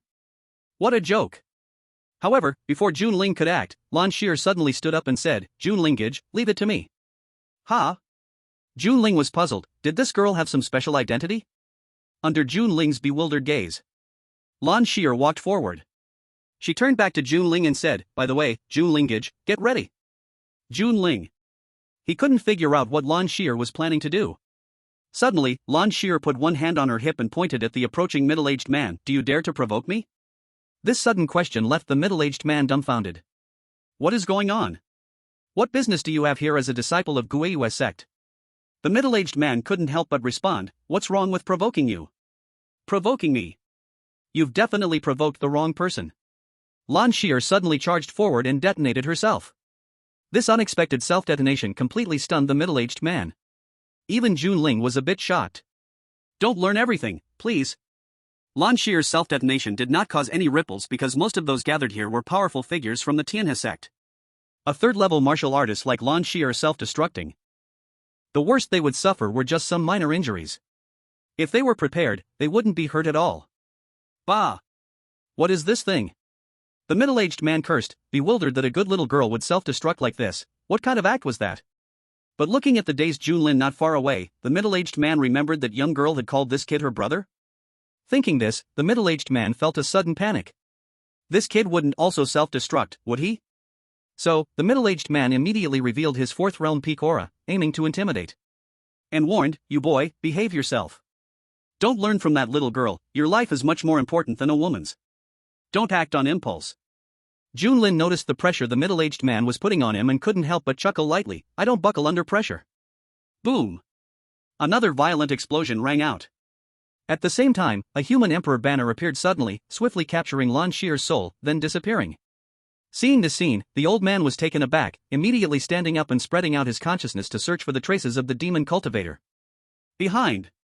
Without any hesitation, the old man struck a palm backward. The result was a violent explosion coming right at him.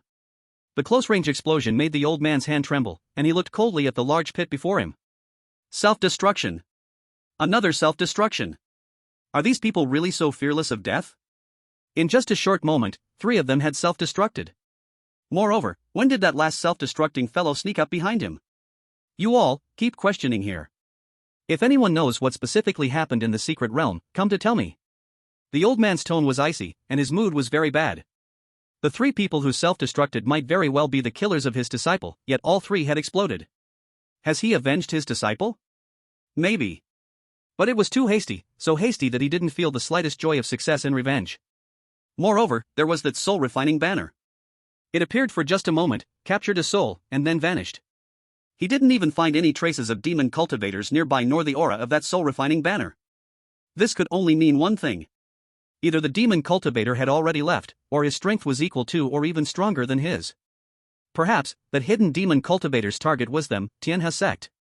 This was not good news. He must find a way to convey the situation back, otherwise, they might all perish here. TSK, my cultivation is still too low, but just a small Tianhe sect, I've noted this grudge. Junlin walked on the road back to his sect. Looking at the scenery around. Those gathered in front of the secret realm were mostly 4th and 5th realm strong ones from Tianhe sect. That old fellow might even be a 6th realm elder of the sect. When his cultivation is higher in the future, he must visit Tianhe sect. For now, it's best to return to his sect and raise his cultivation a bit, otherwise, next time he might not be able to kill anyone with a self-detonation. As for Luo Jie, he had just taken a look around and didn't see him. He also forgot to set a rendezvous point. So, he would have to wish Luo Jie good luck. That guy should have a strong life force. On the way back to the sect, Junlin released Lan Shir, whom he had just captured in the human emperor banner. At this moment, Lan Shir seemed a bit dazed. What had she just seen in Junlin's human emperor banner? She saw a group of souls that retained their consciousness. She saw 2 men commenting on the boy she had killed earlier in the palace, talking about how long he could hold out. And there was also a girl named Yunruashi who was very enthusiastic towards her, pulling her to ask about this and that. Is this really the soul-refining banner? This is a bit different from what she imagined. Shouldn't one main soul control hundreds or even thousands of souls? So strange, but it's hard to say where the strangeness lies. Junlin noticed Lan Shir was in a daze and felt a bit strange, so he reached out his hand and waved it in front of her. Ah! Brother Junlin! Lan Shir finally came back to her senses. It's good that you're okay, I thought you lost your soul. Junlin felt relieved upon seeing this. Then he gently tapped Lan Shir's little head and said, don't learn everything, I can explode every day because I am immortal, but you don't have my ability, you'd end up dead without a complete corpse. Lan Shir giggled, hee, I know brother Junlin can't bear to hurt me, so I will take the initiative. Chapter 61, My Brother Who Harms His Fellow Disciples. Wuyang Sect. As soon as Junlin returned to this place, he dashed straight to the back mountain of Yujian Peak, which is the residence of Bai Shiha. At this moment, Bai Shiha was also here. However, her mood wasn't very good because her newly accepted junior brother had just gone missing, and her senior brother was having some small problems. This made her wonder if she was indeed a star of misfortune. Why are issues popping up one after another? She hoped her master wouldn't be next. Just when Bai Shiha was feeling a headache, a figure suddenly fell from the sky.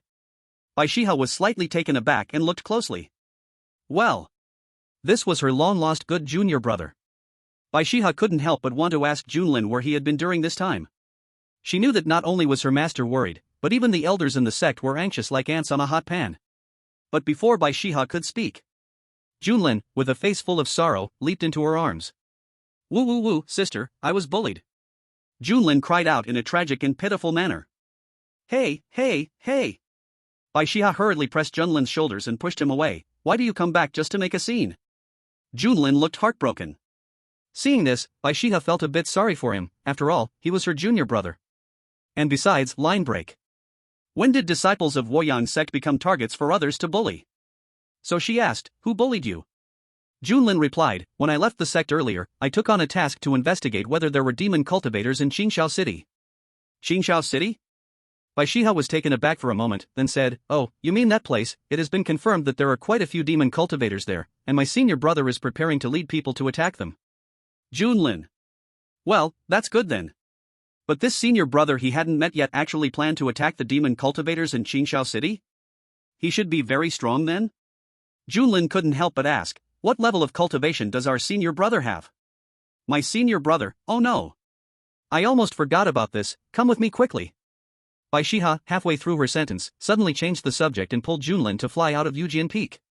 Huh? What's going on? Did something happen to my senior brother? Junlin was puzzled, why was she so agitated? Could it be that something happened to her senior brother? Bai Shiha shook her head and said, I'm not very sure either. I just heard from my master that someone reported my senior brother for harming fellow disciples and stealing the sect's treasures, so they are currently questioning him in the law enforcement hall. Junlin was stunned. What? He came back just to be hit with such an intense drama? Oh my brother. This was supposed to be the good senior brother who went to Qingxiao City for revenge, he couldn't just fall here. On the way to the law enforcement hall, Junlin couldn't help but ask, by the way, our senior brother shouldn't be that kind of person, right? Bai Shiha glanced at Junlin, if not, then who? Go out and ask around, my senior brother has always been very well known in the sect. Bai Shiha also felt this matter was strange. Her senior brother had only just emerged from seclusion a couple of days ago, how could he be accused of harming fellow disciples and stealing the sect's treasures? She strongly suspected someone was slandering him. After all, the truth is still unknown, so let's see what the law enforcement hall can say about it. If someone really slanders, then our Yujian Peak's sword won't be at a disadvantage either. Junling nodded. After all, he had never seen Bai Zai in person, so he was not clear about what kind of person his senior brother really was. But a senior brother with such a good reputation. Surely he wouldn't do something to harm his own sect and steal the sect's treasures, right? Could it be that, like him, he appeared to be a righteous cultivator on the surface but was actually a devil lurking in the dark? But he wouldn't expose himself in the sect, would he? Isn't that asking for death? As Junling pondered the possibility of his good senior brother being slandered, he followed Bai Shiha to the law enforcement hall. At this moment, many fellow disciples had already gathered here to watch the commotion. In the center of the grand hall of the law enforcement hall, a young man dressed in white, with long white hair flowing down, stood there with a calm expression. On the way, Junling had learned from Bai Shiha that this person was his senior brother, Bai Zai. And not far across from Bai Zai, there was a sneaky-looking boy with shifty eyes who seemed like a bad person. Of course. This was Junling's initial impression. Junling arrived outside the law enforcement hall. He grabbed a junior sister and asked, Sister, do you know what happened here? Suddenly being caught and questioned, the junior sister was a bit impatient at first. But when she saw Junling, her expression immediately became much nicer, pointing to the boy inside the hall and said, It's that brat slandering senior brother Bai. The matter hasn't been clarified yet, so shouldn't we hold off on saying it's slander? A junior brother beside couldn't help but speak up.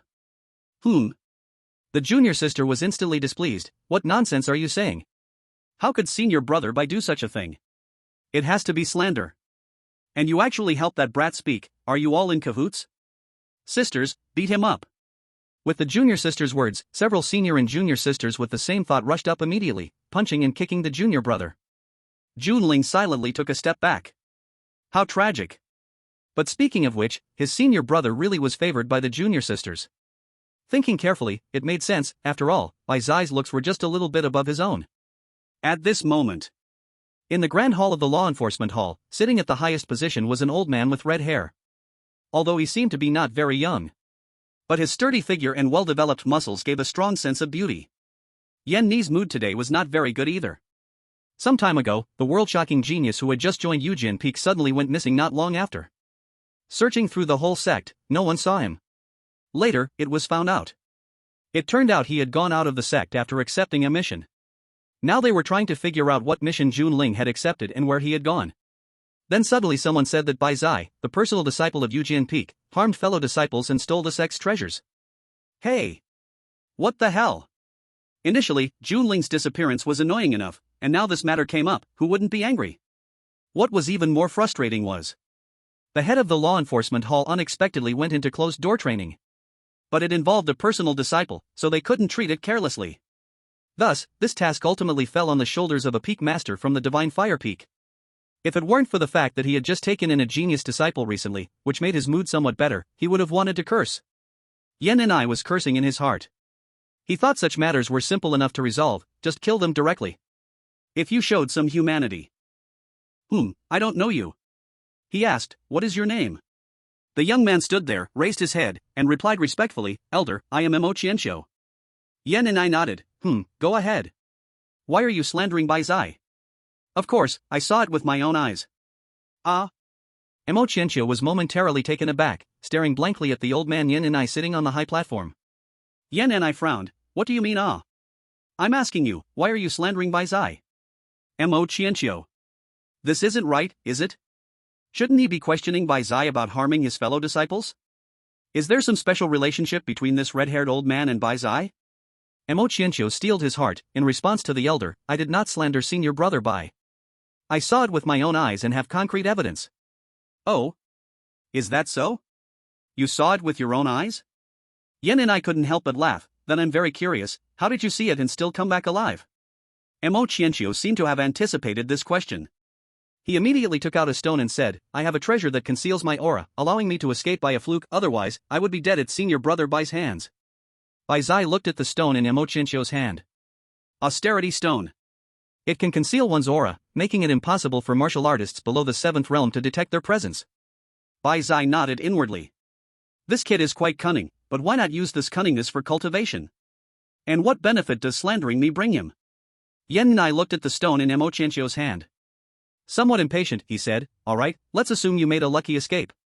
Now tell me, what evidence do you have that Bai Zai harmed his fellow disciples? Mo Qianxiu. This red-haired old man must be targeting me on purpose, right? But thankfully, I am prepared. So, Mo Qianxiu took out a recording stone and said, I recorded everything at that time. Everyone, please take a look. As he spoke, Mo Qianxiu activated the recording stone. An image appeared. In it, a man in white with white hair was wantonly killing several disciples at the 3rd realm. After Yen and I watched, he asked, why is there only a silhouette? Mo Qianxiu quickly replied, I was too nervous at the time and didn't dare to get too close, so I only captured senior brother Bai's back. Bai Zai pondered for a moment before asking, since it is just a back view, how can you confirm this person is me? Of course, I saw it with my own eyes. Bai Zai nodded lightly, but if you saw it with your own eyes, why couldn't you capture my front? I saw you first, but when I took the shot, you had already turned around to kill those disciples, so I couldn't capture it. Mo Qianxiu replied quickly, clearly well prepared. Understood. Bai Zai nodded, not continuing the conversation. After all, this matter still ultimately had to be decided by Yen and I. Yen and I looked at Mo Qianxiu, unsure of what to say. Why be so stubborn? If he admitted it directly, he might even get a lighter punishment. After thinking for a moment, he said, the things you presented have no front images, nor substantial evidence, relying entirely on your words, it's hard for me to believe you are not deliberately slandering. Mo Qianxiu was immediately angry, Elder. I respect you as an elder. Why are you targeting me everywhere? On what basis do you conclude that I am slandering? Ah, yes. Yen and I looked at him, speechless. Then tell me, which sacred treasure of the sect did Bai Zai steal? Mo Qianxiu was furious at Yen Ni's attitude but dared not explode in anger, so he gritted his teeth and said, the Sky Sovereign sword box. Yen and I nodded, right, not stupid. Then do you know who that box belongs to? Mo Qianxiu was stunned. Isn't that the sect's sacred treasure? Seeing Mo Qianxiu's expression, Yen and I immediately understood that this kid didn't know anything at all. So he kindly explained, that Sky Sovereign sword box was placed there by Bai Zai. You are using something that originally belongs to him to slander him. Do you think something is wrong with your brain? Mo Qianxiu was a bit flustered. This result was not what he had expected. No, it was completely different. In the eyes of Yen and I and Bai Zai, his actions today were nothing short of a clown. Got nothing to say now? Yen and I coldly snorted, his imposing presence fully unleashed, a terrifying pressure landing directly on Mo Qianxiu. Mo Qianxiu was caught off guard and directly fell to his knees. No! I can't die here. Suddenly, a shimmering glow suddenly flashed from the ring on Mo Qianxiu's hand. Outside the hall, Junlin saw this scene clearly. He immediately shouted, Senior brother. He's about to call for Grandpa's spirit, quickly cut off his hand. Bai Zai, hearing Junlin's words, felt it was strange but still looked at Mo Qianxiu's hand. A strange soul aura was surging out from it. Swish! In the blink of an eye, a white light flashed. Ah! Emo Qianqiu screamed tragically, his left arm instantly severed by Bai Zai. Damn it! Emo Qianqiu turned to look outside the hall, trying to find the one who had harmed him. But unfortunately, there were too many people outside, and he had no idea who had just shouted. At this moment, Yen and I, sitting above, also curiously glanced outside the hall. That voice sounded familiar. It seemed like a certain missing disciple of the Sword Peak. Could it be that he had returned? As his spirit sense expanded, he immediately noticed Junlin in the crowd. Yen and I instantly broke into a joyful smile. Just as he had dealt with a slanderous disciple, the long-missing Junlin had coincidentally returned. What a double blessing! Bai Zai walked to Emo Qianqiu's side and picked up Emo Qianqiu's ring. A remnant soul of a demon cultivator. Bai Zai frowned slightly. There was actually a remnant soul of a demon cultivator housed in this ring, and it was comparable to a 7th realm demon cultivator. In life, he must have been at least a big demon in the 8th realm. It might even be higher. Bai Zai threw the ring to Yen and I. Yen Shishu, there's a demon cultivator's remnant soul in here, you all discuss what to do about it. Yen and I took the ring and nodded. Alright, we'll handle it. By the way, check if your Yutian sword box is in his spatial ring. Although he is slandering, the Yutian sword box has indeed been stolen. Bai Zai looked at the spatial ring on Emo Qianqiu's other hand. He didn't say anything, just reached out his hand. Emo Qianqiu looked at Bai Zai's hand reaching in front of him. His heart felt desolate. He regretted listening to the demon cultivator's temptations in that ring. But now, it was too late to regret. After retrieving the Yutian sword box and placing it into Bai Zai's hands, Emo Qianqiu severed his own meridians and died in the law enforcement hall. Bai Zai stored the Yutian sword box, looking at Emo Qianqiu's corpse, and gently shook his head. If Emo Qianqiu hadn't slandered him but someone else, and if what was stolen wasn't the Yutian sword box but a true sect treasure, maybe he could have succeeded. But unfortunately, there were no maybes. Alright, the excitement is over, right? Everyone disperse, and remember to never learn from this fool and do such stupid things, Yen and I scolded, driving the disciples outside the law enforcement hall away. Soon, only Junlin and Bai Shiha remained in this place. Yen and I hurriedly ran to Junlin's side, concerned. Damn it, where the hell have you been? We were so worried about you. Are you hurt? Junlin shook his head. Thank you for your concern, elder. I'm fine. Bai Zai also walked over and smiled. Thank you, junior brother, for the reminder just now, otherwise we might have let that demon cultivator succeed. You're welcome, Junlin smiled. He noticed that the guy was wearing a black ring on his hand, which felt suspicious, so he kept an eye on him, and it turned out there really was a problem. You continue chatting, this kid is back, I need to hurry and deliver the news to those old geezers. As Yen and I finished speaking, he directly flew away. Junlin looked at the Yutian sword box in Bai Zai's hand. I couldn't help but feel a little curious. So, is the defense of our sect's treasury this week? Is a random person really able to kill and steal treasures? Bai Zai shook his head and said, that's not the sect's treasury, it's just a warehouse, used to temporarily store things that our disciples don't usually need. Hearing Bai Zai's words, Junlin fell silent. What a greedy person. Chapter 63, The Golden Big Cat. Well, although you have been my master's disciple for a long time, this is our first meeting. If you need anything, just consider it a gift from me as your senior brother, Bai Zai asked. Anything is fine? Junlin's gaze landed on the heavenly sword box in Bai Zai's hand.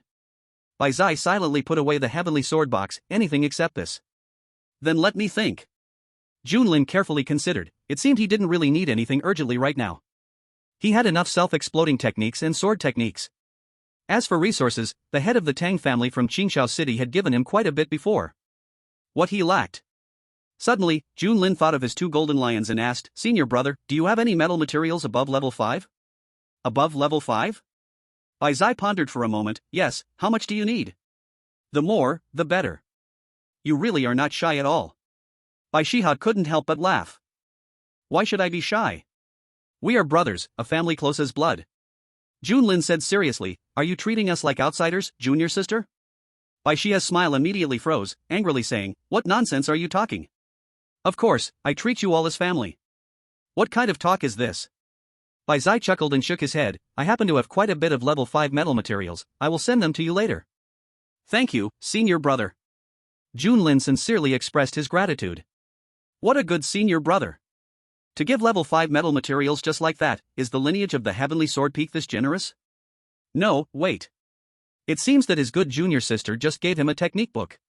And he hasn't really used it yet, he should look for an opportunity to try it out next time. Returning to the back mountain of the Heavenly Sword Peak. From Yen Ni's mouth, he learned that Lang Xiuyan had been here waiting for a long time since he returned. As soon as she saw Junlin come back, she immediately walked over to look him over carefully, and after confirming that he wasn't hurt, she sighed in relief. Then she put on a posture like a master. With hands on her hips, she said, "Why did you run out without a word, without even taking your personal disciple's token? You must not do this next time." Junlin looked at Lang Xiuyan, hands on her hips, looking stern with no actual deterrent power, then glanced at Bai Shihe beside him. Bai Shihe shrugged. There was nothing they could do, their master was like this. Lang Xiuyan huffed, "Look at your senior sister, she didn't manage to keep an eye on you, she has her mistakes too." Ah? Bai Shihe was a bit confused, how was this related to her? It was just a matter of an instant, and Junlin disappeared. What could she do? She couldn't follow Junlin for 24 hours, could she? Junlin lowered his head to ponder, then suddenly pounced into Lang Xiuyan's arms. Whoa, master, I was bullied by someone." Bai Shihe? What a familiar scene. Lang Xiuyan was also taken aback by this sudden scene. "What's wrong? Who bullied you?" Junlin replied, "It was the Lord of Qingxiao City, their whole family are demonic cultivators. As soon as I arrived at Qingxiao City, they had their eyes on me and chased me all the way. If it weren't for my good luck, I wouldn't have come back." What? Lang Xiuyan was suddenly furious, these demonic cultivators are getting more and more unbridled. "Don't worry, I'll send your senior brother over to take care of them right now." Huh? What? Bai Zai happened to come over at this time, puzzled, and tossed Junlin a space ring. He said, "Inside this are some metal materials I've gathered over the years, including some level 5 and some level 6. Junlin caught the space ring. "Thank you, senior brother." Bai Zai nodded slightly, then looked at Lang Xiuyan. "What's wrong, master? I just seemed to hear you say to exterminate something?" Lang Xiuyan said, "Your junior brother was bullied by the Lord of Qingxiao City. Since you took on the task of eradicating the demon repairs in Qingxiao City, why not help your junior brother take revenge?" Bai Zai frowned and looked at Junlin. Is that so? He indeed had accepted the task of eradicating the demon repairs in Qingxiao City. But he didn't expect that Junlin had actually been bullied by the demon repairs in Qingxiao City. This was a bit of a surprise for him. Junlin nodded, "Yeah." Bai Zai said, "Don't worry, we are not the only ones from Woyang sect going to exterminate Qingxiao City. Qingxiao City is definitely going to be destroyed. I will help you take revenge first." Junlin asked, "Can I go alone?" Hearing this, Bai Zai immediately shook his head without hesitation. "No, your current cultivation is too low, you could easily get into trouble. However, I will see if I can bring the Lord of Qingxiao City before you." As soon as Bai Zai finished speaking, he flew away on his sword. He didn't even give Junlin a second chance to speak. Lang Xiuyan then gave Junlin the identity token symbolizing the direct disciple of Yujian Peak and reminded him not to run around. Afterward, she also instructed Bai Shihe to keep an eye on Junlin before hurriedly leaving. In the blink of an eye, only Junlin and Bai Shihe were left in this place. Bai Shihe cautiously said, "You better not run away without saying anything this time. Otherwise, those peak masters will blame me for not watching you." Ahem. Junlin coughed lightly, "Don't worry, I won't. This time I'm back to prepare for serious cultivation." Saying this, under Bai Shihe's suspicious gaze, Junlin found a relatively open place and released a golden lion from the space ring. With nothing to do, he planned to add a pair of wings to this golden lion. He had just asked Bai Zai for 5th grade metal materials for this purpose. In the inheritance of the puppet master, there were not only methods to control puppets but also methods to create and modify puppets. However, generally speaking, modifying a 5th grade puppet is very difficult. And different materials can significantly increase the chance of failure. But that was under normal circumstances. Looking at the puppet before him, Junlin immediately thought of several modification methods. Due to his privileges, his understanding of puppetry had far surpassed that of the inheritance's master.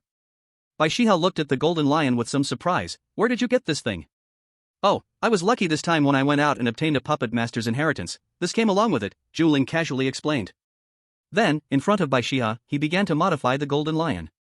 The next morning, Bai Shihe walked out of her bamboo house and stretched. Yesterday, watching Junlin modify the golden lion, she was initially amazed, not expecting her junior brother to have such skills.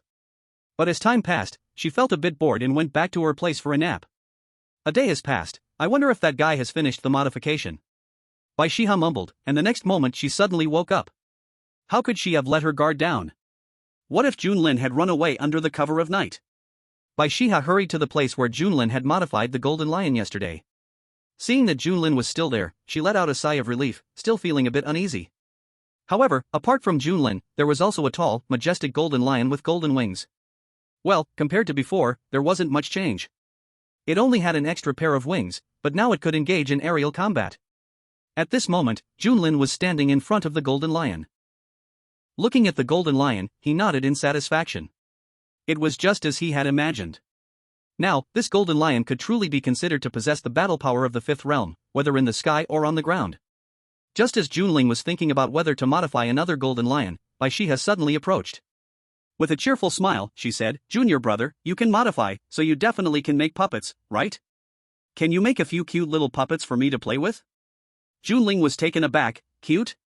What does cute mean?" Bai Shiha thought for a moment and said, "Like little rabbits, little kittens, little foxes." Can a big kitten work?" Bai Shiha looked puzzled. "How big?" "This big." Junling said, releasing a golden tiger puppet that was over a meter tall, baring its teeth. He had casually made this with leftover materials last night. Although it looked quite fierce, in reality, it only had the battle power of around the third realm. Bai Shiha pointed at the baring-toothed golden tiger. "Is this a kitten?" Junling nodded and emphasized, "A big kitten." To avoid being too vague, he added, "A golden big kitten." Chapter 64, My senior sister is quite competent. In the blink of an eye, a month had passed. During this time, Junling had been staying quietly at the Sword Peak, and under the accumulation of a large number of pills, his cultivation had also reached the early stage of the fourth realm. This was the realm of sky control. Warriors at this level possessed the ability to fly in the air for a long time. Finally broke through, with the early stage of the fourth realm plus the fifth realm battle power of the Golden Lion, I should be able to go out and have some fun now. Junling thought to himself. He had been quietly cultivating for a month. Although this calm life was nice, it did not suit him. A few days ago, he had wanted to secretly follow Bai Zai to Qingshao City for some fun, but Bai Shiha had watched him closely, leaving him with no chance. For the past 2 days, he had behaved and kept to himself. Added to this, he had made a few little cat and dog puppets for Bai Shiha, which had made her relax her vigilance somewhat.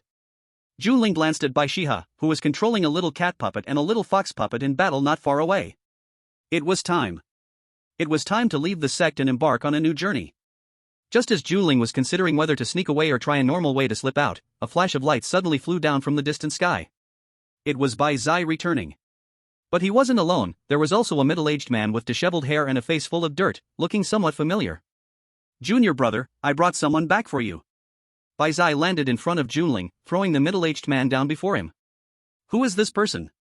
Bai Shiha, who had heard the commotion, couldn't help but come over out of curiosity. Bai Zai explained, "He's the city lord of Qingshao City. Didn't you say you were bullied by this guy? I brought him back for you to take revenge." Junling looked at the middle-aged man lying before him and then at the calm-faced Bai Zai. Wow. The big brother really brought the troublemaker right in front of him. The middle-aged man, Tang Shan, was in bad shape, but upon hearing Bai Zai's words, he couldn't help but raise his head to look at Junling. Seeing Junling's somewhat familiar face, Tang Shan was initially confused.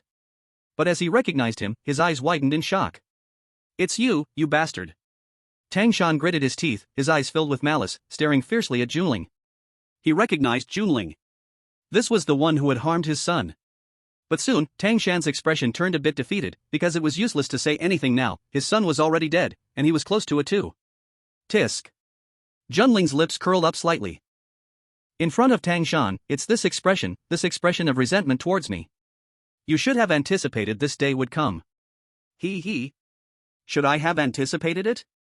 No, it still catches me by surprise.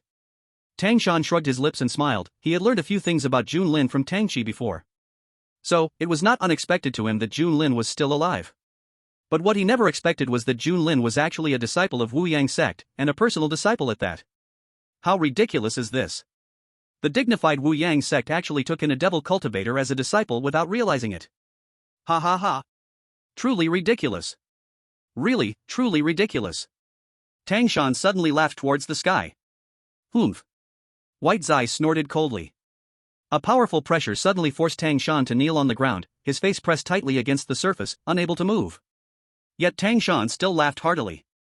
He felt that he had completely understood everything, but he didn't plan to expose Junlin's identity. On one hand, saying Junlin was a devil cultivator at this moment would definitely make these people think he was angry and slandering the other party, and they wouldn't believe it. On the other hand, he also wanted to help Junlin hide his identity as a devil cultivator. After all, he also wanted to see the end of Wu Yang sect. White Zai frowned slightly. "Junior brother, let's take action and end his nonsense." Hearing this, Junlin took a deep breath and nodded, alright. Even though he was about to face death, Tang Shan showed no fear. He just laughed wildly, haha, your Wu Yang sect will surely be destroyed. Don't let me down. With a flash of swordlight, Tang Shan's head rolled to the ground. Beside, Bai Shiha said with an unhappy expression, what kind of person curses us Wu Yang sect even after death? White Zai nonchalantly replied, that's normal, I've heard plenty of such words during this extermination of devil cultivators. Many people would use their most vile words to curse others right before they die, which is not surprising. Junlin merely looked at Tang Shan's corpse in silence. Bai Shiha and White Zai didn't pay Tang Shan's words any mind, but Junlin knew what this guy meant. That last statement was obviously directed at him, so this guy knew his devil cultivator identity. But Tang Shan chose not to expose him. For what reason? Considering the words before his death, it should be to let him continue to be an undercover in Wu Yang sect and eventually bring it down. But unfortunately, this guy's plan was bound to fail. He was doing just fine in Wu Yang sect. His master was good-looking, his senior sister was good-looking, and his junior sister was also good-looking. His senior brother was also a real person. So, he had never thought about bringing down Wu Yang sect. Okay, junior brother's revenge has been avenged, I need to go back and report the results of this trip. White Zai said, putting Tang Shan's corpse into a spatial ring before taking flight with his sword. Watching White Zai's back as he departed, Junlin couldn't help but sigh, brother really comes and goes like the wind. What a pity I couldn't join the extermination this time. Bai Shiha couldn't help but laugh, you still care about that? With your cultivation level, if you had gone, you might have died there. At that time, she was keeping an eye on Junlin, so naturally, she knew how much he wanted to join that excitement. But sadly, during that time, she didn't allow Junlin to leave her sight even for a moment. So, seeing Junlin still thinking about it now made her very happy. Who told this kid to leave without saying a word, causing her to be criticized? Now no one can say she has any problems. Hearing Bai Shiha's words, Junlin scoffed, what are you talking about? I'm now a dignified fourth realm expert, who can kill me? Who dares to kill me? Ah, yes, you're impressive, alright. Bai Shiha couldn't help but roll her eyes. She was also a fourth realm expert, and peak fourth realm at that, but she didn't feel that she was this powerful. You should really focus on your training. Once you reach the fifth realm, no one will keep insisting you stay in the sect every day. Got it. Junlin pouted and, in front of Bai Shiha, walked aside and swallowed a pill, starting to train seriously. Bai Shiha nodded in satisfaction upon seeing this. Didn't she say she was a very responsible senior sister? These days, Junlin has been getting more and more settled. Moreover, his cultivation was steadily improving, though the speed of improvement was a bit fast, making her envious. Stretching, Bai Shiha walked towards her small bamboo house. The sun shone brightly, it was time for a nap. Not long after Bai Shiha entered the bamboo house, Junlin slowly opened his eyes. The fifth realm? What a joke! He was currently still in the early stage of the fourth realm. To advance to the fifth realm isn't something that can be done in a short time. Training was increasingly difficult as one progresses. Moreover, to quickly enhance and stabilize his cultivation, fighting to nourish one's skills was the best method. The main thing was that he hadn't visited those brothers and sisters in the human emperor flag for a month. He missed that little girl, Lancière, quite a bit. So, time to sneak away. Chapter 65, I want to go back and tell the sect I am dead. Senior sister, by the time you read this, I have already left Woyang sect. Please don't worry about me, because worrying won't help. And please don't come looking for me, because you won't find me. But don't worry, I will be fine. Your junior brother is indestructible, unmatched in the world, can go wherever he wants, and will return once he's had enough fun. Love, your junior brother.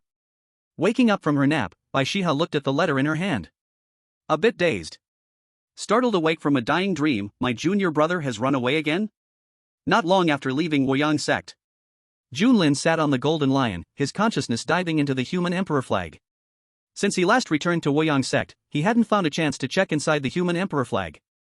After all, there were too many strong people in Woyang sect. If any hint of the human emperor flag leaks out, it could be discovered. He didn't want to expose himself too early. Moreover, a month had passed. Junlin also wanted to see what the situation was inside the human emperor flag now. He hadn't even checked on that false child of fate he captured in the secret realm yet. Inside the human emperor flag, Lancière was the first to notice Junlin's arrival. Or rather, she had been paying attention during this time. Brother Junlin. Lancière excitedly leaped into Junlin's embrace. It had been a month since they last met, and she thought Junlin had forgotten her. This shout also attracted the attention of other souls within the human emperor flag. Yun Ruashi also rushed over, but since Lancière occupied the spot, she pouted a bit unhappily. Young master. Bai Yi and Lin Xiao quickly stepped forward and respectfully called out. Behind them were dozens of unknown souls who all bowed respectfully. Young master. Junlin gently stroked Lan Xier's hair. He looked at the group of dozens in front of him and nodded in satisfaction. Well done, you didn't disappoint me. Not only were the souls he previously assigned to Bai Yi standing here in order, but even the newly collected souls were behaving quite well now. It was indeed a wise choice to have Bai Yi train these fellows. From now on, when he fought, he could directly summon the human emperor flag for a Night of the 100 Ghosts March. After sizing up the group for a few moments, Junlin asked, "Where is the young man I last collected in the Great Hall? Is he in this group too?" He had previously had the system check and confirmed that the kid was indeed a false child of fate. Such talent could still be used as a small team leader. Bai Yi shook his head. He's not here, he's still being refined. Saying this, Bai Yi signaled for everyone to disperse. In the distance, a young boy lay on the ground, his eyes tightly shut, fists clenched, and a look of painful expression occasionally flashed across his face. Junling suddenly remembered. He had been afraid this kid would cause trouble, so after taking in the royal banner, he directly gave a refining buff. But after returning to the sect, he had not used the royal banner again, and this matter had been forgotten by himself. Lan Xier, seeing this, placed her hands on her hips and snorted, "Humph! Junling, you are still too kind. Such a person should just be refined away. Others might be fine, but this boy had attacked her Junling. He had even pierced his heart directly. How ruthless!" Bai Yi and Lin Xiao exchanged glances. They didn't dare to speak. Anyone with eyes could see that the relationship between Lan Xier and Junling was not ordinary. They definitely did not dare to offend them. Junling gently tapped Lan Xier's little head, saying, "Girls shouldn't be so impulsive." Saying this, Junling approached the young boy and asked, "You?" But just as Junling uttered a word, the boy immediately spoke, "My name is Chang Yan, and I am willing to submit." Chang Yan had been waiting for this moment for a long time. From the moment he entered, he had felt the soul-shattering pain of refining. He originally thought he would soon lose all sense of self. However, it didn't happen. Moreover, Bai Yi and Lin Xiao had been discussing a topic right in front of him. The topic was how long he could hold out before choosing to submit. As a result, this discussion had lasted over a month. In fact, he had submitted after 2 or 3 days, but Bai Yi and Lin Xiao kept saying they would wait for Junling to arrive. Thus, he stubbornly endured for more than a month.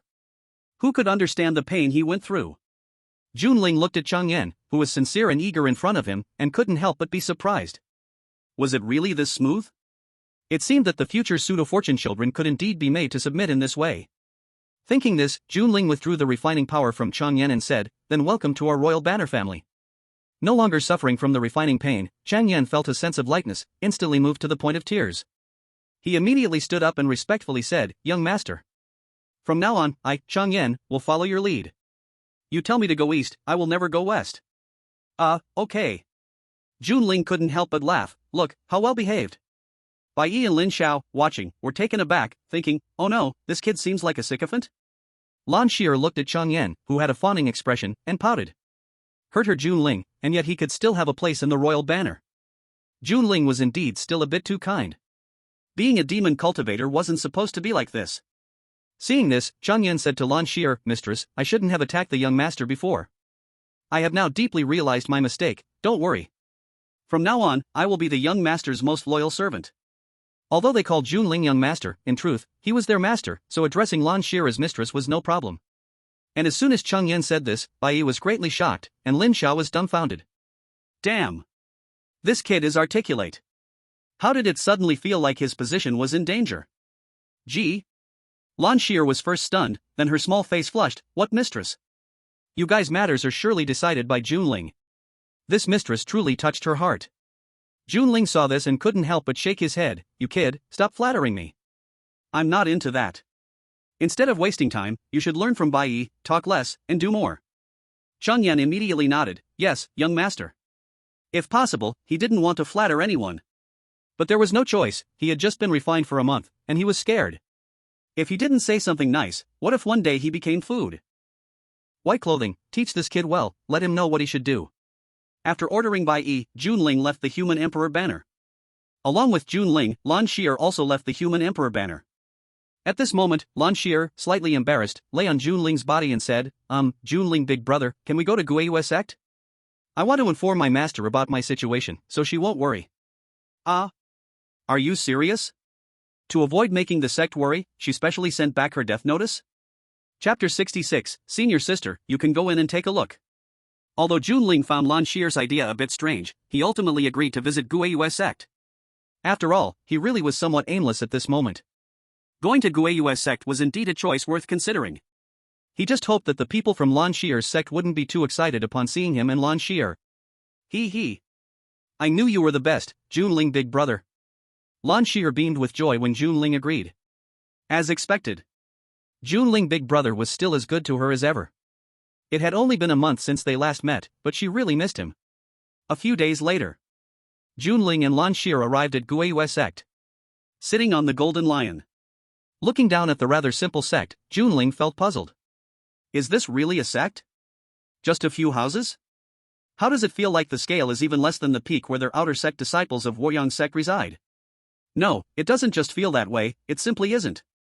Looking at Guayue's sect, Junling lowered his head and thought for a long time, unable to help but ask, Xier, is this your Guayue sect? Lan Xier nodded seriously and said, yes. How many people are there in your sect? Looking at the scale of Guayue sect below, Junling found it hard to believe this was a sect, yet it seemed to be. Lan Xier thought for a moment, counting on her fingers, me, plus master, senior sister, senior brother, and junior sister, a total of 5 people. A sect with only 5 people? Junling understood. No wonder that secret realm was discovered by Lan Xier's sect, yet it ended up in Tianhe sect's possession. Tianhe sect didn't just conveniently wipe out Guayue sect, instead, they gave Guayue sect the right to enter the secret realm, which shows quite the conscience. That secret realm, even if really let Lan Xier's sect control, they wouldn't be able to manage it. Junling big brother, it seems the junior sister has spotted us, let's go down and take a look. Lan Xier suddenly shouted. Junling also looked down and saw a young girl staring up at them. He immediately ordered the golden lion to fly down and land on the ground. Lan Xier ran directly in front of the junior sister. Junior sister, I'm back. Where are master and the others? The junior sister stared blankly at the soul form of Lan Xier, blinking a few times. Then she rubbed her eyes. I must have slept too deeply and dreamt that my senior sister's soul has returned. Seeing this, Lan Xier couldn't help but laugh. This isn't a dream, I am a soul now. The junior sister stared blankly at Lan Xier, mumbling, this dream feels pretty real, I must have missed my senior sister too much. Lan Xier couldn't help but tap the junior sister's head. What are you thinking about all day? The junior sister covered her head, looking pitiful. Senior sister, you really died? How did you come back? She could clearly see that the soul form in front of her was indeed her senior sister, but the question was, how could her senior sister be dead? Silly girl, of course, it was Junling big brother who brought me back. Lan Xier replied with a smile. Junling also walked over at this moment. To be honest, bringing back someone else's senior sister's soul to visit, no matter how he thought about it, felt a bit off. The junior sister's gaze shifted to Junling as well. Earlier, when Junling rode the golden lion in the sky, she had seen him. However, at that moment, her vision was blocked by the golden lion, so she couldn't see clearly. Now that she looked again, it was a very handsome big brother. Moreover, he even specifically returned her senior sister's soul. He must be a good person, right? But why does it always feel a bit off? The little junior sister scratched her head. What's wrong, Linger? Did your senior sister come back? From a house not far away, 2 figures walked out. They were 2 women. Among them, the slightly older middle-aged woman was stunned the moment she saw Lan Xier. Soul body? No, she has already become a ghost cultivator. Immediately filled with worry, she walked over and said painfully, Xier, what happened to you? Who harmed you like this? Seeing this, Lan Xier felt a bit embarrassed and said, it's nothing, master, I just died, but now I am a ghost cultivator, so it's not really considered dead. She thought she wouldn't want to make brother Junlin uncomfortable, so she self-destructed into the human emperor banner. But now that she thought about it, what she did was a bit unfair to her master. Looking at her master's face full of heartache, Lan Xier felt a little guilty. But still, if she had the chance to do it again, she would make the same choice. Becoming a ghost cultivator isn't so bad. After all, this way she could always stay with brother Junlin and wouldn't drag him down at critical moments. Hearing Lan Xier's words, Yi Qing couldn't help but be at a loss for words. What does it mean to not really be dead? And she's like this already. Can't you be a little more heartbroken, please? The reputation of ghost cultivators has never been good. In fact, in the eyes of most righteous cultivators, ghost cultivators and demon cultivators are cut from the same cloth. There's no way around it, the soul refinement banner has left too deep an impression. So, if Lan Xier were to go out in her current state, if she ran into a righteous cultivator filled with a sense of justice, they might directly perform a transference for Lan Xier. Yi Qing felt very heartbroken. You should stay in the sect from now on, don't run around anymore.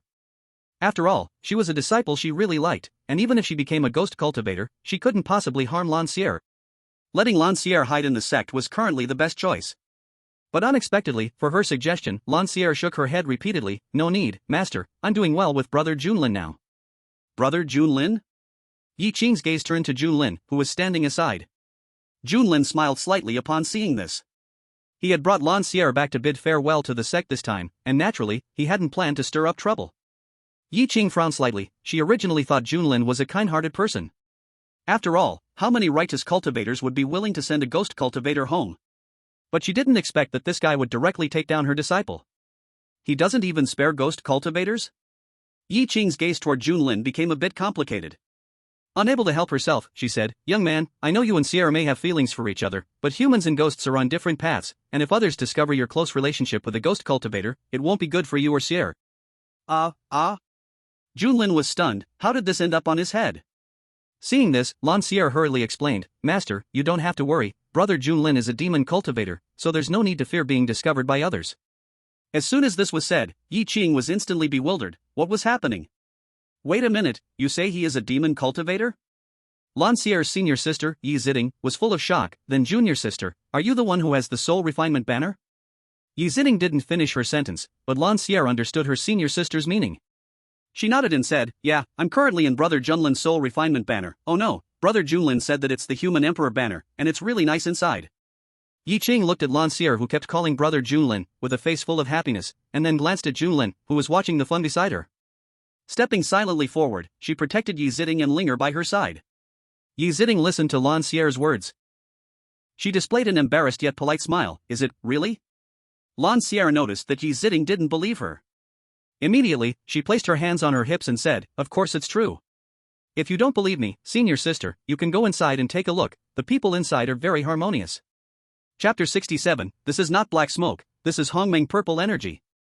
No need. I certainly believe you.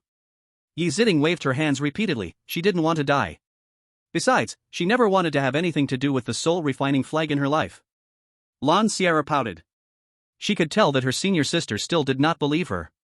But that's understandable, it was hard for anyone to believe such things. If she hadn't seen it with her own eyes, she would never have known that the scene in the Emperor's flag from Junlin's realm would be like that. Yi Qing looked at Lancier and then at Junlin.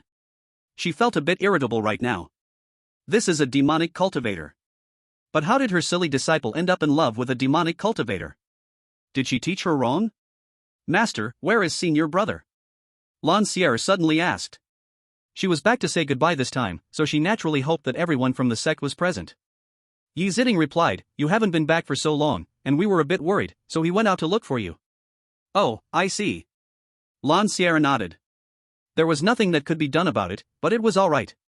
After all, now that the master knew her situation, when senior brother returned, he would naturally find out too. Sierra, how did you die? Yi Qing suddenly asked. She didn't want to say much about Lancier liking Junlin. But she wanted to know what happened. If Lancier was tempted by Junlin, then even if she liked him now, she would have to kill Junlin on the spot today. Me? Well, it could be considered suicide? Lancier said shyly. Yi Qing frowned. Seeing this, Lancier repeated everything that happened to her in the secret realm to Yi Qing. After listening, Yi Qing fell silent. She realized she almost blamed Junlin wrongly. It was completely because her disciple wasn't very smart. There was no need for any temptation here. Yi Ziding was also surprised, her mouth agape. It seemed her junior sister wasn't very smart. However, Junlin was indeed quite good. At least, in Lancier's narration, Junlin had been protecting her well the whole time. Yi Qing looked at Junlin, sighed deeply. Sierra is not very smart. I hope you can treat her well in the future. Don't worry, Brother Junlin treats me very well. You don't need to worry about me. Before Junlin could speak, Lancier spoke for him first. Junlin couldn't help but chuckle, she was adorably silly. Yi Qing rolled her eyes. She had heard about having one's elbow bend outward but had never seen it bent so far. Alright, this time I'll pretend I didn't see you two together. And you, girl, stop mentioning this kid's identity as a demonic cultivator, not everyone is like your master. Yi Qing patted Lancier's head, feeling a bit heartbroken and also a bit helpless. As a righteous cultivator, she should have directly taken Junlin and Lancier down. But as Lancier's master, she couldn't bring herself to do it. Hee, master, don't worry.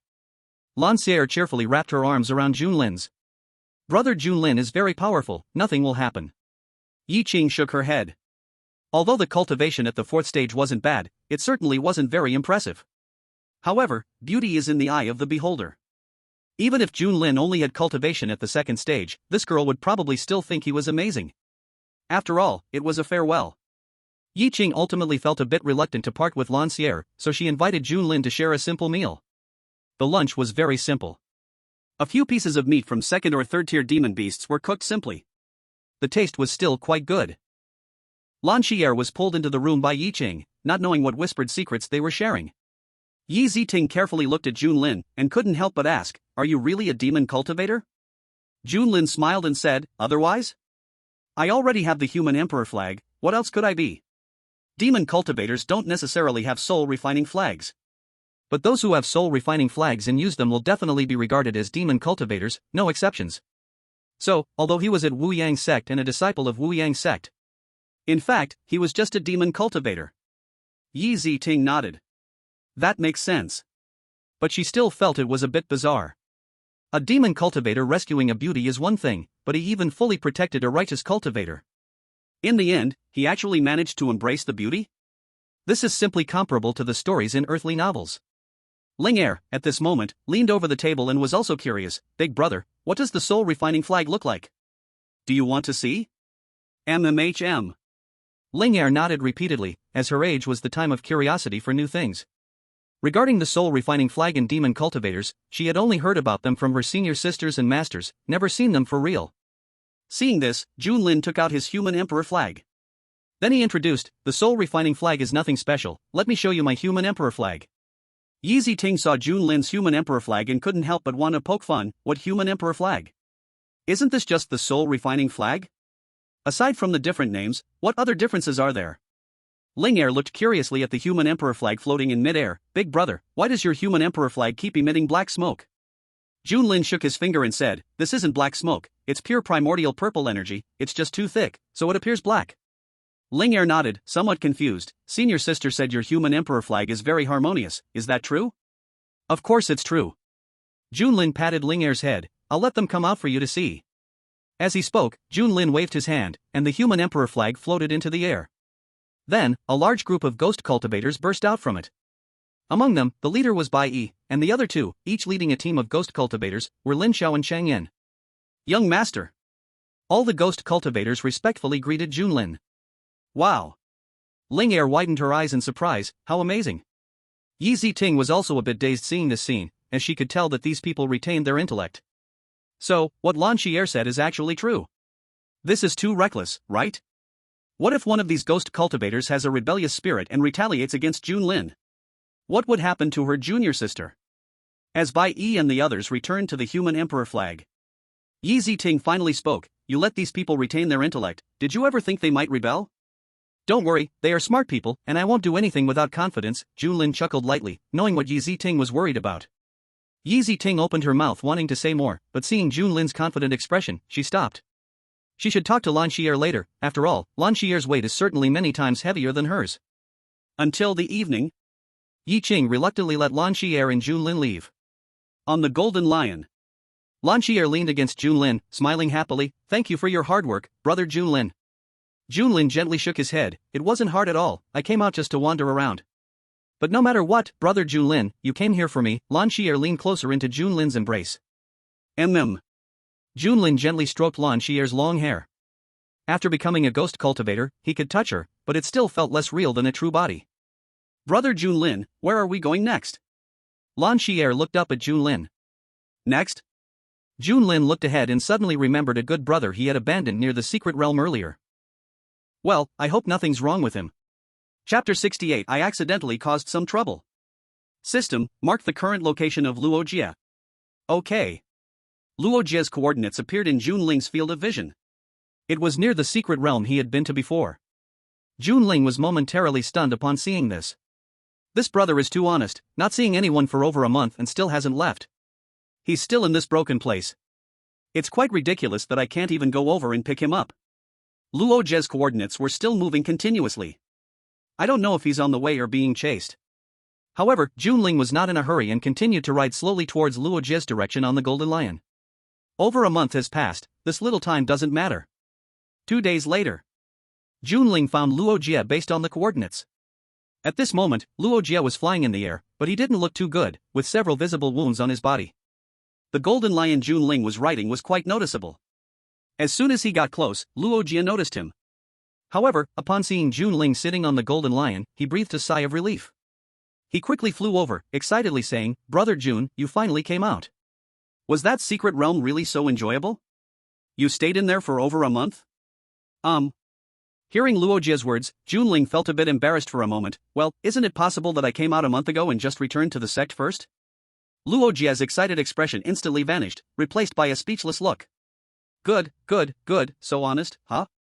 You could at least say you got lost in the secret realm." Luo Jie cursed inwardly and couldn't help but complain, "Do you have to be this honest? You could have just lied to me, you know? You're making me look foolish." However, Junling shook his head solemnly and said, "No way. We are brothers, how could I deceive you?" Hearing Junling's words, Luo Jie's mouth twitched. Shouldn't he be deeply moved right now? Is there really anyone who acts like this for a brother? Luo Jie didn't want to say much more about this and turned his gaze to the Golden Lion under Junling. Then he looked at Lan Xier, who was leaning in Junling's arms. He said, "I have a feeling you've had quite a wonderful time during this period. By the way, is this your sister-in-law? Why is she a ghost cultivator? Did she enter your so-called human emperor flag?" Lan Xier immediately nodded, saying, "Yes, and I took the initiative to go in." Hearing Lan Xier, Luo Jie nodded. He was confused and greatly shocked. Although Junling's human emperor flag is indeed a nice place, was it necessary to rush in? Thinking of this, Luo Jie suddenly remembered and took out a soul-refining flag from his space ring. Then he threw it to Junling, saying, "This soul-refining flag is for you, there should still be a few hundred remnant souls inside. You can use them as food for the souls in your human emperor flag." Junling reached out to catch the soul-refining flag, surprised. "Where did you get this soul-refining flag? Don't you not use this stuff? Could it be that Luo Jie has gone on a killing spree lately, not even sparing devil cultivators? Damn it! Speaking of this makes me angry. Do you see these wounds on my body?" Luo Jie suddenly cursed loudly. "Not long ago, while I was wandering around, I encountered a devil cultivator being chased by righteous cultivators. I couldn't stand the sight of those righteous cultivators, so I saved her. Later, we kept company, but do you know what happened?" "What happened?" Junling cooperatively asked. If Luo Jie had the soul-refining flag in his hand, it was likely that the devil cultivator had already met her end. The result was that this person actually said she liked me? That would be fine, but after I rejected her, she even ambushed me. After wanting to kill me, she wants me to be the main soul of her soul-refining banner. Luo Jie said angrily, "I treated her like a brother, yet she wants me to enter her soul-refining banner? Brother Jun, don't you think this person deserves to die?" Upon hearing Luo Jie's words, Junlin fell into silence. Let's not mention the tangled love-hate relationship between that demon cultivator and Luo Jie. Just these words. Is that a hint of something? Luo Jie also realized it at that moment. He immediately coughed lightly and said, "Ahem, Brother Jun, don't misunderstand, I didn't mean it that way." Junlin nodded and sighed deeply, "I understand. Actually, Brother Luo, I can understand why you don't want to enter the Imperial banner. I won't force you." "No, that's not what I meant." Luo Jie hastily explained, "Brother Jun, don't misunderstand. You're different from those demon cultivators, entering your Imperial banner has its benefits, but entering theirs will ruin me." "I understand that much." "Oh, I see. So you're still willing to enter my Imperial banner?" Junlin raised an eyebrow. "Of course." Luo Jie nodded decisively. "Then show me by entering it now." Luo Jie tugged at the corners of his mouth and smiled, "If possible, I think you should misunderstand a little, Brother Jun. He wouldn't mind entering Junlin's Imperial banner, but that was something for after death or later years when he grew red hair, not right now." Junlin gently stroked Blue Xier's hair and softly said, "Xier, you see, some people are like this, they talk so nicely, but when it really comes to action, they start to hesitate." Blue Xier nodded repeatedly, Brother Jun is right, these people are the most shameless." She could tell that Luo Jie didn't want to enter her brother Junlin's Imperial banner so early. But so what? As long as it was what Brother Junlin said, she just needed to agree. Luo Jie looked at the harmonious exchange between Junlin and Blue Xier, feeling speechless inside. Unable to help but say, "You two are something else.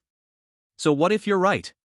I'm a demon cultivator, isn't it normal for me to be shameless?" Saying that, Luo Jie looked around, and we should hurry up and leave this broken place. I've made quite a stir here lately, and the TNS sect has its eyes on me. Junlin didn't care and said, "What's there to fear? Have you forgotten our original purpose for coming here? Weren't they here to cause trouble? Now that the TNS sect was watching them, wasn't that just perfect?" After thinking for a long time, Luo Jie said, "That may be true, but given the current situation, it feels a bit inappropriate." Junlin looked at Luo Jie, and a thought crossed his mind. "You just said you stirred up quite a commotion, how big are we talking?" Upon hearing this question from Junlin, Luo Jie grinned. "Well, it's not that big, but I might have accidentally killed the son of the TNS sect's leader." Chapter 69, Why Can't I Kill a Mere Sect Leader's Son? You really are quite careless. Junlin couldn't help but laugh. He genuinely didn't expect Luo Jie to do such a thing. Moreover, after doing such a thing, Luo Jie was still standing alive in front of him without getting killed by the TNS sect's people. Impressive. Truly deserves to be his brother. Blue Xier was also astonished, looking at Luo Jie. He actually killed the son of the Tianhe sect's leader? So fierce. Is this what demon cultivators are like? Do they dare to do such things? Luo Jie felt a bit embarrassed and said, "Mainly, there was no other choice. That kid struck first. I was just defending myself."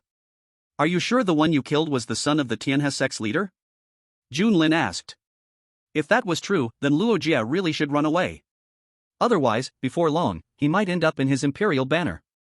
Luo Jie shook his head. "I can't guarantee that. It was just that the kid claimed that identity right before he died. But after all, it is just one side of the story." After a pause, Luo Jie continued, "But recently, I have indeed been targeted by people from the TNS sect, and it seems they all recognize me." It's strange. Junling looked at the people behind Luo Jie and suddenly nodded, saying, I can tell." Luo Jie was puzzled. "How did you tell?" "I saw it with my eyes." Junling pointed to a few people not far behind Luo Jie. Luo Jie felt a chill in his heart and immediately turned around. What came into view were two middle-aged men. One of the middle-aged men looked at Luo Jie and nodded, saying, "Found him. Cripple his cultivation and take him back to let the sect master deal with it." The other middle-aged man nodded in agreement, said nothing, and charged directly at Luo Jie. "Brother Junling, go for it. I'll head back to the Human Emperor banner now." Lan Xier immediately stood up and said. She knew her own abilities. Staying outside would only drag them down. If she accidentally lost her soul, that would be a huge loss. So she quickly returned to the Human Emperor banner, allowing Junling to act without restraint. Junling nodded, summoned the Human Emperor banner, and let Lan Xier return. He then flew off on his sword. The Golden Lion charged towards the two middle-aged men not far away.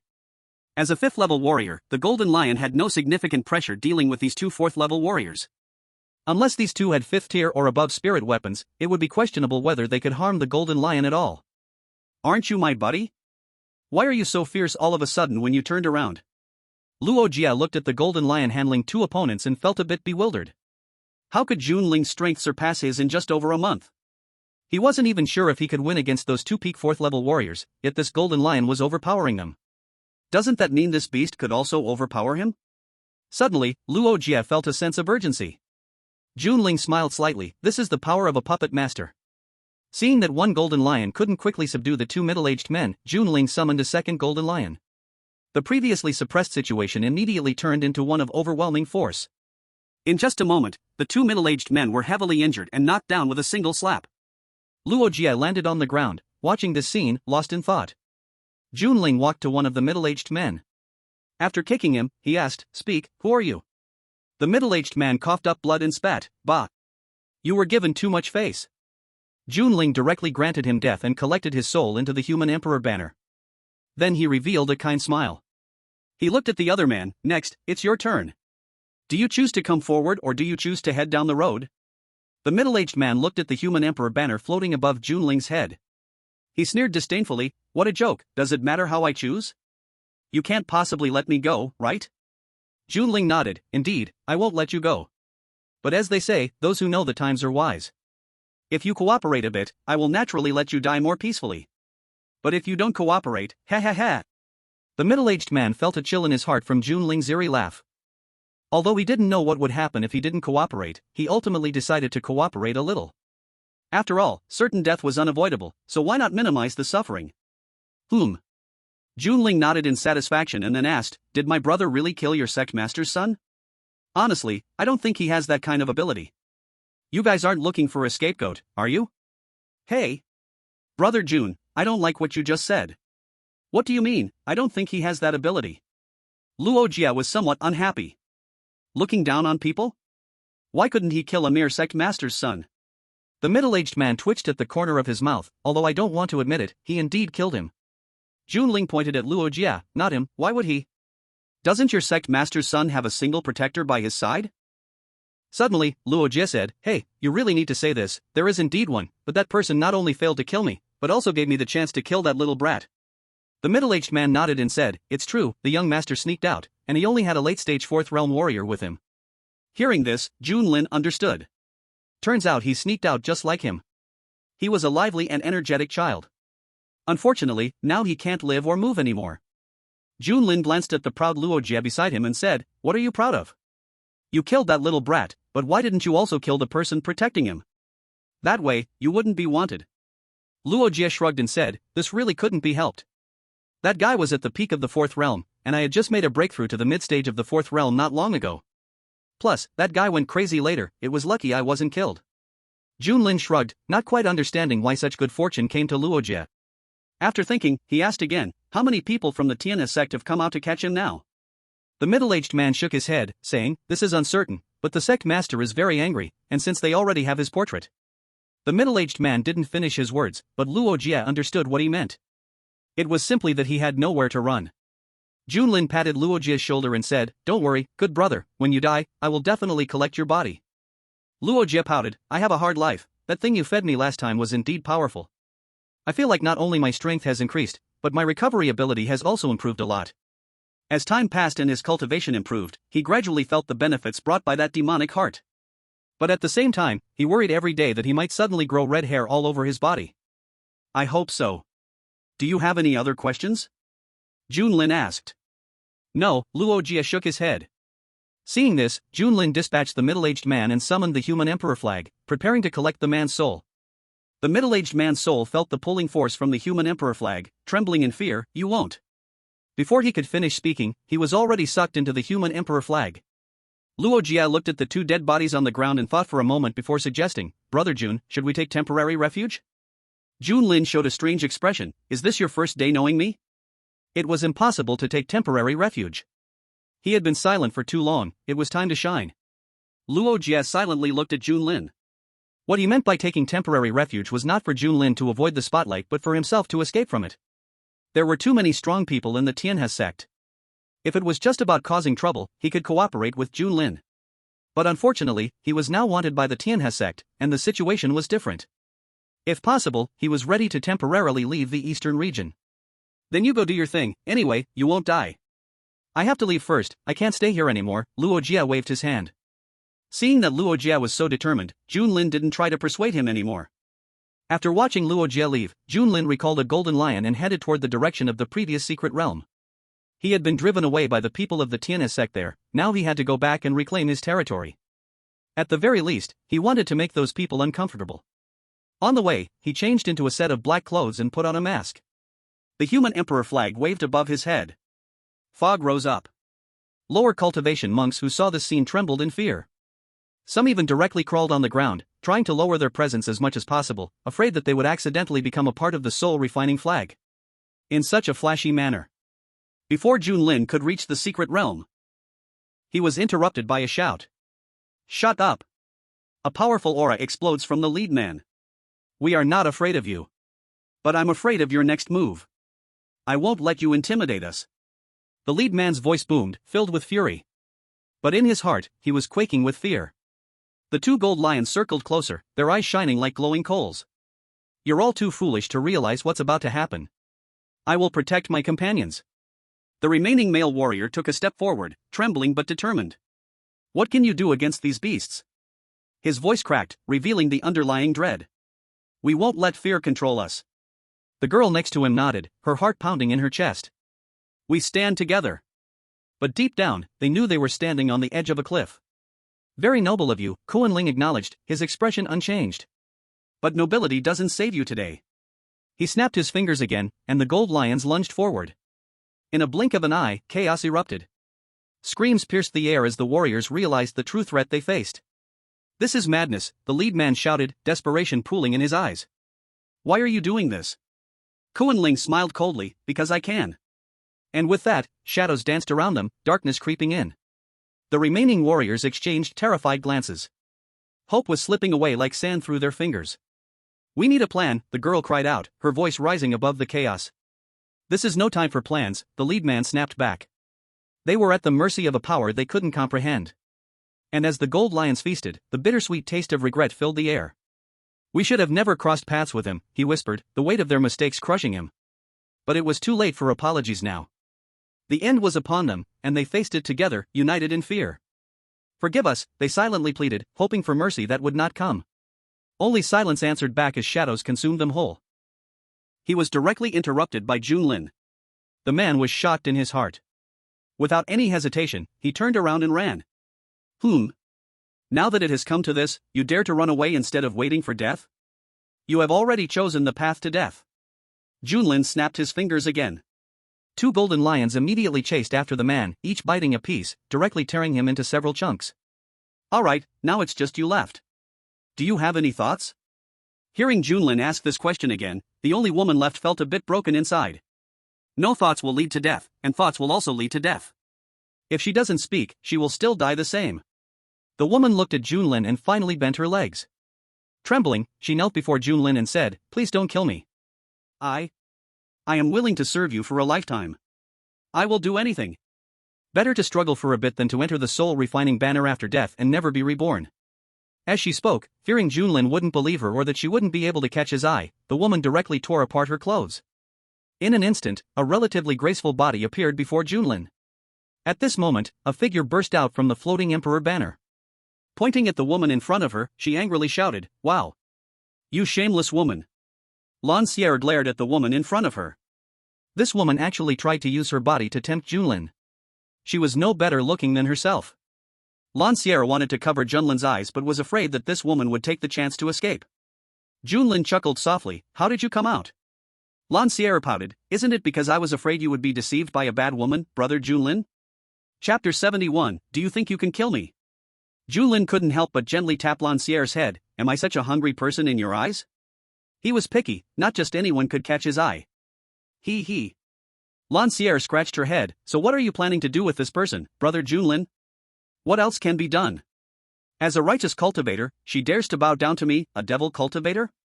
Such a person deserves to die," Junlin said seriously. Then, in the terrified gaze of the woman, 2 golden lions charged at her. Lancière, puzzled, nodded, realizing how it was. She hadn't thought of this before. It seemed she still had a long way to go to become a qualified devil cultivator and had much to learn. Speaking of which, Yunruwashi was a devil cultivator, she could gather some knowledge from her later. After collecting the woman's soul into the Emperor banner, Junlin continued towards the secret realm. This was just a small episode. Later, he needed to see if that old guy was still around. If he was, then he might not be able to act recklessly. As they neared the secret realm, Junlin put away the golden lions. Though the golden lions had high combat power, using them continuously would bore him.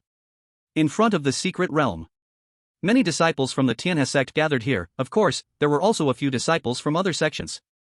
Junlin swaggered into the place, instantly attracting everyone's attention. Or rather, the black mist emanating from the floating emperor banner made them pay attention to Junlin. A man in the crowd was somewhat surprised, a devil cultivator? And just a 4th realm devil cultivator? The devil cultivators these days are quite bold. There were quite a few 4th realm warriors here, even 2 5th realm warriors. Leave it to me. I've been here for days and almost moldy. I didn't expect a devil cultivator to come to me. A 4th realm late-stage warrior moved his body, looking eagerly at Junlin. Seeing that everyone present was so enthusiastic about his arrival, Junlin instantly revealed a sunny smile. He spread his arms and said, "Hello, brothers and sisters, I have good news for you. Your sect leader's son has been killed by my brother. Aren't you all very happy?" As soon as Junlin said this, the scene immediately fell into a deathly silence. Several righteous cultivators who were not from the Tianhe sect quietly retreated, wanting to escape this place. This demon cultivator had a bit too much courage. This was a direct confrontation. They're preparing to attack Junlin. The man who was about to strike Junlin gradually withdrew the smile from his face. Coldly he said, "Whether what you say is true or not, today, you will not leave. As soon as he finished speaking, the man charged directly at Junling. Junling's lips curled up. In the next moment, his blood and energy ignited, and he directly punched against the man. More self-explosions had happened. He wasn't quite sure how strong his own hard power really was. This was a perfect opportunity to test it out. With his blood energy surging throughout his body, Junling chose to completely abandon defense, each punch carrying a momentum of defying death. The man throwing punches against Junling initially didn't feel anything wrong, but as they fought, he began to sweat profusely. This man was so reckless. Every time he attacked, Junling would choose to meet him head-on. Sometimes, he would even take the hit directly, just to throw a punch back at him. As a result, this 4th-level late-stage warrior was actually fighting back against Junling in a back-and-forth manner. Fight. So thrilling. At this moment, Junling was boiling with blood. Under the full activation of the blood fuel secret technique, he could hardly feel any pain. But during the battle with the man in front of him, the impact of each blow was truly exhilarating. The man's eyes filled with shock. Are demon cultivators so reckless nowadays? Seeing Junling's punch coming at him, the man instinctively chose to dodge. But immediately, he heard Junling's mocking voice. What's wrong? Coward? Is that all you've got? If you can't take it, just get lost, don't ruin my fun. Upon hearing this, the man was suddenly enraged and shouted, You dare! I would never fear you. Before his words even landed, the man's fist was already striking Junling's chest. Junling smiled broadly, directly abandoning defense and throwing a punch towards the man's chest as well. The man was shocked, his earlier bravado suddenly turning calm. If this punch hit him, he would either die or be severely injured. Although Junling would also be hit, his life was not comparable to that of a demon cultivator. Thinking this, the man ultimately chose to retreat, sidestepping Junling's punch. Damn useless thing. If you're too scared to fight, then get lost, bring someone who dares to fight. Junling scolded angrily. He was all fired up, and this guy actually backed down? Wasn't that just trash? You. The man glared at Junling. Who the hell would want to gamble their life against a demon cultivator? What do you mean, you? You trash. Junling snorted coldly. In a fit of anger, he unleashed a golden lion. Watching the golden lion rushing towards him, the man quickly defended himself. But he soon realized that his power was like a mantis trying to stop a chariot against this golden lion. In the blink of an eye, he was pinned to the ground by the golden lion, which bit off half of his body. Seeing this, the crowd that had been happily watching the show suddenly went dumbfounded. Not good.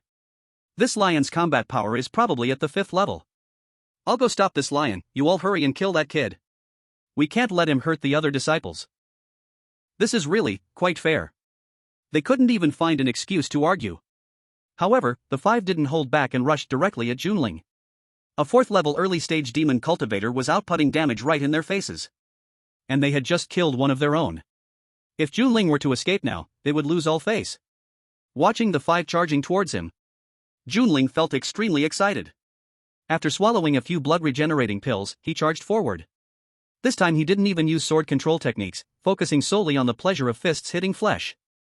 The 5 from the Heavenly River sect landed nearly every attack on Junling. But at the same time, Junling's fists also struck them. Without any strategy, without any reservations, without any concerns, without any defenses. At this moment, Junling fully displayed how insane a desperate person could be. However, as the saying goes, 2 fists can't fight 4 hands, let alone 10 hands now. With Junling's cultivation not high to begin with, after one punch sent a female cultivator flying, a long sword pierced through his chest.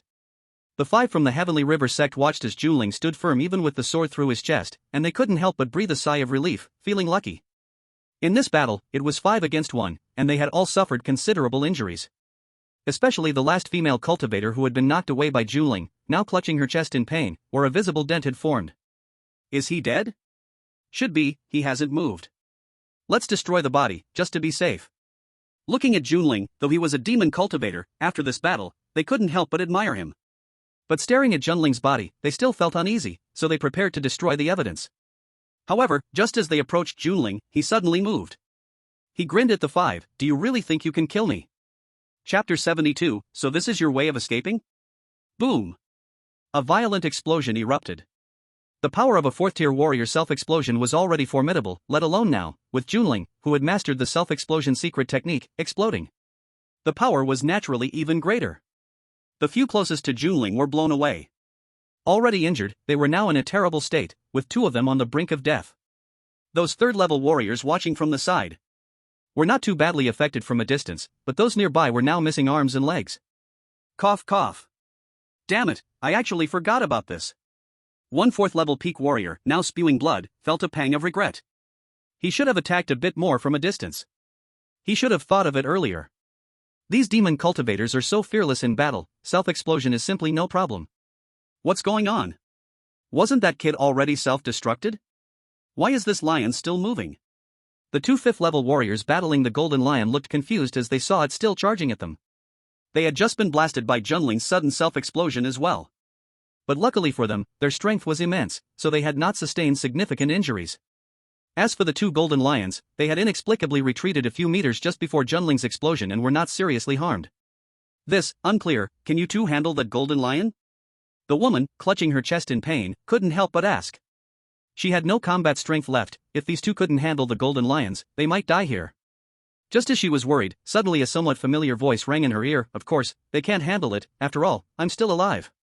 The woman's heart tightened, and she started to sweat coldly. That voice. It was the demon cultivator who had just self-exploded. With great difficulty, the woman turned her head, and what met her eyes was Junling's polite yet elegant smile. The woman suddenly widened her eyes. You. The sword light swept across. The woman's head fell to the ground, her soul captured in the human emperor flag. Then, Junlin looked at the crowd present. He slowly said, I'm tired, my dear ministers, if you don't mind, step into the human emperor flag and rest for a moment. Can I refuse? A boy lying on the ground silently raised his only remaining arm. Junlin thought for a moment and said, not a chance, buddy. You're in this state and still want to cling to life? Living like this is exhausting. Hearing Junlin's words, the boy slowly lowered his arm. As Junlin said, he was in such a state that he had naturally never considered living, he simply wanted to show his presence. However, unlike the boy, the two 5th realm warriors fighting against the golden lion, and the one remaining 4th realm warrior who wasn't too heavily injured, didn't want to surrender willingly. The grey-robed man of the 4th realm glanced at the unharmed Junlin, then at the two who were entangled and unable to break free from the golden lion.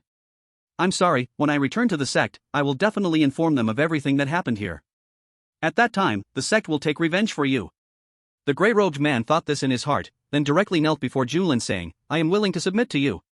Junlin was taken aback. What is this? He was fully prepared, waiting for the other side to struggle desperately, but suddenly they knelt down? Are righteous cultivators in this day and age so afraid of death? Seeing Junlin say nothing, the grey-robed man hurriedly expressed his loyalty, my lord. I will go and capture those two ungrateful ones for you. As the words fell, the grey-robed man charged toward one of the 5th realm warriors who was engaged in battle with the golden lion. He shouted angrily, you scoundrel. Seeing my lord you not only refuse to submit but dare to resist, today will be your time to die. As he spoke, he engaged in battle with the other. Junlin twitched his lips, what a character.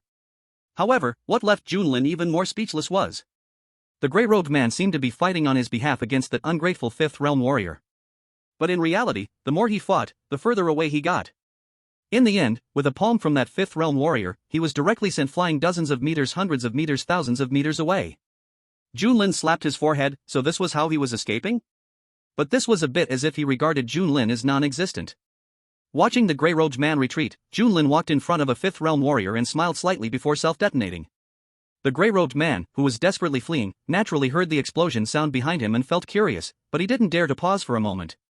He had just knelt to Junlin and sold out his teammates to find this chance to escape. If he was caught, Junlin would definitely not spare him. The only thing he could do now was to return to the sect and tell the elders about what happened here. Where are you going? Junlin suddenly appeared in front of the grey-robed man's path. The grey-robed man's eyes widened, looking at Junlin with confusion in his heart. When did he appear before him? Although he was puzzled inside, the grey-robed man didn't dare to stop at all and immediately turned to fly in another direction. However, not far into his flight, Junlin appeared once again in front of him. But this time, along with him came Junlin's sword. Already injured, plus having lost his will to resist, the grey-robed man couldn't struggle for long in Junlin's hands. Even if he struggled at the moment of death, it was of no use. After dealing with the grey-robed man, Junlin returned to the secret realm. At this moment, only some cultivators killed by his self-detonation and a few seriously injured 3rd realm warriors remained.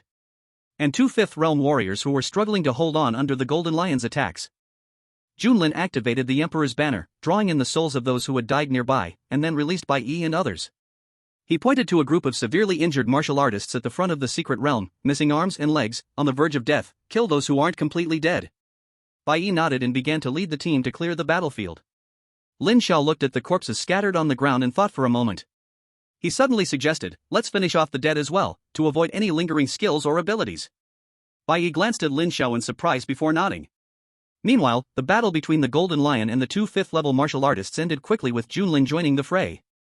Inside the Emperor's banner, there were now 2 new 5th-level guests. Soon, Bai Yi dealt with the remaining people in front of the secret realm, and Lin Xiao had also ensured that all the nearby corpses were finished off. Tianhe Sect. Junlin rode his sword and stopped after traveling a distance from Tianhe Sect. He looked at the mountain range where Tianhe Sect was located. Playing with a token of identity from a direct disciple of Tianhe Sect in his hand. Tianhe Sect, ah. Although not comparable to Woyang Sect in many aspects, it is still a rather famous sect in the eastern region. Chapter 73, If you dare to look at me today, you will dare to kill me tomorrow. Junlin arrived by a riverside and began to work on his face. He wanted to sneak into Tianhe Sect for some fun, but his face represented a direct disciple of Woyang Sect, so it wasn't wise to expose it temporarily. Therefore, he needed a disguise.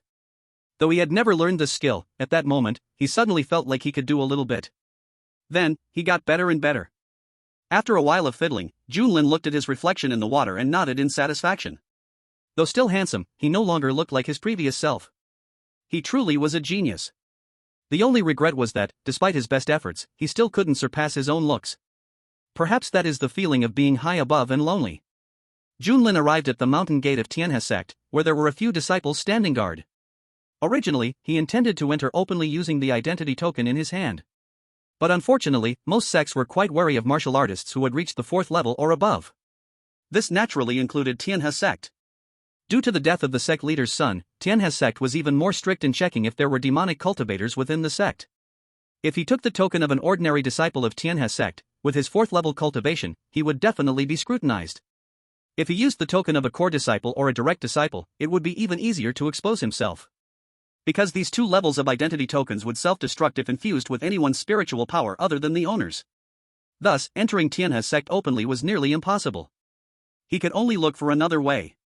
For example, committing suicide and then directly reviving inside Tianhe Sect. That was simply a genius idea. Junlin took out a long sword and cut his neck. But surprisingly, blood gushed forth, yet he did not die. Hearing this, the boy was taken aback, momentarily unable to respond. When he finally reacted and prepared to flee, he discovered that behind him, a golden lion had opened its bloody mouth. Creak, creak. The golden lion took a few bites and crushed the boy, blood splattering everywhere. Seeing this, Junlin finally breathed a sigh of relief, recalled the golden lion, and conveniently collected the boy's soul into the emperor banner. He had thought that he would be discovered as soon as he sneaked in. Fortunately, his reaction was quick enough. Looking around, he had no knowledge about the Tianhe Sect, but perhaps the system knew something. Thinking of this, Junlin asked, System, do you have a map of the Tianhe Sect? Yes. With the system's response, a light screen appeared before Junlin, showing the layout of various areas inside the Tianhe Sect. Junlin looked carefully and found the treasure vault of the sect. But such a place would definitely be guarded by strong experts. Even if he self-destructed, he might not be able to do anything to those guys. For now, he would not consider it and could go take a look after he had some fun. After scanning again, Junlin's gaze finally landed on the training ground. This is a good place to battle. Without a moment's hesitation, Junlin flew straight towards the training ground. On the way, he encountered a girl who was also flying towards the training ground. The girl looked at Junlin with glimmering eyes and couldn't help but ask, which peak is this junior from? How come I've never seen you before? Junlin glanced at the map. He casually replied, shouldn't you introduce yourself before asking others? The girl covered her mouth and laughed, okay, I'm Ruayu, a direct disciple from the Dan Peak. Now you can introduce yourself, Junior. Junlin feigned indifference and said, Luojia, Baijian Peak. I see. Ruayu couldn't help but size Junlin up, Junior Luo, are you going to the training ground? Junlin nodded, not replying further. With a smile at the corner of her mouth, Ruayu thought to herself, she didn't expect this junior to have such personality. So handsome and so cool, how come she never saw him before? But after thinking about it, it made sense. Most of the disciples from Baijian Peak were battle maniacs, either that or they had exceptional talent in combat. As a disciple from Dan Peak, she might not go to the training ground even once in a year, so it was understandable she hadn't seen Junlin. Looking at Junlin's handsome profile, Ruayu's heart raced more and more and couldn't help but ask, have you found a sparring partner, Junior? Would you like me to join you? Junlin looked at Ruayu oddly, I don't fight women. Gee. Ruayu's face showed a look of surprise, then covered her mouth and laughed. I didn't expect Junior Luo to be someone who cherishes the fairer sex, but my strength is quite strong. Junlin ignored Ruayu because he had already arrived at the training ground. At that moment, many disciples of the Tianhe sect were gathered here. Before him were also several arenas. Who else? On one of the arenas stood a man over 2 meters tall, with a strong build. Despite being injured, his aura was imposing. Seeing this, Junlin's eyes brightened, and he charged directly onto the arena. The sturdy man was initially pleased to see Junlin come up, but then he noticed Junlin was only in the early stage of the 4th realm, and his expression turned a bit disappointed. He opened his mouth, saying, Junior, considering your low cultivation, I'll give you a chance to admit defeat. He was in the mid-stage of the 4th realm with plenty of battle experience.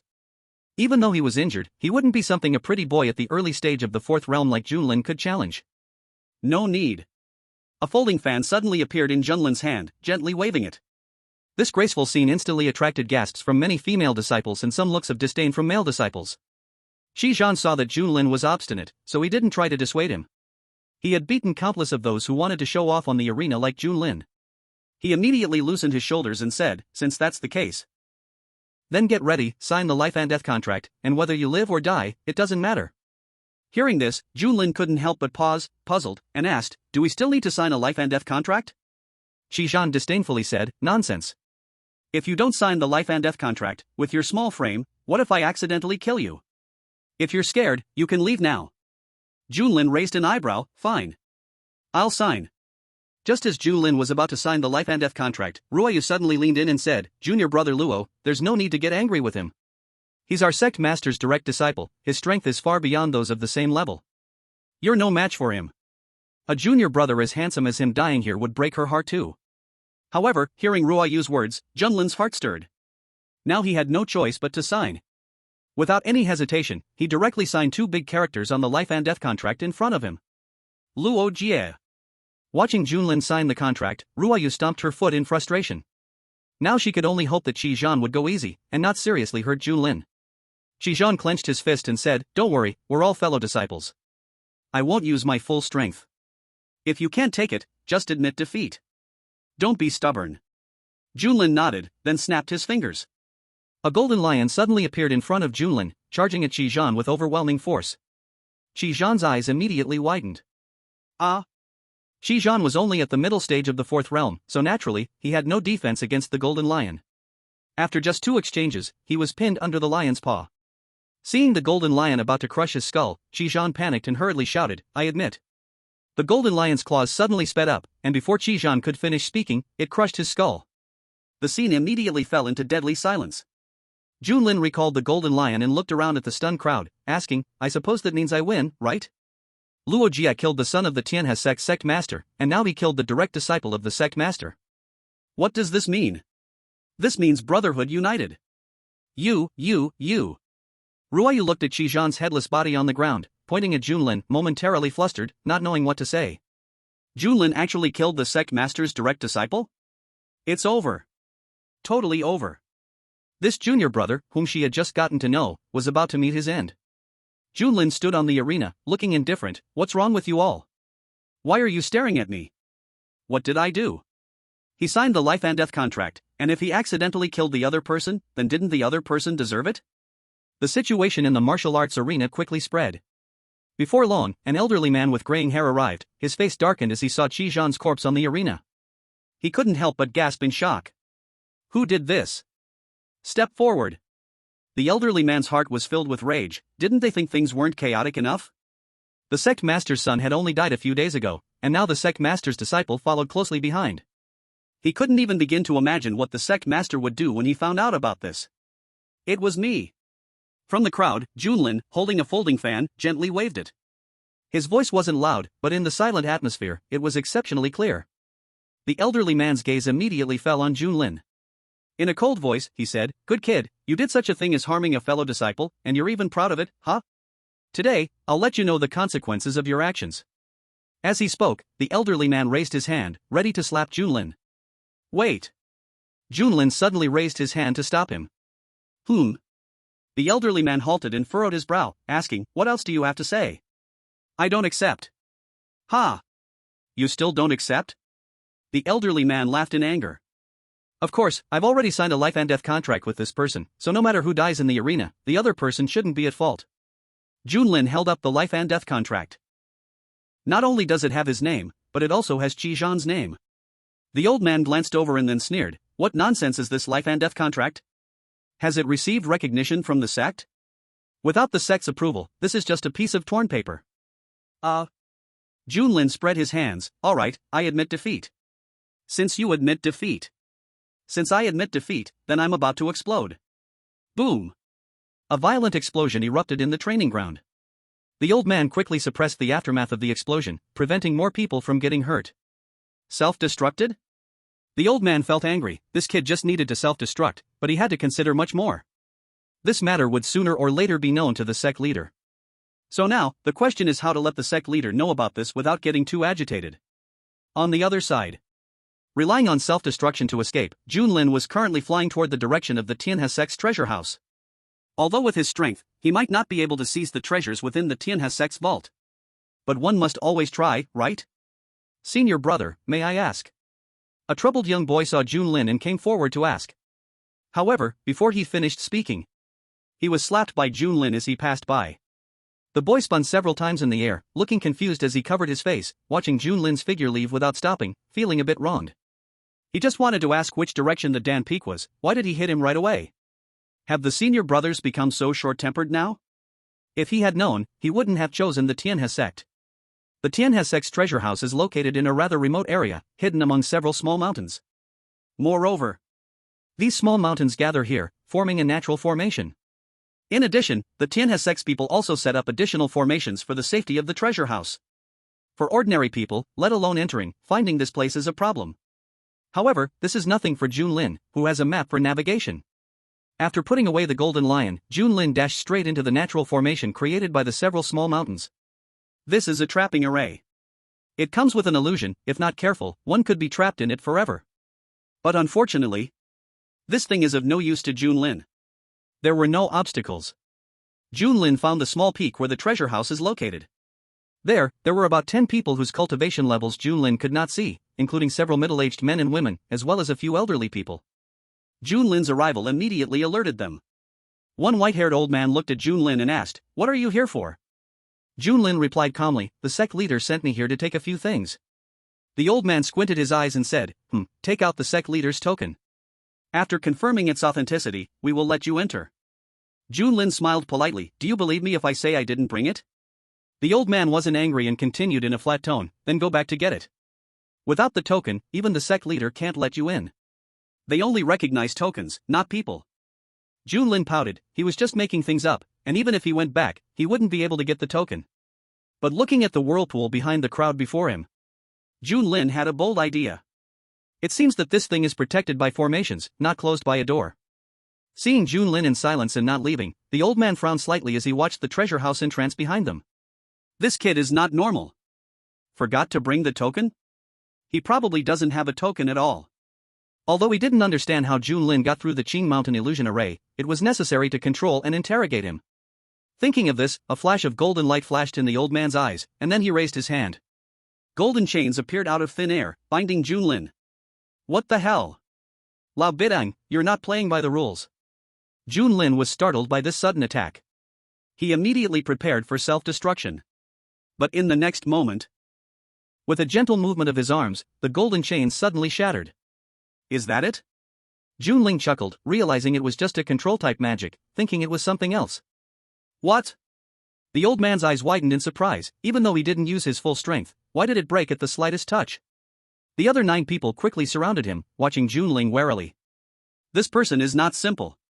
This was the shared thought in their hearts at this moment. The control of a 7th realm warrior shattered so easily. Could he really be an 8th realm warrior? Since everyone is so enthusiastic, let me perform a little firework for you. Junlin's lips curled up, and in the next moment, a violent explosion erupted around him. The 10 men were immediately horrified. Could it be that an 8th realm powerhouse self-destructed just like that? Then the power of this explosion. They were all going to die here today. However, to their surprise, the power of the explosion was unexpectedly small. They didn't even get hurt. What's going on? Am I really this strong now? One man looked at himself, unharmed and a bit shocked. He could easily block an 8th realm warrior's self-destruction? The old man shook his head. No, the power of this self-destruction is at most 5th realm, similar to that kid's visible cultivation. As soon as he finished speaking, the old man suddenly turned and struck out a palm towards the back. What the hell? Old dang, you have some skills. Having reincarnated before the secret realm, Junling immediately self-destructed, not giving the old man a chance to kill him. But the gap in cultivation meant he couldn't harm the old man. Thus, after giving the old man the middle finger, Junling rushed straight into the vortex. What's going on? He self-destructed, and why is he still alive? Now is not the time to discuss this. That kid has entered the treasury, we need to hurry in. This treasury entrance has several seals. With his cultivation, he should be trapped and unable to enter the treasury, right? That kid self-destructed twice and didn't die. This is very strange, we can't let our guard down. The crowd debated, but in the end, they decided to enter the treasury to investigate. At this moment, inside the treasury, Junling stared at the pile of messy resources and his eyes lit up. At a glance, there were herbs, spiritual fruits, spirit weapons, and pills, among other things. Though he didn't know what they were for, since he was already here, wouldn't it be a shame not to take all of them? Thinking of this, Junling directly cleared out all the garbage in his space ring and tossed it aside. Then he collected every single resource in the treasury into his own space ring without missing a thing. By the way, he carved a line of words on the wall. Luo Jia was here for a visit. Chapter 75, Pills? Eat. Even if it kills me, I will eat. After carving the words, Junling looked around the treasury. His heart moved slightly. Logically, this place, as the treasury of the Tianhe sect, shouldn't be so poor. He could fit it all into one space ring, wasn't that a joke? At least it was a reputed sect in the eastern region. How could the resources accumulated over the years only amount to this? Just as Junling was checking for hidden doors leading to another treasury, 10 shadows suddenly appeared in the treasury. The old man leading them was furious to see the resources replaced with a pile of low-tier pills and materials. He glanced at Junling, who was carving something on the wall. Without saying a word, he launched an attack. A massive palm print suddenly appeared out of thin air, crashing down towards Junling with overwhelming force. At that moment, as Junling finished carving the last word on the wall, he collided with the palm print. He was instantly turned into a blood mist, but the next second, the blood mist dissipated, and Junlin appeared at the entrance of the treasury. But coming his way were several fierce attacks. Such enthusiasm, but it's time to say goodbye, everyone. Junlin smiled slightly, and then before the attacks landed on him, he entered the whirlpool. The old man's face was gloomy.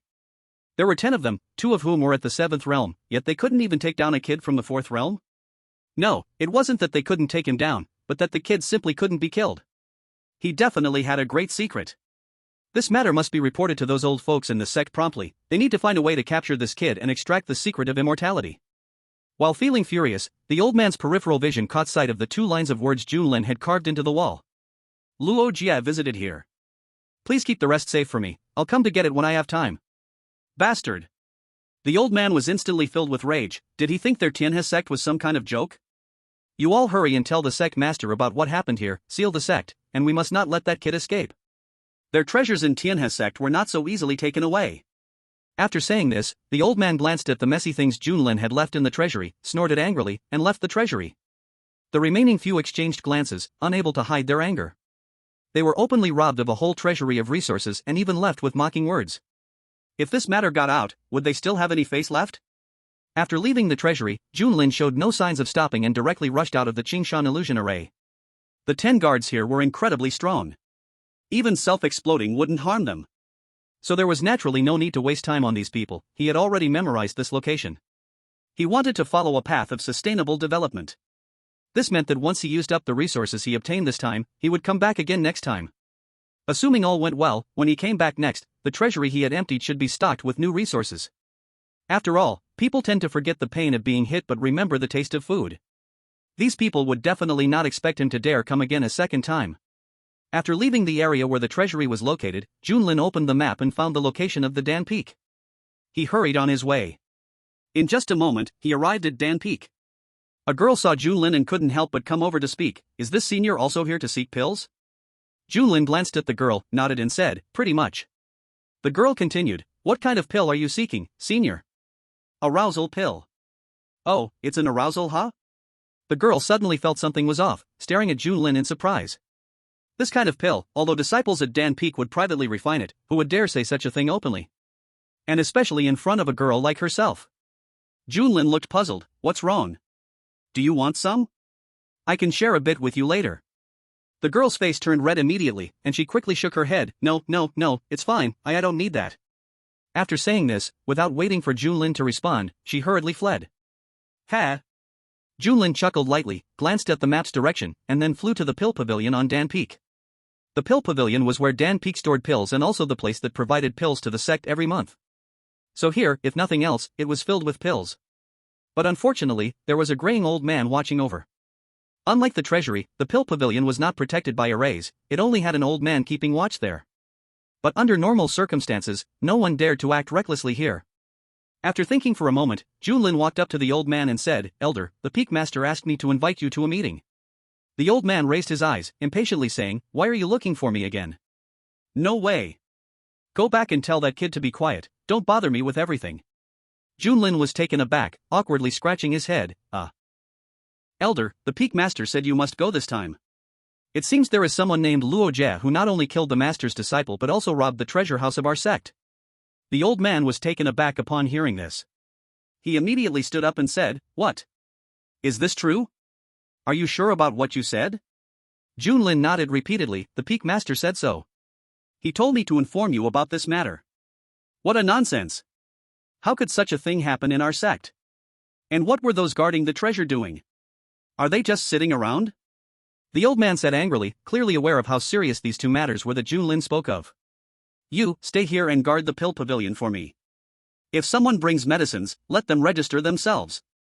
Yes. Junlin quickly nodded in agreement. Seeing this, the old man had no time to waste and directly left the place. Watching the old man's figure until it completely vanished, Junlin turned and entered the pill pavilion. Look at that, the old man is so easy to fool. But it can't be said to be a deception since not everything he said was a lie. Inside the pill pavilion, rows of medicinal pills were laid out here.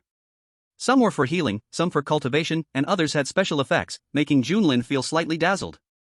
He immediately began to sweep through them. Recovery pills? Spirit nourishing pills? Eat. Spirit essence pills? Spirit gathering pills?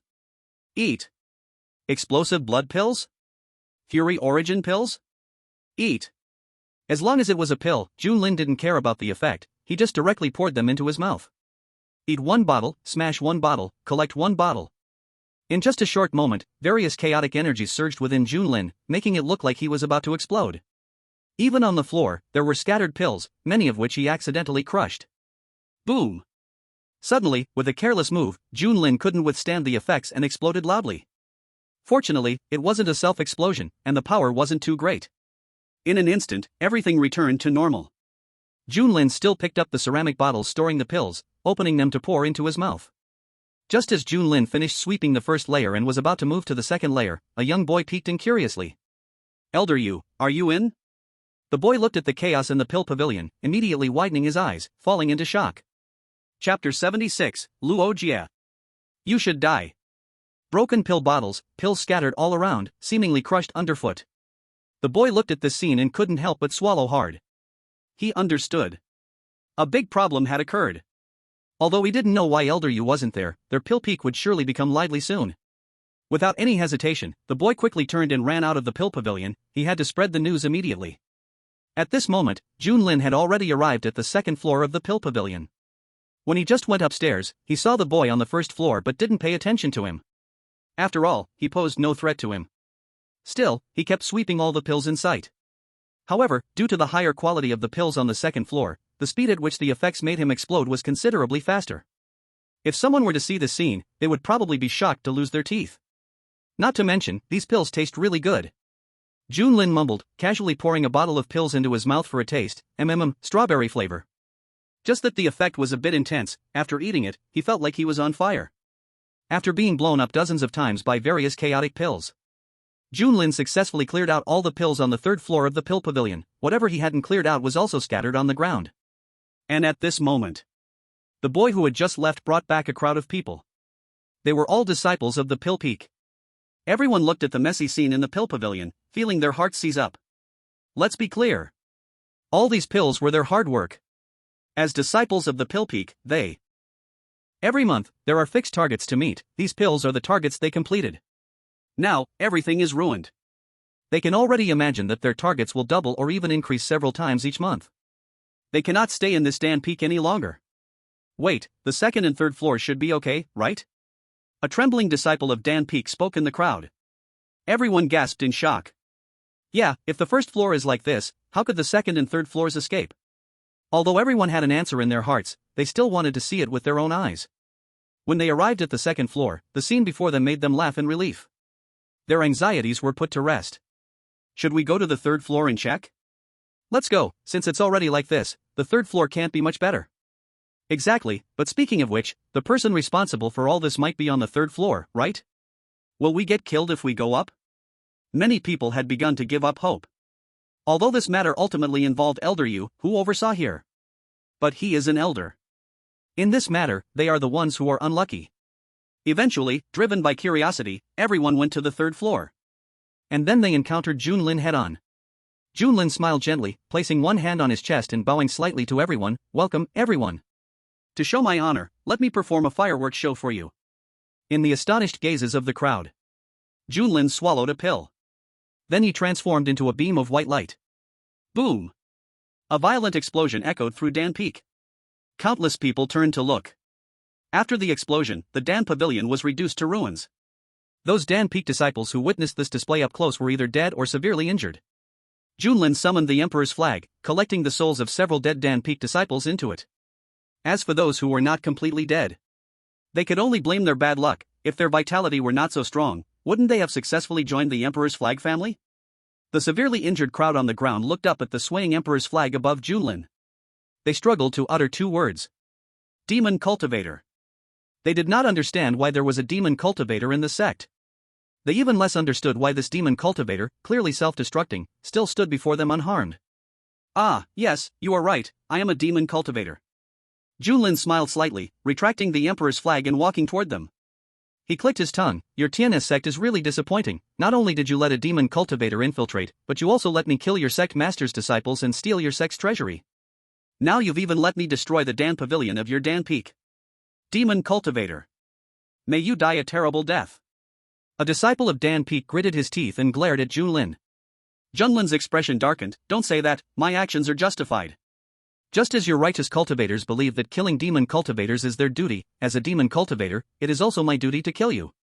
The Dan Peak. The result just rushed back. He saw the Dan Pavilion that had turned into ruins, and the heavily injured disciples of Dan Peak. And in front of these disciples, standing confidently, was Junlin. TSK.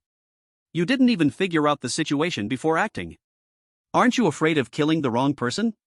Junlin clicked his tongue, and then immediately self-exploded on the spot. However, this self-explosion killed not only the disciples who were originally severely injured, but also the disciples of Tianhe sect. Bastard! Elder Yu's face showed a look of extreme anger, but he also regretted why he hadn't just killed Junlin earlier. While Elder Yu was angry, Junlin's voice suddenly sounded behind him. Don't be so excited. Elder Yu was startled and turned around, only to find Junlin standing in front of him, completely unharmed. And then Junlin spoke, you really need to calm down. If you hadn't wanted to kill me, they wouldn't have died. It's you who killed them. Elder Yu was so angry at Junlin's words that his whole body trembled. Without saying a word, he drew his sword and immediately slashed to kill Junlin. But to his shock, just as he slashed Junlin appeared in front of him again. You never listen to what I say, forget it, I won't say anything more. But remember to tell your sect master something for me later. Junlin waved his hand. Then, after clearing his throat, he continued, he only lost his son and disciples, but what about me? Apart from gaining the resources from your sect's treasury, the pills from Dan Pavilion, and a few souls from the Dan Peak disciples, I have nothing. After saying this, Junlin released a firework for Elder Yu and then disappeared. Elder Yu's face turned dark, trembling with rage. But he was helpless against Junlin. His main focus was on killing, and he didn't know how to control people with magic. In the sect master's great hall, the sect master of Tianhe sect sat in the high seat, listening to the report. His already gloomy face became even darker, his eyes flickering with intense killing intent and anger. Luo Jie, you deserve to die. Chapter 77, What the heck is wrong with the world? After leaving Dan Peak, Junlin didn't linger in Tianhe sect for long. Instead, he left Tianhe sect in broad daylight.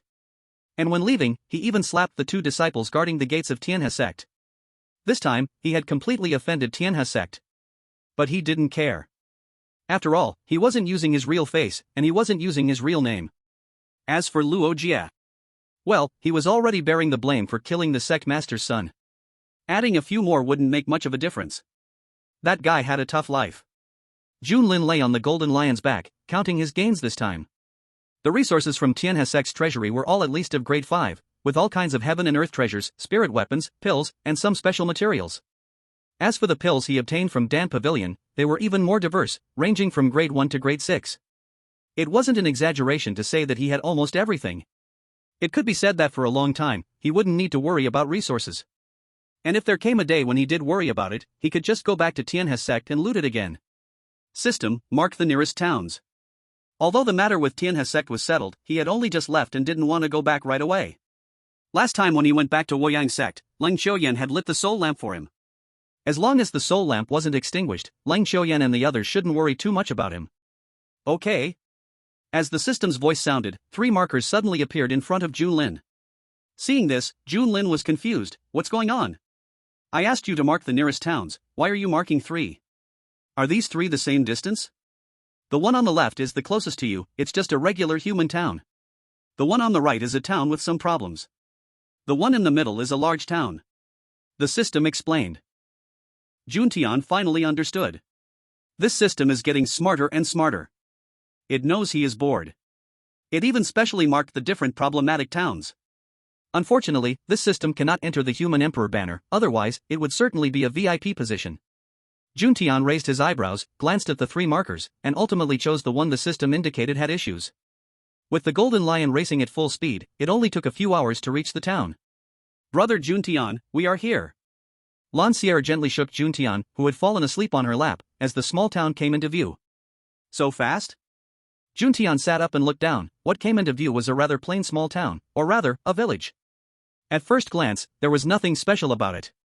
However, since the system said there was a problem, there must be one. Juntian recalled the Golden Lion. With Lancière, he arrived at the entrance of the town, where the sign displayed the town's name. Qingshan Town. Lancière looked at the passing residents of Qingshan Town. Unable to help herself, she asked, the people here seem to be ordinary, Brother Juntian, why are we here? Could it be that they are to kill everyone here and capture them for the Human Emperor banner as food for the White Clothes? But thinking about it carefully, that shouldn't be the case. After all, her brother Juntian, though a demon cultivator, is still very kind-hearted. Just passing by, I heard there was a problem here, so we came to take a look, Juntian said as he entered the town with Lancière. Although there were many people in the town, for some reason, the young men did not seem very spirited. Moreover, the faces of most women did not look well. Juntian became intrigued. It was abundantly clear that something was wrong. However, he did not plan to ask the all-knowing system but instead chose to go with the flow, knowing everything would take away the fun. But not knowing anything would lead to constant surprises. Lancière held onto Juntian's arm. Her curious gaze scanned the situation here. Brother Juntian, why do the men here seem a bit strange? Most of the young men passing by appeared unenergetic, even though they should be strong and vigorous at this age. Of course, some young men seemed relatively normal. Juntian shrugged and replied, who knows? Let's ask someone. These people looked like they had been drained by their families. But this couldn't entirely be blamed on them, after all, as the saying goes, there are no fields ruined, only dead cows. Lancière blinked and pulled a nearby middle-aged woman to ask, Sister, what happened here? Why do those people look so strange? Lancière was sweet and beautiful. The woman felt happy when called sister. But upon hearing Lancière's question, her expression darkened slightly. What else could it be? It's the trouble caused by a few rascals. Seeing Juntian next to Lancière, she added, Miss, listen to this old woman, it's best you take your man and leave quickly. Otherwise, sigh, the world has gone astray. The woman didn't explain clearly. It was unclear what she was guarding against. However, before leaving, she repeatedly urged Lancière to take Juntian away and not to stay here too long. What a riddle. Juntian pouted. Although the woman did not speak clearly, he still picked up a few key phrases. Rascals, the world has gone astray. TSK, human nature is not as it was. If nothing unexpected happened, the problem here was related to those rascals the woman mentioned. He just didn't know if it was as he suspected. If it is, then that's a bit too stimulating. Lancière scratched her head, feeling a bit strange, but still tugged at Junlin's arm and asked, Brother Junlin, are we leaving? Junlin shook his head and said, No need, are you still afraid someone can hurt me? Lancière chuckled, That's true. Her brother Junlin was an undying existence, having escaped unscathed even after causing such a big commotion in the Tianhe sect. How could anything happen in this small place? The two strolled through Qingshan town. Along the way, people occasionally glanced at this handsome man and beautiful woman. But careful observers would notice. Although Lancière was beautiful, she always seemed a little strange, giving off an ethereal feeling. But no one delved deeper into it. As the sky darkened and the bright moon rose, groups of young men headed in the same direction without a word. At the same time, some young men were being dragged by their wives in the opposite direction. Is it coming? Junlin raised an eyebrow at this scene, curiously following the crowd. Soon, Junlin arrived at an open space with the crowd. Before his eyes was a magnificent stage. The crowd, who had been yawning and in low spirits, suddenly became energetic at this moment. Everyone found a seat and fixed their bright eyes on the stage. Junlin also sat down with Lancière. A somewhat plump man nearby, seeing Junlin and Lancière, couldn't help but show a shocked expression. He leaned close to Junlin and whispered, "Brother, is this your first time here?" Junlin nodded, "Yes." The man had a look of "I knew it," and said, "You are doomed now, you came here and actually brought your wife?" Junlin. Lancière tilted her head curiously, "Why can't we bring our own, wife?" The man quickly waved his hand, "Ahem, it's nothing, nothing." Lancière pouted, if he didn't want to say it, fine, she would definitely find out later. Seeing that Lancière no longer paid attention to him, the man let out a breath. He whispered again, "But you really didn't have to come, your, sister-in-law is better looking than many people here." Junlin smiled and explained, "I just arrived at Qingshan town today, I came over out of curiosity." The man nodded, "I see, then you are in for a treat, but I hope your sister-in-law won't get jealous, you need to be prepared." Just as the man finished speaking, the crowd suddenly became lively. The man instantly became excited, gazing at the stage. At that moment, three graceful figures slowly walked onto the stage. Silver masks covered half of their faces. Translucent veils wrapped around their bodies. Under the soft moonlight, their enchanting figures were laid bare. Chapter 78, let's see what they are doing tonight. Oh my goodness. Junlin looked on in astonishment at the three women dancing elegantly on the stage. No wonder that old lady said something about wayward youths, the world has gone downhill. This really can't be blamed on that lady. Indeed, it feels rather depraved. But then again, it was remarkably beautiful and interesting. Lancière, sitting next to Junlin, also widened her eyes in surprise at the sight. How could anyone be so shameless to wear such clothes and dance this way in public? Isn't that outfit just like not wearing anything? Lancière wanted to cover Junlin's eyes, not wanting these three women to pollute her brother's eyes. But then she suddenly remembered what Yun Ruoshi said to her earlier, in the Emperor's banner. Because last time that bad woman who stripped and tempted Junlin. After she returned to the Imperial fan, she was pulled aside by Yun Ruoshi and said a few words. The general meaning was this. They are now ghost cultivators, and there is still a difference from their true bodies, they cannot satisfy Brother Junlin in that regard. But Brother Junlin is a man and has his own desires, so they should be more magnanimous. Although Lancière was unwilling to share with others, she still agreed with Yun Ruoshi's words in her heart. She felt that her self-detonation at that time was somewhat inconsiderate. So, even though she really disliked the three people on stage at this moment, if Junlin liked to watch, she felt she shouldn't stop him. After all, it was just watching. Listening to the cheers coming from her ears, Lancière felt disdain in her heart, thinking, do these men really find this so great to look at? With this thought, Lancière's gaze turned towards Junlin. As expected, her brother Junlin was still different from these loud men. Junlin's expression was calm, and his gaze towards the three women on stage was merely appreciation and curiosity.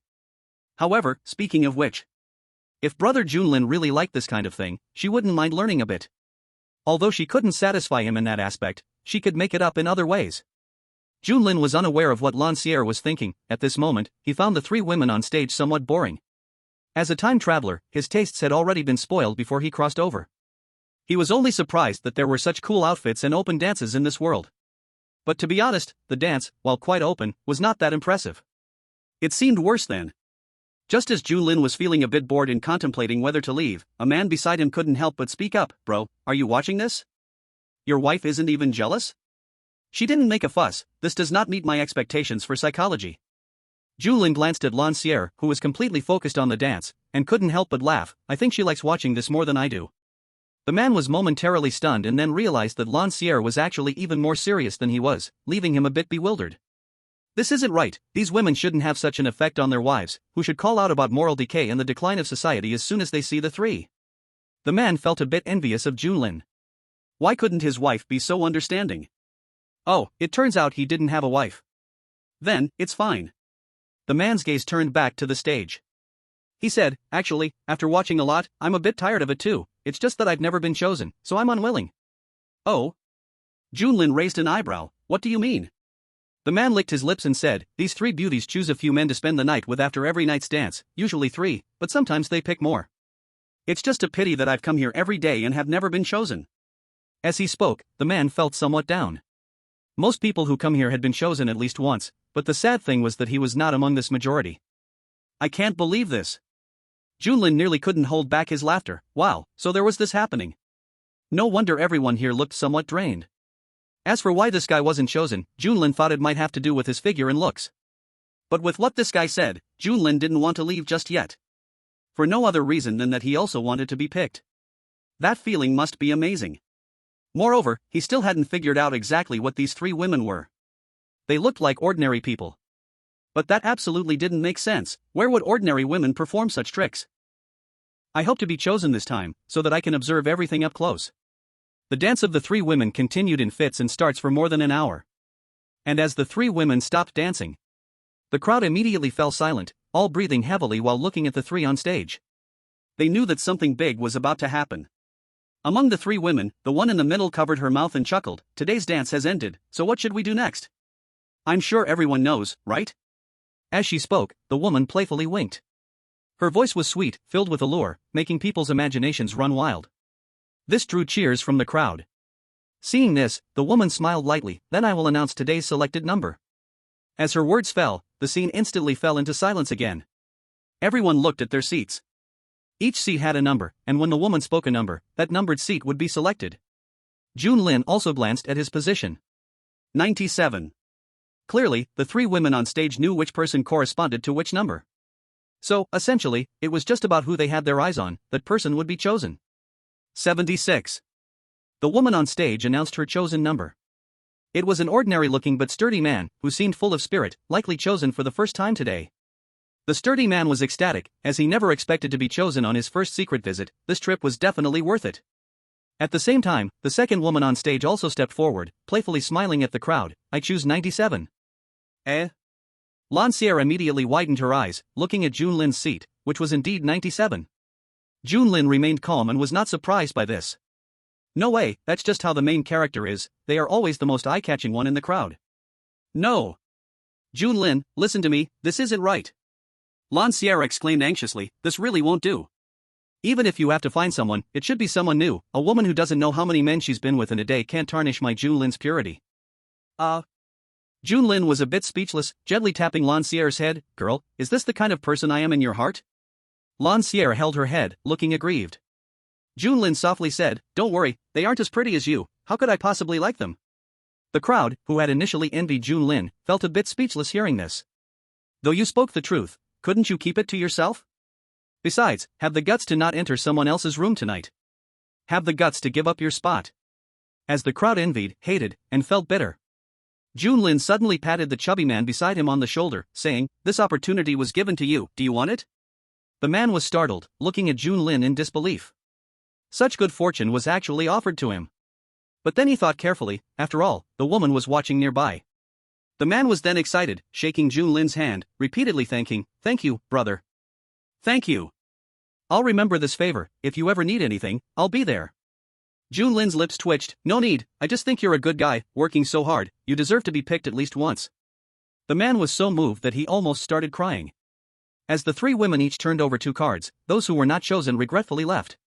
Junlin and Lancière also departed with the crowd. Only the 3 women and 6 other people remained. At this moment, the girl chosen by Junlin did not see him, and felt a bit strange. Where is number 97? The man immediately leaned in excitedly and said, I am number 97. The girl was stunned for a moment, she clearly remembered that the number 97 she chose was a handsome guy. How did it turn out to be a fat guy? Could it be that the handsome guy gave his chance to this fat man? The girl felt a bit annoyed in her heart. She originally wanted to choose a good-looking one to fully experience the joys of intimacy today. She didn't expect to be replaced by a dead fat man in the end. However, as things stood, it wouldn't be good to send the other back, so she led the excited fat man and several others to her place. Not long after they left, Junlin and Lancière appeared at the spot again. Brother Junlin, why are we back here again? Lan Xir felt a bit puzzled. It was so late, they should be sleeping. Junlin looked in the direction the three women had left, the corner of his mouth lifted. Of course, it's to see what those three women are doing tonight. Ha! Lan Xir's eyes widened instantly. Her brother Junlin actually had this kind of hobby. Chapter 79. Hope this virtue adds to the human emperor banner. The three women brought 6 men to 3 small houses. Junlin and Lan Xir were lingering far behind, not attracting anyone's attention. Brother Junlin, is it really okay for us to do this? Lan Xir felt a bit embarrassed. Junlin thought for a moment and said, perhaps, but don't you want to know what they are really doing? Lan Xir scratched her head, a bit confused. Aren't they just going for those kinds of things?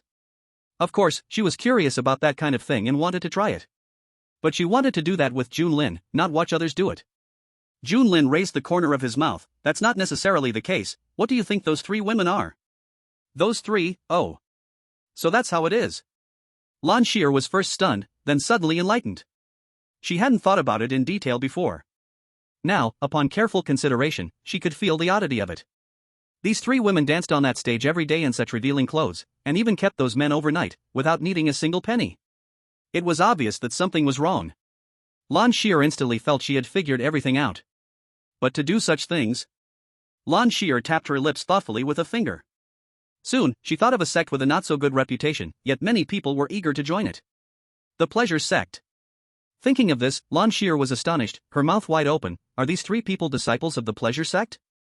Seeing Lan Xir's surprised expression, Junlin couldn't help but laugh and said, who knows, let's go check it out. After saying that, he concealed his presence and stealthily walked towards the 3 houses.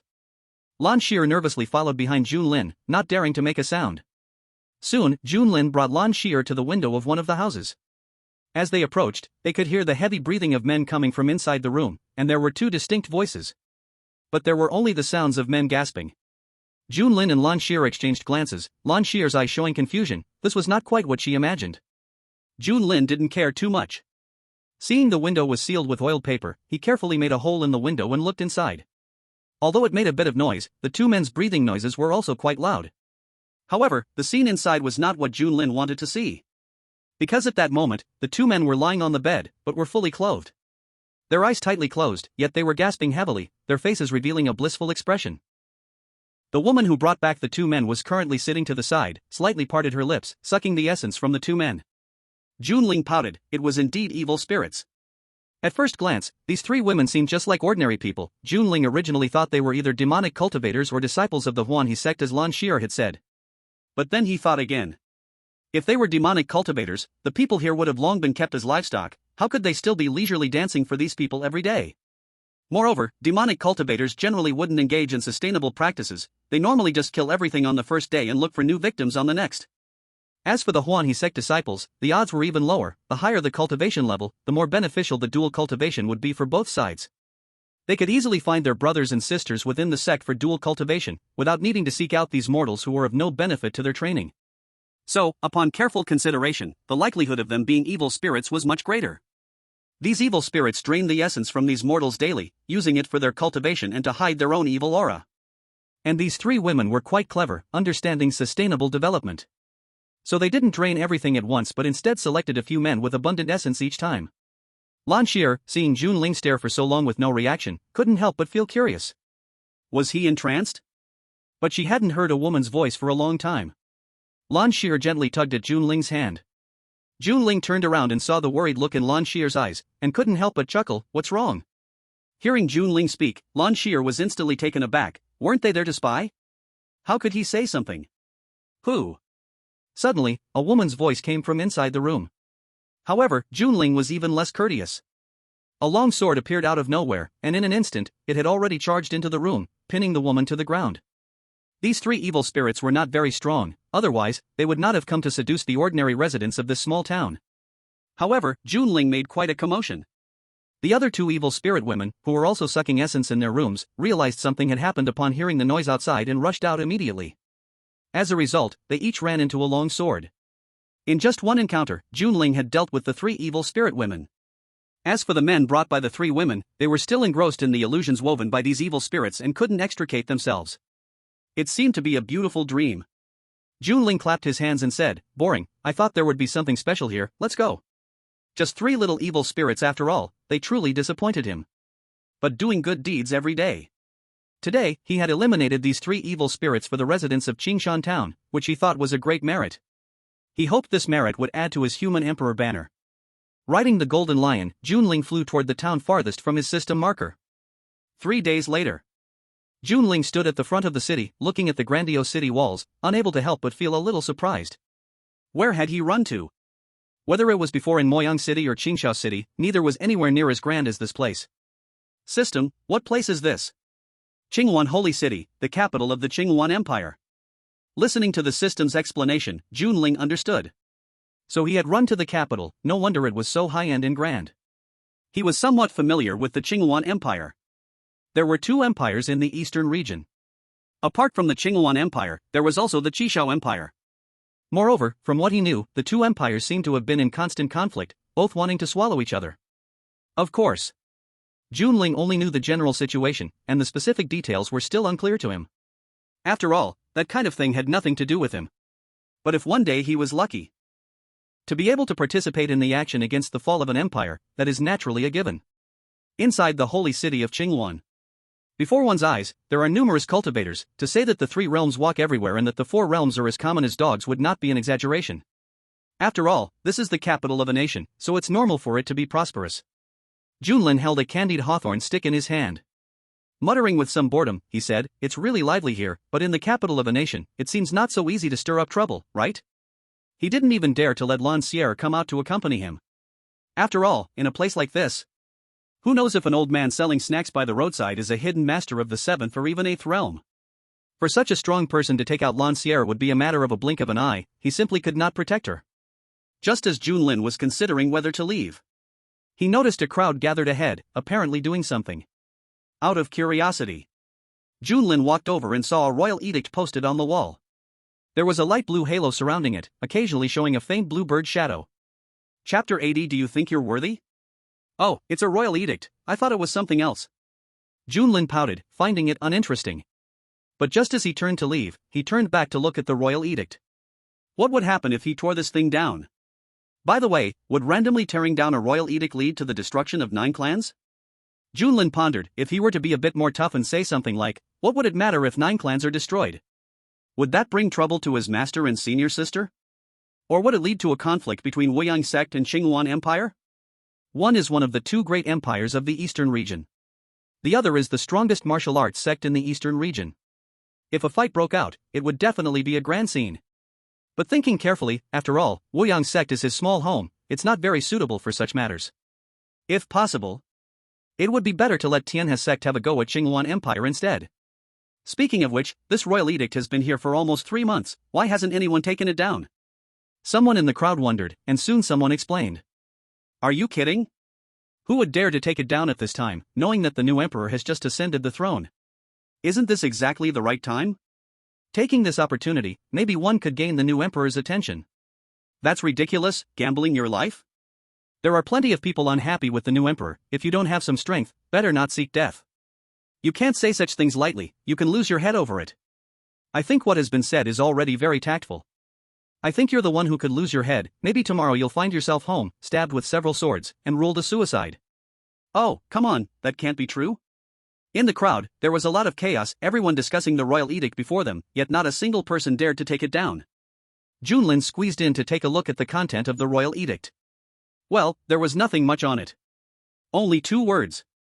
Seeking talent. Concise and to the point, everyone knew what the new emperor wanted, but they also understood that they did not have the ability to be that talent. The current Qingwan Empire is very chaotic. In the court, there is competition both openly and secretly. Below the court, it is a place where open arrows are hard to dodge and hidden darts are difficult to guard against. Being stabbed with several swords and ruled a suicide is no joke. Who knows, one day, the new emperor might overwork and die from illness. Listening to the discussions around him, Junlin, who had originally had no interest, suddenly became intrigued. This is damn interesting. He has grown up without ever being an official, hasn't experienced what it feels like to attend court, nor seen what an emperor looks like. And from what these people say, the court is really chaotic now. This royal edict is simply tailor-made for him. So, without weighing the pros and cons, Junlin directly tore down the royal edict in front of everyone. In an instant, the scene fell into complete silence. Everyone backed away a few meters as if avoiding suspicion, leaving only Junlin, who held the imperial edict, standing in place. What do you mean, guys? Do you believe I can just recognize you as brothers right now and ask the Emperor to punish my entire family, dragging you down with me? Junlin pointed at the crowd and said. As soon as he said this, everyone was stunned. Such a move? But soon, they were shocked. They didn't want to be involved with this doomed person at all. Immediately, everyone scattered, each returning to their home. Junlin curled his lips. What kind of martial artist had such a small heart? But speaking of which, what should he do after this imperial edict was revealed? Junlin didn't understand the court's ways, nor did he know anything about the laws of the Qinghuan Empire. But that didn't stop him from having fun, right? Just as Junlin was considering whether he should directly run to the palace and tell the emperor that he was the one who revealed the edict, a stern-looking middle-aged man came over with a team of soldiers. Upon seeing Junlin, he coldly said, "Did you reveal the edict?" Junlin glanced at the imperial edict in his hand, then looked at the unfriendly middle-aged man who asked a question he already knew the answer to. He shot back directly, "Are you blind? Or just pretending to ask? Can't you see the edict in my hand?"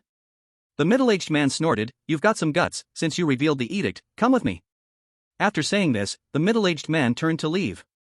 Junlin didn't hesitate at all and directly followed him. Finally, he was taken to a tavern, where the middle-aged man kindly arranged a room for him and soldiers to protect him. Before leaving, the middle-aged man reminded him, "Tomorrow, I will come here to take you to court, be prepared." Junlin nodded, then went back to his room, ignoring the outside world. Be prepared? What a joke, he would go to court tomorrow for a stroll and might run away the day after. What was there to prepare? The next day, as dawn broke, the middle-aged man brought Junlin to the palace. Be careful later, don't offend too many people, the middle-aged man glanced at Junlin and reminded him. Junlin raised his eyebrows. What was going on with this person, cold on the outside but kind on the inside? The middle-aged man didn't care whether Junlin replied or not. Instead, he looked towards the main hall and said, "Your Majesty, the one who revealed the edict has arrived." Summon. Inside the hall, a voice immediately came out, sounding both excited and expectant. Junlin was slightly taken aback. Why did that voice sound like a woman? As he was pulled into the hall, Junlin confirmed it. It really was a woman. So the emperor of the Qinghuan Empire is a female emperor. No wonder he had heard those people saying there were those unhappy with the new emperor. Was it because of this reason? Qing Yushue looked down at Junlin with a hint of joy in her heart. This wasn't because Junlin was so great, but because someone finally dared to reveal her imperial edict. In this court, there were loyal people to her. But not everyone who seemed loyal to her was truly loyal, they pretended too well. So, she was happy about Junlin's arrival because she really needed someone she could trust. But she was also afraid that Junlin would be led astray by others in the court. As Qing Yushue pondered in her heart, she hadn't had time to speak. A court minister had already angrily reprimanded Junlin, impudent. You haven't knelt down upon seeing the emperor? Junlin turned to look at the minister. It was an old man with gray hair, who was now looking at him in righteous indignation. Junlin found it amusing, he refused to coddle this guy. So he directly shot back in anger, "Your mouth is truly out of line, old geezer. The emperor hasn't spoken yet, and you're barking here? If I didn't know better, I might think you're the emperor." The old man immediately flew into a rage. "You little brat, you know nothing of manners." "Oh?" Junlin raised an eyebrow. "So you only say I lack manners, but not that I slander you? It seems you really want to be emperor." You. Do not slander me. My loyalty to the royal family is as bright as the sun and moon." Junlin scoffed. "Just loyal to the royal family? So vague? Who exactly are you loyal to? It can't be some prince, can it? You. Rude thing. I am of course loyal to His Majesty." The old man was furious, nearly jumping off his feet. "Enough. Everyone, say less." Qing Yushue intervened. Seeing Junlin angrily retort the old man, Qing Yushue felt delighted. What does this mean? It means Junlin and that old man are not on the same side, which reassures her greatly. But this also means Junlin offended this old guy, and life might not be easy from now on. Thinking of this, Qing Yushue felt a bit worried. It was not easy to find someone willing to speak out. She couldn't let those damn old folks ruin it. However, just as Qing Yushue's words had barely finished, another old man sitting in a chair stood up and said, "Humph. His Majesty is looking for talented individuals, not clever little scoundrels." Junlin glanced at Qing Yushue. Is this girl really an emperor? Why does it feel like there's no authority at all? Could she be a puppet emperor? Although he felt speechless in his heart, Junlin still said, "First, I am a talented individual. Second, thank you for the compliment. The old man was stunned. When did he compliment this kid? But that didn't matter. Since this kid claimed to be talented, then he had a way to make this kid retreat. He immediately said, since you say you are talented, then let me test you now. Test me? Junlin chuckled, do you think you are worthy? Humph. Little brat, I am the current chancellor, how could I be unworthy? Wang Li snorted. Junlin remained unfazed, casually stating, you are too ugly, answering your question would make me feel ashamed. Wang Li's heart burned with rage. Where did this brat come from, to be so rude and disrespectful? He is the chancellor of the Qinghuan Empire, a presence above 10,000. This unknown brat dares to look down on him in this court. Wang Li's heart surged with murderous intent. He could not believe that a young man new to the court dared to speak insolently to him. Someone must be behind this. And that person without a doubt is the current empress. She must not like him. Wants to give him a warning?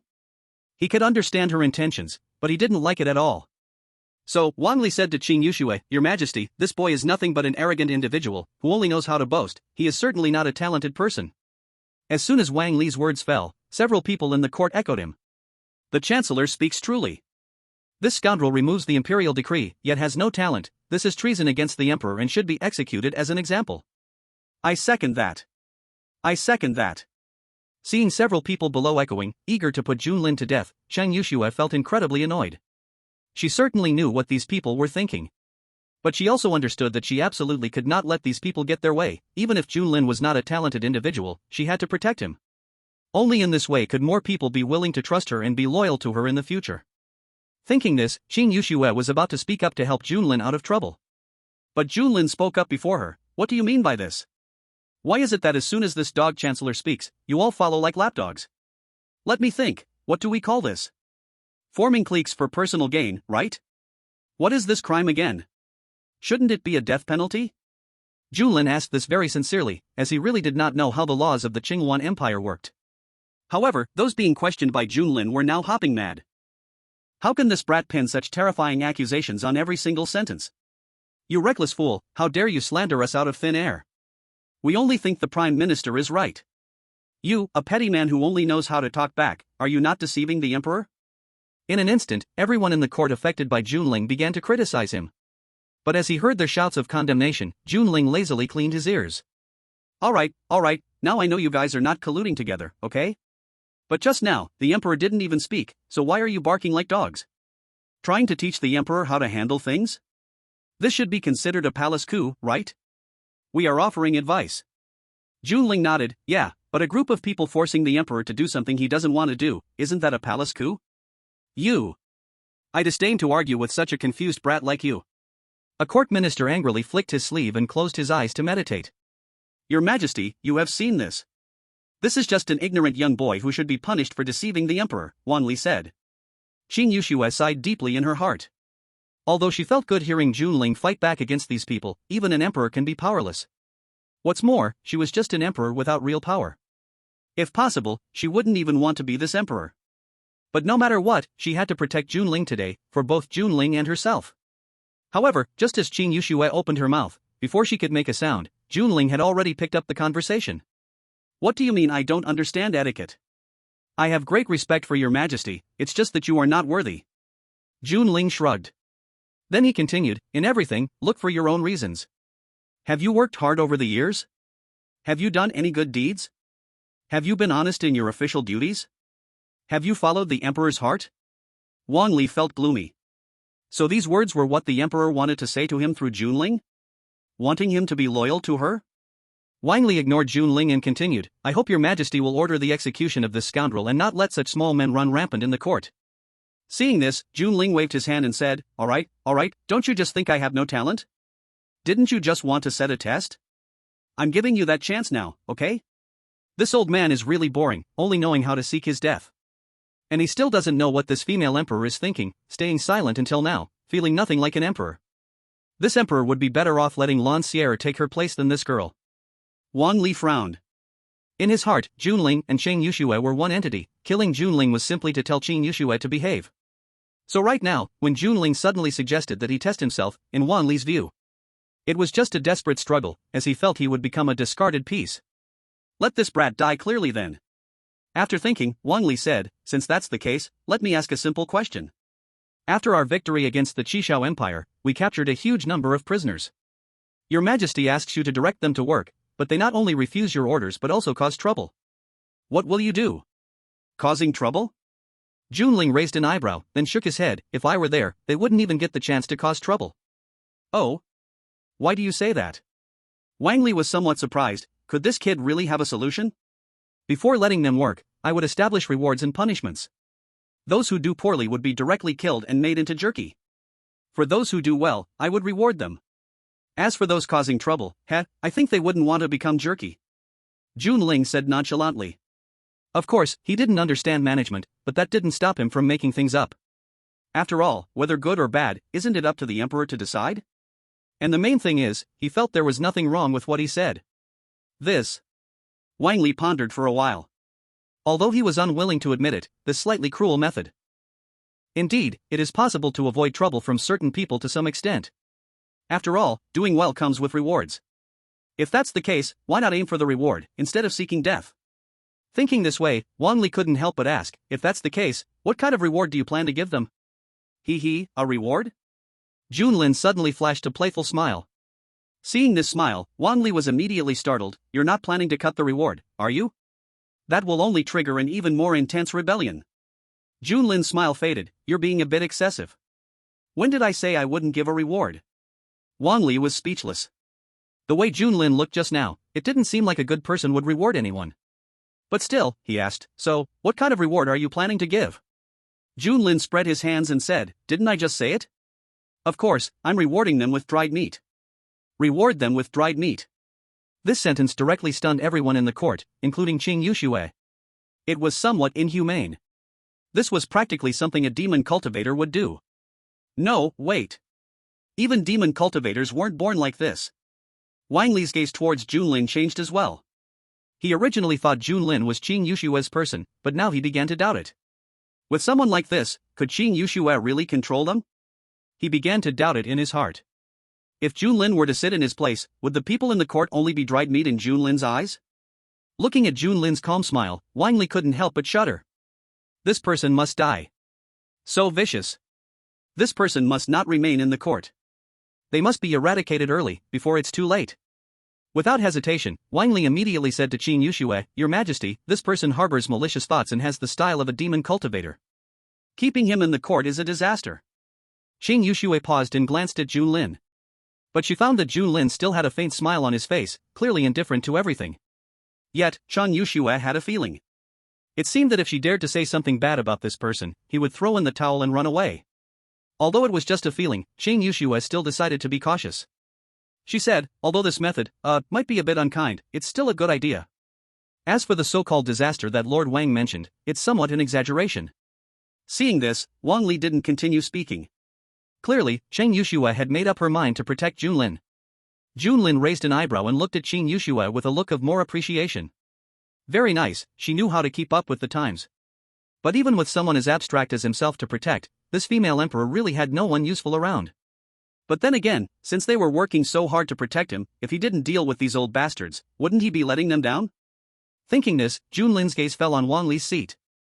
An idea immediately popped into his mind. So, Junlin stood up and said, Your Majesty, I accuse the Prime Minister of harboring intentions to usurp the throne. As soon as these words were spoken, the court fell into a deadly silence. A young man standing next to Junlin couldn't help but want to complain. Not again, buddy. Why do you always say something shocking? Can't you at least accuse someone of a lesser crime? He was now deeply afraid that if he wasn't careful, he would catch Junlin's attention and might be labeled a traitor. But fortunately, if nothing else, after today's dramatic display, Junlin should not survive to attend the next court session. At this moment, Wang Li nearly fell off his chair. What the hell is this bastard doing now? Intentions to usurp the throne? When the hell did he ever think about usurping the throne? Everyone in the court naturally cared about their reputation. Everyone wants to be remembered throughout the ages. As the prime minister of a dynasty, Wang Li is even more so. He also wants to assist Qing Yuxue in strengthening the Qingyuan Empire, and he wishes to leave behind a great reputation of a ruler and minister working together for future generations. To become a famous prime minister for eternity. But What he wants is to be a renowned prime minister who can turn the tide in the hour of danger for the Qingyuan Empire, not a subordinate of the emperor. So, Qing Yuxue cannot be a wise ruler. But Junling's sudden words left him completely flabbergasted. If this isn't sorted out clearly, how can he be a famous prime minister? Wang Li felt as if he could no longer control his facial expressions. Taking a deep breath, he suppressed the anger within. Wang Li said, "What nonsense are you spouting again? I, Wang Li, have devoted my whole life loyally. The sun and moon can witness. How could I possibly commit treason?" "Is that so?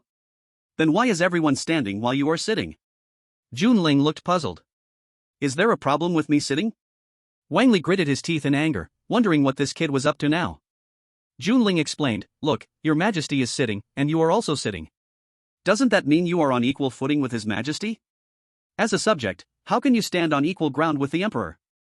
And yet you say you have no treasonous intentions? What do you all think?" Upon hearing Junling's words, everyone in the court bowed their heads in silence. Even those who were dissatisfied with Wang Li were quiet at this moment. They weren't stupid enough to stick their necks out at this time. If Junling fell, they'd be next in line. Seeing that no one spoke, Junling smugly remarked, "Look, everyone has tacitly agreed." When everyone heard this, they immediately raised their heads, astonished, looking at Junling. "You are truly shameless. Just because they aren't speaking, you think it means they agree? Why don't you say the emperor also agrees?" "Humph." Wang Li huffed angrily, "Ignorant child, this was specially permitted by the late emperor, what's wrong with that?" Junling raised his hands in front of him. The late emperor was the late emperor, and the current emperor is the current emperor. If you treat the late emperor as the current emperor, why don't you mention the founding emperor of the Qingyuan Empire? Wang Li was puzzled, wondering what on earth this was about. But before Wang Li could retort, Junling continued, "The late emperor allowed you to sit, but that doesn't mean the current emperor allows you to sit." "You!" Wang Li pointed at Junling, ready to fire back. But as soon as he uttered a single word, he was immediately interrupted by Junling. "Don't speak yet. The late emperor was willing to sit with you. Do you really think you are equal to the late emperor? If you think that way, do you perhaps think you are above his majesty?" Wang Li, in a fit of anger, stood up, "You impudent child. I disdain to argue with you." Qing Yuxue, seeing this, felt a rush of joy and unexpected gain. In fact, she had long been displeased with Wang Li. Relying on being the prime minister, he would speak to her as if asking for instructions, yet his tone always carried a sense of implied authority. She could feel it. Wang Li wanted her to listen to him in every way possible. But as the emperor, she had very little real power. If she listened to Wang Li all the time, wouldn't she truly become a puppet? However, since he was an elder statesman, she couldn't chill his enthusiasm this early. She spoke, "Dear minister, it is your first time in court, you don't understand the rules and have spoken some nonsense. Prime Minister, please don't take it to heart." Wang Li hurriedly bowed and said, "Your Majesty speaks too heavily, this young brother is correct. Without your Majesty's permission, I should not be sitting." Shang Yuxue nodded and did not speak further. Wang Li felt frustrated in his heart. Does Qing Yuxue really not understand his meaning? Of course not, that is clearly intentional. Out of the corner of his eye, he caught a glimpse of Junling smiling. Wang Li's eyes flashed with killing intent. If this kid can still attend court tomorrow. From this moment on, Wang Li's name is written backwards. Chapter 83, It's all that damned Wang Li's fault. The morning court was boring and dull. Junling stood by, and after a long time, he couldn't help but yawn, feeling somewhat uninterested. He scanned the crowd in the court. He wanted to find someone he didn't like to throw a few words at. But unfortunately, everyone who noticed his gaze immediately displayed a respectful attitude towards Qing Yuxue. In their hearts, Junling was just someone Qing Yuxue brought in to annoy them. And this kid had no filter. They didn't want to be targeted by Junling. If he happened to expose their secrets, it would be a disaster. Junling curled his lip. These people were really cowardly. Each of them had decent cultivation, so why were they acting so pathetic? Is reputation really that important? Qing Yuxue smiled, feeling very comfortable today because these people didn't find various reasons to criticize her as the emperor like in the past. This was all thanks to Junling. This person, she stood by. After court, Junling stretched. It was meaningless, he wouldn't come tomorrow. But Wang Li at a glance was not a good thing. He had to find an opportunity to visit his home. Maybe he could dig up some crimes. On the way out of the palace, everyone avoided Junling like the plague. Until he left the palace, a middle-aged man happened to pass by his side. He said, "Be careful tonight, of course, if you fear death, it's best to leave now."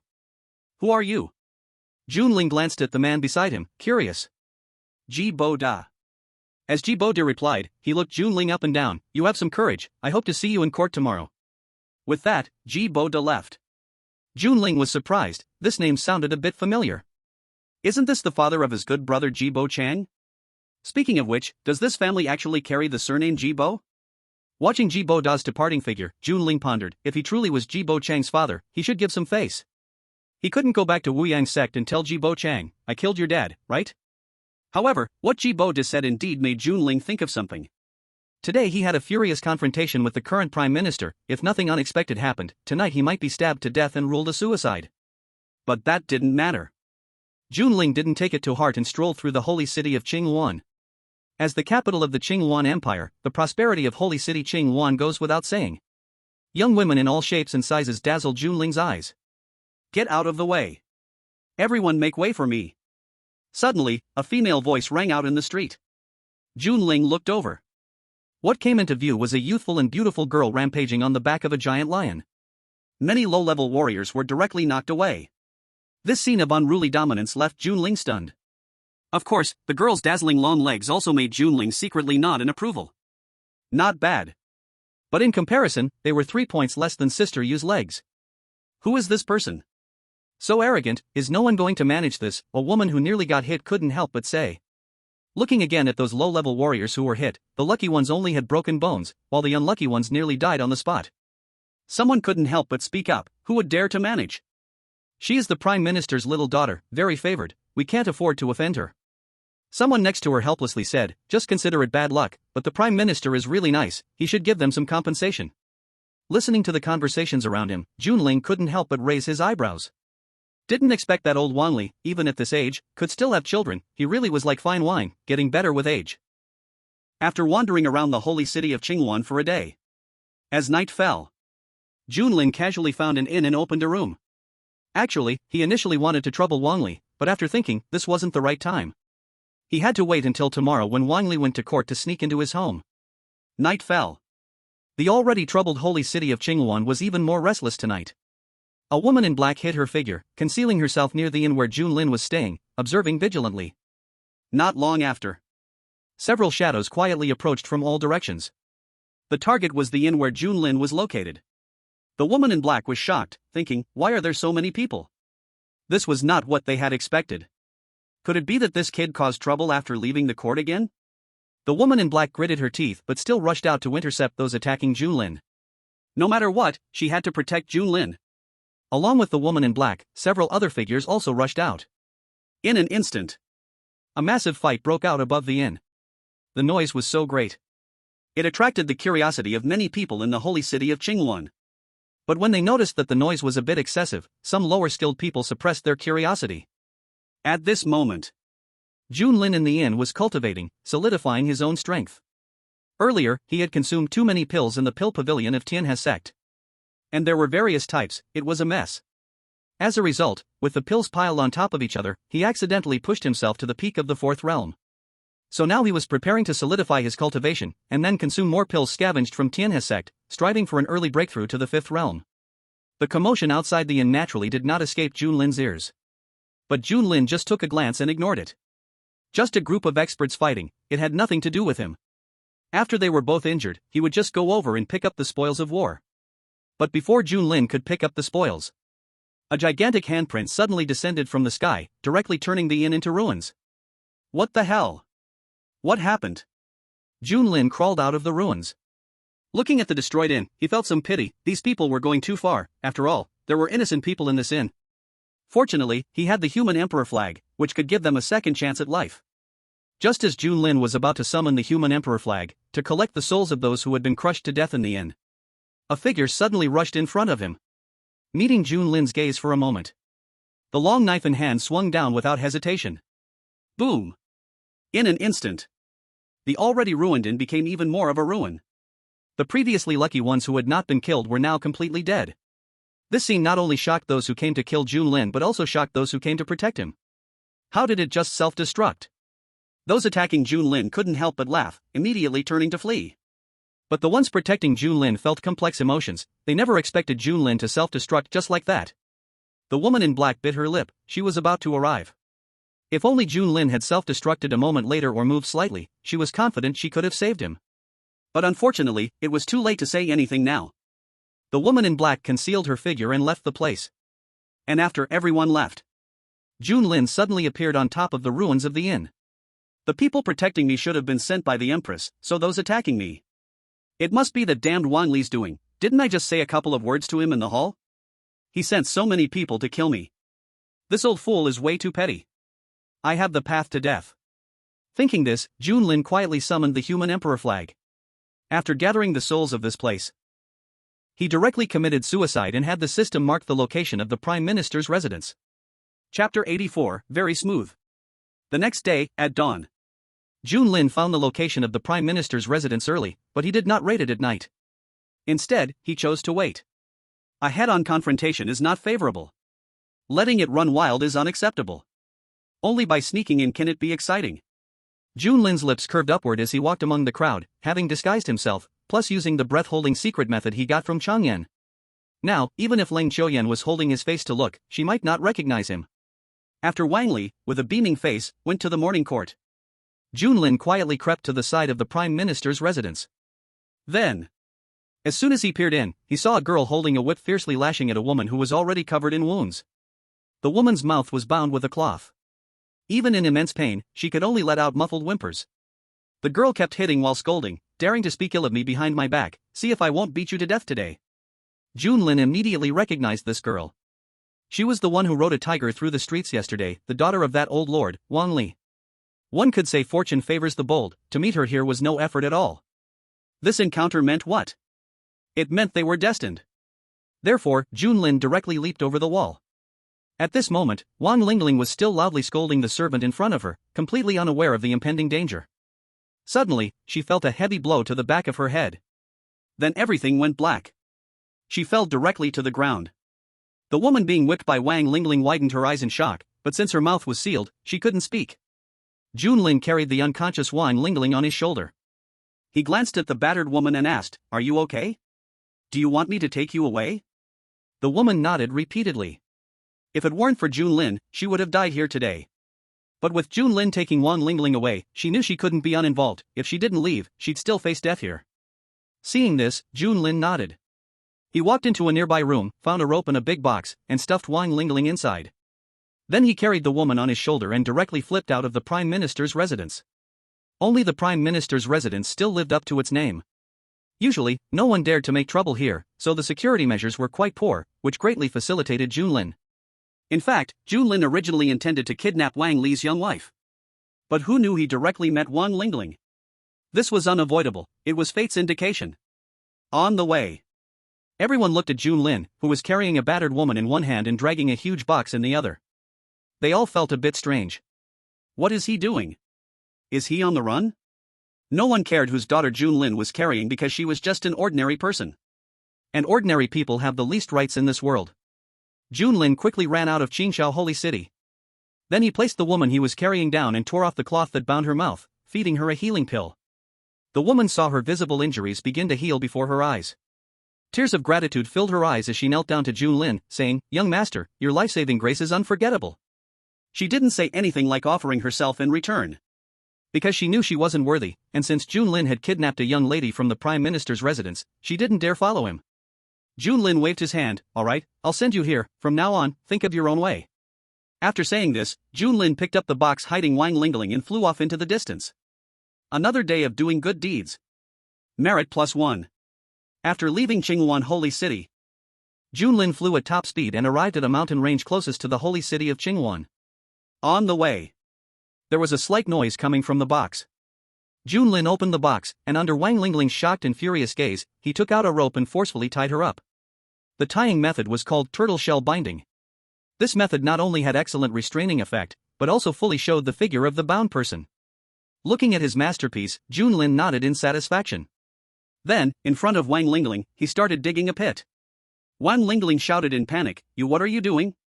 "My father is Wang Li, the Prime Minister of the court. If you dare do anything to me, my father will not let you go." Junlin's strength was greater than hers, she had no power to resist at all. The rope tied on her body was also of good quality, she couldn't break free at all. It was the first time Wang Lingling encountered such a thing. She felt a bit scared in her heart. Junlin glared at Wang Lingling, "Don't shout, I'm in a hurry right now." Wang Lingling shrank her head, a little frightened. In a hurry? In a hurry for what? Wang Lingling looked at the rope binding her, and her heart was shocked. Could it be that he was going to? But why dig a pit for that kind of thing?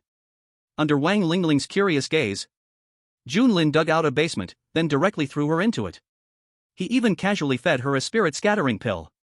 Wang Lingling only felt that all the spiritual energy in her body suddenly disappeared, and she collapsed weakly on the ground.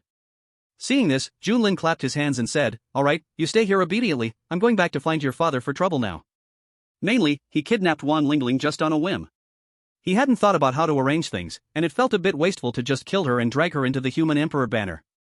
In the imperial palace. In the court hall, Wan Li was full of smiles, because the brat who disgusted him yesterday didn't come to court today. Daring to offend him, this is the consequence. Qing Yishua's face was calm, but the fist hidden in her sleeve was tightly clenched. She had sent out her usual personal bodyguards to protect Junlin. Yet Junlin still died. Doesn't this mean, if someone wanted to kill her, there would be no problem at all? How laughable. Seeing this, Ji Boda below also sighed deeply. Junlin was dead. He died the second day after posting the challenge. In this way, Qing Yishua's already low prestige would directly fall to the bottom. So hard. He didn't even know how his own boy was doing. In the court hall, some were happy and some were worried. But no one expected. Just before court was about to end, a figure swaggered in. It was Junlin. A middle-aged man in the court saw Junlin and was suddenly shocked. "You. How are you still alive?" Hearing this, Junlin frowned slightly and looked at him. Mid-stage of the fourth realm. His cultivation wasn't even as high as Junlin's, easy to bully. Insolence. What are you barking about? What's your status and what's my rank? You think you deserve to attend court with me? As soon as Junlin finished speaking, he kicked the man and sent him flying out of the hall. Seeing this, Wang Li was instantly furious. Insolent. Junlin smiled calmly. Insolent? Ha!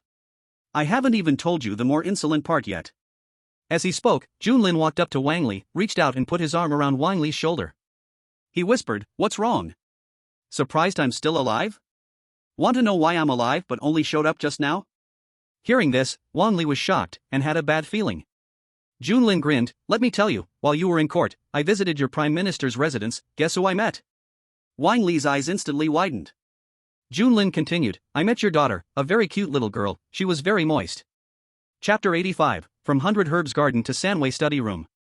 Very moist. As these two words entered Wang Li's ears, Wang Li's emotions were instantly ignited, and with a single slap, he sent Junlin flying. But immediately after, Wang Li calmed down. Oh no! He actually attacked in the court. And just now, he didn't hold back. This slap might have directly killed Junlin. Looking at Junlin lying on the ground, motionless, Wang Li's brow furrowed tightly. Although he was still angry, he didn't want Junlin to die just like that. He still didn't know the whereabouts of his daughter. And if that were to happen, he would be branded as a killer of his colleagues in the court. Quick! Hurry and summon the imperial physician. Qing Yishue was extremely anxious, standing up in excitement. This guy cannot die. At the same time, she glared at Wang Li. "Wang Li. What do you mean? Do you think I don't exist?" Wang Li felt troubled. He was certainly not afraid of Qing Yishue. What he feared was that after today's incident spreads, the image he had built over the years would be completely ruined. Thinking of this, Wang Li knelt down directly. "Your Majesty, this old minister knows his crime."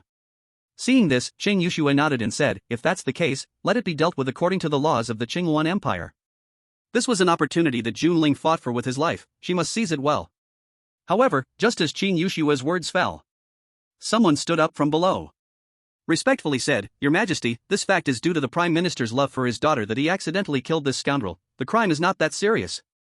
"Yes, Your Majesty, this scoundrel has committed such malicious acts, he bears the mark of a demonic cultivator, keeping him in the court will only bring disaster. The Prime Minister's actions are also for the consideration of our Qingyuan Empire." It is understandable. At the same time, the person who had just been kicked out of the court by Junlin also spoke up. "Your Majesty, this person acts strangely, understands no manners, does not follow rules, truly a calamity. The Prime Minister's act should be seen as great merit." I agree. Almost 90% of the officials in the court spoke in favor of Wang Li. From the initial not deserving of death, to ultimately being seen as great merit, it took only a few words. Seeing such a situation, Qing Yuxue clenched her fists. Her feelings were quite complicated. These scoundrels are all in the same group, they would never allow her to kick Wang Li off the stage. What to do?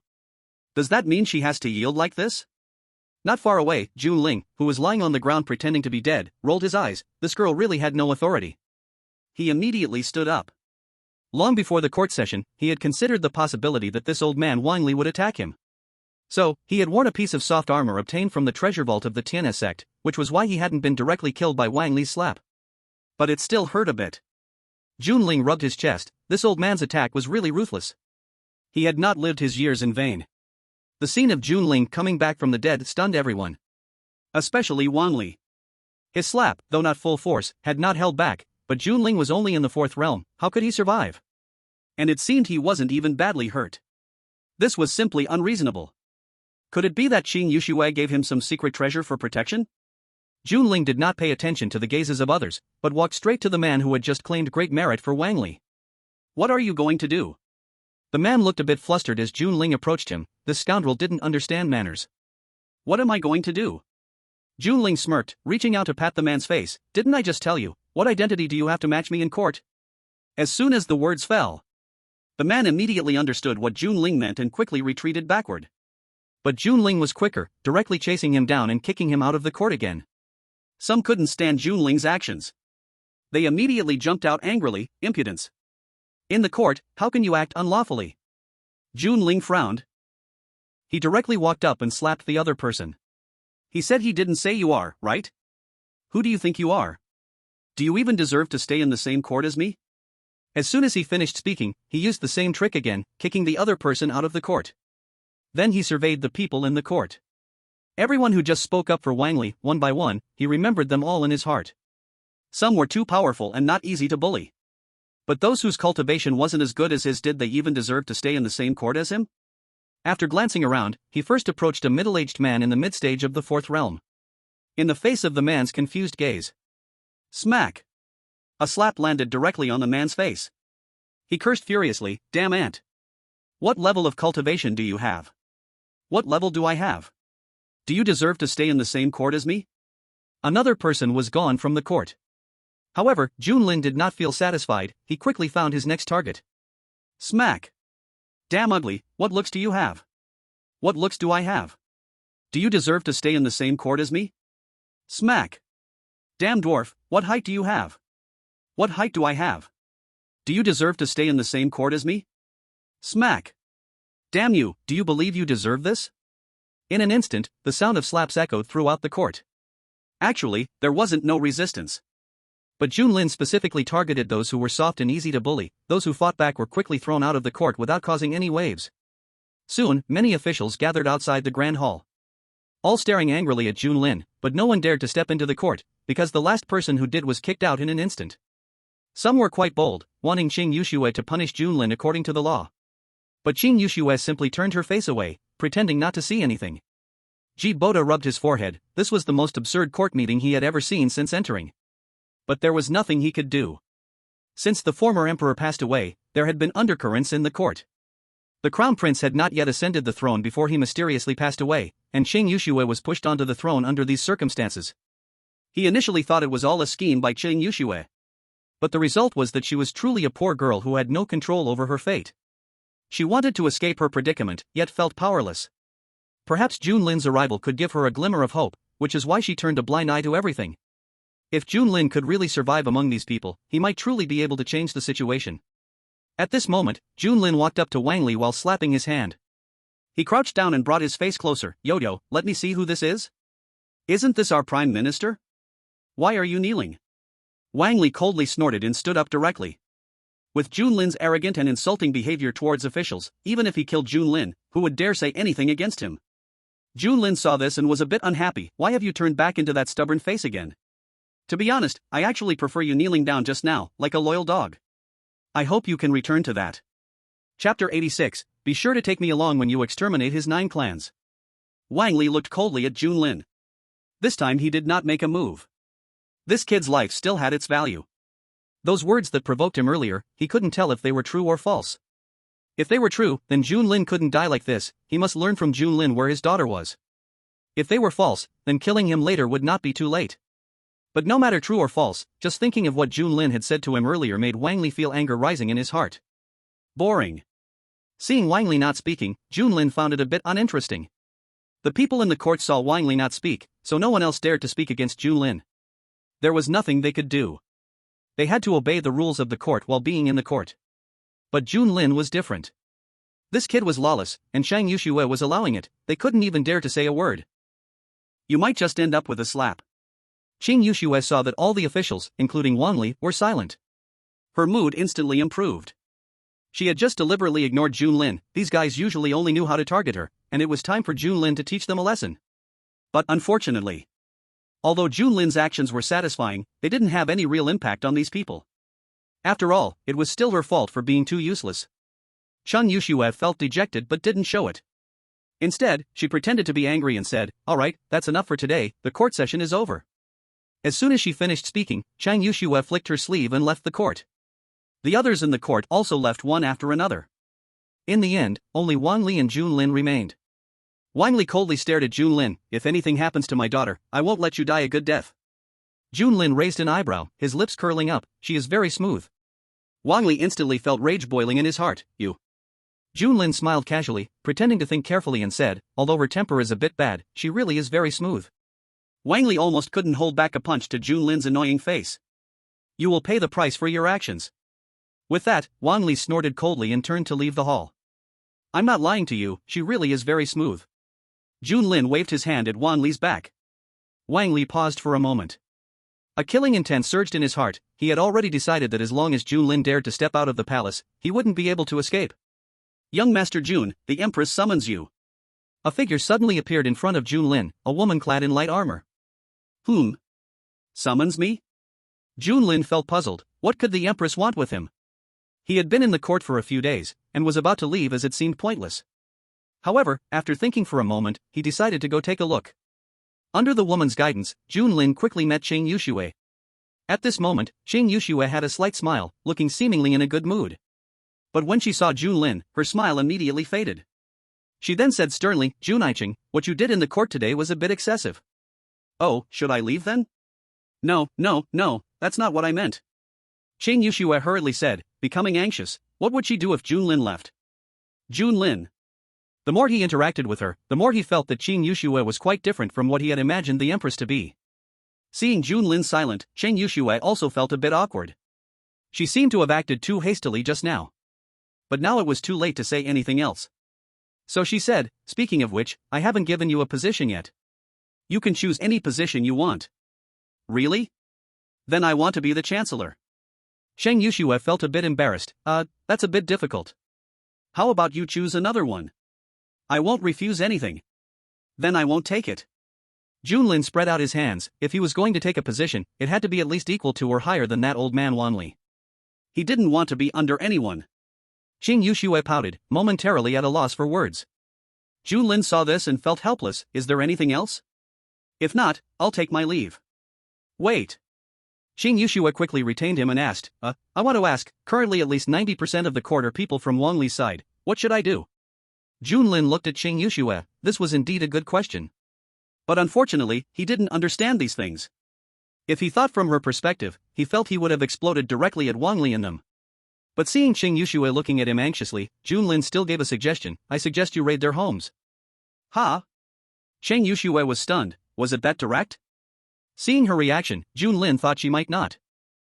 Does this guy really think he is powerful? Isn't it? Junling, seeing Qing Yushue's expression, thought for a moment and said, "Then let's be direct, let's exterminate his 9 clans." Qing Yushue's face slowly turned calm. If she really had the power to casually exterminate someone's 9 clans, she wouldn't have fallen to the point of seeking Junling's help. Oh right.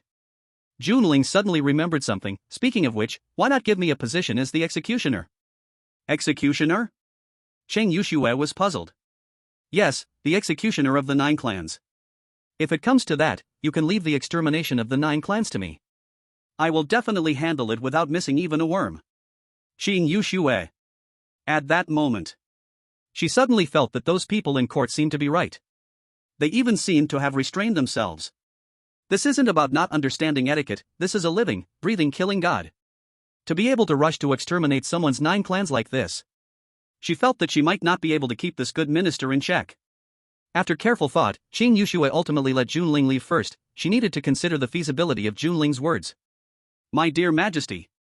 If it comes to exterminating the 9 clans, you must hand it over to me, or at the very least, call me. As Junling left, he couldn't help but shout one last thing. Outside the palace. Wang Li stood quietly waiting not far away. Although he didn't understand why Junling hadn't come out yet, he had plenty of time, he could wait.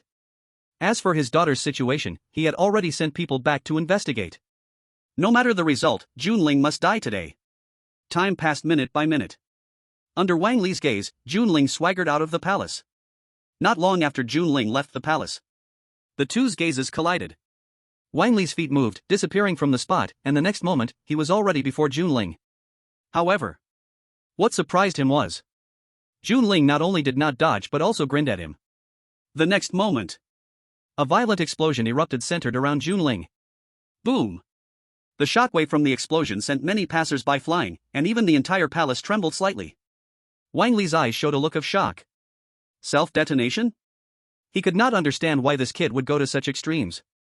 At this moment, Junling appeared beside Wang Li. He reached out and patted Wang Li's shoulder, saying, Lord Chancellor, let me tell you a little secret, in fact, you can't kill me. Chapter 87, Lord Chancellor, you wouldn't want your 9 clans to be exterminated, would you? Junling's voice rang in his ears. Wang Li did not hesitate for a second and directly turned around, slapping out his palm. But just as he moved, another violent explosion happened near the palace. The consecutive explosions attracted a lot of attention. The Imperial Guards rushed over as well. Who dares to be reckless here? Captain Lin Shou of the Imperial Guards scanned the area and finally his gaze landed directly on Wang Li, who was at the center of the blast. His heart immediately became complex. Even His Majesty wouldn't dare to act rashly against this old fellow.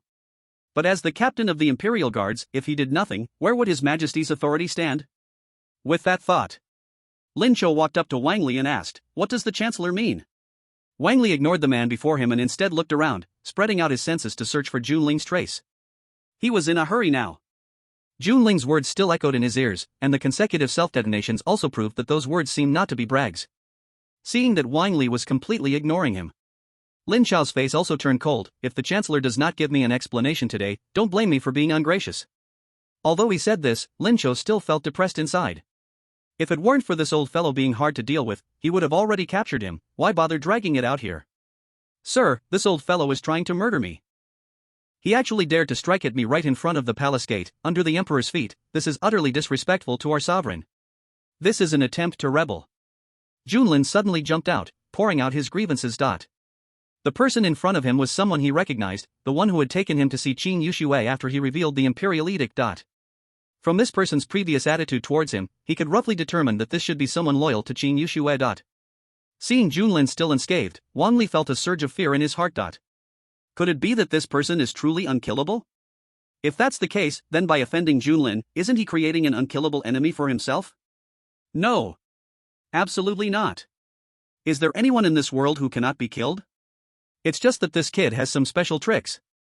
Even if Lin Shou is in front of me. Wang Li did not hesitate at all and once again attacked Junlin.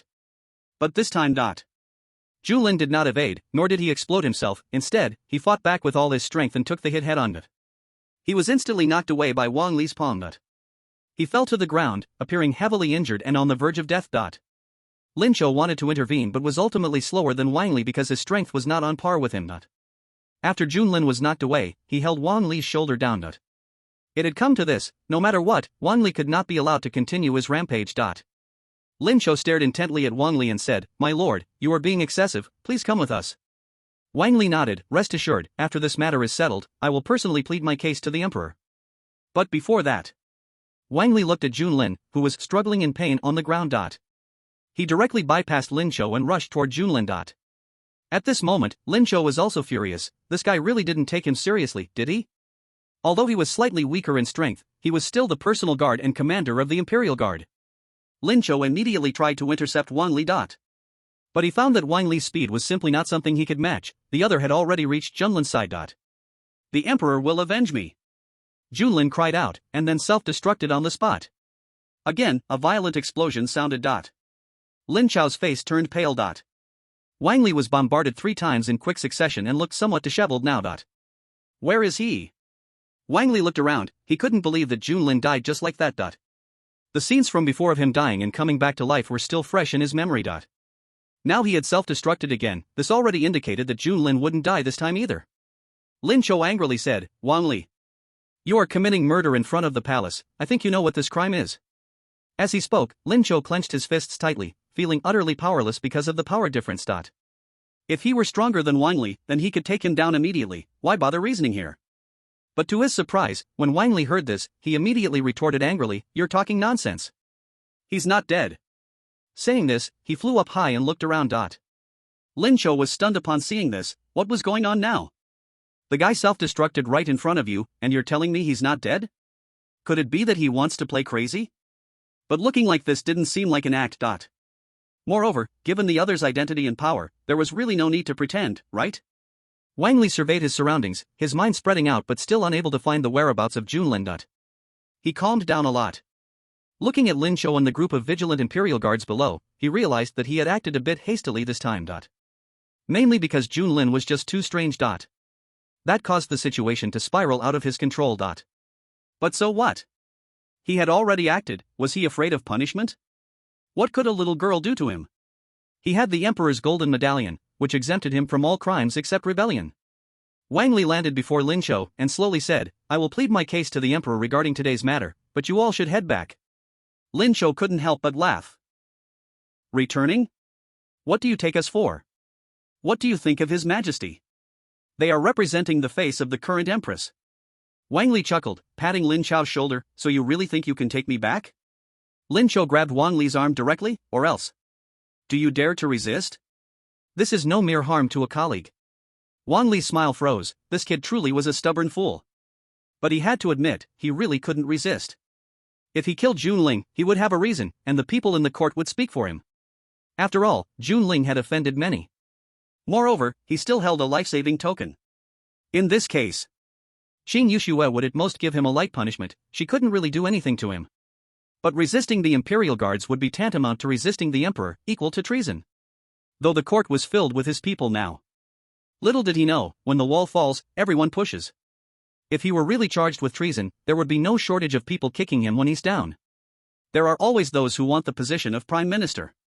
Wang Li closed his eyes. He was thinking about what to do next. That kid was definitely not dead. And he couldn't guarantee what that reckless kid would do. Just then, a figure rushed in from afar, Prime Minister, it's bad. The newcomer was a middle-aged man with one arm broken. Seeing this man, Wang Li was shocked and hurriedly asked, what happened? This man was the one he had just sent back to track down news about Wang Lingling. How could he be in such a state? The man covered his broken arm, cold sweat pouring. Prime Minister, the young lady is indeed missing. And on my way here, I ran into that Jun Ling, who broke my arm and then flew to the Prime Minister's residence. Hearing this, Wang Li was terrified.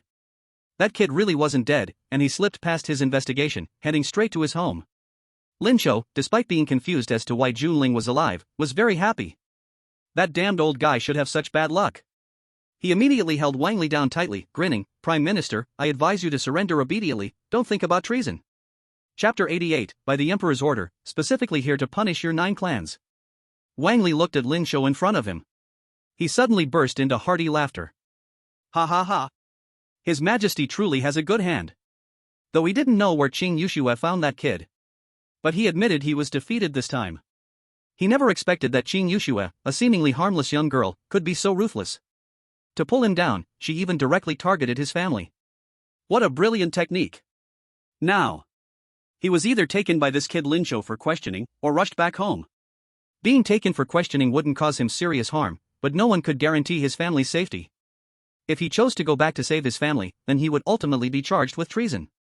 Whichever choice, it was unbearable for him. Lin Chou looked at the laughing Wang Li and suddenly felt an ominous premonition. Would this old guy really resist? He was no match for him. Fortunately, Wang Li did resist, but only broke free from his control instead of killing him directly, and flew straight toward his home. Lin Chou's face turned grim. Damn it. He truly doesn't see him as a person. But it's also good like this. Wang Li's actions solidified his crime. If he just found a way to drag Wang Li down, it wouldn't be hard. When the wall falls, everyone pushes. He just hoped that Jun Ling wouldn't be killed by Wang Li. Otherwise, it would be quite regrettable. Just as Lin Shou was thinking this, Jun Ling suddenly swaggered into his sight. This caught Lin Shou completely off guard. What is going on? Isn't this guy supposed to be at the Prime Minister's residence? Jun Ling walked over to the man who had alerted Wang Li, gently patting the man's shoulder. Well done, you've earned yourself a dog's life. The man broke into a cold sweat from the pats. Why did he have to pat there? Why did he have to pat the shoulder of his severed arm? But he still smiled and said, "Thank you, my lord." "Thank you, my lord." Jun Ling nodded in satisfaction. After he had just committed suicide, he did intend to head directly to the Prime Minister's residence, but he encountered this person along the way and was recognized by him. So, Jun Ling broke the man's arm and planned this whole act. He had just followed the man and witnessed everything firsthand. Due to the secret breathing technique and disguise, Wang Li could naturally not sense his presence. Lin Shou instantly felt he understood everything. But whose idea was this? Was it the Emperor's? Or was it this kid in front of him who came up with it on a whim? Just when Lin Shou was puzzled, Jun Ling approached, saying, "I want to see the Emperor, can you help announce it? You can't miss such a good opportunity, right?" Upon hearing this, Lin Shou suddenly understood, it was this kid who concocted it himself. He immediately nodded, "All right. I will take you to see the Emperor." Before leaving, he set his gaze on the man who had alerted Wang Li. In a cold voice, he said, "Take this man away. Wait for the Emperor's orders." As soon as Lin Shao's words fell, several royal guards pressed the man to the ground. The man was in a panic, quickly looking at Jun Ling, shouting, "You just said you'd let me go." Jun Ling was taken aback and pointed at Lin Shou, saying, "I did, but it's not me who won't let you go now, it's him." The man's gaze shifted to Lin Shou, and he instantly felt hopeless, lowering his head and no longer struggling. Lin Shou scoffed. What a joke. Letting the other side go? Wouldn't that ruin his own face as the commander of the guards? Wang Li not giving him face was one thing, but if this half-wrecked kid also disrespected him? Then he ought to give up his position as the commander of the guards. Turning around, Lin Shou took Jun Ling to meet Qing Yuxue. At this moment, Qing Yuxue was still having a headache. She had just heard the commotion outside the palace. Those 3 explosions made her feel the palace shake noticeably. It had startled her tremendously. Who dared to cause trouble in front of the palace? Could it be some demon cultivator or an assassin from the Qishao Empire? No one had come to inform her yet. Just as Qing Yuxue was about to send one of the women beside her to check the situation, a girl walked in. "Your Majesty, young Master Jun requests an audience." Qing Yuxue was taken aback. Why has this kid come back again? Could he still be thinking about that execution officer of the 9 clans? Although puzzled, she still summoned Jun Ling. As soon as Jun Ling entered, he directly hugged Qing Yushue's thigh. "Your Majesty, that old thing Wang Li has rebelled, he wants to kill me. Your Majesty, you must help me." While speaking, he even rubbed against Qing Yushue's thigh. This sudden scene stunned Qing Yuxue immediately. The women nearby did not hesitate to stab Jun Ling with a sword. The long sword pierced Jun Ling's chest. But Jun Ling remained unfazed. He still CL. Jun Ling directly pulled out the long sword that pierced his chest right in front of her, and then swallowed a pill to stop the bleeding. He looked completely unfazed. This scene stunned the woman who had just struck. Was he really alright? Should she continue her attack? The Emperor did not seem to have much of a reaction. Jun Ling did not offer much explanation. He immediately stepped forward and said, "Your Majesty, the Chancellor is plotting rebellion. Not only did he attack me in front of the palace, but he is also resisting the capture by the Imperial Guard. I request to execute his entire clan." Kinjiaksu was momentarily stunned. Why did that sound so fantastical? Could that old man Wang Li be foolish enough to do such a thing? But if it were true, it would be the best outcome. Kinjiaksu asked, "Do you have evidence?" Jun Ling replied, "The members of the Imperial Guard can all testify." Kinjiaksu nodded. "If that's the case, then summon Lin Shou to see me." Soon, Lin Shou arrived. Kinjiaksu immediately asked, "Minister, is what Jun Ling said about the Chancellor planning rebellion true or false?" Lin Shou respectfully replied, "Your Majesty, it is true." Kinjiaksu felt a mix of delight and nervousness in her heart. Because this came too suddenly, she wasn't prepared at all, and she must take this chance to bring Wang Li down. Seeing this, Jun Ling stepped forward again. Kinjiaksu quickly guarded her leg and looked at Jun Ling warily. But unfortunately, this time, Jun Lin's target was not her leg. Instead, he opened his mouth to request, "Your Majesty, please give the order to execute Wang Li's entire clan. I am willing to handle this matter fully." As soon as these words were spoken, Kim Jiaksu suddenly found it hard to contain herself. Lin Shou also stared at Junlin in shock. Was someone really rushing to do this, not afraid that Wang Li might retaliate and kill him? Lin Shou quickly said, "Your Majesty, Wang Li is powerful. To avoid a situation where both sides suffer, this matter should be considered carefully." Junlin immediately became displeased. Considering it carefully would only delay things, wouldn't it? He said right away, "I think it is inappropriate to wait.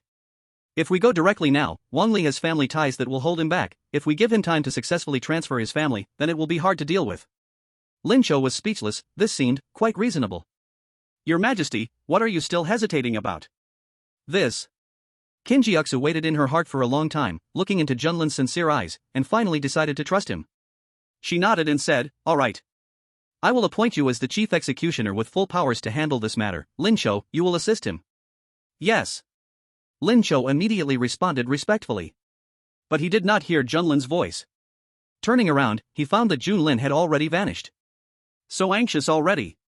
With Lin Shou and Junlin leaving, Qin Jiaksu's heart felt somewhat tense. Wang Li was troublesome not just because he was a chancellor, but also because he was a powerful 7th realm expert. If it weren't for Wang Li's excessive actions during this time, she wouldn't wish to confront him. Since Junlin entered the court, he had brought her many surprises, so she was willing to take the gamble.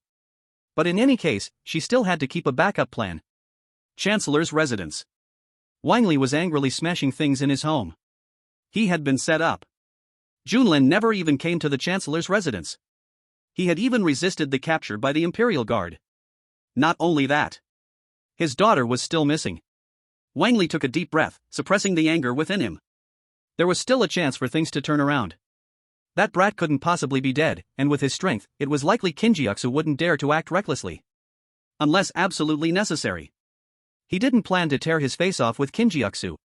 Just as Wang Li was considering how to act next to protect himself, a familiar voice suddenly came from outside the Chancellor's residence.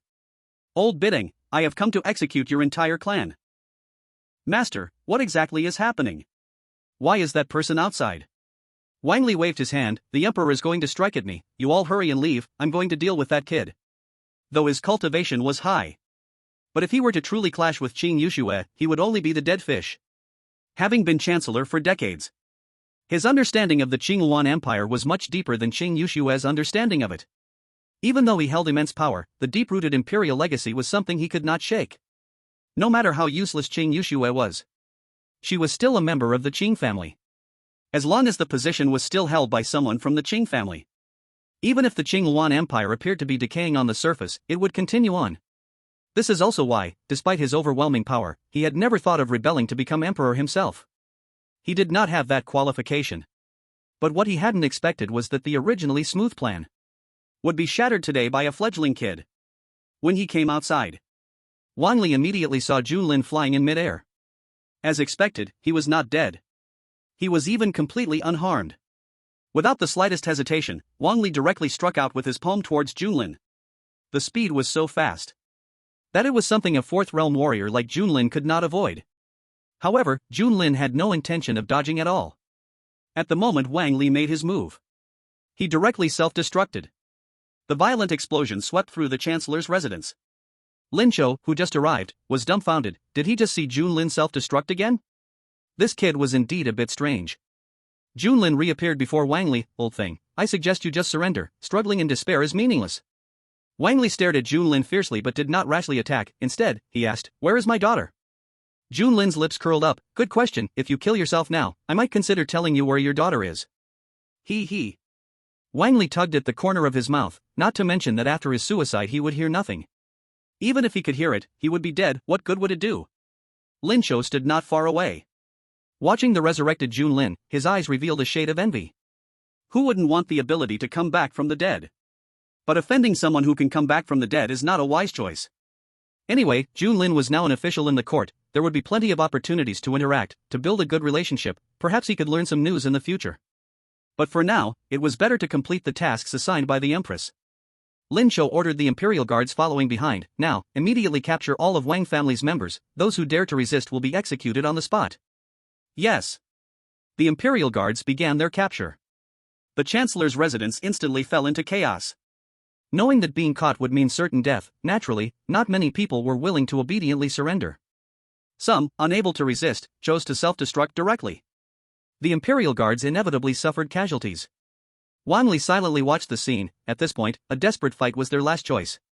His gaze turned to Jun Lin. For a chancellor like him, death was not scary. What was scary was dying and leaving a bad reputation for eternity. And now, he was branded with the hat of treason. This was exactly the kind of death he did not want. And all of this was caused by this damned guy before him. Even if he died, he would drag Jun Lin down to hell with him. Wang Li's 7th realm power erupted without reservation. Just his aura was enough to make many Imperial Guards struggle for breath. You dare! Lin Cho saw this and shouted angrily, charging straight at Wang Li. But the next second, he was sent flying by a punch from Wang Li. In the course of flying out, Lin Cho continually spurted blood. It could be seen that he was seriously injured. Humph. Ant. Wang Li snorted coldly. Previously, he had some reservations. Do not act against Lin Cho. But now, he has no scruples. Junling also shook his head in speechlessness. Really, what are you pretending for without any strength? Kid. Die. Wang Li clenched his hand, and an invisible pressure began to pressurize from the outside in, wanting to crush Junling directly. But Junling flew out of the attack range. And then he self-exploded. A brilliant explosion rose again in the Prime Minister's residence. This indiscriminate attack of self-detonation affected both the Imperial Guards and the people inside the Prime Minister's residence. Seeing this, Junling frowned. He said to Lin Cho, Commander, I think you should quickly take these Imperial Guards and leave, don't get in the way here. If you get blown up, I won't be responsible. Lin Cho. As the commander of the Imperial Guards, he felt really wronged. No one was willing to give him face. However, Lin Cho still led a group of Imperial Guards away from the Prime Minister's residence. Getting blown up would also be a huge loss. As for Junling, he had already started fighting with Wang Li. Though it was called fighting, in reality, it was just Junling setting off fireworks everywhere. Here a self-explosion, there a self-explosion. This reckless style caused the people in the Prime Minister's residence to see Junling and act like they had seen a ghost, frantically dodging. Lord Wang Li, I think you should run away. Look, you can't do anything to me, can you? Really, you are so useless. As Junling looked for the next explosion point in the Prime Minister's residence, he continued to verbally attack Wang Li. While speaking, he saw a girl shivering in a corner. She had no cultivation. And looking at her clothes, it was clear she was a servant.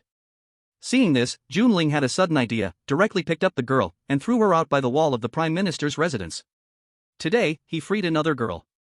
Emperor's Banner Merit +1. After releasing the girl, Junling just turned back and met the gaze of another woman. The woman immediately smiled. But what awaited her was not Junling's mercy, but a thunderous explosion. Because Wang Li had already attacked.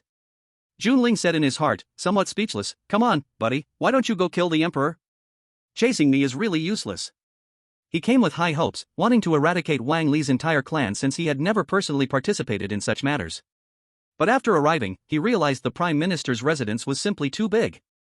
And there were many martial artists here with not low cultivation, and even many stronger than him. He couldn't keep blowing things up, it was simply endless. Wang Li snorted coldly, You dying is better than anything. Up to now, he hadn't even touched Junling once. Every time he made a move, Junling would self-explode. There had never been a direct clash. So, this kid's self-explosion revival was most likely just a special secret method, not a power of resurrection. And proving this was really simple. He just needed to kill Junling once. Chapter 90, I have the beloved minister Junling. Who dares to disrespect me? The continuous explosions in the Prime Minister's residence caught the attention of many. And the one causing all this, Junling, undoubtedly became. Even if 100 times came, they couldn't do anything to him. Looking at Wang Li, who had become a little crazy from always being unable to touch him, Junling suddenly felt a pang of compassion. He was kind-hearted and couldn't bear to see others suffer because of him. So, Junling put away his soft armor and took out a 7-grade longsword looted from the Heavenly River Sect's treasury from his space ring. Then, at the moment when Wang Li charged towards him, Junling chose not to dodge. Instead, he allowed Wang Li to shatter his chest with a single palm. Wang Li's eyes revealed surprise. The madness in his heart calmed down at that moment. Finally hit him. Swish. At the moment of Wang Li's surprise, the long sword that had been hidden behind Junling suddenly slashed towards Wang Li's wrist. Wang Li was shocked. This sword gave him a sense of crisis, he couldn't take it head-on. But before he could withdraw, Junling suddenly grinned and firmly grasped his arm. Wang Li couldn't escape in time. His right hand was severed by the long sword. In the next moment, Junling directly self-destructed. The shockwave from the explosion sent Wang Li flying. The severed wrist didn't concern Wang Li, he only wanted to know one thing: could Junling be revived? After revival, would he be in full condition or in the state of being damaged by himself? Old Bai Deng reacts quite quickly, but unfortunately, I thought I could finish you in one blow. Junling swaggered into Wang Li's sight. Looking at Junling, who was still in perfect condition, Wang Li suddenly laughed heartily. Ha ha ha. Good. Really? Wang Li lowered his eyes, looking at his bleeding right arm. He appeared even older in that moment. But even if I can't kill you, so what? Can you kill me? Wang Li sneered and directly turned around to fly out of the Prime Minister's residence.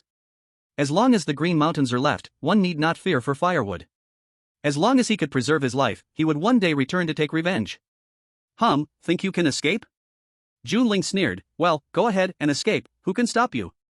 Just as Junling thought this, figures suddenly appeared from all directions, directly blocking Wang Li. Rebel Wang Li!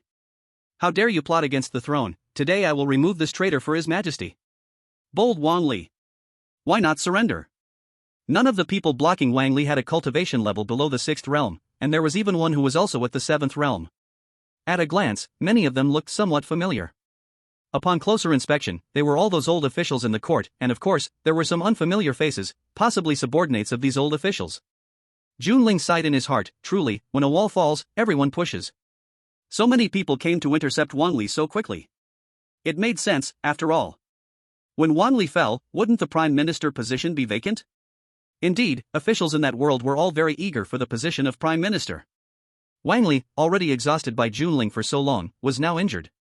Faced with a large group of people's siege, he naturally couldn't hold out much longer. Ha ha ha. You are quick to act, but which one of you is clean? My today is your tomorrow. Wang Li, heavily injured and on the verge of death, laughed heartily. Then, in the terrified eyes of everyone, Wang Li chose to self-destruct. A 7th realm martial artist self-destructing. Even in a critically injured state, that power should not be underestimated. The terrifying explosion spread outwards from Wang Li's center. Even though many spectators tried to stop the blast from spreading, it was impossible to avoid significant losses. With Wang Li's self-destruction. In the Prime Minister's residence, the members of the Wang family were also captured by the Imperial Guard. Some even fought to resist. But many ministers in the court had stepped in to control them. These people simply couldn't stir up any waves. And thus, a generation of Prime Minister came to an end. What a pity, with so many masters around, if I bring out the human emperor banner, it will likely get smashed. Junling looked at Wang Li and the bodies inside the Prime Minister's residence, secretly thinking it was a shame. What a shame that all of them were righteous cultivators. Naturally, he wasn't afraid of these people. But his human emperor banner was concerned. These people couldn't tell the difference between the human emperor banner and the soul refining banner. If it were mistaken for the soul refining banner and destroyed, that would be a huge loss. So, to be safe, Junling did not collect the souls of these people in public. After Lin Shou commanded the Imperial Guards to escort Wang Li's 9 clans away, he came to Junling's side and warmly said, "This time you pulled Wang Li down, you have done a great service, your majesty will surely reward you tomorrow." Oh? Hearing this, Junling's eyes lit up immediately, and he hurriedly asked, "Is that true? What kind of reward can I expect?" Lin Shou smiled. "Generally speaking, a decent official position is assured. Besides that, you might be rewarded with some money, or perhaps a residence and servants." After saying that, he did not forget to add, "Of course, this is just my speculation, the specific reward still depends on His Majesty's wishes." Junling nodded, realizing that it was all just trash. That's of no interest. This time he entered the court just on a sudden whim, wanting to see what the officialdom of a feudal dynasty was like. But perhaps because he was too arrogant, he didn't feel anything particularly special in the court, he just found the slapping quite enjoyable. The Empress's legs were also quite fair and soft. The next morning's court meeting. Qing Yushua happily attended the court. Because the heavy mountain on her heart had been lifted. Although there were still many small hills, what did that matter? She had her beloved minister Junling. From now on, if anyone dares to disrespect her, let Junling annihilate their 9 clans. In the court, the ministers who originally did not regard Qing Yushua highly were now bowing respectfully to her. Qing Yushua smiled slightly and nodded in satisfaction. Then she swept her gaze across the court. Today, she wanted to reward Junling greatly. She had to tie him firmly to her side. However, to her surprise, as she looked around, she did not see the young man she longed to see. Qing Yushua's smile suddenly stiffened. Where is her Junling? Chapter 91, You brainwashed him to the point of suicide. Don't be sad, even though you lost your family, you still have us, we can also be your family. Lan Sierra sincerely comforted the dejected Wang Lingling in front of her. After Junling left the Qingyuan holy city, he thought of Wang Lingling, who he had hidden underground, and stopped by to take a look. To his surprise, Wang Lingling had not run away. So he informed her about the Wang family's demise and their 9 clans being exterminated. Then, the current scene unfolded. Wang Lingling huddled in a corner, clutching her legs and quietly sobbing. Although Lan Sierra's tone was very gentle, how could it not feel strange coming from a ghost cultivator? Moreover, the Junling who captured her was still there, examining the soul-refining banner emitting black smoke in his hand. She was now deeply afraid of accidentally angering these 2 people. If she ended up being drawn into the soul-refining banner, it would be the end. Seeing this, Lan Sierra felt Wang Lingling was sad because her family had died, so she continued to comfort her. Meanwhile, Junling looked at the human emperor banner in his hand with some headaches. Why was it emitting black smoke all the time? Although he always emphasized that this was the primordial purple gas, just with a darker color, the color was here, making it quite easy for misunderstandings. System, is there a way for my human emperor flag to emit golden light or some other color instead of the chaotic purple aura? The system was silent for a moment. What a joke, if the soul flag didn't emit black mist, then how could it still be called a soul flag? But there was still a way. You can infuse some merits into the human emperor flag, but this method only treats the symptoms, not the root cause. So you can also choose the second method, which is to let heaven and earth acknowledge that your human emperor flag is indeed a human emperor flag. Hearing the system's answer, Junlin silently raised a middle finger to the system in his heart. Not to mention that he still didn't understand what merits were all about. With the things he had done, it was already good enough that he hadn't accumulated any karma. As for the second method, laughable, he had already taken care of several fate bearers, and it was good enough that the heavenly path hadn't caused trouble for him, let alone acknowledging his human emperor flag. It was far easier to achieve the first method. How do I gather merits? Do good deeds, but even if you do good deeds, this world won't grant you merits, so I suggest you improve your cultivation level, and then directly snatch it. Junlin quietly put away the human emperor flag. He wholeheartedly agreed with the latter half of the system's sentence. But at his current cultivation level, he couldn't grasp that illusory merit. Let's talk about it later. Junlin swallowed a pill and began to cultivate. His current cultivation level was at the peak of the 4th realm. However, after eliminating the King Li's 9 clans before, he had also consumed a lot of pills, so at this moment, he was just a step away from the 5th realm.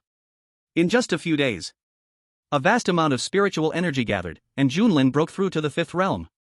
Martial Dao 5th realm, the realm of divine thought. At this level, warriors can explore everything with their divine thoughts. The higher the cultivation, the stronger the mental power, which widens the range that can be scanned. Junlin spread out his divine thoughts. He was aware of every movement within a radius of several hundred meters. Pretty good, but it was a pity that his cultivation was a bit low right now, making the range he could scan somewhat small. Junlin retracted his divine thoughts. Now that he had broken through, he could consider leaving. As for Qing Yixue, he could return later to see if anyone needed him to eliminate the 9 clans. Let's go, Sheer. Junlin stood up, stretched lazily, and moved his body. Okay. Lan Sheer bounced over. Behind her was a timid little girl. Junlin looked at Wang Lingling, hiding behind Lan Sheer. Why did this girl seem a bit timid? Wasn't she quite arrogant when they were in the Qingyuan holy city? Seeing Junlin's gaze on her, Wang Lingling immediately shrank her head in fear. Can you take me with you?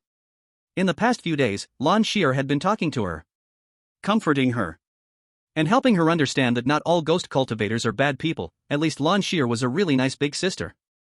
But regarding Junlin, who had brought her here, no matter how much Lan Sheer praised him, she was still a bit scared. Junlin raised an eyebrow. He was somewhat surprised and said, "Take you with me? How would I take you? With the human emperor flag?" Though he wasn't sure where he would go next, he also did not want to carry a burden around. Wang Lingling bit her lip. As the most beloved daughter of the former prime minister of the Qingyuan Empire, she had been pampered since childhood, and nobody dared to disrespect her. This had led to her being a pure flower in a greenhouse, entirely sheltered in that environment. Once she left the protection of the Wang family, it would be very hard for her to survive in this world. Moreover, the Wang family had been destroyed, and it was a major crime to eliminate the 9 clans. As the daughter of Wang Li, once her identity was discovered, she would surely be captured and sent to Qing Yixue to take credit. So, she really didn't have many choices. Either follow Junlin, or live in fear and struggle alone. Thinking of the words that Lan Sierra had been saying to her these days, Wang Lingling gritted her teeth, decided to trust Lan Sierre, and took out a dagger from her space ring. Sister Sierre said the human emperor banner is good. I want to go in. As soon as she finished speaking, she immediately sealed her own throat. Junling looked at Wang Lingling lying on the ground. Then he glanced at the stunned Lan Sierre beside him. What did you say to her these days? Only then did Lan Sierre come back to her senses. She hurriedly explained, I just comforted her a bit, and then casually mentioned the differences between you and other demon cultivators, and the harmonious atmosphere inside the human emperor banner and so on. Wang Lingling lay on the ground, this being her first suicide attempt. She had no experience, so she went a bit easy. Blood continuously spilled from the wound on her neck. Wang Lingling struggled painfully. Seeing this, Junling acted to end Wang Lingling's suffering. Then he tapped Lan Sierre on the head. You girl, that was not just casually mentioned, you've brainwashed her into committing suicide. He.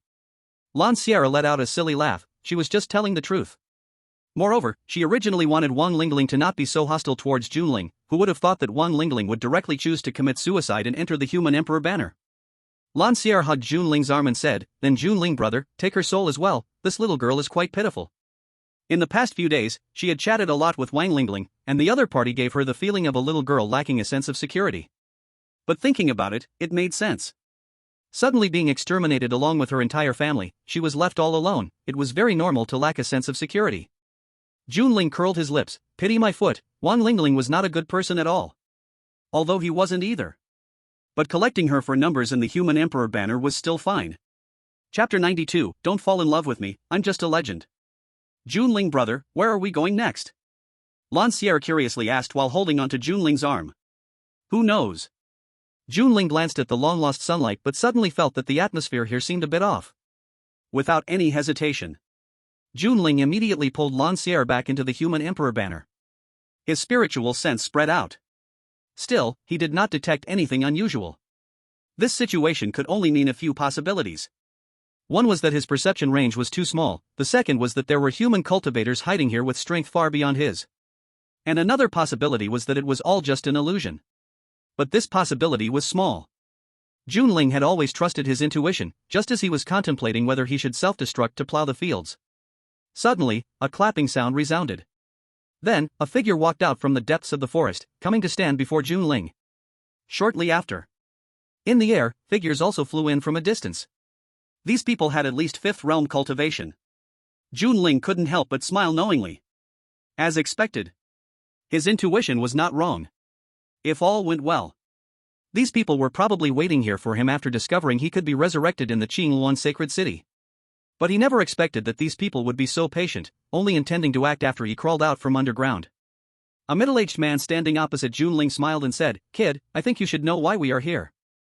Junling curled his lips, not directly answering the man's question. Instead, he puzzled, I don't quite understand your thinking, you clearly know I'm immortal, yet you come to provoke me. Do you want your whole clan to be wiped out? The middle-aged man was stunned for a moment, then smirked dismissively, if it were just me alone, I naturally wouldn't easily come to find you, but with so many of us here, you wouldn't think you have a chance to escape, right? As long as we catch you, I have plenty of ways to pry your mouth open. At the moment the man's words fell, suddenly, pillars of light rose up from the ground. The people flying in the sky, at this moment, infused their own spiritual power into it. In an instant, a formation took shape, with Junlin at the very center of it.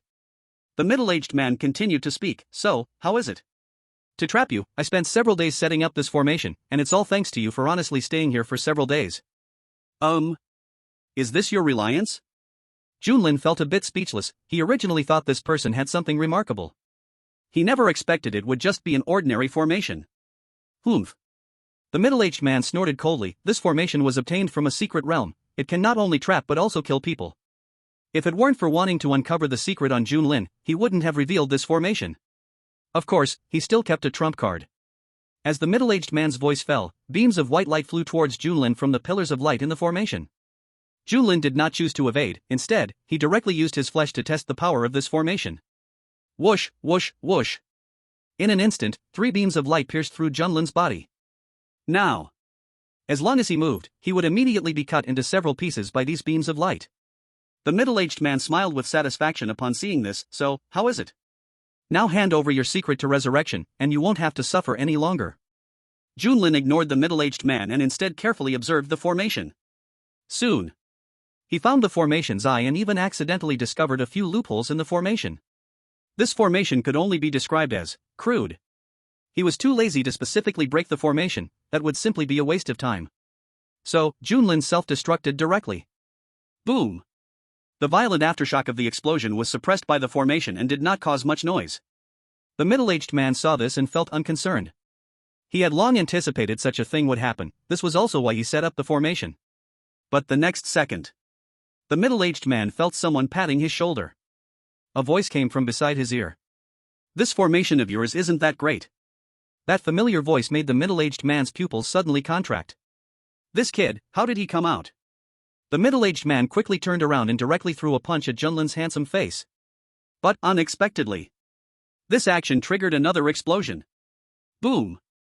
This time, with no suppression from the formation, the aftermath of the explosion spread out. The middle-aged man was blasted away.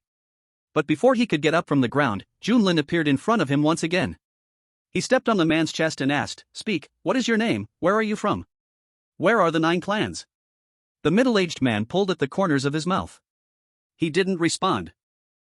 Junlin's words left many with thin skin feeling a bit embarrassed. They came here, of course, to uncover the secret of Junlin's resurrection. But right now, there was truly nothing they could do about him. With just a little pressure, he would self-destruct, the formation couldn't hold him. They honestly couldn't think of any way to handle Junlin. Just as everyone was at a standoff, a figure suddenly flew in from afar and landed in front of Junlin. It was Lin Cho. And at this moment, seeing Junlin, Lin Cho was so excited, "Finally found you. Hurry back with me, the emperor is nearly beside himself with worry." Junlin was puzzled, "You're looking for me? How did the proud captain of the Imperial Guard end up having to find someone? What can I do? You disappeared without a word, and there aren't many people available around the emperor, so I had no choice but to take up this task," Lin Cho said with a strained face. He is the respected captain of the Imperial Guard. Yet because Junlin vanished without notice, he had to come out and do this searching work. How presumptuous. Junlin nodded, it was indeed the case. But he still waved his hand. He turned away, leaving Lin Cho with a weary-looking back. "Just forget about going back, tell the emperor for me, don't be infatuated with me, I'm just a legend." Lin Cho. "Not buddies, you're just putting on a show, but if you don't go back, how will I report the situation?" Lin Cho couldn't help but want to complain. At this moment, Junlin turned around and noticed a middle-aged man trying to sneak away while he wasn't paying attention. He immediately snorted coldly and summoned a few swords out of thin air. "Humph. Want to escape?" Chapter 93, Proud and Aloof Emperor. Junlin blocked the middle-aged man with his sword. Lin Cho followed up quickly, smashing the man's dantians into pieces. Then he looked at Junlin and asked, "Is there anything else that needs to be dealt with? Let's get this over with." He didn't have much time left. If he didn't take Junlin back soon, the Empress would truly be anxious to death. Before Junlin could speak, the surrounding people hesitated not to turn and leave. There was no choice. Lin Cho was the captain of the Imperial Guard, they truly couldn't afford to provoke him. They also had families. They didn't want to end up like Wang Li, who had suffered the annihilation of his entire clan. Junlin watched the departing crowd without caring, he didn't want to waste time on these people. It was a waste of space to enter the Emperor's banner. After killing the middle-aged man with his sword, he casually collected the man's soul into the Emperor's banner. And this suddenly appearing Emperor's banner stunned Lin Cho to the side. A demon cultivator. This guy is a demon cultivator. Lin Cho immediately became alert, watching Junlin closely, even preparing to strike at any moment. Junlin calmly put away the Emperor's banner, glanced at Lin Cho and said, "Why are you looking at me like that? Am I frightening?" Lin Cho. Now this was truly troublesome. After all, he didn't know whether the Emperor was aware of Junlin's identity as a demon cultivator. If this were a little secret between Junlin and the Emperor, wouldn't he be asking for trouble if he took action against Junlin? If the Emperor didn't know, would bringing Junlin back put the Emperor in danger? Lin Cho weighed it in his heart. Actually, most importantly, even if he really wanted to take action, he might not be able to beat Junlin. Seeing Lin Cho silent, Junlin felt bored and waved his hand, saying, "Alright, now that you know I'm a demon cultivator, why aren't you hurrying back? Do you want to enter my Emperor's banner?" Lin Cho thought for a moment and finally couldn't help but say, "How about you come back with me to take a look? If you don't go back, the Emperor really won't find a suitable candidate for the secret realm competition." "I refuse." "Wait? What secret realm? What competition?" Junlin was about to refuse when he detected the keywords hidden in Lin Chao's words. Seeing that Junlin had taken interest, Lin Chou quickly explained, every year, our Qingyuan Empire has to compete with the Qishao Empire for secret realm resources. This time, His Majesty has specially left you a spot. Listening to Lin Chou's explanation, Junling nodded in understanding. Although he still wasn't quite sure what this so-called secret realm competition for resources was all about, it certainly sounded good. Moreover, this involved a clash between two major empires.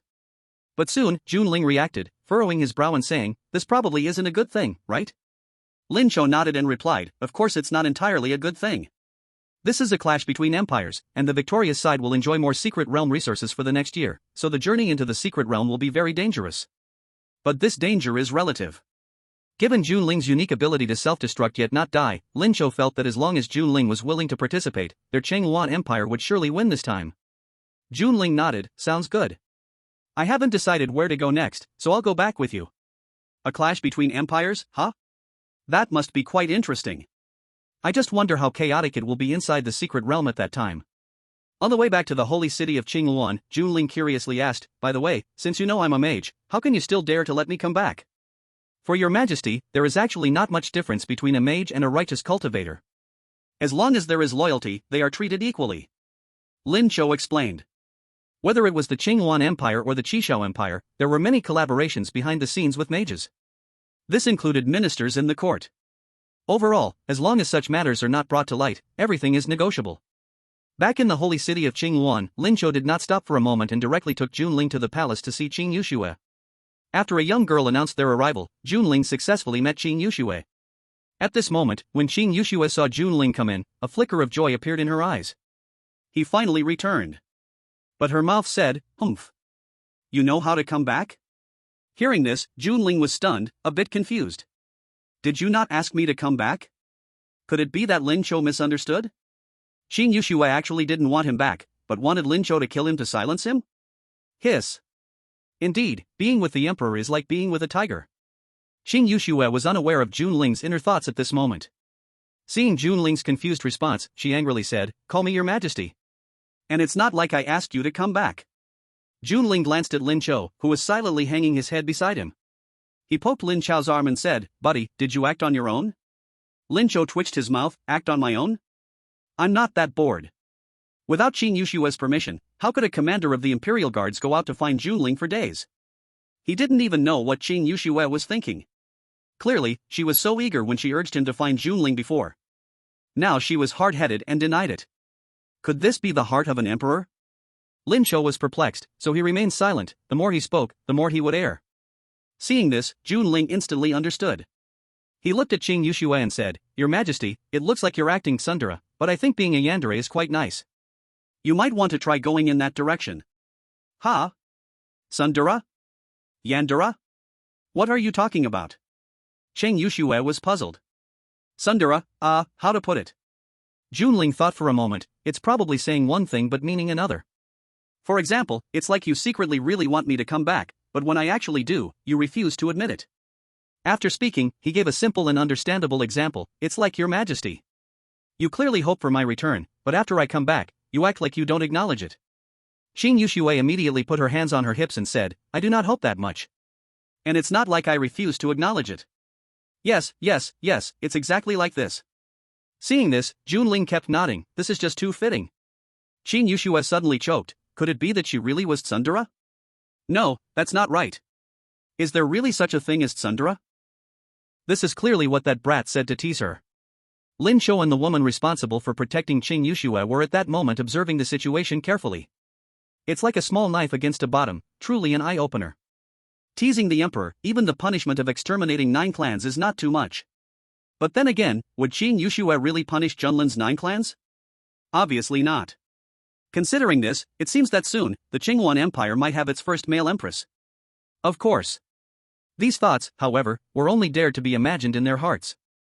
Seeing that Junlin showed no semblance of a minister, Qing Yuxue felt somewhat helpless. Did she really have no imperial dignity? And did she really resemble that so-called tsundere? What was the sickly tsundere even supposed to be? Sickly tsundere? Junlin was actually encouraging her to develop in that direction? Not wanting to think about it further. Once she did, Qing Yuxue increasingly wanted to clarify what a sickly tsundere was and what the difference was between it and a general tsundere. So she asked Junlin about it. Junlin immediately became interested. Speaking of this, I really need to discuss it properly with your majesty. Chapter 94, let me show you something good. Under Junlin's explanation, Chang Yushue gained a full understanding of the so-called sickly tsundere. It felt utterly ridiculous. This so-called sickly tsundere was just a person with terrifying possessiveness, wasn't it?